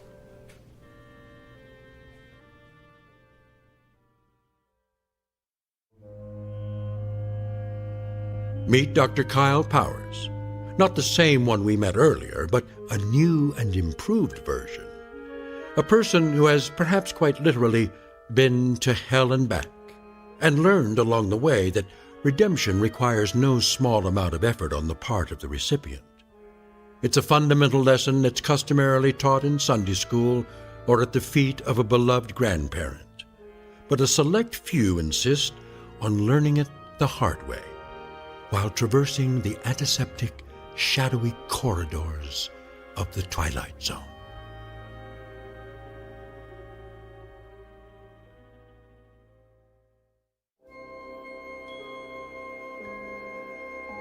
Hi, this is Carl Amari, producer of the Twilight Zone radio dramas. I'd like to take a moment to tell you about our official website at twilightzoneradio.com, where you'll get the latest news and information on these Twilight Zone radio dramas. Plus, at twilightzoneradio.com, you can digitally download 3 free episodes or any of our episodes for only $1.95 each. In this age of ever-changing technology, we've decided to make these episodes instantly available to you by making the Twilight Zone radio dramas a digital download-only series. This means that this series will no longer be offered on CD. The CD collections at our website are now being offered while supplies last at buy one, get one free. So be sure to get your favorites before they're sold out. Be sure to visit us often, and I'll see you in the zone.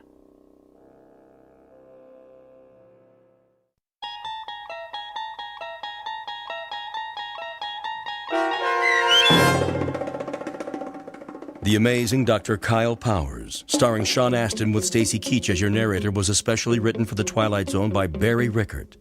Heard in the cast were Pat Fraley, Joby Cerny, Robin Moeller, Ty Davis, Ellie Weingart, Alex Sopner, Emmy Bloom Regali, Rob Riley, and William Dick. The producers of The Twilight Zone wish to thank CBS Enterprises and the Rod Serling Estate for making this series possible. This copyrighted radio series is produced and directed by Carl Amari and Joby Cerny for Falcon Picture Group and Westwood One. Sound design and custom Foley effects for The Twilight Zone were done in the Cerny American Sound to Picture Theater by Todd Beyer, Craig Lee, and Tim Cerny. To learn more about the Twilight Zone radio dramas and to contact us, visit our official website at twilightzoneradio.com. Doug James speaking.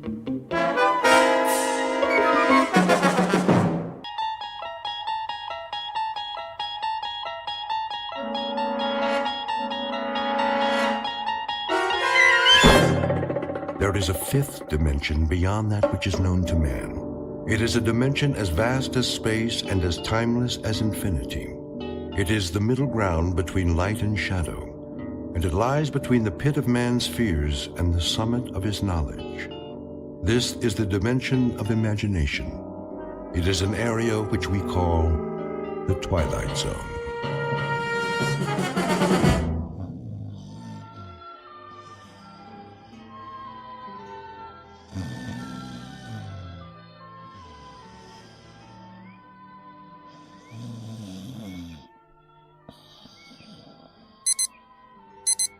Yeah.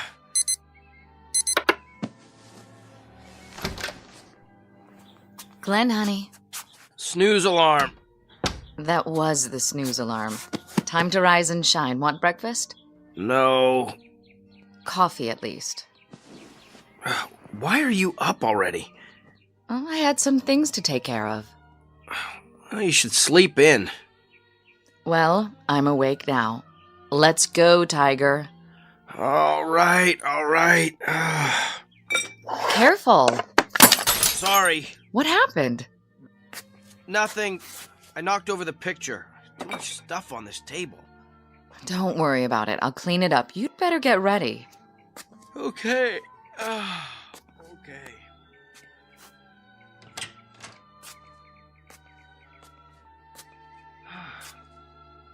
Something wrong with the mirror? What in the... Claire? Something isn't right. Look at this magazine ad. Really a nice layout. Who did it? Claire? Not McCloskey, that's for sure. Claire! I wonder if it was Wolfus or... Look at me! Look at me! Yeah? What do you see? Oh, Glenn, please. I asked you a question. Coffee's in the kitchen. Why don't you take your shower and... Who do you see? What kind of question is that? Am I supposed to see something? This isn't me! You're right. I knew it! It's somebody acting like an idiot. My face, Claire! Look at my face! Very nice. Now, don't forget to shave. You think it's nice? I just looked in the mirror and I've never seen this face before in my life!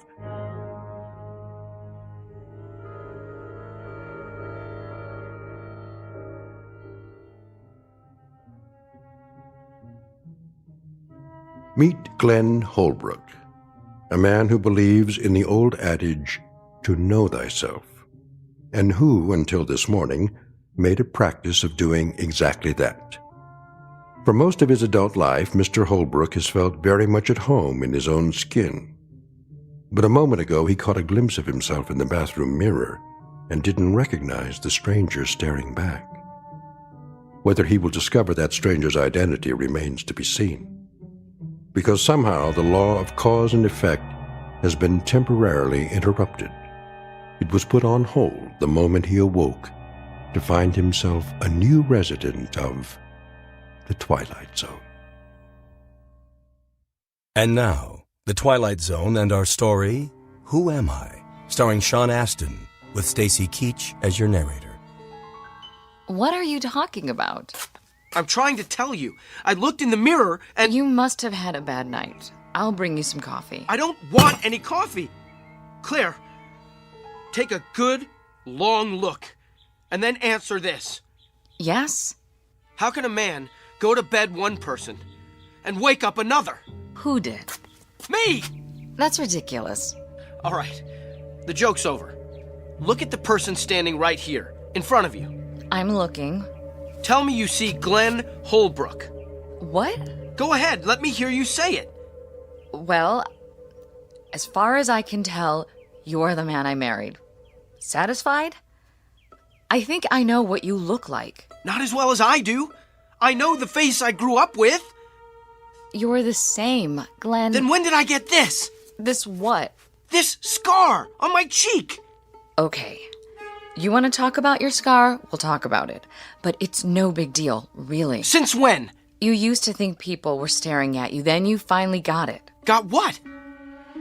You figured out that nobody pays attention to anyone but themselves. Personally, I think it's sexy. Claire, listen to me. I'm not crazy. I didn't say you were. I swear to you, I never saw this scar before. That's impossible. Why? Because you were still sensitive about it when I met you. It was years before you told me how it happened. And how did it happen? Oh, come on. Please, just tell me. You were a child. You and some other boys were playing war. Somebody threw a rock and it hit you in the cheek. It required 7 stitches. Your mother was hysterical. Isn't that right? No. It never happened. Not to me. I've had about enough of this. It's getting late. Go over to the bedroom mirror and we'll settle it.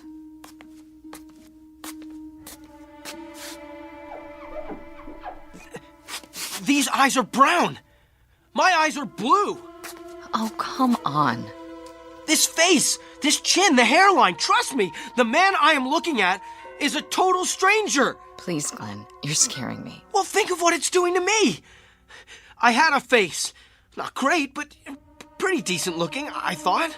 Wait, where's the picture? I'll prove it to you. Picture? The one I knocked over when I turned off the radio. I threw it away. When? Just now. I was only in the bathroom for a minute. I didn't want you to cut yourself. The glass was broken. I know the glass was broken, but where's the picture, the photograph of the both of us? In the trash. What? It was ruined. Don't worry, I'll have another print made. I want to see it. I put the trash bag in the hall. It's covered with coffee grounds and garbage by now. Did you look at it? I know that picture. It's you. Of course it's me. That's what I've been telling you. It has to be. It was taken on our honeymoon. You've hardly changed at all. Brown eyes, broad forehead, nice cheekbones, and that little scar. Oh, you can hardly see it. I don't have any scar. Glenn, I've had about enough of this. Yeah, so have I. I don't know what's happened to me. You had a bad dream or something. It'll pass. You'll see. Now, put it out of your mind. Get dressed and go to work before... Work? McCloskey will throw me out. I'm an imposter. No, he won't. You're you. I know that. And so will he and Harry and everybody else in the office. Inside, I'm me. But on the outside, who am I?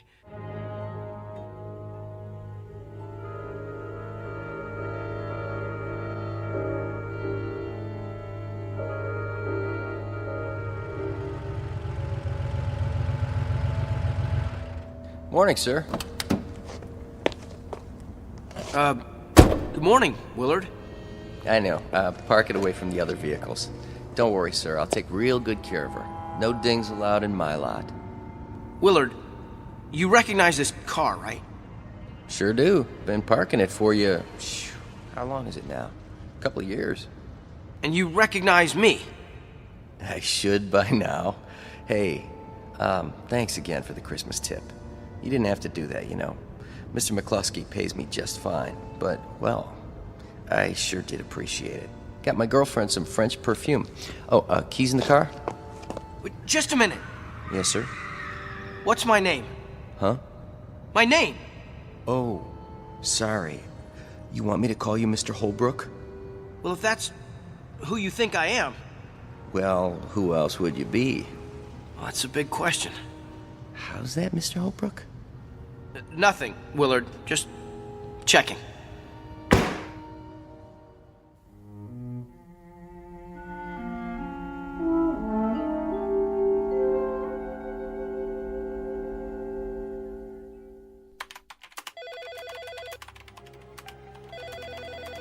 McCloskey Advertising, how may I direct your call? One moment, please. McCloskey Advertising, how may I... No, he's not in yet. Would you like his voicemail? Just a moment. Good morning, Mr. Holbrook. What did you say? I said good morning. Yeah, I thought that's what you said. You know me then? Of course, Mr. Holbrook. Is anything wrong? No.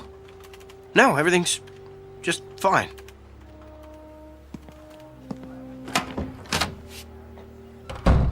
Hi, boss. Janice, can I ask you something? Sure. I'll have your emails ready in a minute. A bunch came in overnight. Do you notice anything different about me? Let's see. Yeah. You do? New tie, isn't it? No, I don't mean that. You got a haircut? Did I? Since the last time you saw me? Well, maybe you didn't. I'm not sure. But I'm the same man you worked for yesterday. Unless you got a twin brother. I don't. I didn't think so. Now, let me see. Mr. Ashton's called twice already. You know how he is. Wants a conference as soon as you get in. And production needs your opinion on the Durant's layout. Mr. Holbrook? One of those mornings, huh? Not really. Am I missing something? No. I am. You didn't have your coffee yet. There should be some in the lounge. Listen, Janice. Yes? You have a mirror? Where? In your purse? Why? Just wondering. I think so, yeah. Take it out, would you? Okay. There's one in my compact. Good. Open it. Now what? What do you see? I don't understand. Well, you see yourself, right? Well, I hope so. What if you looked in there and saw somebody else? Like who? A perfect stranger. That would be something. I'm nowhere near perfect. You're lucky. I am? Yeah. You've got the face you were born with. So, Mr. Holbrook, which do you want? Mr. Ashton or production? Neither one. Pardon? Is Harry in his office? I think so. Tell him I'd like to see him. Right away.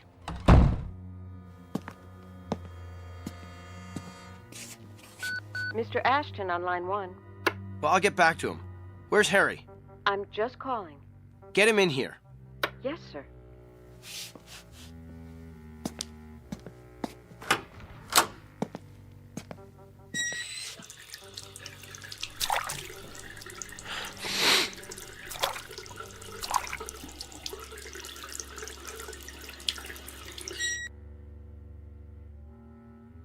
Well, what are you looking at? Nice scar there, buddy.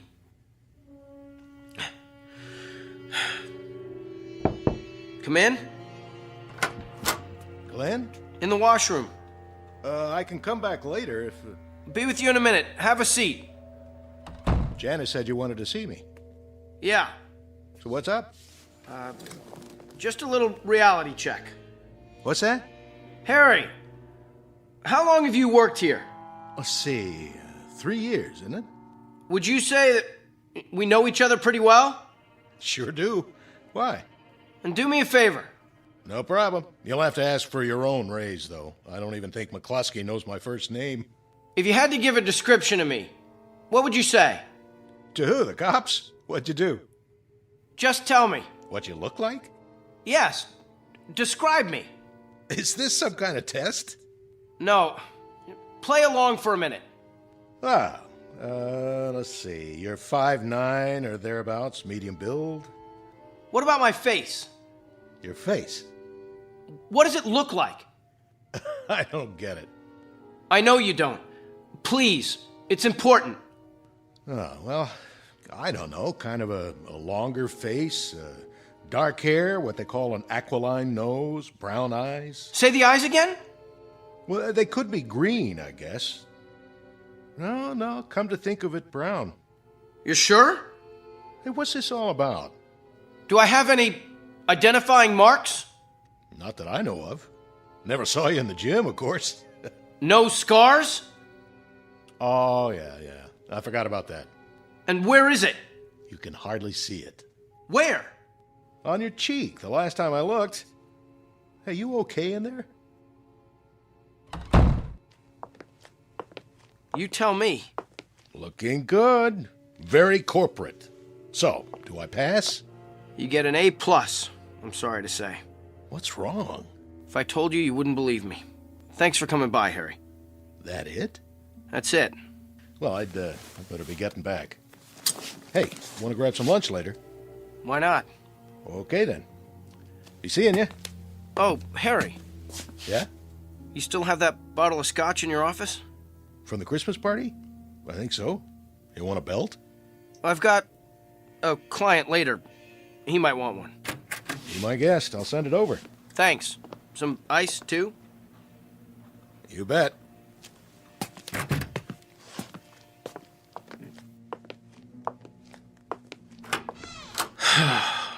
Yeah, I've got a client, all right.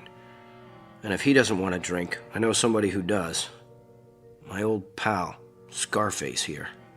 Mirror, mirror on the wall, who's the strangest one of all?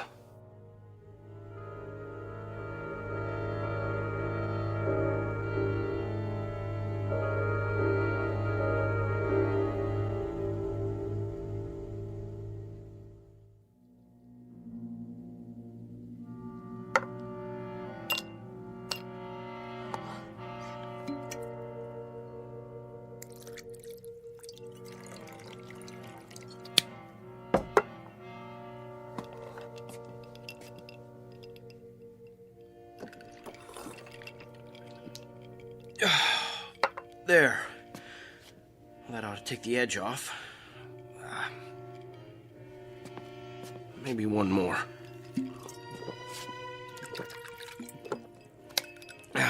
Now, let's have another look at that mirror. Eyes front and center. Here we go. 10, hut! Stop looking at me!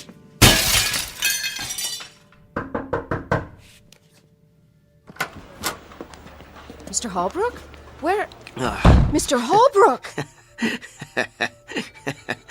There she is. Lucky Janice. The lady who knows herself. You've cut your hand. He never laid a glove on me. Give me a Band-Aid, would you, sweets? What happened? You're bleeding. He was here, Mr. McCluskey, just a little while ago.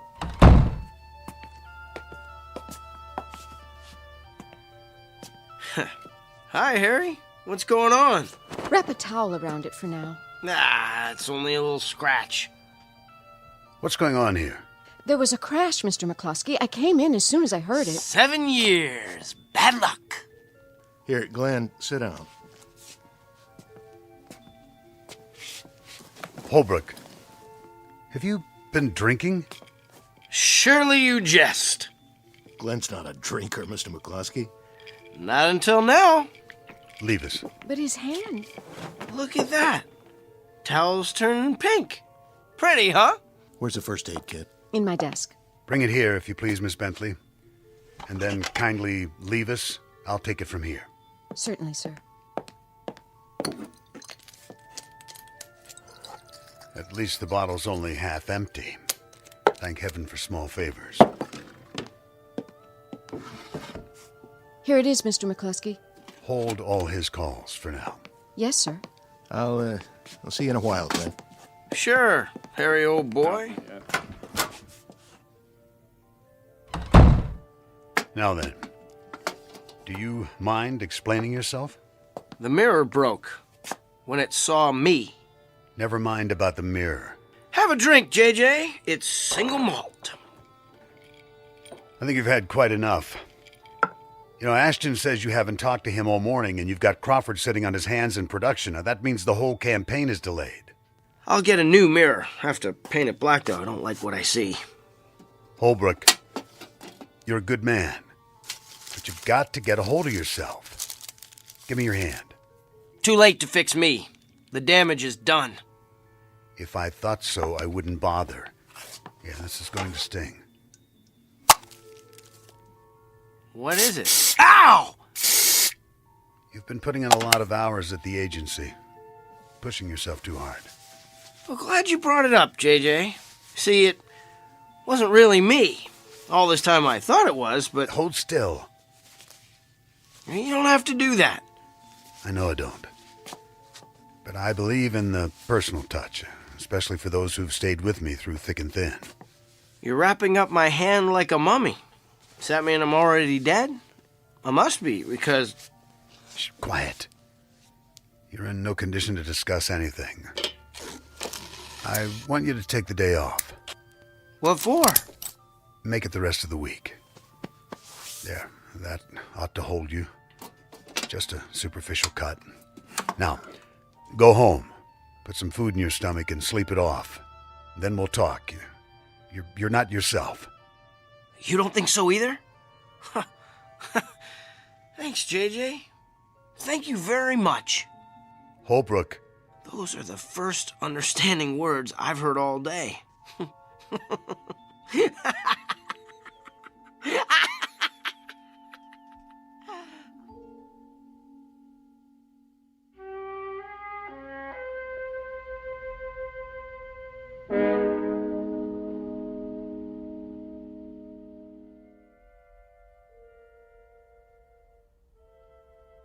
Continue, please, Mrs. James.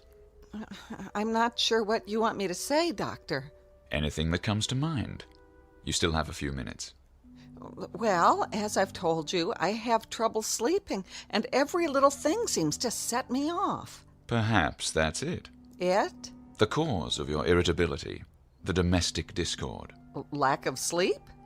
Well, my physician did say I need more exercise. No, that's addressing the symptoms. But what is the root cause? Let's try a different tack. How do you feel toward your husband? It's not his fault. He works hard. I'm sure he does. But you said there's financial strain. Do you wish he had a better job? Oh, every woman wishes that. We marry them, and they promise us the moon, and we wait, and we wait, and... Yet some women are happily married, are they not? Well, all I can say is they must know something I don't. Perhaps they do. However, that's not the issue. You can't make him over, you know. Oh, sometimes I wish I could. You're angry at your husband for not making enough money. But you can't face that about yourself, so you sublimate it. The result, it comes out in little ways. You can't sleep, bicker endlessly. Yes? Your 2 o'clock is here. Thank you, Louise. I'm sorry, Mrs. James. Your hour is up.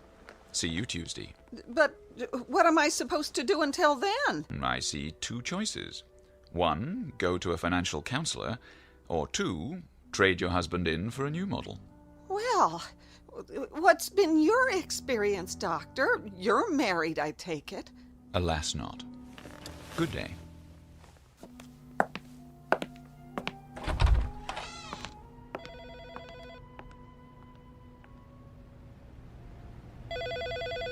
He'll see you now.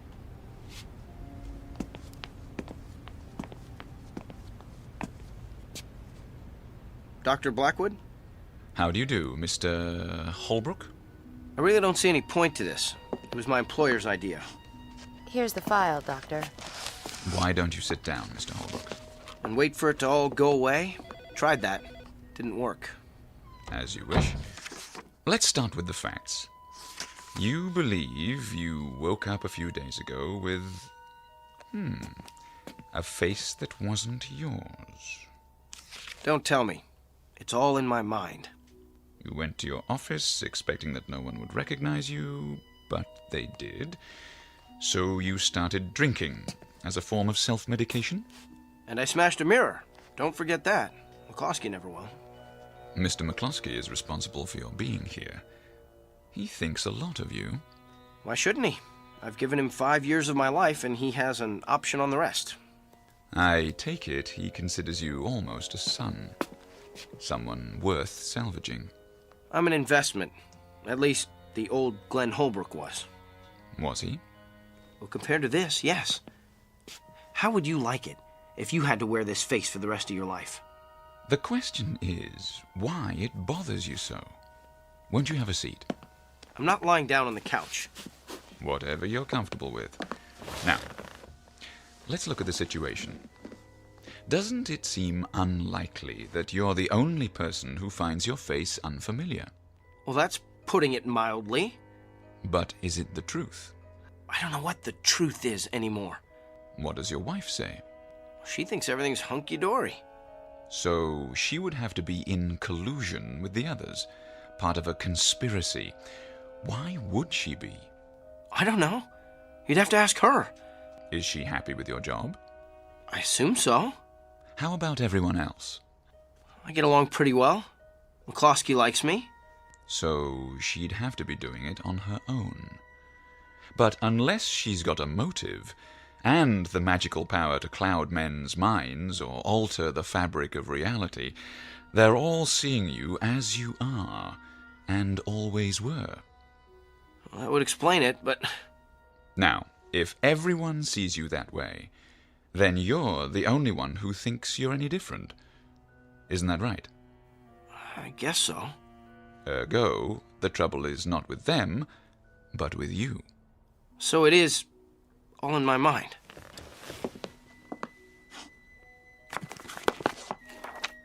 These books are filled with case histories, Mr. Holbrook. Many of them far more bizarre than yours. When a man finds the world he lives in too hostile, too evil, too miserable, he sometimes invents a new one that fits him better. He then takes his leave of this world, so to speak, although he remains physically in it. That's what happened to me. It fits the pattern. So it'll help me if I see the pattern. How does that work? Even if I know it, I'll still be messed up, won't I? We have to go back to primal causes. The underlying question is, how do you know what you know? Philosophy 101. Epistemology. But did you understand it? I passed the class in college, if that's what you mean. Look, it's really very simple. If each of us existed in his own world, the universe would be chaos. The conflict is between consensus and individual perception. But science is about what can be verified, and one human mind is too fragile to rely on. Without a common ground, where would we be? Lost somewhere in the stars, I should say. But why would I invent the memory of a completely different face? Because your inner self is trying to tell you something. The thing to do is to live with it. Accept it. Easier said than done. Nothing is easy, Mr. Holbrook. The longest journey begins with, you know, the rest. I suggest a series of sessions, 3 times a week to start. Is that agreeable? If it'll bring back the face I was born with. That's up to you. But I would say the prognosis is most favorable. Now, if you don't mind, I'll ask you to fill out an insurance form for your health provider. Louise will fax a copy to McCluskey's office. You don't have any mirrors, do you? There's one in my washroom. Why? Verification. No. I know what I'll see.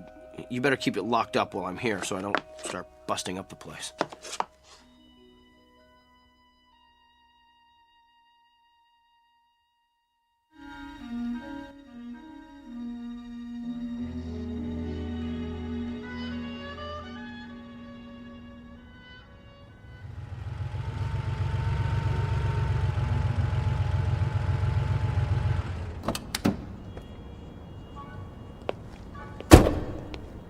Morning, sir.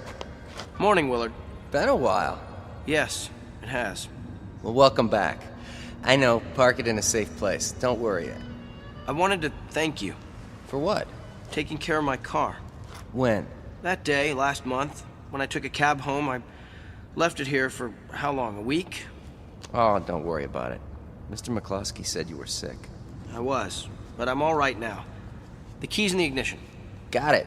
Say, what's the long package? Oh, I almost forgot. Something from my office. Hand it to me, will you?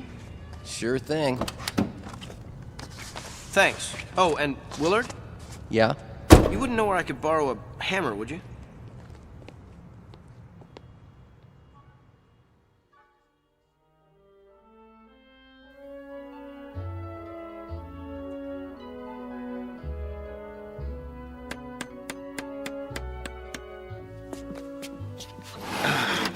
There. All done. Brand new mirror, huh? Yep, got it at the home shack on the way to work. That should make old McCluskey happy. The least I could do. You really had him going. Now, if I'd broken that mirror, I'd be out on my ear. Hand me the towel so I can polish it up. There you go. Mirror, mirror on the wall. Hi there, ugly. Don't talk about yourself that way. Well, it's true. Does anybody like their own face, especially with a scar? Oh, will you come off that? It hardly shows, I tell you. Mr. Holbrook? In here. Mr. McCluskey's here to see you, sir. And, Mr. Holbrook, I just wanted to say, it's good to have you back. It's good to be back. And Janice, please call me Glenn from now on. If you like, sir. I mean, Glenn.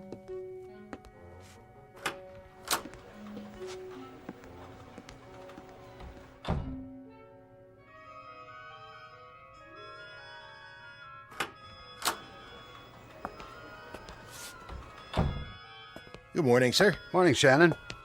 Part of the welcoming committee? You bet.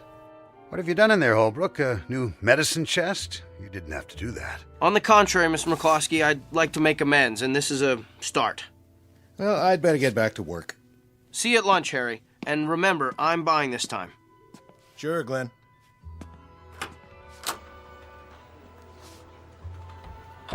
You're doing well. Blackwood thinks so, too. Oh, thank you, sir. I owe you an apology. Water under the bridge. A man has a right to let go once in a while. I've done some funny things in my time, too. Really, Mr. McCloskey? Tell you about them someday. I just wanted to stop in and say hello. We'll go on as if nothing happened. Okay, by you? More than okay. Onward and upward. That's the spirit, my boy. If you need advice about anything, you let me know. My door's always open. Thank you, sir. Call me JJ.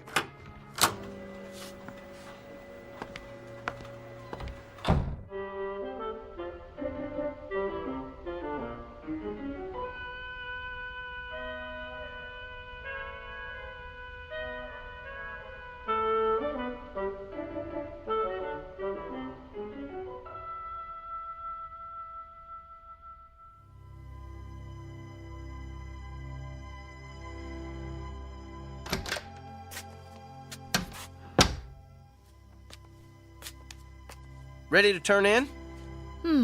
Soon as I finish with my hair. Everything's locked up. I'll set the clock. Am I forgetting anything? My, aren't we full of energy tonight? You don't know the half of it. That's a good start. Smell that air. Reminds me of our honeymoon. It does? Makes a man happy to be alive. I'm glad you feel that way. For a while there. That's all over. I've joined the human race again. You don't know what a relief that is. Time to do my exercises. 1, 2, 3, 4. But 1, tell me honestly, 2. Glenn. You don't still think that... I don't think anything. I mean that business about your face. I'm still not sure if it's mine. Glenn. But so what? There are more important things in heaven and earth. I've still got you and a job. I guess I'll just have to live with it. Is that what the psychiatrist said? Yeah, and it took. And looking at Blackwood, I thought, oh, it could have been worse. What if I woke up with his face or JJ's? How would you like that? I like you the way you are. Even if McCloskey thinks you've hit the glass ceiling. What do you mean? He's about to give me a promotion. Oh, what if he does? You're not going anywhere with that agency. The handwriting's on the wall. They're on the way down. Well, all I can say is they better not be. Kind of late for me to change horses. It's never too late. Well, if I go somewhere else, I'd have to start from scratch. Oh, I don't know. There's always room for a fresh young face. What kind of face? Take a look in the mirror. I'm looking. I'm a lot of things, Claire, but young isn't one of them. You know, when I first saw this new mug, I thought it was ugly. But that's because it was so different. Now, I've decided it's not such a bad old face after all. That's what I thought. I mean, I've always thought that. I think I'll keep it. The scar gives me a certain air of distinction, wouldn't you say? Sexy is the word I was thinking of. Not strange? Not to me. Good. How's it feel? I'd say that's a very good start. Come to bed. Be right there. I just have something to do first.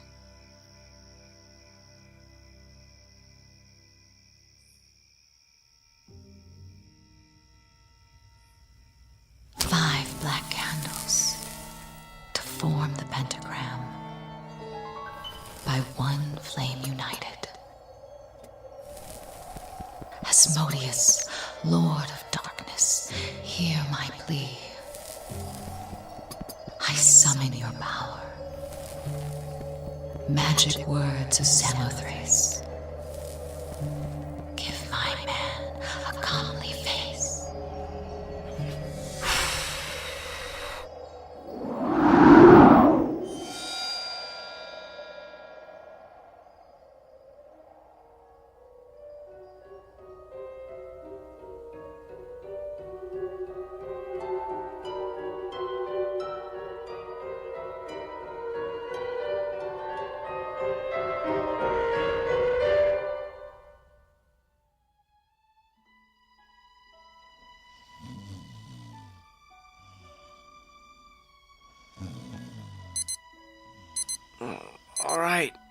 right.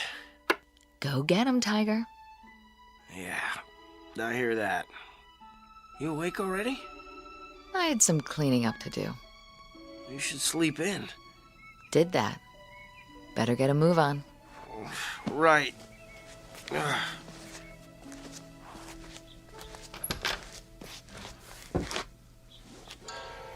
What in the... Claire? Claire! What? Look at me! Look! Why? Please, just do it. I'm reading. Where's my scar? What scar? The one on my face. You've never had a scar. I did yesterday. Did you have a bad night again? A bad night? What are you talking about, Claire? Look! This isn't me! Of course it is. And quite handsome, I must say. Just like one of the male models in this magazine. Where? What is going on? Relax, Glenn. Go with the flow. You'll see. We'll both feel better. After you have your morning coffee.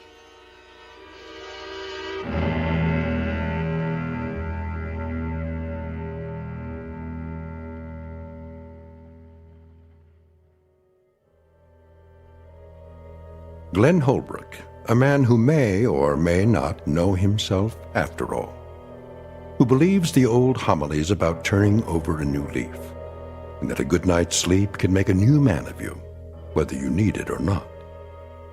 Tonight's object lesson about cause and effect in the Twilight Zone.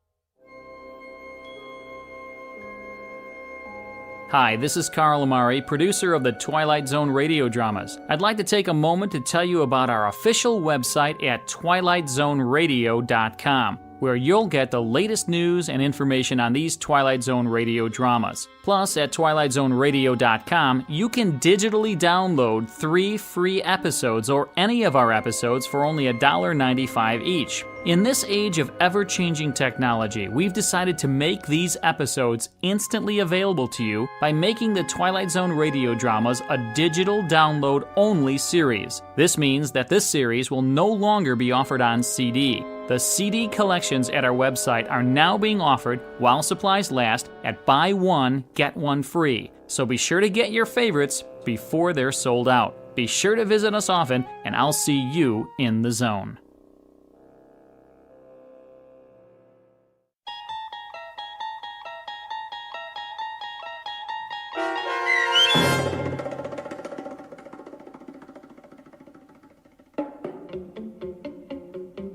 Who Am I? Starring Sean Astin with Stacy Keach as your narrator was adapted for radio by Dennis Etchison and written for The Twilight Zone by Jerry Soule.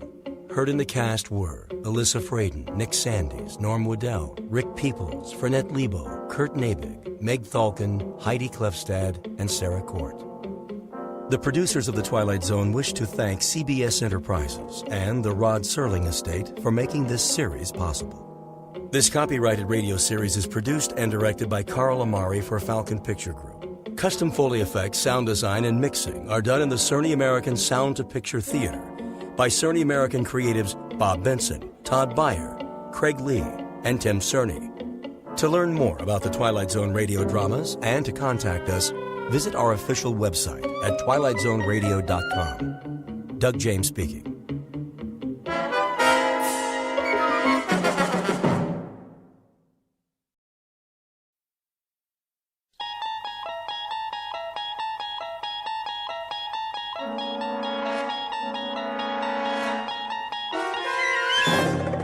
You unlock this door with the key of imagination.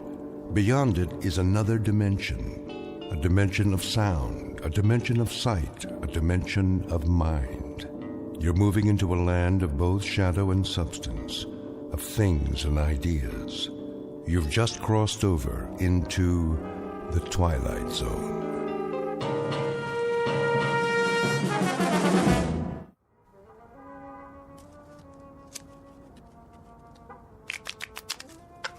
Time to feed the kitty.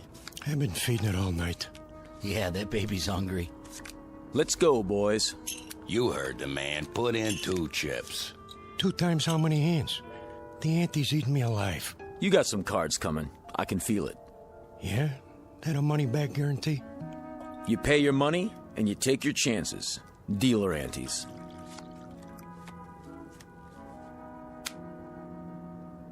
Let's go, Johnny. I gotta give it some thought. My stack's getting pretty low. Look at who's sitting this one out. That right, Johnny? I'm thinking.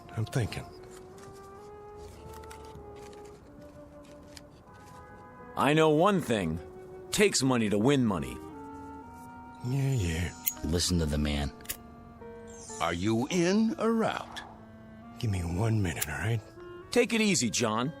Hey, you don't look so good. Maybe you should kick back, watch some TV. Hey, hold on. I came here to play cards. Hand me that remote. Say, what are you... Just give it to me. The old fire hall is... There. You gonna let one lousy player hang up the game? Don't worry about it. Johnny here needs some time out. You know the old saying. What's that? Money talks, and suckers walk. Scientists are baffled as all communications in and out of Peaksville remain blocked. For live coverage, our Eyeball News team takes you inside the city limits following this broadcast on the 11 o'clock report. And that's a wrap of today's news. I say deal 'em. All right, boys, here we go. Down the derby. Okay already. I'm all in. You ain't even looked at your cards. What's the difference? 1 more hand and I'm out. Sure, Johnny, maybe you'll double up. I got a good feeling this time. Me too. I'll see that and I'll raise you. Raise? Everything I got's in the pot. Separate side bet. I fold. Dealer raises again. Call. Cards, John? 3. Keeping a kicker, huh? All right, 4. Come on in! Who's that? A friend of mine. Said he'd stop by. Heck of a time for it. It's open! Jody Hallam? Who wants to know? Mr. Hallam, will you come with us? You got a warrant? No, sir, but... Then get out of my room. My associates and I are having a friendly game of cards. This is a federal matter. We have a car waiting downstairs. Oh, good for you. You see any money on this table? Because I sure don't. There's no time to lose, sir. If you'll just come with us. Hey, why the cuffs? Someone wants to see you in Washington. Be seeing you, Jody. I'll just hold on to my chips for now. Let me call my lawyer. No need for that. What's this all about? A matter of national security, sir. You might say a matter of life and death. Excuse me, gentlemen, if you don't mind. We'll just fast forward out of here. Hey, will somebody tell me what this is all about? Winning lottery numbers coming up, but first the news. In world news, the asteroid known as Wanderer continues on a path toward our solar system. But there's no cause for alarm. Scientists say it will miss Earth by several million miles. Repeat, despite rumors, there is no danger. Wanderer poses no threat to our world. And now, here's a handy household hint from our home economist. Portrait of a man who has just been granted a reprieve. Not from a card game, because it's a sure bet he would have won, given his considerable skill as a dealer. No, the 2 men in gray suits have saved him from almost certain deaths. His name? Jody Hallam, a gambler and con man who lives by his wits, and wants above all else to go on living. At the moment, the odds still look good for Mr. Hallam, but he is about to discover that the laws of chance don't always apply in the Twilight Zone. And now, The Twilight Zone and our story, Pattern for Doomsday, starring Henry Rollins, with Stacy Keach as your narrator. And I can tell you that its progress has been closely watched for the past month, as is the case with all unidentified objects sighted in space. May we have the slide, please? Excuse me, General? Yes? The 8th man, he's here. Showman? Yes, sir. Has he been briefed? Just the basics on the way over. I'll handle it from here. Mr. Hallam, have a seat at the end of the table. Well, aren't you going to introduce me to everybody? After the presentation, General Sinclair has the floor. Sit, please. Okay. Now then, slide please. This is a routine photo from the 200-inch Hale telescope on Mount Palomar. Must be some camera. Shh. I don't see anything. Let me use the pointer. That short white line in the star field is the first picture we have of Wanderer. May I ask a question? Dr. Conrad, is it? Yes. When exactly was this taken? A little over a month ago. October 3rd, to be exact. I see. Next slide. This photograph, taken only 3 weeks ago, indicates that Wanderer is indeed headed for our solar system. Next slide. And this shot conclusively establishes what astronomers feared, that Wanderer is on a collision course with Earth. What?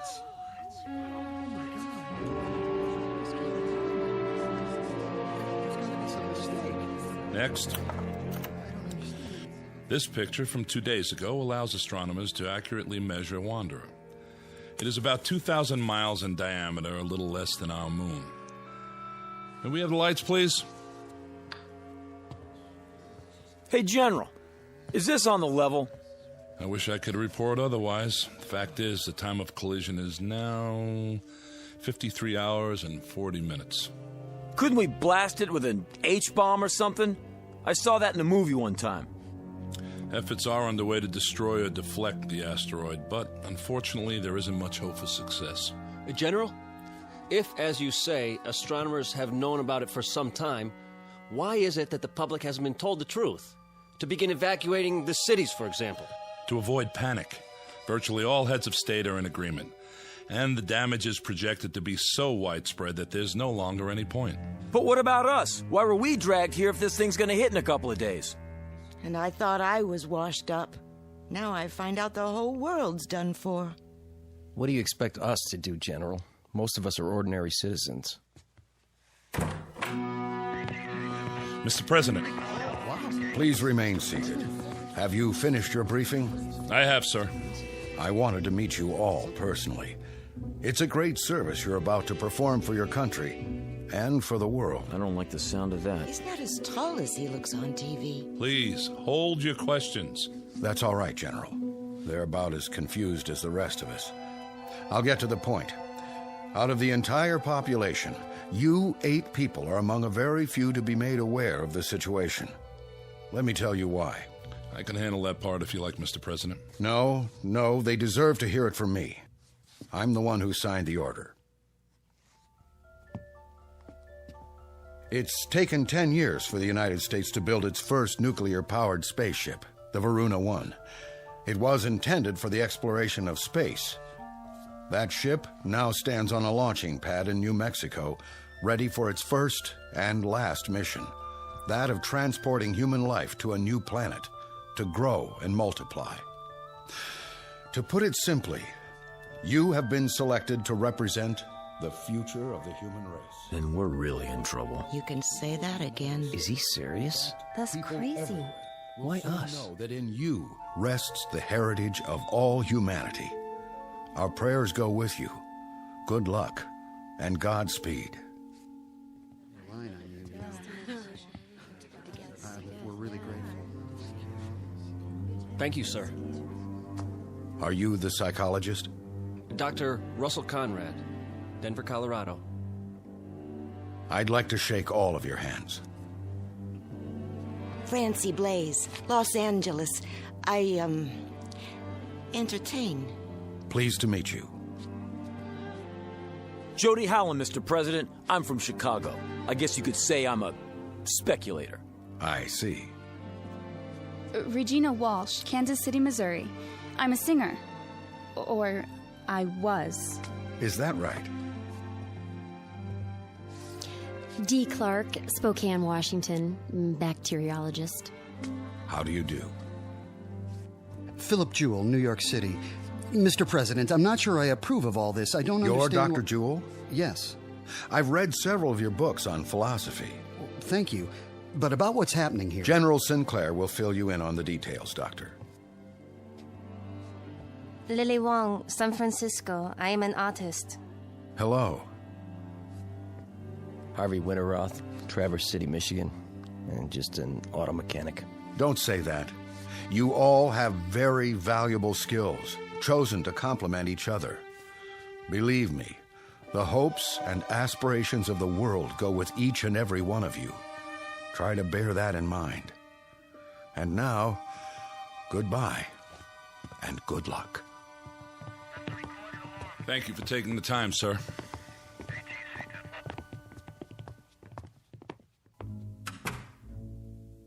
Never thought I'd get to meet the president, but there I was, shaking his hand and talking to him. General, I demand to know... Yes, Mr. Jewell? Just how did 8 people get picked to represent the human race? It was not at random, I assure you. It was a matter of careful selectivity.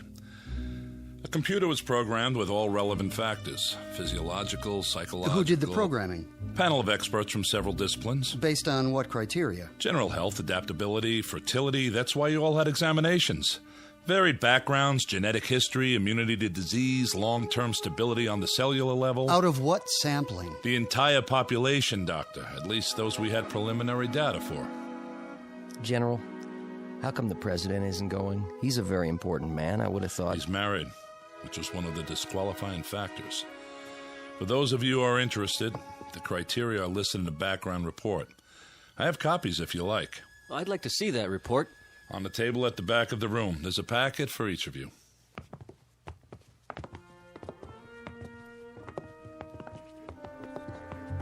Look at me. What a mess. I better fix my face. You look fine. Don't kid me. We're not here because of our looks, that's for sure. Must be because we're in such good shape. Yeah, you're a regular bodybuilder. I'm serious. Other kids got the measles, but not me. I was always lucky that way. Goody for you. Oh, maybe not 100%. But when I lost, it was because someone else was dealing. Man, I sure wised up in a hurry. A dealer, huh? I can spot one a mile away. Fingers always twitching.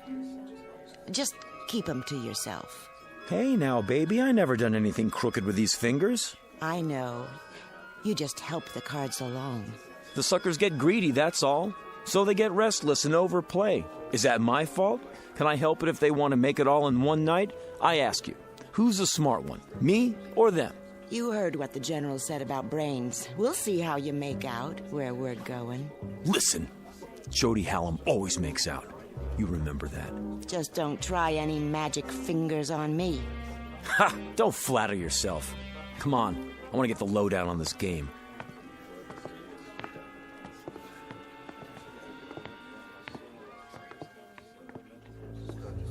After that, it was all entered into the memory banks. The results were collated and sorted until we had it down to this number. Ah, so we have a machine to blame for being here. Blame? You should be happy the machine picked you. Should I? Then why do I feel as if I'm deserting humanity in its hour of need? General, how soon will the Varuna leave Earth? In less than 24 hours. You will all be flown to the launch point. What about food on the ship? It will be stocked with bread, soup, meats, even ice cream. In a concentrated form.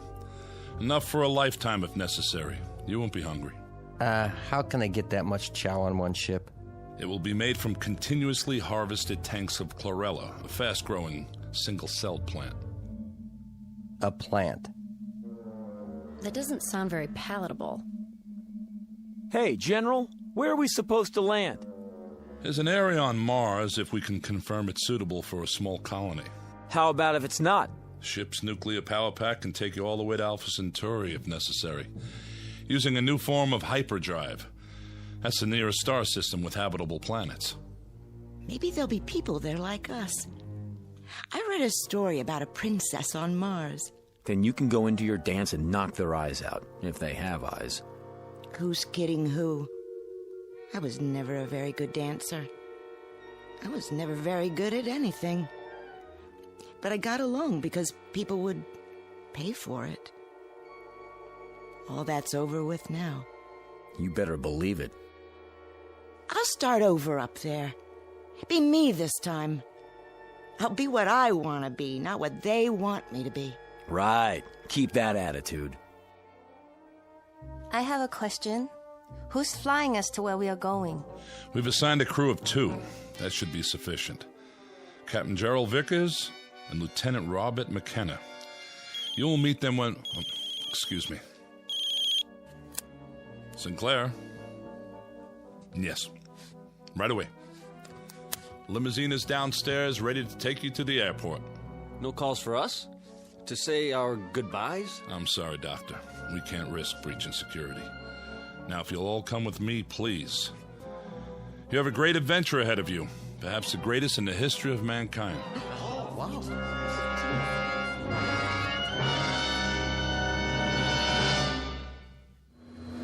is air traffic control. You're cleared for takeoff. In position. Clear to start.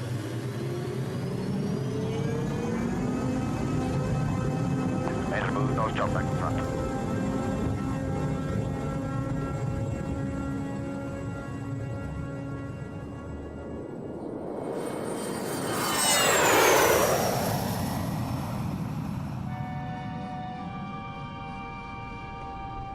Ladies and gentlemen, although the fasten seatbelt sign has been switched off at this time, I hate that. I really do. Hate what? When airplanes take off. Oh, don't worry about it. The odds are on our side. Are you serious? This crate could fall out of the sky at any time. Relax. You got more chance of being hit by a car. Yeah, sure. I mean it. You see the giant seal? What?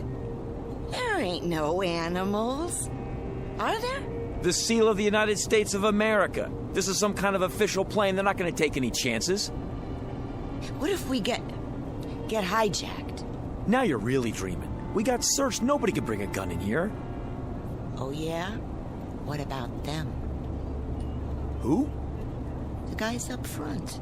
With Sinclair. Take a look. They both got pieces under their coats. How do you know? I know. You don't think I ever saw a shoulder holster before?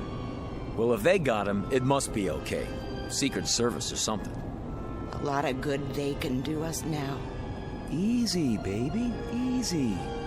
Ladies and gentlemen, in a few moments we shall be landing. Thank you.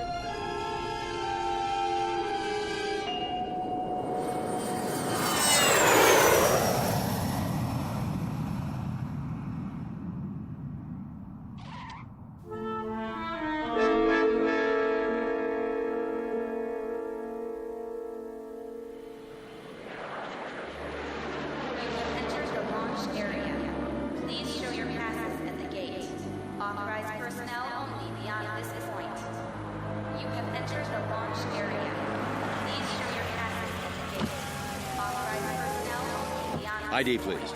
General Sinclair and Company to operations. Oh, right, General. Operations is the first building, straight ahead. I know where operations is, son. Yes, sir. Open the gate.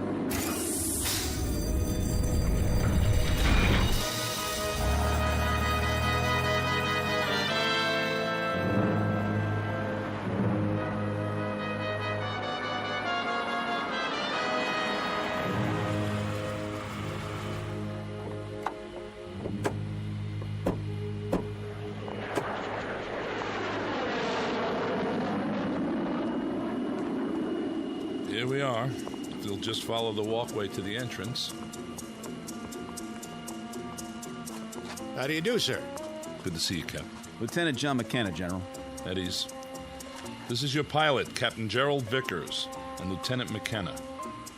Mr. Hallam, Miss Walsh. Welcome. Hiya. Captain, huh? Miss Blaze, Dr. Conrad. Hello.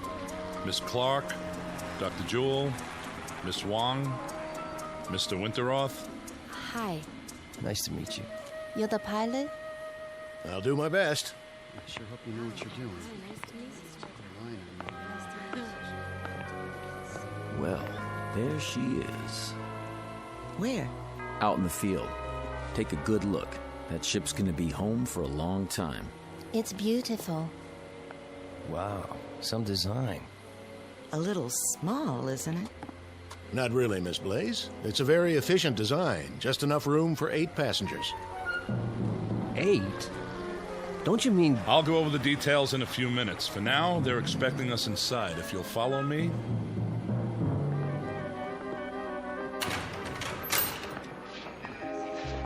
General Sinclair? What is it? General, I have a communication from the Pentagon. Priority A. Very well. That will be all. Yes, sir.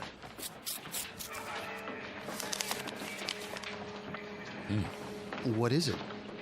Don't tell me. The flight's overbooked. You might as well know. The nuclear missiles we sent up from 3 countries to intercept Wanderer have made contact. All detonated on impact. They hit Wanderer? And? Well, don't keep us in suspense. There was no appreciable deviation. The asteroid is still on course. What does that mean in plain English? It means that there's no last great hope for Earth. I would say then that this group is our hope. Captain Vickers. Yes, Doctor. Something you said a moment ago. What was that? Well, you said there was only room for 8 people aboard the ship. That's right. Does that include you and Lieutenant McKenna? I'll answer all your questions at the final briefing. But... This way, please.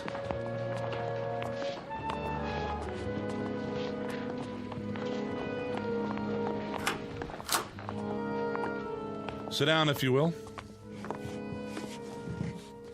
How many more hours do we have? When are you going to feed us? I'm a little queasy myself. In about an hour. We're on a tight schedule. General, I asked a question outside. I think I deserve an answer. We're 8 people. The captain and the lieutenant make 10. But if the ship will only hold 8... I have an announcement in that regard. When this group was organized by presidential order, 2 reserves were included. Who? You mean we're not all going? Why didn't you tell us the truth? What are they arguing about?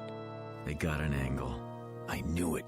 There was no way of telling if you were all alive and well, or even if you could be located once the selection was made. The reserves were a way of preparing for any contingency. As it turns out, one that didn't occur. So who are the reserves? They were not specified. What? Then we don't know if we're on the list or not? In that case, I volunteer to stay behind. I'm afraid I can't accept your offer, Doctor. I'll give up my place. I have friends who are going to die. I'd rather spend my last hours with them. I sympathize with you, Miss Wong, but I can't accept your offer either. Then how... It was provided that in a case like this, the matter would be decided by chance. Leave it to me, General. Don't make me laugh. It just so happens I have a deck of cards with me. We'll cut for it. High cards go. Mr. Hallam. You want to be fair, don't you? This is the only way. Never fails. Aces and kings, sure winners. After that... I can't let you do this. Deuces and trays on the low end. Got it? Everybody, come up one by one and... We are not using cards, Mr. Hallam. I'm in command here. Then how? We flip a coin? Sometimes the old ways are best. We'll draw straws. Whatever you say, General. Makes it simpler. Watch me. I'm tearing out matches. I'll make 2 of them short. Sit down, Mr. Hallam. No matches? Well, in that case... I said sit down. All right. Just trying to help. Captain Vickers has prepared the straws, or their equivalent. Captain? Yes, sir. I have 8 pencils here. They've already been measured, so there can be no mistake. Who's first? Miss Blaze? Why me? The order won't make a difference. Go ahead, Captain. Anyone at all. If you say so. Here goes. Just take one of the ends and pull it out of my hand. This looks like a good one. I'll go next. Now, Dr. Jewell. Followed by Miss Wong. Mr. Winterroth from Michigan. Miss Clark. Miss Walsh. And Mr. Hallam. There. That does it. Everybody hold them up. The short ones are Miss Clark and Mr. Hallam. You two will not be going with us. Hey, wait a minute. Sit down, Mr. Hallam. I was the last man on the totem pole. I didn't have a choice. Someone had to be last. Sure. Give everybody a break, but me. Statistically, it doesn't matter. The result was random. All I'm asking for is a fair shake. Game over, Mr. Magic Fingers. But I'm telling you, it ain't fair. You should talk, honey. Sit down. Are we free to go? You are, Miss Clark. With my profound thanks. You may go to the bunker with the rest of the personnel to observe if you like. Or I can have you transported any way you choose. I'll have to think about that. Of course. There's a rest area down the hall. Lieutenant McKenna will open the beverage machines for you. Thank you. And goodbye to you, Mr. Hallam. And thank you, Mr. Hallam. Yeah, thanks for nothing. Come on, let's get out of here.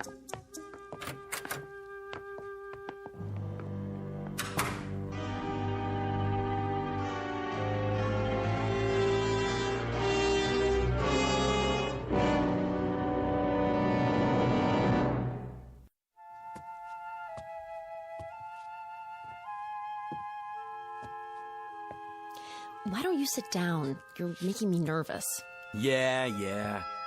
Miss Clark's right. Would you like a cup of coffee? I'd like a shot of scotch if you want to know the truth. Cream and sugar? Black. Do you have family, Lieutenant? Yes, ma'am. I mean, miss. Back in Austin. Oh. Are you going there to be with them? I sure hope so, if there's time. It's a terrible thing, I suppose.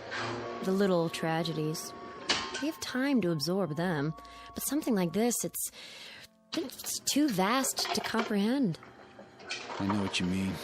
Cut the chatter. What is this, a funeral? You might call it that. Well, I tell you one thing. The game isn't over till it's over. You never know what's going to happen at the finish. This isn't a horse race, Mr. Hallam. We'll see about that. Give me the coffee, will you? Of course. Yeah, tastes like mud. If you'd rather have a soft drink. Forget it. Sorry you didn't care for it. Yeah, sure. Where do you come off so high and mighty? Uniform, shine on your shoes. You know something? Underneath, you're just like the rest of us. Scared out of your gourd. I'd better see how the general's coming along. Will you sit down? It won't be much longer. Then you'll be back with your own kind. I don't see why you're so anxious to go home.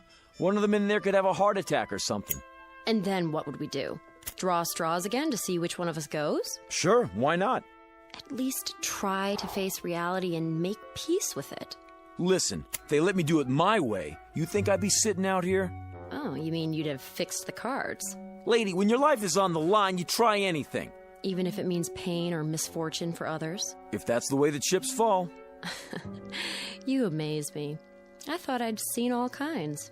You ain't never seen Jody Hallam before. Thank God for small favors. I would say, Mr. Hallam, that you're nothing special on the evolutionary scale. More along the lines of a throwback. I mean, you've hardly advanced beyond your one-celled progenitors. Say, is that a wisecrack? I've seen your kind under microscopes. Bacteria don't have a conscience either. Oh, but they do? In there? How do you know Vickers didn't fix it the way the general wanted? Don't be absurd.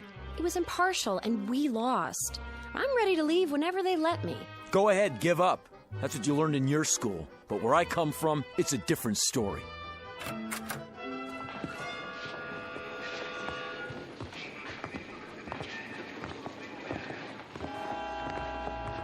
General?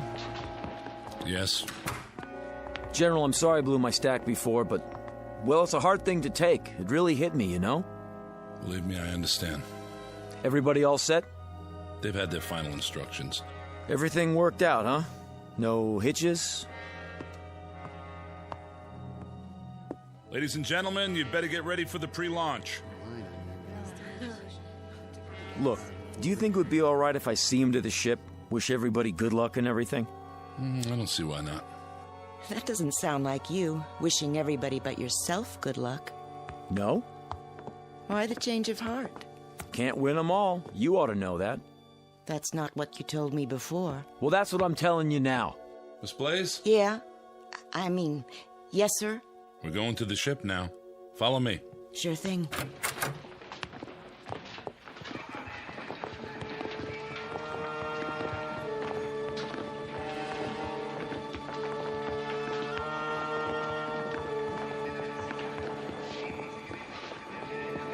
Not you. General Sinclair said it was okay. Only flight personnel on the field. I know. I'm going to say goodbye to him on the ship. General? It's all right, guards. Let him pass. Proceed. Sure, thanks a lot. Nice gun you got there. 15 minutes and counting. Oh, you coming with us? All unauthorized personnel must exit the launch area. You'll have to use the ladder. One at a time, please.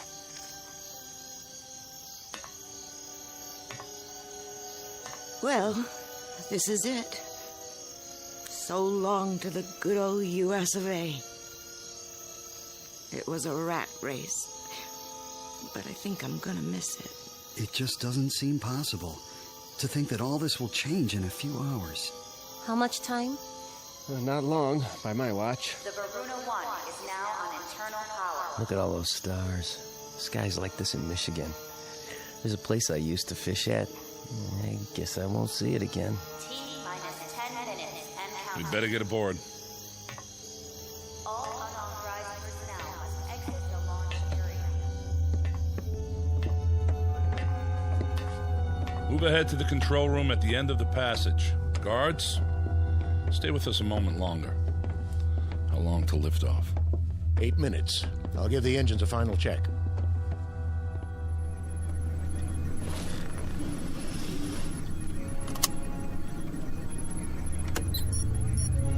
Main thrusters powered up. Retros all clear. Gyro stabilizer charged. I feel like a sardine already. Relax, baby. This is one tin can nobody's gonna open. Aren't you supposed to wave bye-bye now? Let me have your attention. This is it, Mr. Hallam. Shh. I want to hear what he says. The President has asked me to extend his blessings and his hopes for a safe journey. Also, he's aware of the hardships that lie before you. He wants to remind you that in all the years to come, you must not lose sight of your purpose. Guards. There's a digital library. See Mr. Hallam back to the building. Yes, sir. Each of you Come are with the me. seeds In a of minute, future I said. races. It will be your trust to nurture the first generation born off Earth. For upon this, a new civilization will be built, long after we are forgotten. This way. Right. What kind of gun are you packing? 45 automatic, huh? Keep moving. Can I see it? Keep your hands... I just want to look at it. What in the... Back off! Drop it. Not on your life. Watch him. He's got a gun. He's... Hold it! Now, General, since Dr. Jewell here won't be making the trip, as his reserve, I'm electing myself to take his place. He didn't want to go anyway.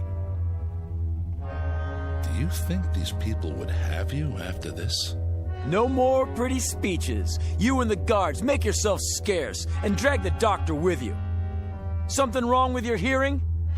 General. Touch your holster, flyboy, and you're a dead man, too. Do as he says. That's better. Well, what do you know, honey? Looks like we're gonna get better acquainted after all. What do we call you now? Little Caesar? Just what do you expect to gain by this murder? Life, my friend, in the big blue up there like the rest of you. Oh, I know you're thinking you'll make me pay, but you won't. Not if there's only 8 people left. You're gonna need me. Keep your distance, Buster.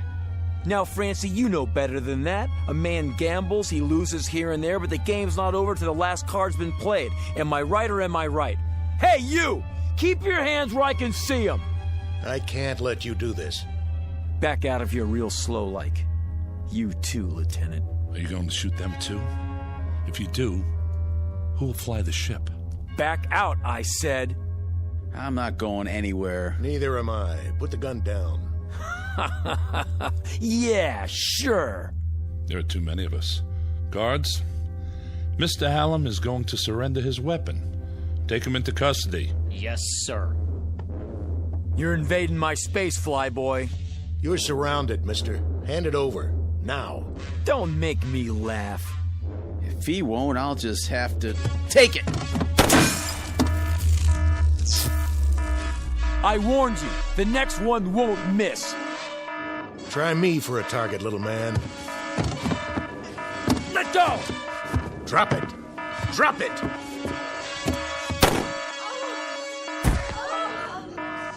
Now look what you've done. That ain't in the rules. Does he have a pulse? No, sir. Dr. Jewell, are you all right? It's just my shoulder. The bullet passed through. Guard, get the medical kit. Right, General. We won't be going anywhere, General. The second shot took out the control panel. Can it be repaired? Not the telemetry system. Then replace the module. There is no replacement. It would take days to assess the damage. He's right, General. Is that true? You mean we can't take off? How can we? What are we going to do? Yeah, what are we gonna do? I wish I knew what to say to you. Damn him! Just because he wasn't going... He was right. What? He always said he was lucky. And maybe he was. Now he won't have to face the odds. What's that? Whatever it is, he's sure in a hurry. General, up here!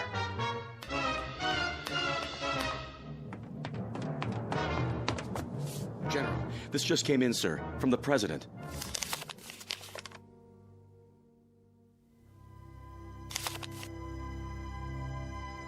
I am happy to tell you all that the danger is past. The President informs me that gravitational forces in the solar system have apparently torn Wanderer apart.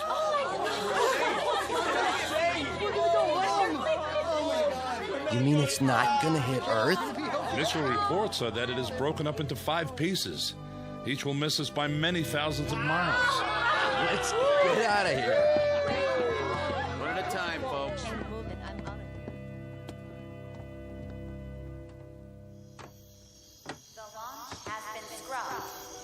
Can I give you a hand, Miss Blaze? You can give me 2 hands if you want. A big, brave captain like you. Call me Francine. Okay. Francine, I'll help you down. What about him, Mr. Big-Time Gambler? There'll be an ambulance on the way. He doesn't need an ambulance. He needs a hearse. Jody Hallam from Chicago. I got 3 words for you. So long, sucker.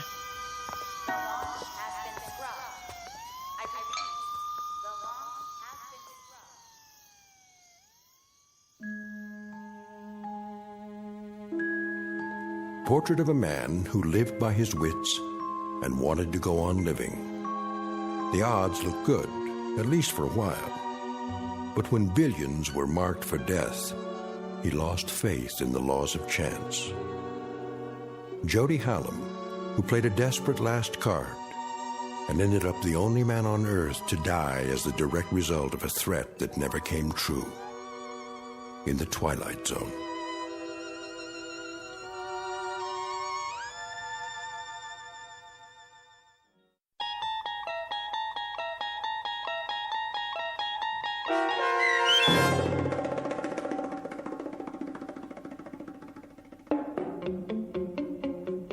Pattern for Doomsday, starring Henry Rollins with Stacy Keach as your narrator, was adapted for radio by Dennis Etchison and written for The Twilight Zone by Jerry Soule. Heard in the cast were Mike Starr, Linda Ryder, Richard Hensel, Roderick Peoples, Jeff Lupetin, Jamie Barron, Steve Key, Nikki Lindgren, Elaine Robinson, Kurt Nabig, Jennifer Joy, Doug James, Carl Amari, Alex Sopener, and Vince Amari. The producers of The Twilight Zone wish to thank CBS Enterprises and the Rod Serling Estate for making this series possible. This copyrighted radio series is produced and directed by Carl Amari for Falcon Picture Group. Sound design and custom Foley effects for The Twilight Zone by Cerny American creatives Bob Benson, Craig Lee, Michael Slaybach, and Matt Sorrow. To learn more about the Twilight Zone radio dramas and to contact us, visit our official website at twilightzoneradio.com. Doug James speaking.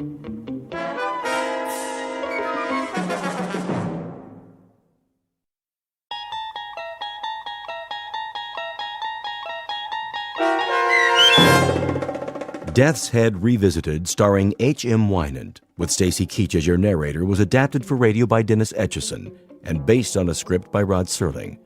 Heard in the cast were Maggie Carney, David Darlow, Richard Shavsden, Peggy Roeder, James Schneider, Carl Amari, Doug James, and Roger Wolski. To learn more about the Twilight Zone radio dramas and to obtain audio cassettes and CDs of these programs, visit our website at twilightzoneradio.com.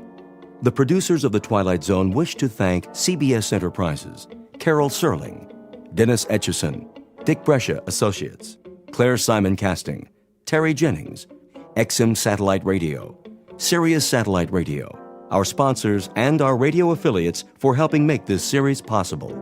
This copyrighted radio series is produced and directed by Carl Amari and Roger Wolski for Falcon Picture Group. Doug James speaking.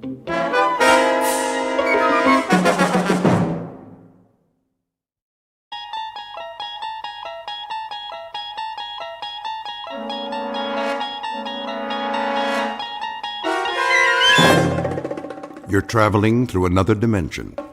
A dimension not only of sight and sound, but of mind.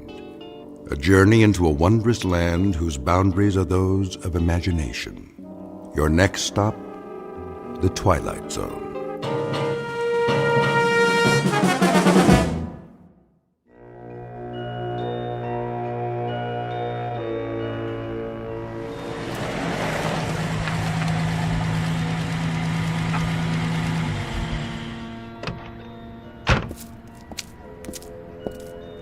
Here we are, sir.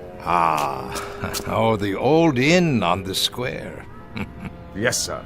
How perfectly charming. You have been here before? No. It's just as the guidebook said. Let me get your bags. In a moment. First, let me see if they have accommodations. Very good. I'll wait, sir. Hello? May I help you? Good day.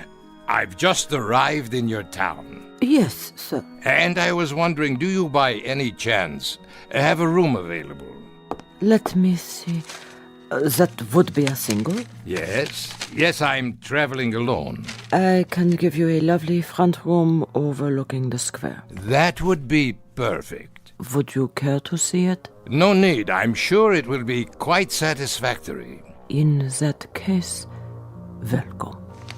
If you would be so kind as to sign the guest book. Of course. Thank you, sir. There was something else. No, sir. Well, then? Yes? The key. Oh, yes, the key. Mr. Schmidt, is it? That's what I've written. Of course. Of course what? I mean, sir, I just wondered... Well, it was just that... You wondered what? It's just that you remind me of someone, Mr. Schmidt. Oh? During the war. The war, so long ago. There are times when it does not seem so. I suppose. There were SS stationed here. You don't say. They used to come to the inn very often. Did they? When they were off duty. Well, that must have been a very busy time. Busy, sir? Eventful. Yes. Well then. Will you be taking your meals with us? Perhaps. I should like to explore the town first, see the sights this afternoon while there is still light. As you wish. Ah, yes. Very, very quaint outside, isn't it? Quaint? Picturesque. Some have said so. You'll be here long? A day or two, perhaps. I'm not sure. You see, I'm on holiday. And You've never been here before? No, never. I'm told the scenery is lovely. I understand there's a wonderful old medieval castle one can visit. Castle? Oh, yes, sir. Very old. And other things? What do you mean? Other sights. What would you recommend for a tourist? Very little else, sir. Very little else of any particular interest. I'm told, though, that the town was quite active during the war. Active? Sir, it was like most places in Germany. Ah, but I'm told that it was not like most places. I'm told that it had some special attractions. What was it? A work camp or something that you had here? Something of the sort, sir. Well, was it a camp or not? A camp, sir. How's that? A camp, Mr. Schmidt. A concentration camp. You mean a relocation camp? Really, now, that's odd. I'm getting old, I guess. For the life of me, I can't seem to recall the name. Sir? The name. Surely I must have read about it. What is the name of this town? Dachau, sir. Dachau.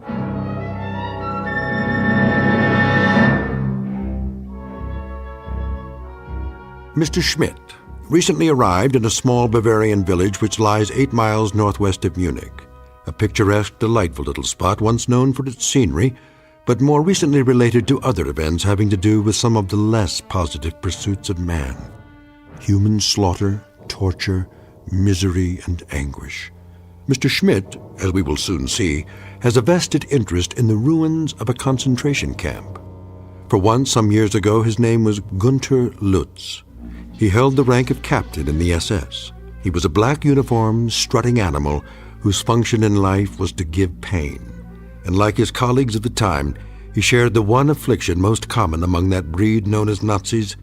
He walked the earth without a heart. And now former SS Captain Lutz will revisit his old haunts, satisfied perhaps that all that waits for him in the ruins is an element of nostalgia. What he does not know, of course, is that a place like Dachau cannot exist only in Bavaria.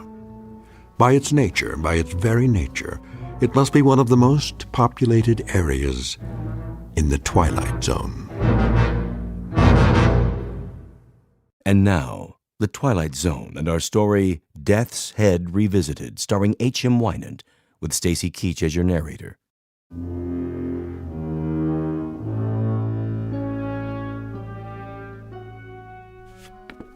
To be sure, Dachau. Once a peaceful place to live, but now? The camp, it's just there on the hill, isn't it? Yes. And that group of buildings, that would be the barracks. For the workers. Workers, sir? And the officers, of course. I wonder if their quarters are still standing. Most of us would like it all burned to the ground. Oh? Such a disgrace. Yes, of course. Or perhaps it could be turned into a shrine. A shrine? For the men who lived there. Officers and workers alike. 1 million people were put to death there. Men and women and children, but not the officers. It is already a shrine. Yes, I see your point. Will there be anything else? No, I'm off to do some sightseeing. Good day to you.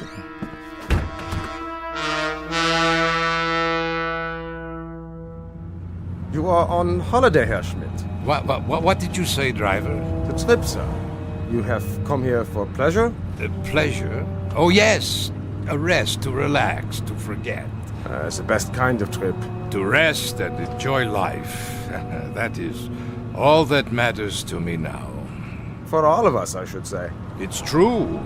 We work, we slave, we do the bidding of others instead of tasting the fruits of our labors. And then one day a man asks himself, what is my reward for so much sacrifice?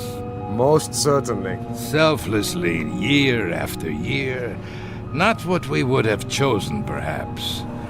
Not what we would have chosen at all. No, Never mind. I'm an old man. You would not understand. But I do, sir. How could you?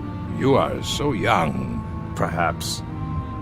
But it seems to me, sir, that each of us makes his own reward.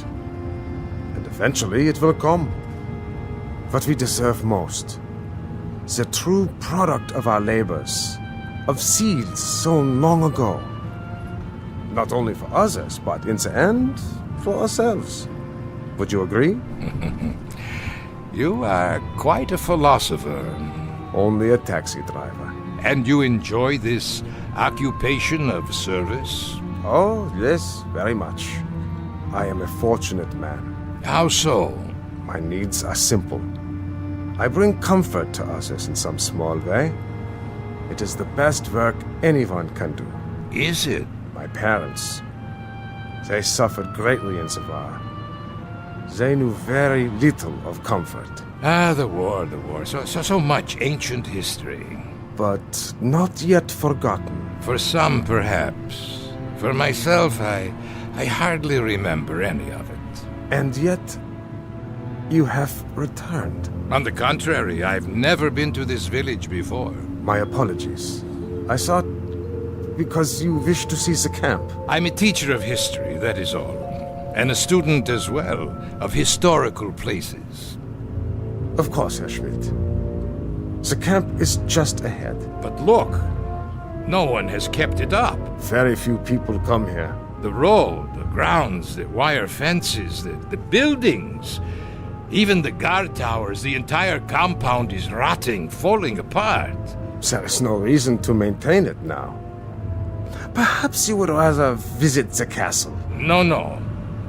This is what I came to see. Very well. A disgrace. Stop the car. Yes, sir? Yes, at the gate. Let me out. You are going in? Of course I'm going in. I've come all this way. I shall wait for you then. Return in 2 hours' time. 2 hours? There is much to study, notes to be taken, you understand. As you wish. That should be adequate. I'll come back to this spot, then, in front of the gate. Yes. And kindly be punctual.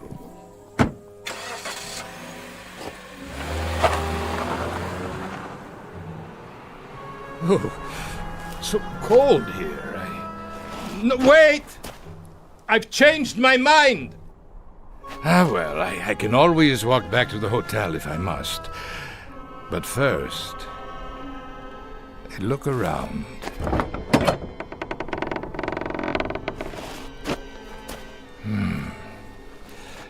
Everything seems so small. Not as I remember it. There were many more barracks in the compound. And now only a few remain standing, like this one.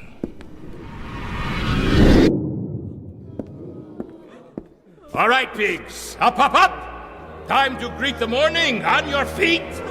Another splendid day, a day of glorious service to the fatherland. Please, Captain. More water. A ration of bread? Anything. I beg you. I'm pleased to bring you news. News? What has happened? The war. It is over. Even better. It snowed during the night, but the temperature's only slightly below zero. So, you will assemble in the yard at once. Do not trouble yourself with clothing for the occasion. First, we do some simple exercises to increase our physical strength. Not now. I have no shoes. We will freeze. My hands, my toes. Frostbite. Sir, I cannot stand. Outside, I said. Yes, outside. Nothing in there but an empty room. The yard. And the towers. I remember. Next to the punishment posts. 1, 2, 3. At least they still stand. What's that? A sign. Still hanging. On that building. It says detention. Ah, yes, I remember you. Oh, we had good times in that building. Oh, such good times. Water. Please. Water. Water? Pig? You'd like water? Unfortunately, we have no more water. Not for you. Why should you care? It's been only 5 days since you've been fed. Only 5 days, pig! 5 short, inconsequential days. That is nothing. On your feet, filth! Locked. It doesn't matter. Such a long time ago. But it doesn't seem so, and now there is no one to share those memories. Good afternoon. Where? Over here, at the window. But I thought there was no one inside. Who are you? Did I startle you? Well, I did not expect to see anyone here. Why not, Captain? Wait. Why do you call me that? But you are a captain, aren't you? No, I am Professor Schmidt. So, that is your name now. You have me confused with someone else. Is that right? Or is it you who are confused? I tell you... I never forget a face. I am Professor Schmidt. Are you? Your clothes. But about them, you don't approve? Why are you dressed that way, like... Like what?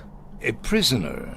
Very good, you do remember. But there are no more prisoners. No? Not now, surely. Welcome back, Captain. Why do you say that? Because I've been waiting. Waiting? For what? I can't forget a face. Especially yours. I tell you, I don't know you. Are you sure? I must go. Where are you going, Captain? That is none of your concern. Back to the town? To the life you have now? Yes, my life. I shouldn't have come. I am leaving now. I'm afraid that is no longer possible. Don't follow me. Get away! How can it be locked? There was no one near it. No one. Wasn't there? What have you done? I haven't touched the latch. Then who? I saw your own hand on it only a moment ago. Nonsense. As you wish, Captain. Why do you persist in calling me that? As I told you, I've been waiting. For what?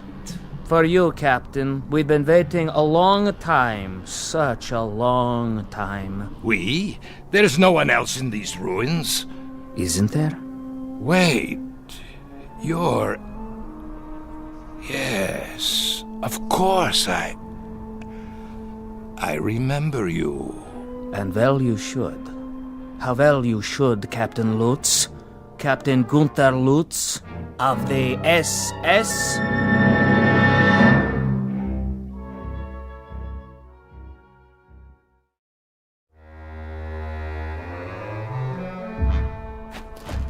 Becker, is that you? So you do remember me.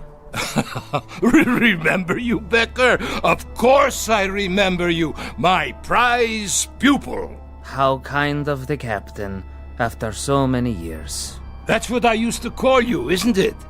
You don't look so bad, Becker. No, as a matter of fact, you look quite well. You don't seem to have changed at all. Neither have you, Captain. Not really. That's why I didn't recognize you. You haven't changed.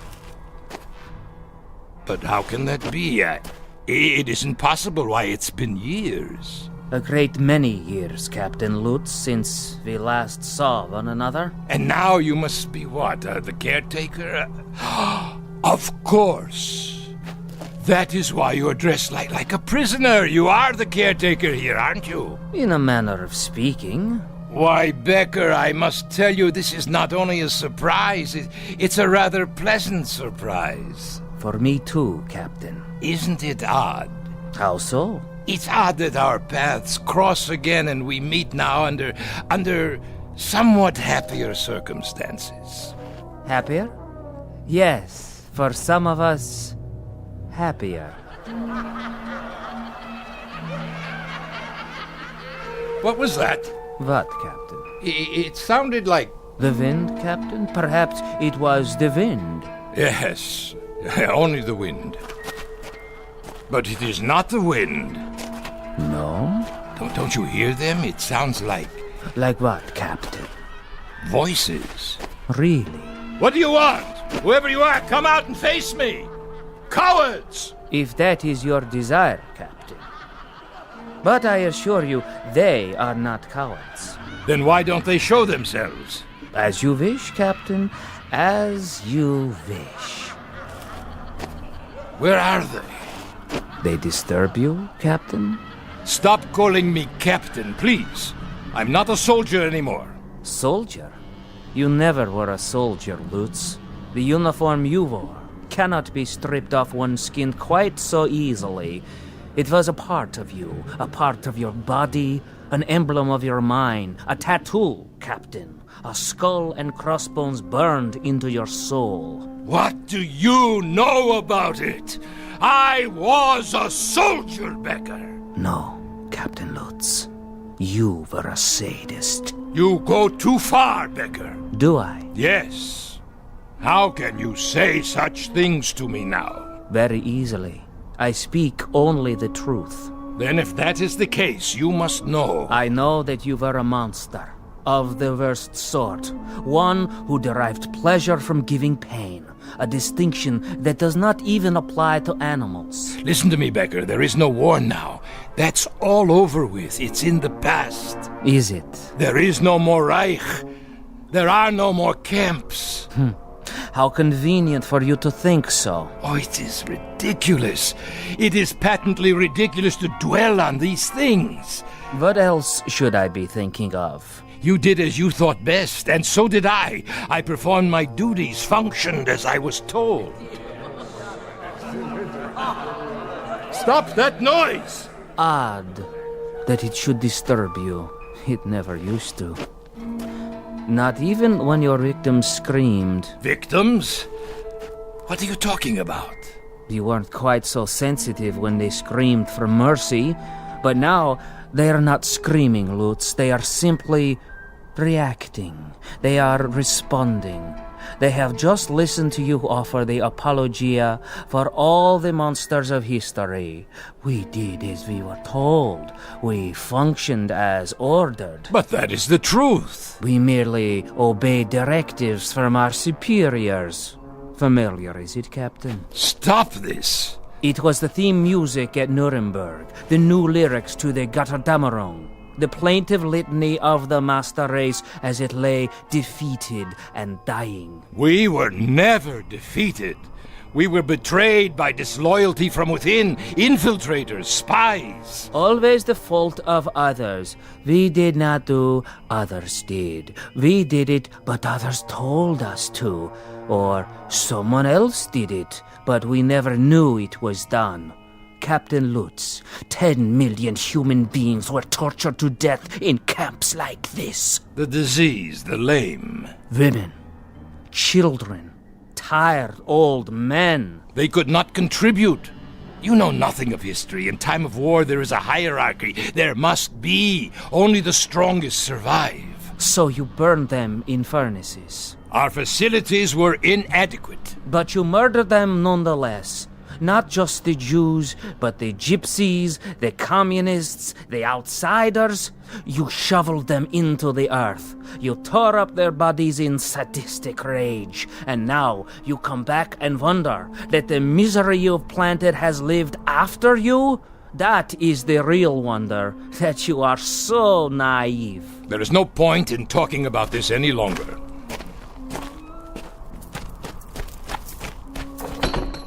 I told you I have to leave, Becker. Why did you come back, Captain Lutz? You changed your name. You are quite safe down in South America. What could possibly have brought you back here? One misses his homeland, Becker, the fatherland. One grows nostalgic for the good old days, when one was young and strong. I had hoped that with the passage of time, sanity would return. People would be willing to forget the little mistakes of the past. They would not succumb to these primitive cries for vengeance. Little mistakes. Little mistakes. You ask too much, Captain Lutz. You ask far too much. Why not ask for the world to stop revolving on its axis, or for gravity to cease? Don't ask the impossible. Don't ask forgiveness from those who you've destroyed to a point past forgiveness. Enough! My driver will be returning soon. Yes, time is short, Captain. We have something of great importance to accomplish here today. And what's that? It's time for the trial. Trial? The court is convening in Compound 6. The court, is it? Well, what is this nonsense? Is this a joke? No joke. Your trial, Captain. Trial? For what? You are to be tried for crimes against humanity. By whom? Who will try me? You're insane, Becker. You were insane when I used to string you up and... That's right. When you used to string me up, Captain, suspended over a hot pipe and feed me salt water until my tongue swelled. Burn me with cigarette butts and laugh at me when I screamed for you to please put an end to it. To have mercy and kill me. Your memory is quite good, Captain. Quite good indeed. Shall we go now? The court is waiting.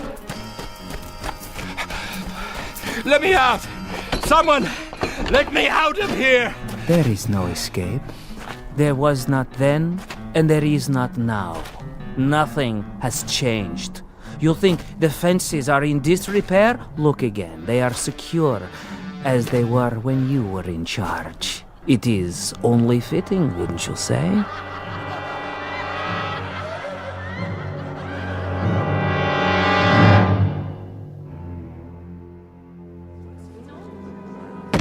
No, please! Let me up! I can explain! You can try, but it will do you no good. There is no explanation suitable for this court. We have rules. Who are these people? Greetings, Herr Captain. Welcome. Won't you join us? We welcome you to the house of pain. Do you not know their faces, their bodies? Then, starved, tortured, beaten. For they are your legacy. You made them what they are. Now then, shall we proceed? Please! Please, this is inhuman treatment. Not fit for a pig. Precisely. Read it. Read the charges. The inmates of Compound 6, Dachau Concentration Camp versus Gunther Lutz, Captain SS. I am entitled to a military tribunal. Indictment 1, that he condemned to death without a trial 1,100 human beings. 1,100? Where did you get such a number? Indictment 2, that he did maim and torture without provocation. Rubbish. Indictment 3, that he did personally order the withholding of food and water rations, causing disease, dehydration, and death. Where is your proof? Your witnesses? Here, Captain. Remember me. I was only a child. You killed me with your own hands. Indictment 4, that he did deny medical treatment for the sick and ailing in violation of all rules of international law and common humanity. We did not have proper supplies. Our resources went to the front. To the officers? For leadership.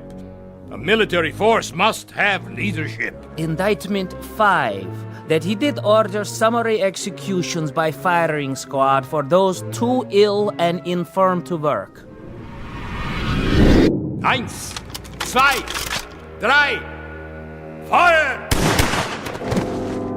There, that will teach them the penalty for refusing their duties. And desecrated the remains with no proper burial? No, I did not do any of these things. I could not have. Indictment 6.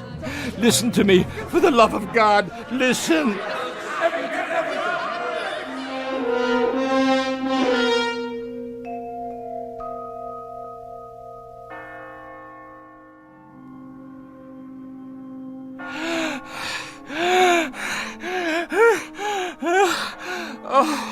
What? I fell asleep, yes. Yes, that's it. I've been dreaming. Dreaming.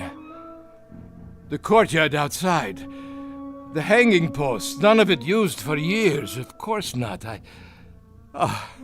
I'm a foolish old man. Foolish and tired. Yes, you are. Very foolish. Becker, is that you?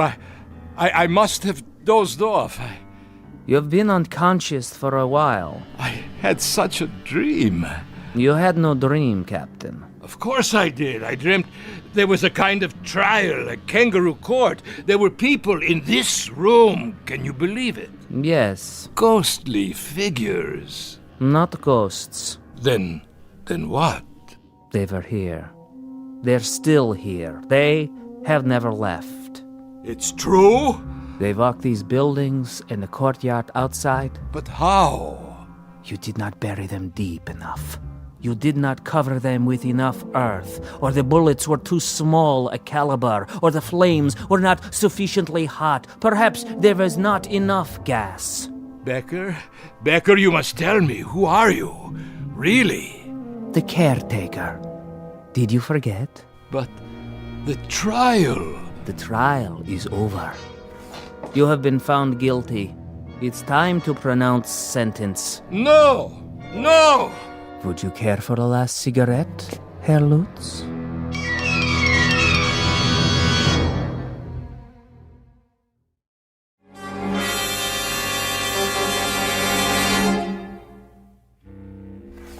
Yes, Lutz, it's time. For what? For the sentence. You are going to pronounce sentence? This is what you have in mind now? You will pronounce sentence and then you shall execute the sentence? Is that correct? That is the procedure, as always. And who? Who is there to carry out the sentence? Do you see anyone outside the window to help you? Anyone at all, do you? They are here. I see no one. Are you blind? Here, look for yourself. There! Pigs! Filth! You will assemble in the yard. You will crawl out of your graves to see that justice is done. You will pass sentence on Captain Lutz. Brave victims. Where are you now, eh? Not so brave at all, I should say. They won't answer. Why not? Your authority no longer applies here. But yours does. I am all that is left, and you are no longer a captain. You have been stripped of your authority as of this moment. Oh, I see. Do you? Then where is the judge? Where is the jury? The executioner? You are still obsessed with procedure. Shall I tell you where they are, Becker? They're in your mind. You have hatched them out of your hatred. You have planned your vengeance out of the crazy quilt of a warped imagination sewed together with little thin threads of wishful thinking. Why didn't I kill you when I had the chance? Why didn't I? But wait. Yes? I did, Becker, I did kill you. Ah. Your memory is no longer so conveniently selective. Yes. I killed you the night.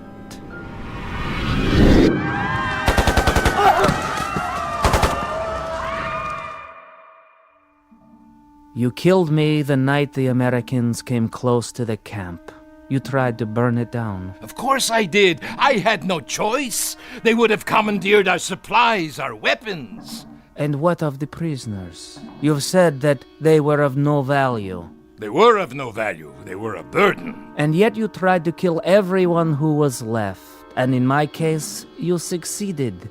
So, it was a waste of time, wasn't it? A waste of your precious time with absolutely no practical value. And it would certainly be a waste of what little time you have left now to try to murder me again. But I will. I'll finish it. I still can. Where? You have been tried and found guilty of crimes against humanity. What crimes? It is the unanimous judgment of this court that from this day forward, Where are you? Show yourself! And for the rest of your natural life, you shall be rendered insane. What is this gibberish? This nonsense, this idiocy. Where have you gone now?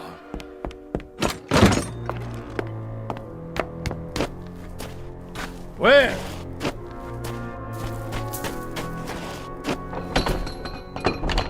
At this gate, this locked gate, you shut down hundreds of people with machine guns. Do you feel it now? I'll finish it once and for all. Where are you hiding? Do you feel the bullets smashing into your body? Do you feel the agony of tearing lead? I'll finish it with you, Becker. Here and now. And on these posts, you hanged human beings to die slowly and painfully. They were criminals. What was their crime? Stealing water? A crust of bread? They would have died anyway. Do you feel their hunger? Do you feel their agony? Silence! And in this place, the detention room as you call it, the things you did to human beings here are unmentionable.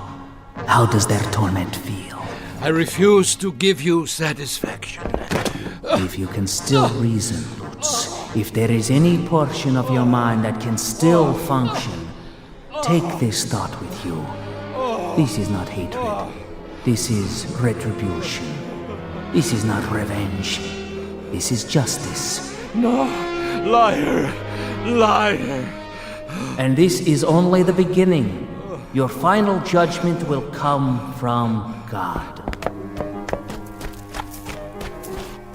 There. If you won't open the gate, I'll crawl under. You can't hold me here. No, it's a violation of my international rights. There. Becker? Becker? Where are you?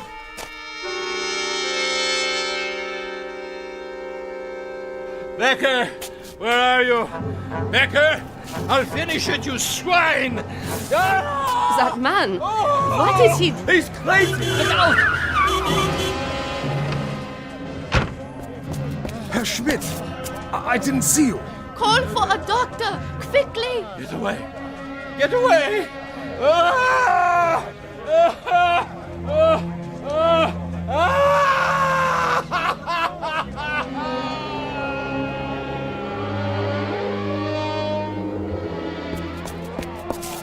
Stand back, please. What happened here? I heard him screaming, Doctor. Such sounds. Like a wounded animal. He didn't seem to know where he was or who he was. Will he be all right? Not for a while. What do you mean? I have shot him so full of sedatives that he doesn't know whether he is still on the earth. Shall I help him up to his quarters, Doctor? His quarters? He registered for our best room, overlooking the square. Herr Schmidt did, if that is his name. It is the name on his passport. Where should we take him, Doctor? His room is ready. Release it to someone else. He won't be coming back anytime soon. I want him in the hospital, strapped to a bed. Yes, sir.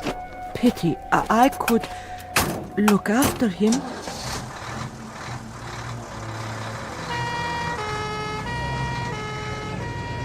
What happened to him, do you suppose? That's what I'd like to know. I give you my word, it wasn't my fault. Yeah, I'm sure it wasn't. I drove him up the hill myself, not an hour ago. The hill? Yes, the old road.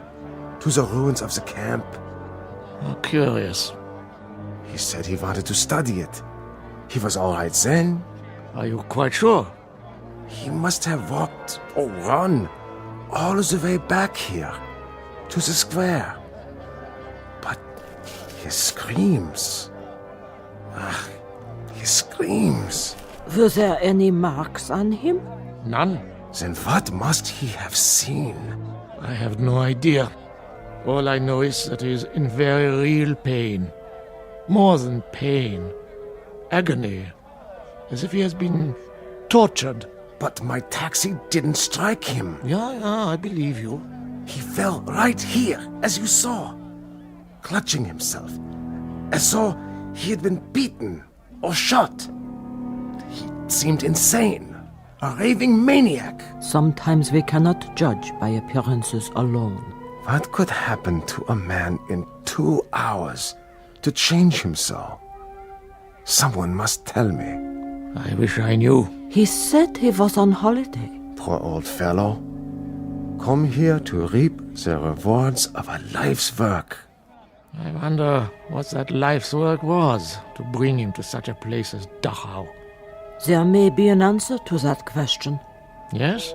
But I'm sure I couldn't say. Ah, well, tell the ambulance I will meet them at the hospital. Yes, Doctor.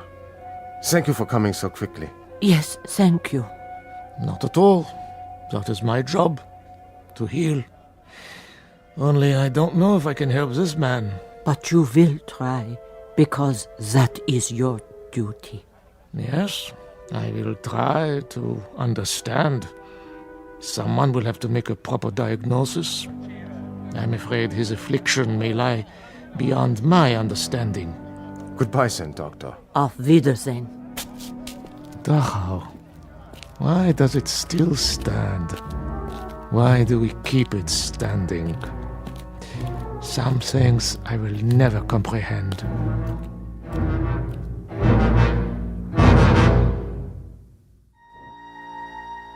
There is an answer to the doctor's question. All the Dachaus must remain standing. The Dachaus, the Belsens, the Buchenwalds, the Auschwitzes, all of them. They must remain standing because they are a monument to a moment in time when some men decided to turn the earth into a graveyard. Into it they shoveled all of their reason, their logic, their knowledge, but worst of all, their conscience. And the moment we forget this, the moment we cease to be haunted by its remembrance, then we become the gravediggers. Something to dwell on and to remember, not only in the Twilight Zone, but wherever men walk the earth.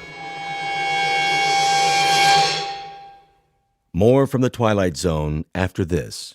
You are about to enter another dimension, a dimension not only of sight and sound, but of mind, a journey into a wondrous land of imagination. Next stop, the Twilight Zone. Hi, this is Stacy Keach. I'd like to take a moment to tell you about our Twilight Zone website at twilightzoneradio.com.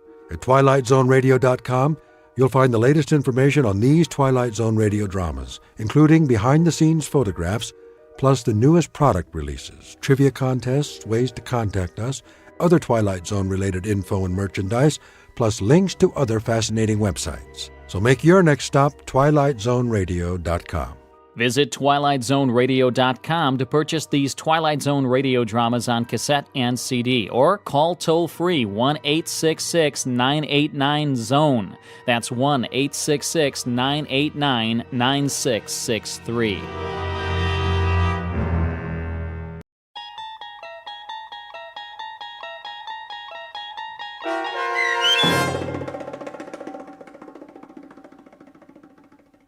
Black Leather Jackets, starring Marshall Ullman with Stacy Keach as your narrator, was adapted for radio by Dennis Etchison and written for The Twilight Zone by Earl Hamner Jr. Heard in the cast were Elizabeth Lido, Jason Bradley, Christian Stolte, Doug James, Fernette Lebo, Jeff Lupetin, Roger Mueller, Meg Thalken, Vince Amari, Alex Sopener, Carl Amari, Kurt Nabig, and Jason Mallow. To learn more about the Twilight Zone radio dramas and to obtain audio cassettes and CDs of these programs, visit our website at twilightzoneradio.com. The producers of The Twilight Zone wish to thank CBS Enterprises, Carol Serling, Dennis Etchison, Dick Brescia Associates, Claire Simon Casting, Terry Jennings, XM Satellite Radio, the American Forces Radio and Television Service, Sirius Satellite Radio, our sponsors, and our radio affiliates for helping make this series possible. This copyrighted radio series is produced and directed by Carl Amari and Roger Wolski for Falcon Picture Group. Doug James speaking.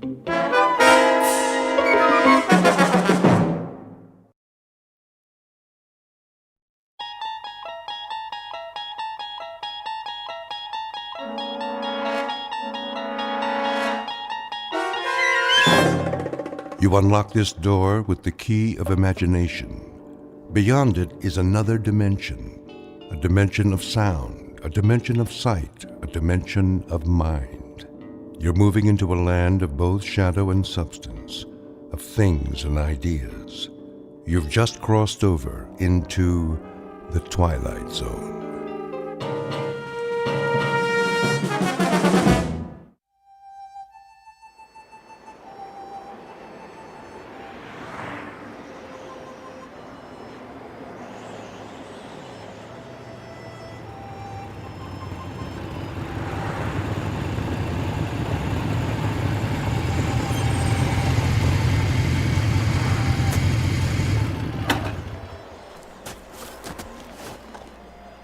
Why here?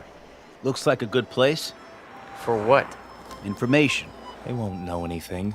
Maybe they will. Hey, Steve's right. Look at all the trucks parked out front. I say we wait till we come to a town. Last sign said 35 miles. Let's go in. This is Nowheresville. That's what we want, Freddy, isn't it? We need to fit in, disappear. If we draw attention... I checked the map. It's mostly small towns.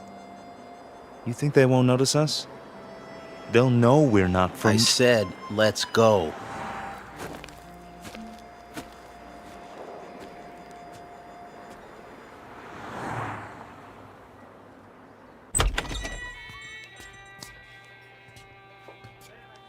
Hiya, boys. Sit anywhere you like.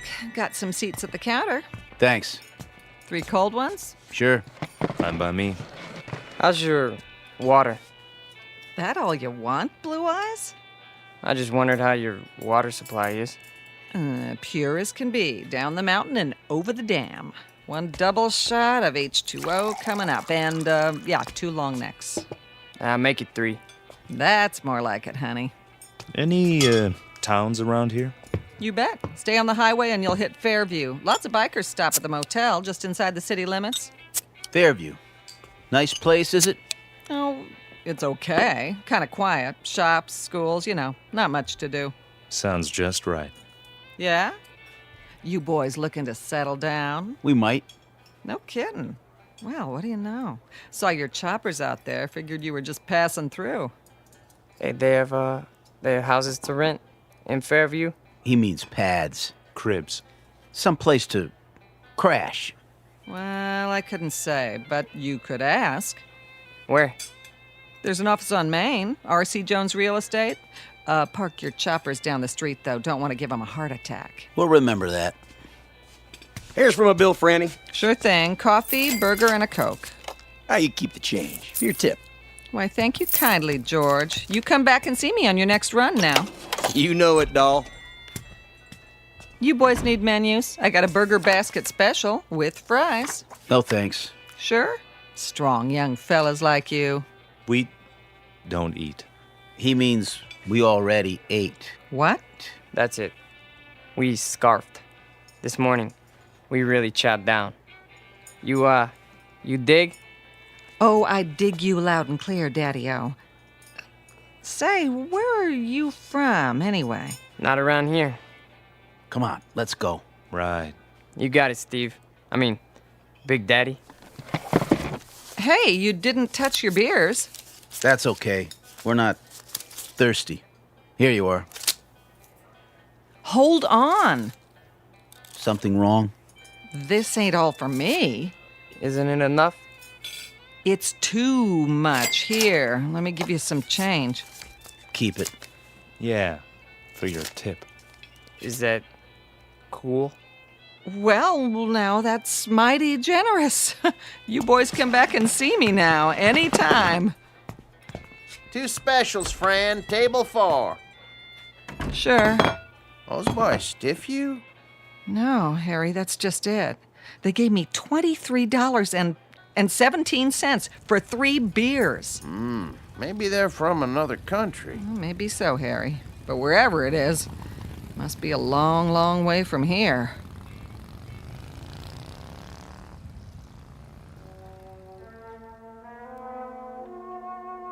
Three strangers on motorcycles dressed in black. We call them Steve and Scott and Fred, though their names aren't important. They look a bit dangerous, but in truth, they're just passing through, at least for now. They're on their way to a small town with tree-lined streets and white picket fences. A quiet town in the Midwest. But take a look in the eyes of these young men, and you'll see something deeply mysterious. Because they are most definitely not from around here. The truth is, they have arrived to lead us all into the Twilight Zone.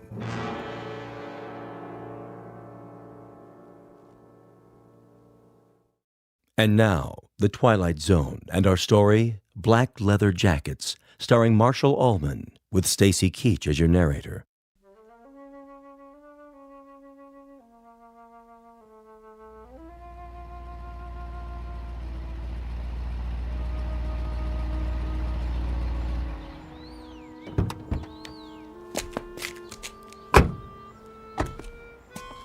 Well, this must be the place. Amanda Drive. That's what Jones said. The old Anderson's house. Knock on the door and tell them we're here. I'll open the truck. Don't look like anyone lives here. The for rent sign's still up. That's because they're just moving in. Probably going to meet us. What if they don't show? Well, we wait an hour, put it in storage, cost them extra. Go on, knock. Okay.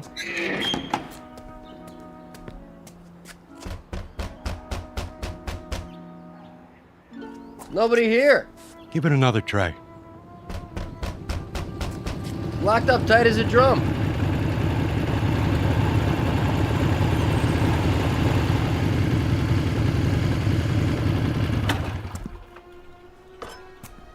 Well, looky here. A couple of creeps messing around our property. You the guys that live here? We ain't the fuzz, that's for sure. Got your stuff in the back. Open the door and we'll move it in. Hey, careful with the big cases. They're fragile. Whatever you say, pal. Somebody got the key to the house. Watch your feet, bozo. You're walking all over my grass. I might want to smoke it later. Get it? Grass? Smoke? I still need the key. Well, we don't. Yeah, we don't need no stinking keys. Scotty? Yeah, I'll take care of it. Done. Hey, how'd you do that?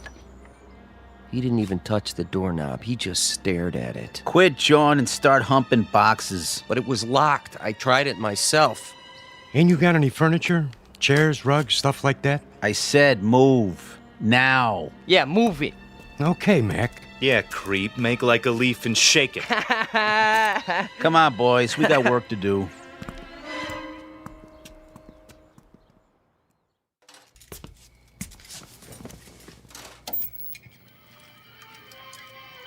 Martha? Yes, dear. Here's that movie you wanted to see. Be right there.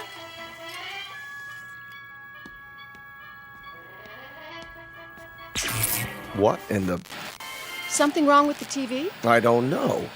Do you have it on the right channel? It's not the set. All the lights went dim for a second. Did they? I thought it was just the kitchen. It was the whole house. Anything still running in there, the dishwasher? No, the dishes are all put away. There it goes again. Maybe it's the antenna wire. I doubt it. It slipped loose once before. That's easy enough to check. What do you see? It looks all right to me. Then what do you suppose? Martha, come over here. See something? The roof next door. There, against the moon. What is that? Looks like some kind of electrical device. Now, that wasn't there this morning, was it? No, the Andersons didn't leave anything. Must be something those men put up. Right, the three who moved in. Wouldn't that be just our luck? What? Not only are they motorcycle-riding hoods, they're ham radio operators. Is that bad? You don't know what it does to TV reception. I have a good mind to go over there. Honey, please. Daddy? What is it, Ellen? I'm not sure. I had my radio on while I was studying, and all of a sudden it began picking up these weird voices. What did I tell you? Ham operators. What's that? We can go without television for one night. Tomorrow we'll find out what's to be done about it. First thing I'm going to do is see if they have a license. For what? Do you think you ought to? Those young men look so unfriendly. You mean the ones who moved in next door? Does anybody know their names? No, but I'll find out. I think 2 of them are brothers. Odd types to have in this neighborhood. They don't really fit in somehow. The other one has blue eyes. How do you know? They were unloading the truck when I came home from school. Lots of boxes. Electrical equipment, probably. And these long silver metal things like giant tanks or capsules or something. You stay away from them, young lady. You make it sound like an order. It is. But you don't even know them. Your father's just concerned for your safety, dear. Go upstairs and finish your homework. I'm not going to wait till morning. I'm going over there right now. Stu.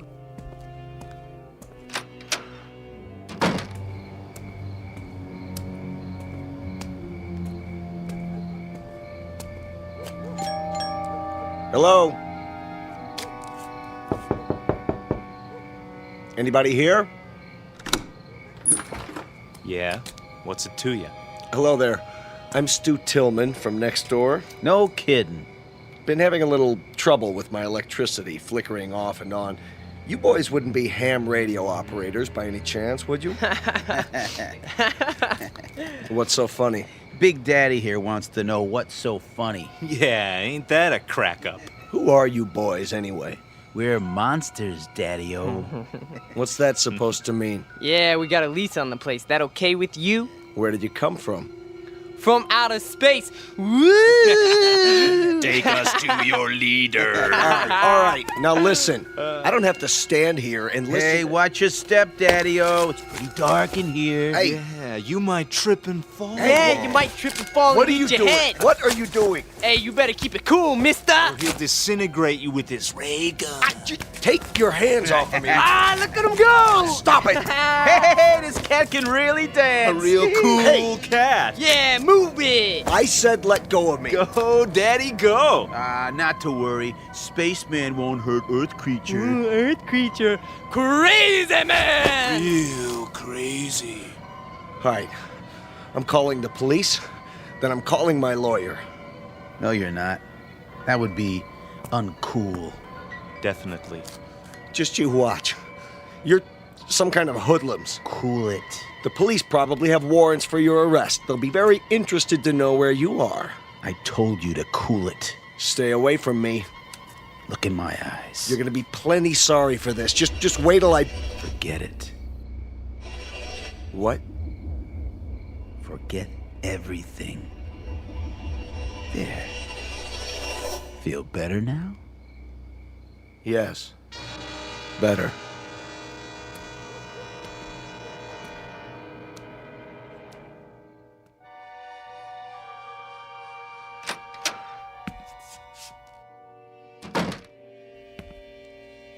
Stu? Stu, I was worried. Did something happen? Martha? What happened over there? Nothing. Nothing at all. Those men next door, did they do something to you? No. But you were going to talk to them about the television interference. Oh, that. Well, did you find out anything? It's not them. They're nice boys. 3 very nice boys.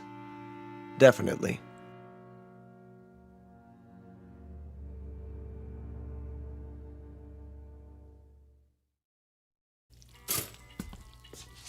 Morning, Mom. Gotta go. Oh, no, not till you have your breakfast. But I'll miss the bus. Then you'll just have to walk. The exercise will do you good. I can't walk in these shoes. Here, I'm eating my toast, see? And your juice. Where's Dad? He decided to sleep in. I think he's coming down with something. Well, kiss him for me. Bye. Not so fast, young lady. I've got some scrambled eggs here. That girl.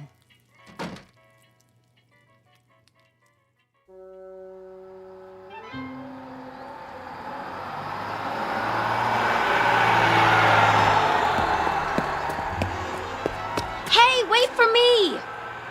Oh, darn you anyway. Hey, trouble? You see that bus? Yes. I mean, yeah. I checked it out. What gives? drove off right in front of me. It's a game with them. They just love to make people suffer. Why would they do that? Beats me. Definitely, uncool. Just thank your lucky stars you don't have to depend on buses to get around. Stars are lucky? It's just an expression. I understand a great deal about constellations. That is, the nature of galactic structure. But as to... Huh? I mean, I dig stars the most. They're really cool. So, they're lucky? That's a gas. So are you. What do you mean? One minute you talk like a professor, and the next minute you sound like a... What did they call them? Beatnik or something. Thanks. You're a real cool chick. There you go again. Well, why do you try to talk that way? Sounds like you've been watching too many old movies. I have? I mean, I have. Before I came here, I made a study of popular culture. Music, motion pictures, satellite television. You're a trip, you know that? Trip, meaning to travel to another destination. Yeah, I believe I understand. You need a ride? Well, you aren't going past the school by any chance, are you? I could. With me on the back of your motorcycle? Why not? It can carry 2 passengers. That would definitely be cool. Well, there's a first time for everything. Come on, little lady. Hold tight. Tightly, I mean. Uptight. Out of sight. Here we go. Just look at that. What is it? She's on the back of his motorcycle, our daughter. Come away from the window. I told her to keep away from them. She missed her bus and he offered her a ride, Stu. I'm sure that's all there is to it. I could have given her a ride. But you're not a handsome young man in a leather jacket, dear.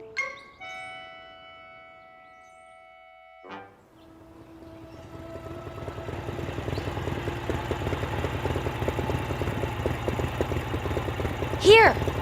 What? You can stop here. I don't see any school. It's on the other side of the park. Then why are we You stopping? got me here so early I thought I'd walk. The park's so pretty in the morning. How much time do you have? My watch says 8:30. Class isn't until 9. Oh.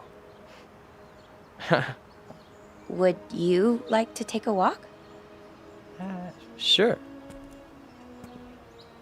That bench over there is my special place. We could sit for a while if you want. Okay. It's nice here, isn't it? I guess. I sit here sometimes and think. Try to figure things out. Like what? Oh, I don't know. For one thing, did you know you've lived next door to me for over a month and you've never even said hello? Hello. My name's Ellen, by the way. I'm Scott. Hi, Scott. So, where are you from? Why do you ask? I just mean, where did you live before? It's hard to describe. A long way from here. What city? I doubt that you've ever heard of it. Could be. Geography is one of my worst subjects. Did you graduate already? Graduate? Have you finished school? Yes. 10 years ago. 10 years? You're not that old. I'm older than you think. My people don't show their age. My family's the same way. My grandmother lived to be 90, and you'd have taken her for 60 right up to the day she died. That's beautiful. It is, isn't it? She was such a sweet, happy person. Not that. I mean, Your hair. My hair? The way the sun's shining through it. I've never seen anything so beautiful. Now you're putting me on. Putting on? Teasing me? Don't you know that? What old movies have you been watching? I don't know. I like the wild one. It's our favorite. Never heard of that one. May I touch it? Your hair. It's like gold. Thank you. I'd better be getting to school. Already? It's getting late. No, it's not. How do you know? Look at your watch. You're right. It says it's still 8:30. How can that be? Has it stopped? No. See? Time is relative. It can slow down or even stand still. It can? Hey, take the long way. So we can talk some more. All right. Tell me more about yourself. Okay? But only if you walk on this side of me. Why? So I could see the sun shining through your hair.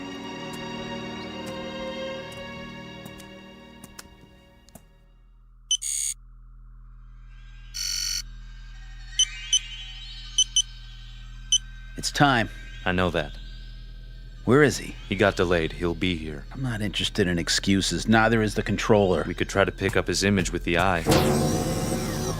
Don't try. Do it. There he is, on the screen. Looks like he's walking in a park with a human female. Has he no sense of time? What do we do? Proceed without him. We can't. The controller told us. It's my responsibility. I'll make the decision. Sir.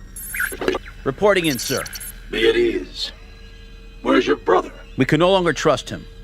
What has he done? He's formed an attachment for one of the beings here. What sort of attachment? I'm not sure yet. A kind of alliance. He's with a young human in spite of our orders.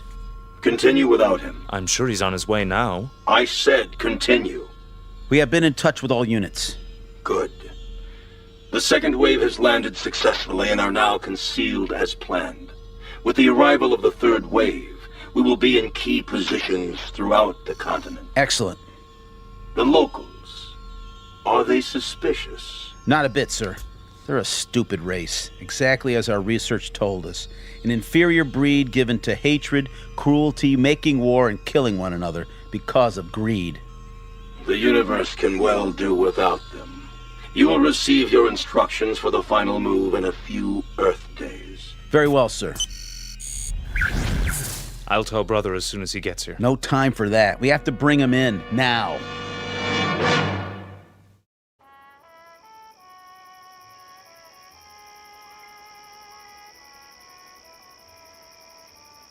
Ellen? Are you warm enough? Yes. It's a beautiful night. You can pull the blanket over your legs if you like. I'm fine, really. Just lying here, looking at the stars. The constellations are very strange here. Not as I was taught them. Scott, can I ask you a question? Sure. You won't get mad? I couldn't get mad at you. Well, where did you come from? Really? Does it matter? I suppose it doesn't, but you're so different from anybody I've ever known. Is that bad? No, not really. Tell me the truth. You're an exchange student, aren't you? At the college, from some place you'd rather not talk about. Only in a manner of speaking. Ellen, you like me, don't you? You know that. Very much? Very much. Except when you do your Marlon Brando impersonation. What do you want, roses or something? Come on, I thought I did a pretty good job. We studied your motion pictures. That's just it. You must have looked at nothing but old movies. People don't talk like that anymore. Well, what about the clothing? Oh, don't go changing that. Your leather jacket is way cool. At least we got something right, huh? You got a lot right. Trust me. Alan, do you know the word love? Of course, silly. Everybody does. What an odd question. What's odd about it? I mean, bringing it up at a time like this. Why would you? No reason. Oh. It's just a word that's all over your newspapers, and your magazines, your music, your television. We encountered it all the time. We. Who is we? That's not important. This is a planet filled with hate, Ellen. Hate, violence, mistrust, bigotry. I don't know how someone like you survived this long. Me? I'm no different from most people. I haven't seen a report on anyone like you. A report? Scott, you talk in riddles. Sometimes you make me feel like an insect under a microscope. I'm sorry. I didn't mean to. Please, I'd like to go home. Why? You've been lying to me. You're wrong. Don't make it any worse. I don't know why or what it is you're trying to hide, but I know you're not what you seem. And what if I'm not? Do you think you're in any position to judge me? Any of you? I said I want to go home. I'm truly sorry, Ellen. You can believe that or not. I guess I expected too much.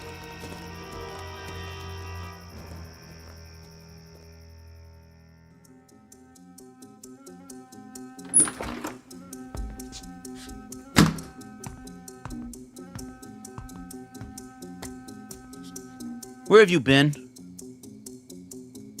I told you, I was riding around. Every day for the last 5 or 6 days? Yesterday when I sent you to the ship for food? Or last night when you were supposed to be on guard? You think I don't know? I've had the eye on you every minute. If you know, then why are you asking me? I told them before we came you were too young. You'd lose your head, run into situations you couldn't handle. There's too much at stake. I've done no harm. Haven't told her a thing yet, huh? No. Well, now you won't have the chance. We're too close to finishing this mission. Yeah, well, you better go to the control room. Your master's calling. You're a master, too, and don't forget it. From here on out, you're just along for the ride. You're not a good enough risk.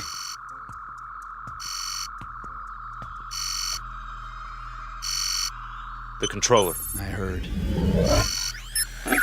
Report. Bacteria Unit 59 reporting in. The test has been an unqualified success. Good. Unit 70 through 100 have reported the same result. What is your time estimate? 30 minutes to the reservoir. Approximately 24 hours for the bacteria to multiply to saturation.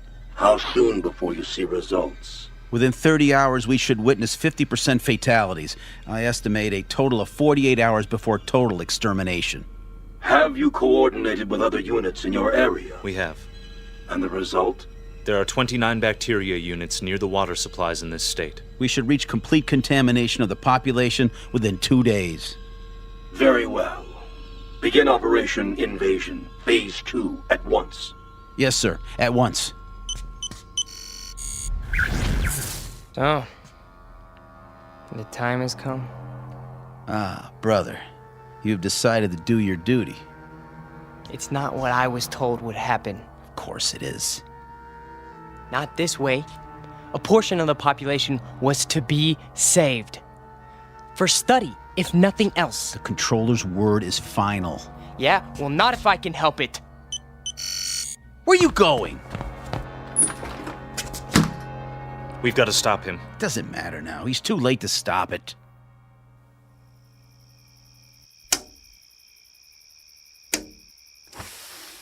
Who's down there? Come down. Now? I've got to talk to you. It's late. This is important. All right.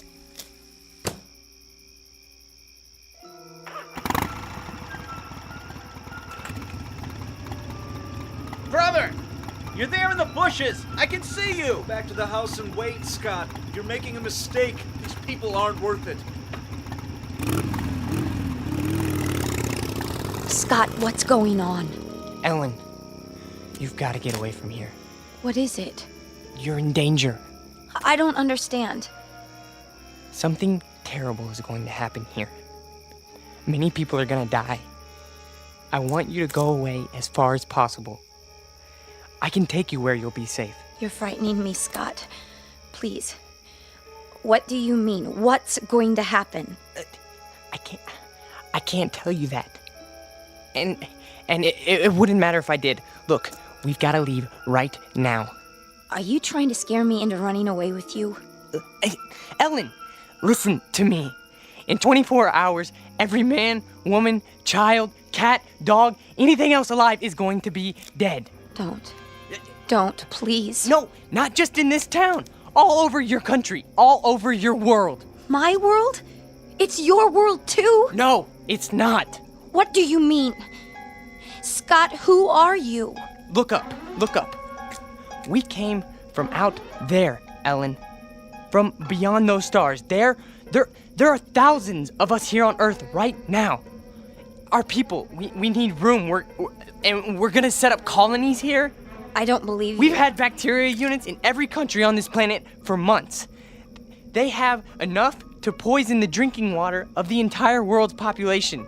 Scott, I'm going to walk with you over to your house. No, it's too late. Even if it is, I think we'd better wake your friends and let them get you to a doctor. No, you don't understand. You haven't seen, okay? The leader, the controller speaks to us from a giant television screen. All we ever see is his head. A metallic mask with slits for eyes, a nose, a mouth, but no lips. And his voice, that's... Scott, I love you, but you're not well. You're... Oh, Scott. Ellen! Ellen! Ellen!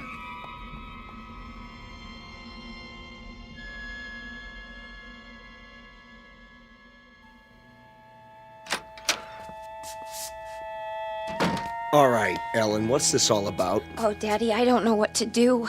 You can start by telling me what went on out there. He woke me, throwing stones at my window. He said he had to see me. Daddy, I think he's lost his mind. He's never been this way before. Tonight, he was almost raving. Exactly what did he say? Crazy things. That he's some kind of spaceman and they're taking over the Earth and we're all going to die. Poor boy. We better get him help. Ellen? Why aren't you in bed? Stu? Hold it. I'll explain everything. Sheriff Station? Deputy Harper? Let me speak to the sheriff, please. Sheriff Farley's on vacation. Sir, can I help you? My name is Stuart Tillman. I live at 11575 Amanda Drive. Yes, Mr. Tillman. There's a mentally disturbed boy living next door. That right? And before he does any harm to himself or anyone else, I think he ought to be picked up. Honey, what's happened? Oh, Mother. There now. What makes you think he's mentally disturbed? He's been scaring my daughter with some kind of man from Mars story. Claims he's part of an invasion force that's going to take over the world or some such nonsense. All right, Mr. Tillman, let you stay right where you are. We'll take it from here. In fact, I know exactly what to do. Definitely. Hey, Ritz? Yeah? Yeah, we got control on Amanda Drive? Sure do. We'll be right there, Mr. Tillman. Thank you. Are the police coming? Yes, in a few minutes. That's good. Now, will somebody please tell me what's wrong? Sure, in a minute. Only what?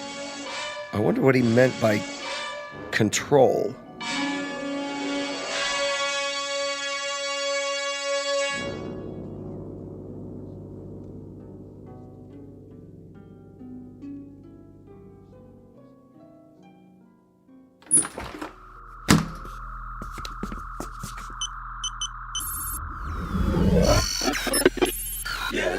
Please, sir. This is an unauthorized transmission. No, sir, I beg you to listen to me. You may speak. What we're doing is wrong. You question my judgment? No, we should save these creatures, not exterminate them. It's true. They murder and hurt one another and are subject to unreasonable hate and prejudice. But the murderers, the cruel ones, are the brutes found in any race. These people have capacity for love. I know it. Our research disproves that. They are a world of angry, frightened people. No, I tell you. I have lived among them. They learn love from their God, and they teach it to their children. There is more of love than hate here. There's no need to kill them. It's too late. Not if you order the plan to stop. For you, a defector, a traitor to your own kind. No, I'm not. You are a traitor. This transmission is ended.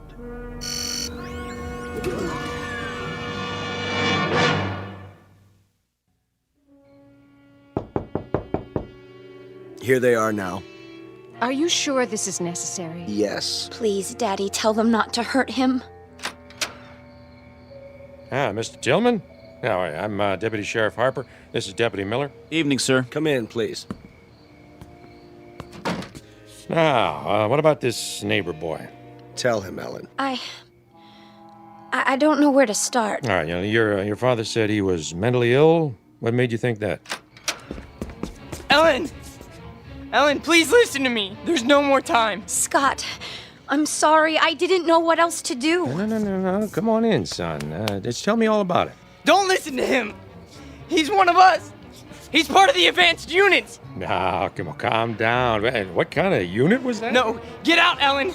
Run as fast as you can. It's too late for me. It's coming. It's almost here.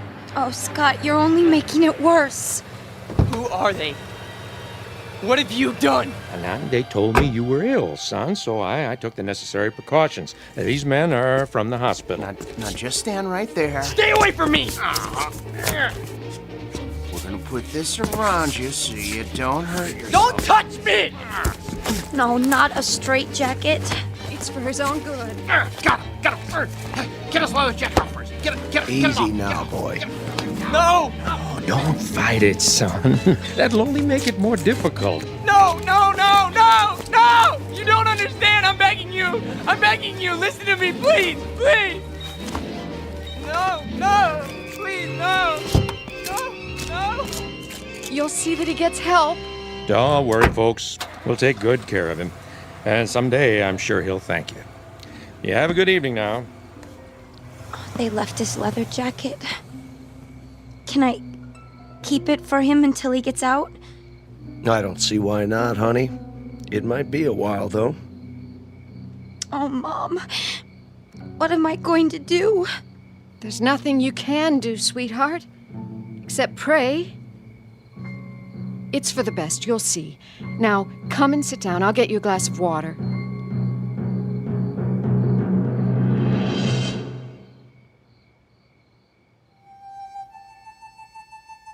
Portrait of an American family on the eve of an invasion from outer space.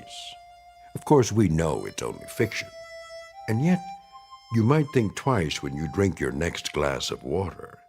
Be sure it's 100% pure and not imported directly from the Twilight Zone. We'll return to the Twilight Zone in just a moment.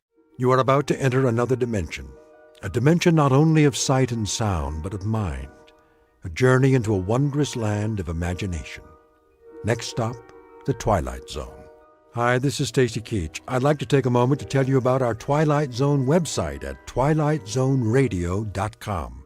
At twilightzoneradio.com, you'll find the latest information on these Twilight Zone radio dramas, including behind-the-scenes photographs, plus the newest product releases, trivia contests, ways to contact us, other Twilight Zone-related info and merchandise, plus links to other fascinating websites. So make your next stop twilightzoneradio.com.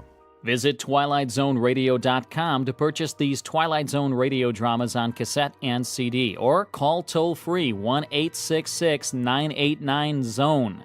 That's 1-866-989-9663.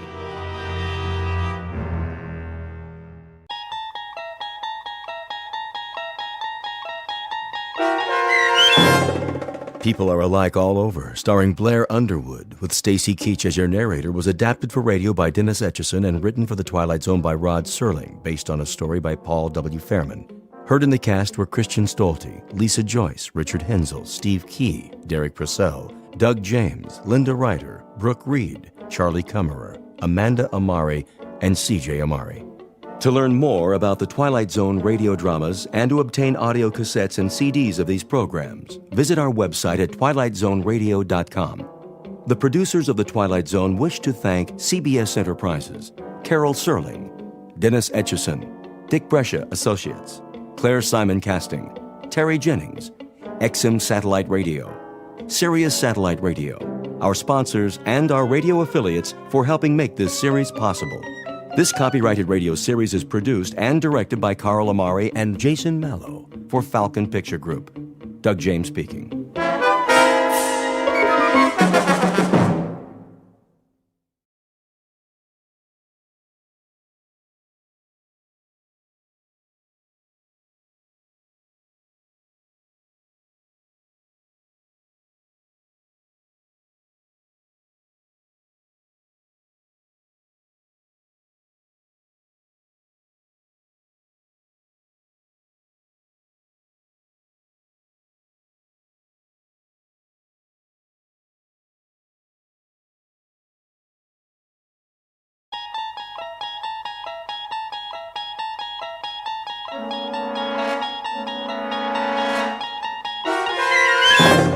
There is a fifth dimension beyond that which is known to man.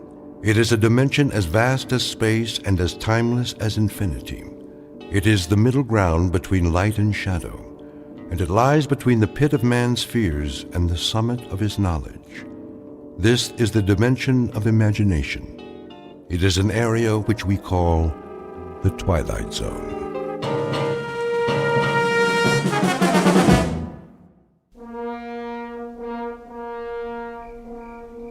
Blast-off area must be cleared by 0200 hours. All personnel, please stay behind the steel fence. Repeat, the blast-off area must be cleared by 0200 hours. That you, Markison? Evening, Conrad. Thought I'd find you out here. You thought right. Look at her. Like a needle pointed straight up at the sky. Pretty big needle. Odd, isn't it? Why do you say that? For us, I mean. Odd way to spend the last night. Yeah, I couldn't sleep. Neither could I. But what a thing to do. A last night on Earth you don't spend in the middle of the desert looking at your transportation. A last night you spend it enjoying Earth. You walk around its streets, you go into its bars, you dance with its women. Yeah. You drink in its view, savor it, enjoy it. But not us. That ship out there. We'll have all we want of her and more. She'll be our world for quite a while. 113 feet long by 18 feet wide. And yet here we stand, Conrad, watching her. Just 3 hours before we take off. Maybe we're trying to get used to the idea. Oh, we'll have plenty of time to get used to it. That'll be our city and country and house and front yard and backyard for the next 3 months. And we won't have any choice in the matter.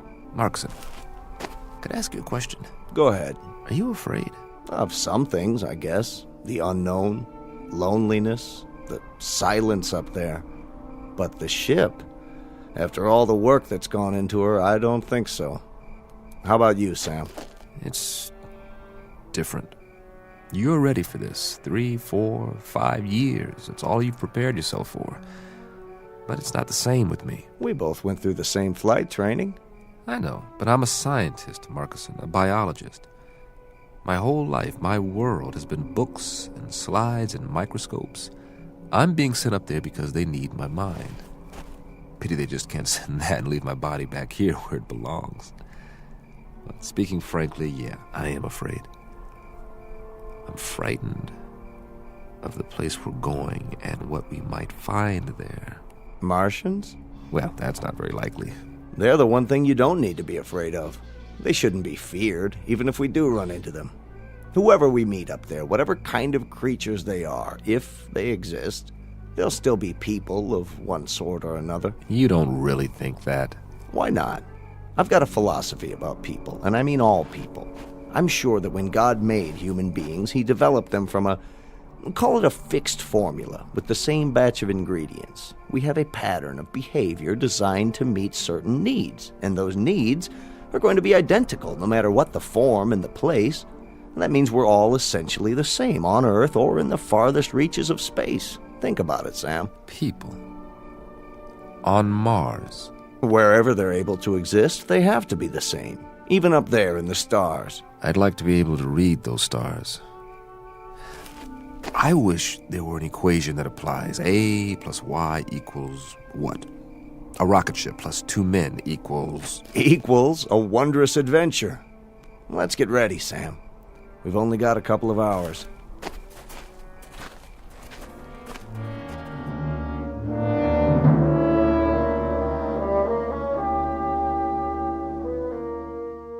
You're standing at the edge of a highway into space, one soon to be traveled by a flimsy, two-legged animal with an extremely small head. His name is Man, and he is about to send his tiny, groping fingers up into the unknown, bound for a once mythical place known as Mars. The participants are Samuel A. Conrad, age 35, and Warren Markison, age 31. They are the first to undertake such an ambitious voyage, and in a moment we'll travel with them to a location only slightly off course, in the Twilight Zone.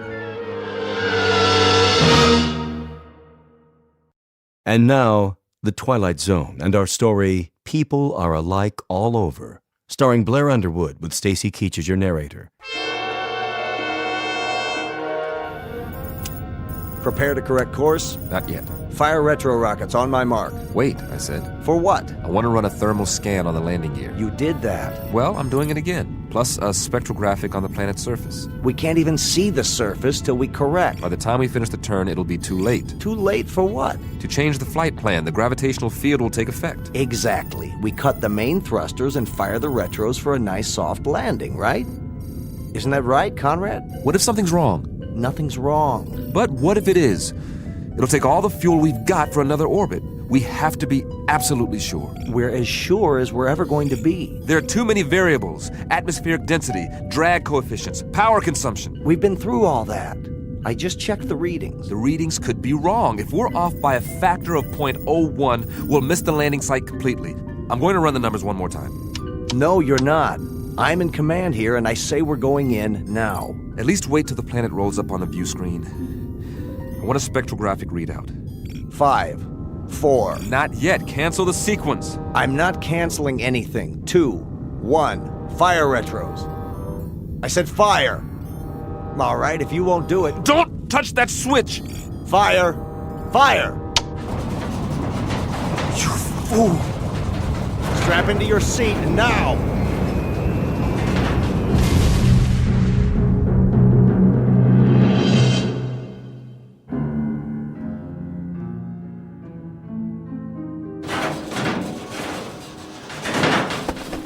Oh,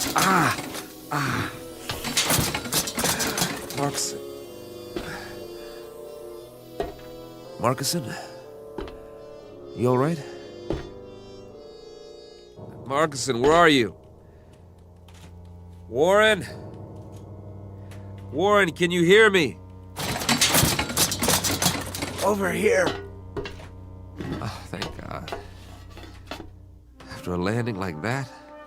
Any landing you can walk away from is a good landing. If you can get this instrument panel off me, I'll try to do that. Hang on. It's split in two. I'll see if I can lift it.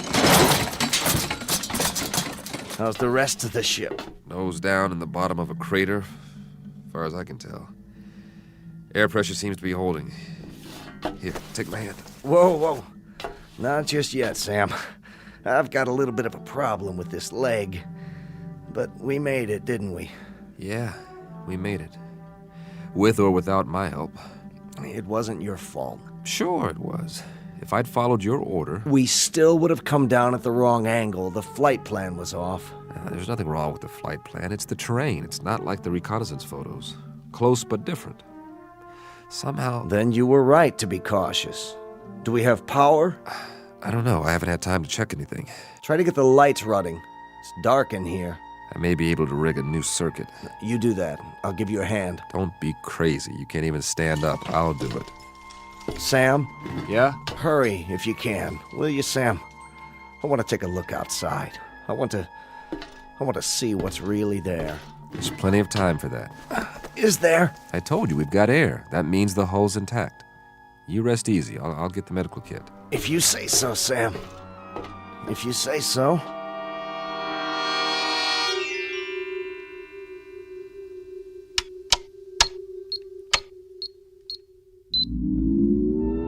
Yes!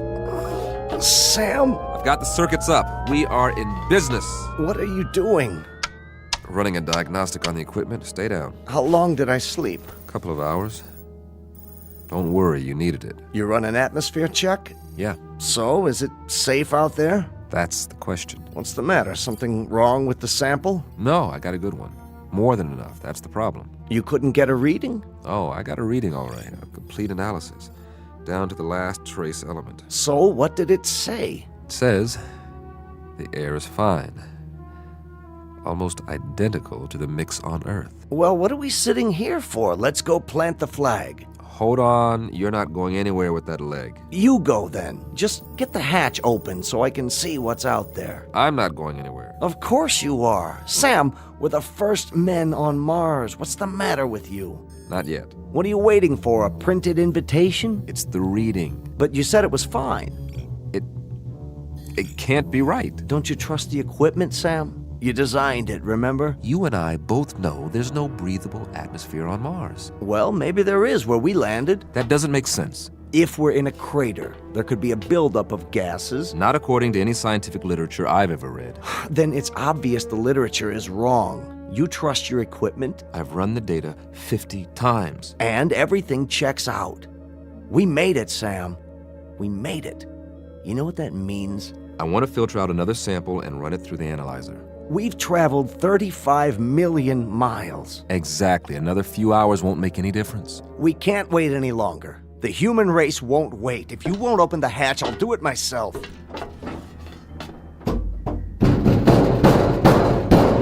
You won't be able to get it open. The hydraulic's out. Patch in the auxiliary power supply. You said the circuits are up. I'm telling you, we can't. Maybe you can't, but I can. You're going to wreck your other leg. I'll use the manual override. That's what I'll do.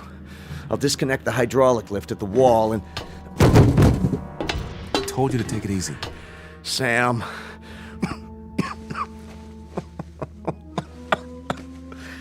Just my luck, eh? 35 million miles through black space just to find a place to die. You are not going to die. It's all right. Really. It's just that I'd hate for this ship to be my tomb. Do me one favor. Anything. When it does happen, and I think it'll be soon. Don't talk like that. Get me outside, one way or another. Don't be afraid. I've got a strange hunch that if anybody's out there, they'll help you with the funeral. That's how people are. And they are people, Sam. As long as they've got minds and hearts, that means they've got souls. And that makes them people. No.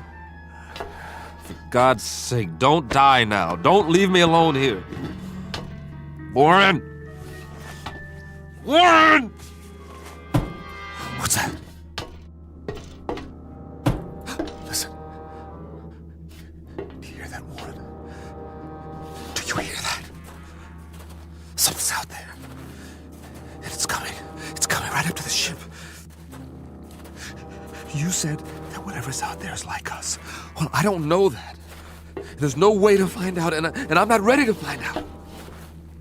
Go away! Whoever or whatever you are, go away!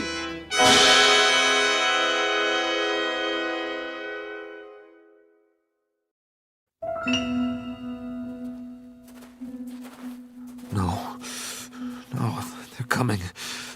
Whatever they are, they're coming. The gun.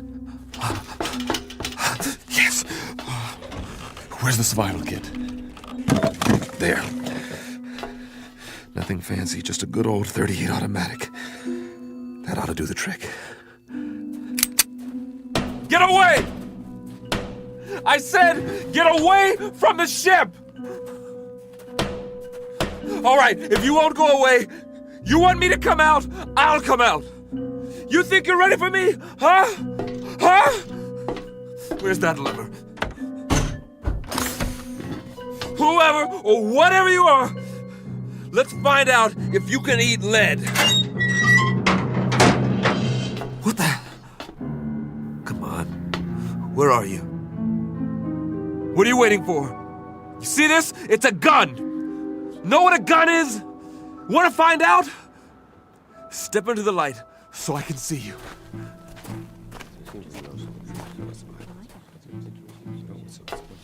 But you're people.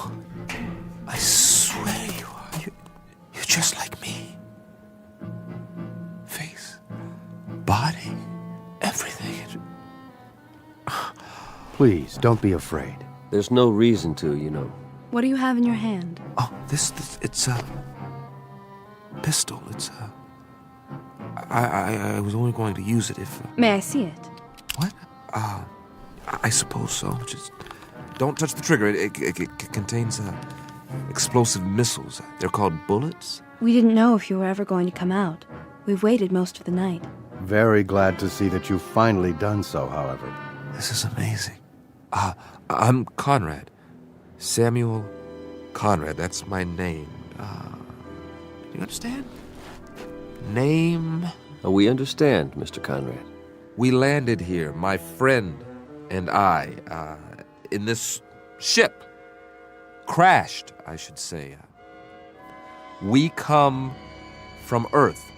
Earth? Where I'm from, this planet is known as Mars.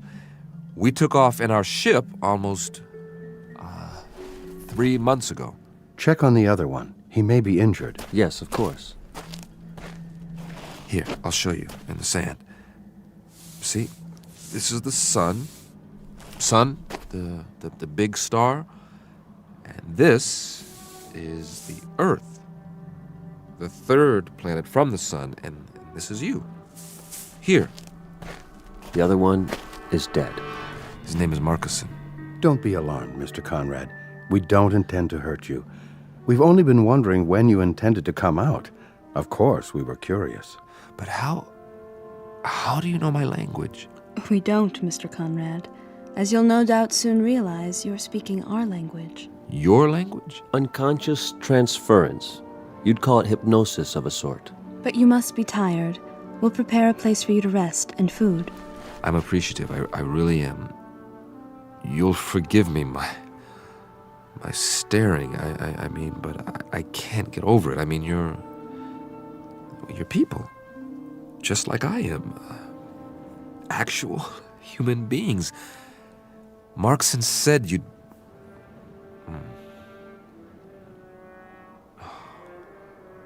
Marcus. We'll bear your friend for you. Later on, you can tell us the sort of marker you'd like. That is your tradition, isn't it? Yes, it is. We can also repair your ship for you. You can? If that would please you. Oh, yes, very much. Good. Consider it done. There are so many questions I want to ask. Really? So many things I want to find out about your civilization, your science, the way you live, the social structure. 100 questions, 1,000. We will be glad to answer all your questions. But first, you must rest. Yes. Come with us, Mr. Conrad. You must have food and drink and sleep. After you. Where are we going? Not far. A structure we've built. I don't see anything. Oh, I know it's dark out there. but it's only a short walk. You'll understand more when we arrive. The true end of your journey, if you will. A place that's more comfortable. Would you give me a moment? What? It won't take long. I'd like to say goodbye to my friend. Oh, certainly.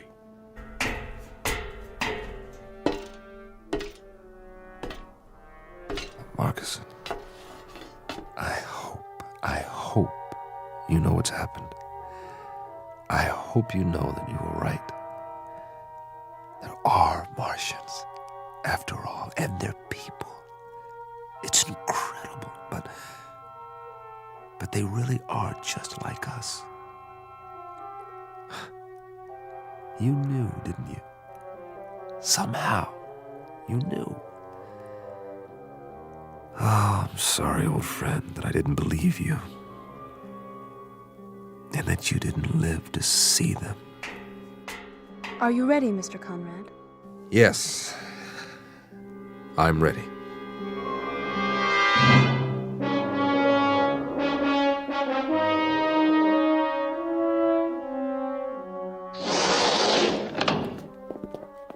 I hope this will do.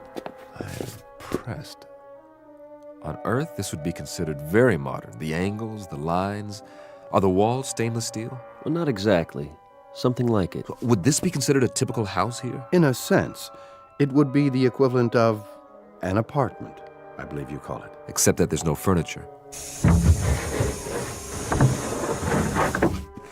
I don't believe it. Everything is built into the walls. What's the power source? Not electricity, surely it's... A simple principle, really. You'll hear all about it. About everything. But we promised you food. Your table and chair.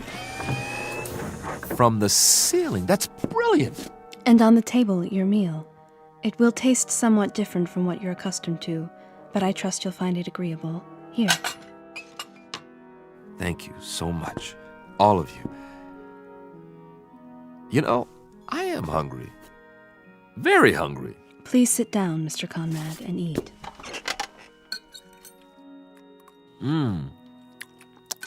It's different, but I like the taste.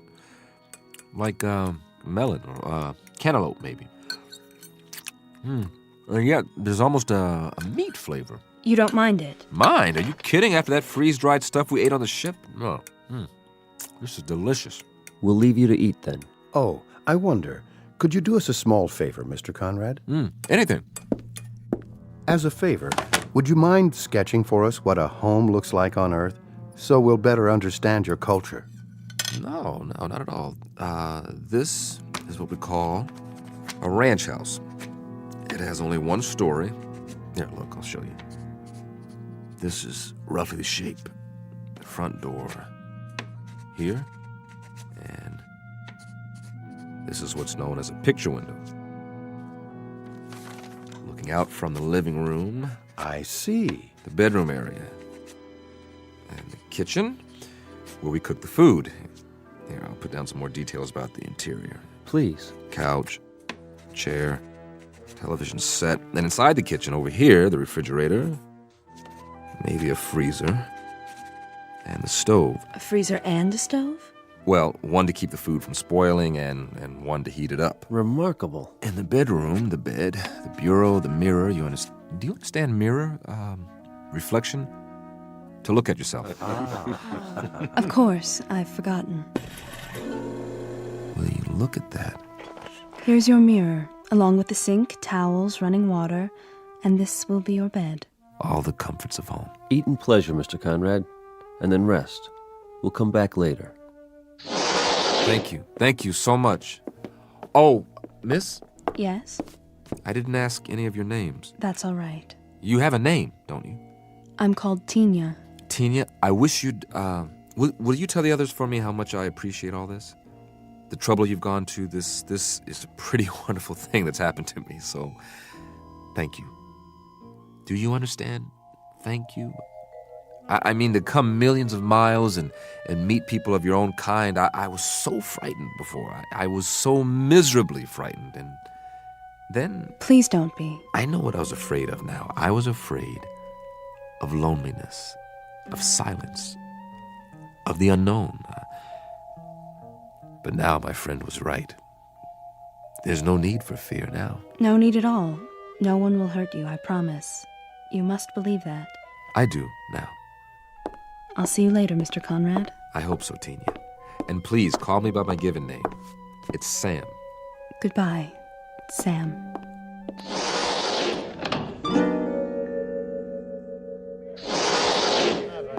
There she is. Sorry, he had more questions. What did you tell him? That we'd be back later. He understands. How did he take the language transference? Oh, quite easily. His quotient is low enough. You should see the wave chart. He has the mind almost of an infant. And you must have a look at his ship. I have done so. So primitive as to be almost unbelievable. You wonder how he made it here. Tina, how does he react to things? What? He asked you a question. I'm sorry, how does... His reactions. Most trusting, emotionally very complex. He feels loneliness, curiosity, excitement. He seems to crave companionship. And what is your recommendation? For what we should do with him? I think we should let him go. Let him go? How can we let him go? He means us no harm, and he's... He's what? Tell us what he is. Go ahead, Tina. Feel free to speak. He's so much like us, that's all. Did you hear that, everyone? He's so much like us. Excuse me. Tina, where are you going? I have something to do. At this hour, surely not. Perhaps to observe our new arrival. After all, he is almost one of us now. One of us indeed.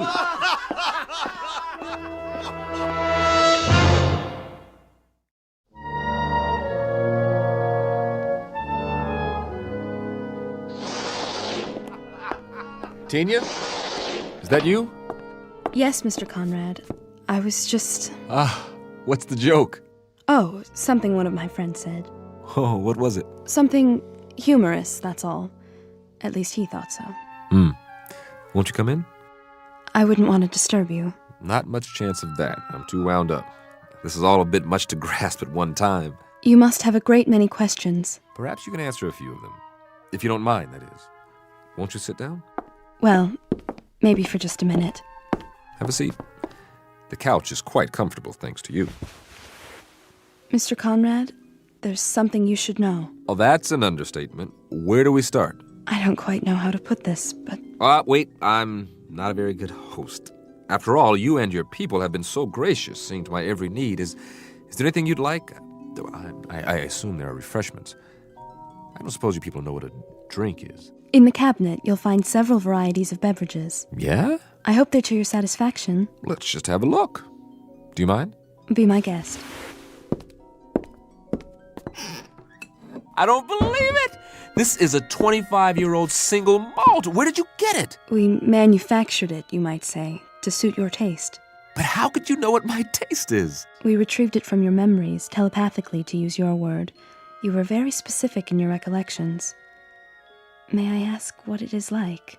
You mean you've never had Scotch whiskey before? Well, young lady, you are in for a treat. Here, I'll pour us both one. I'm not sure that's a good idea. You're right, it's not. It's a great idea. Give this a try. Perhaps just a taste. Here's to the end of a long, long journey. And to good people everywhere. It's a strange taste. It's so sharp. Oh, I should have told you to sip it. Just take a small amount and just roll it around in your mouth. Then you swallow it. Yeah. How's that? It's interesting. You said your people manufactured this. How, exactly? You must use some sort of molecular reconstruction powered by... what is the power source here, by the way? Solar? Hydrogen fusion? We've been experimenting with this on Earth for years, but so far... Please, Mr. Conrad, You seem nervous. It's just that... Not my fault, I hope. I've never been very good at small talk, getting to know people socially. And now I'm more aware of that than ever. You're behaving perfectly. That's not the problem at all. You're the one who should be uneasy with us. Suspicious. What's to be suspicious about? Do you want to know the absolute truth? This experience, meeting all of you, it's lifted a burden off my chest. All this time, not knowing what to expect. But you're so kind. You're so understanding. You take it all in stride. A visitor from another planet, I mean, am I... The first? No, I can't say that you are. I should have known. You accepted me so easily.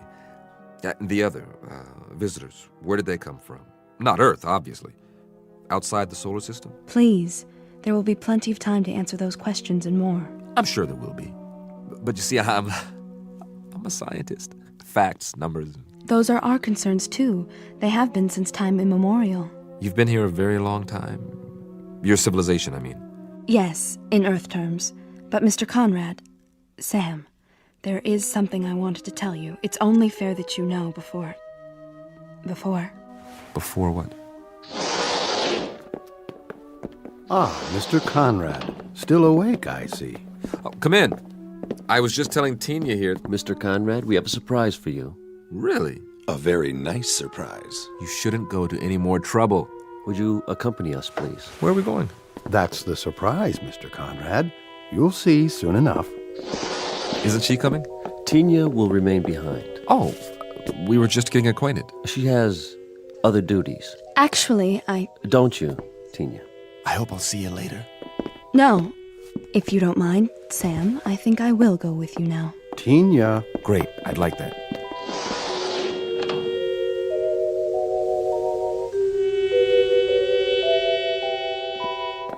Quite a complex you have here. There must be miles of corridors, like interconnecting tubes. It provides both shelter and a gathering place for our people. The walls, are they glass? A form of what you call plastic. Very strong, for protection against the elements. Then you have seasons. We've seen evidence of dust storms on the surface and, of course, the polar ice caps. We've had to recreate an atmosphere in recent centuries. That has wrought havoc with the forces of nature. Far more than you might have observed from space. I can hardly wait to take a closer look. Really, Mr. Conrad, you don't want to tire yourself. You should get a good night's rest while you can. No reason to. I feel fine. Does the complex house your research facilities, laboratories, that sort of thing? They are in an adjacent structure. I thought I saw a reflection out there, but it's so dark. All in good time.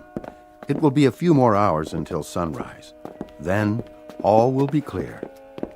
Ah, here we are. After you, Mr. Conrad. What? Allow me to illuminate it for you. But this is... This is what, sir? Why, it's just like the entrance to my house back home. Is it? Yes, this is the foyer, and the living room would be down here. You like it? Do I? It's a perfect replica of my place in California. This is perfect. We did our best. I mean, in every detail. Furniture, the works, even the drapes. If I open them, I bet I'll see my old picture window. No point in opening them now. It's dark. Wait till morning. How did you build it so quickly? We sincerely hope this is the way you're used to living. You didn't miss a thing. The general outline came from your diagram, the rest from your mind. You think very clearly, Mr. Conrad. Very clearly indeed. Strong, clean impressions. Would you care to see the rest of the house? Would I ever? Ah! My kitchen! And my refrigerator. It's filled with your favorite foods, the ones you remember most vividly.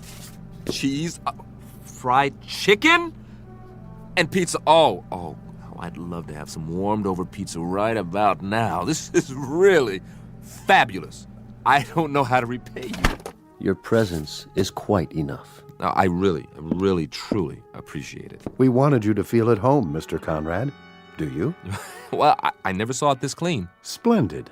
In that case, we were wondering if you'd mind remaining here for a little while. Oh, sure. And about my spaceship. Take your time. Your spaceship? You said you'd be able to fix it. Oh, yes. We'll restore it to its original state and then transport it here, outside your residence. It will be in perfect working order. That's great. You expressed interest in seeing more of our people. We'll arrange that, first thing in the morning. I'm sure they will be most interested. I'd be delighted. For a little while longer, then. Enjoy yourself, Mr. Conrad. Enjoy your house. You bet I will. I can hardly wait to sleep on a real mattress again. Oh, let me show you out. That's not necessary. Sure it is. This is my house, isn't it? It is, sir. It most certainly is. What's this in the vase? You call them roses, don't you? Well, yes, but how? We had a little trouble with the petals. So delicate. If you examine them closely, you may find them somewhat imperfect. I doubt that very much. Here, I want you to have one. It's my way of saying thanks. Thank you. I'll keep it to remember you by. But we'll see each other again, won't we? What? Are you crying? Come along, Tina. I'm very happy to have known you, Sam. Time to go. Sleep well and wake refreshed.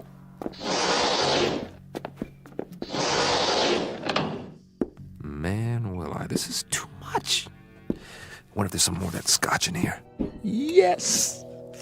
Well, all I can say is if this is an illusion, it's one a guy can live with. This is the best scotch I've ever tasted. I think I'll just sit down here, put my feet up. This is the greatest. Absolutely the greatest.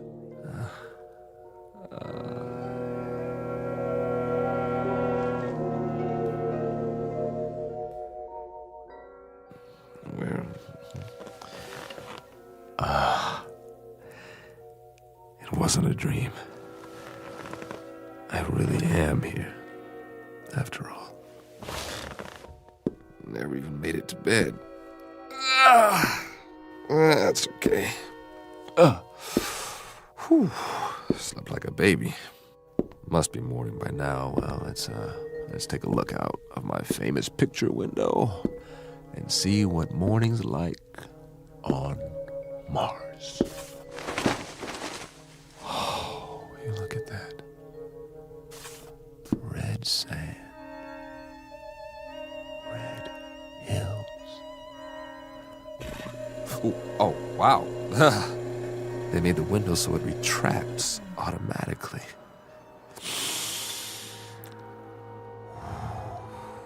Smell that. Oh, real honest to goodness air. I gotta get outside. Come on. What's the matter with this door? Wait a minute. What's that? Sounds like some kind of vehicle. Hey! Hey, everybody! I bring you greetings from Earth! Hey, what are these bars for?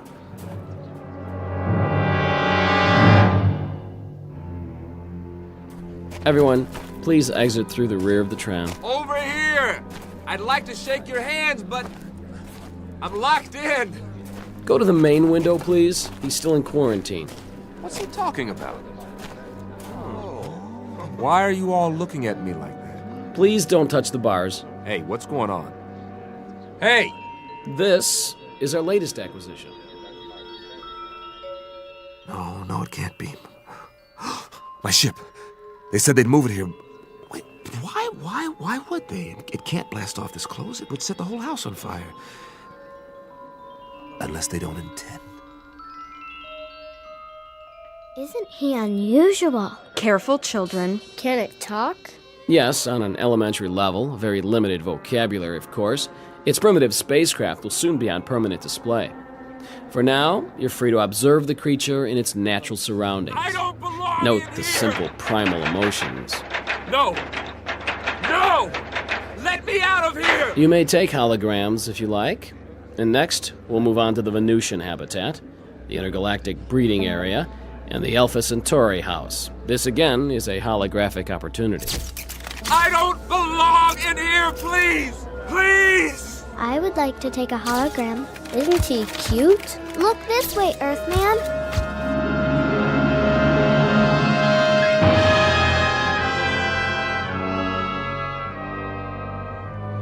You were right, Marcus. You were right. People, they are the same. No matter where you go,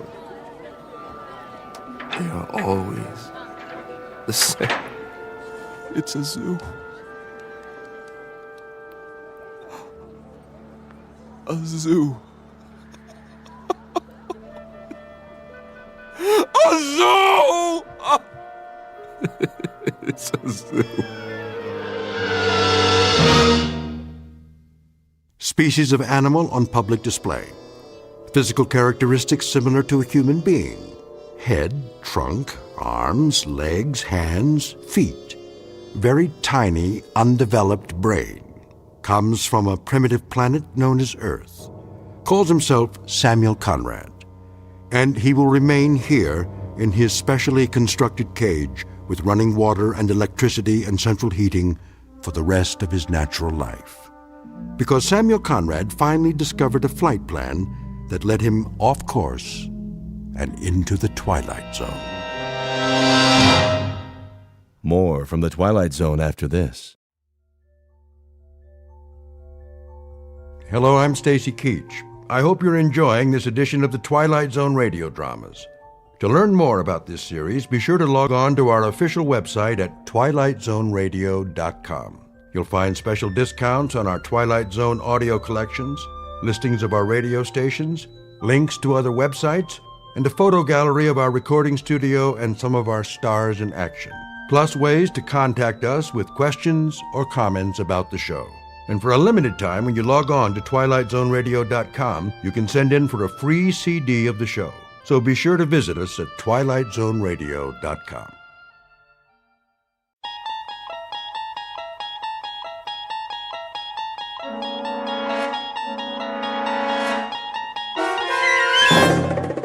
You're traveling through another dimension.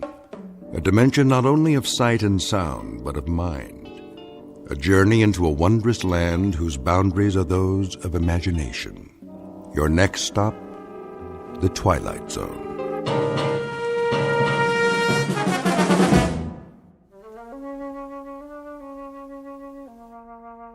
There.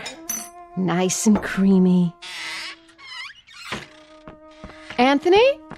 Hi, Aunt Amy. I just knew that was you. What's that in your hand? My Jack-in-the-Box. Oh, yes. That's such a funny toy. Where's my mother? In the bedroom, lying down. She'll cook the rest of the dinner soon as I'm finished. But I wanted to get this done first. What you making? Well, what do you think? A cake, of course. For my favorite little boy. Is it a good one? Oh, yes. A very good one. Very, very good. I just took it out of the oven a while ago.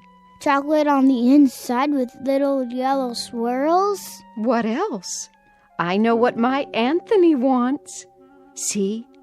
Doesn't that smell good? Where's the frosting? Right here in the bowl. It's chocolate, too. I blended in a lot of butter to make sure it's smooth. 100 times. By hand. Milk chocolate? You bet. We don't like that dark chocolate, do we? Ugh. No, no. Hurry up, Aunt Amy. Don't you worry. It'll be ready in a jiffy. Put the frosting on. Plenty of time for that. Besides, we have to let the cake cool first. Put it on. Now. Oh, I know what you want. You want to lick the bowl. Well, you'll just have to wait. I don't want to wait. Be a good boy now. I am a good boy. I know you are. I know that. Of course I do. A very, very good boy. I'll just go ahead and frost it now. Why not? No problem, Anthony. None at all. I want lots on the top. Surely. Lots and lots. See how thick I'm putting it on? Swirls of chocolate butter frosting, and all of it for my favorite nephew. There.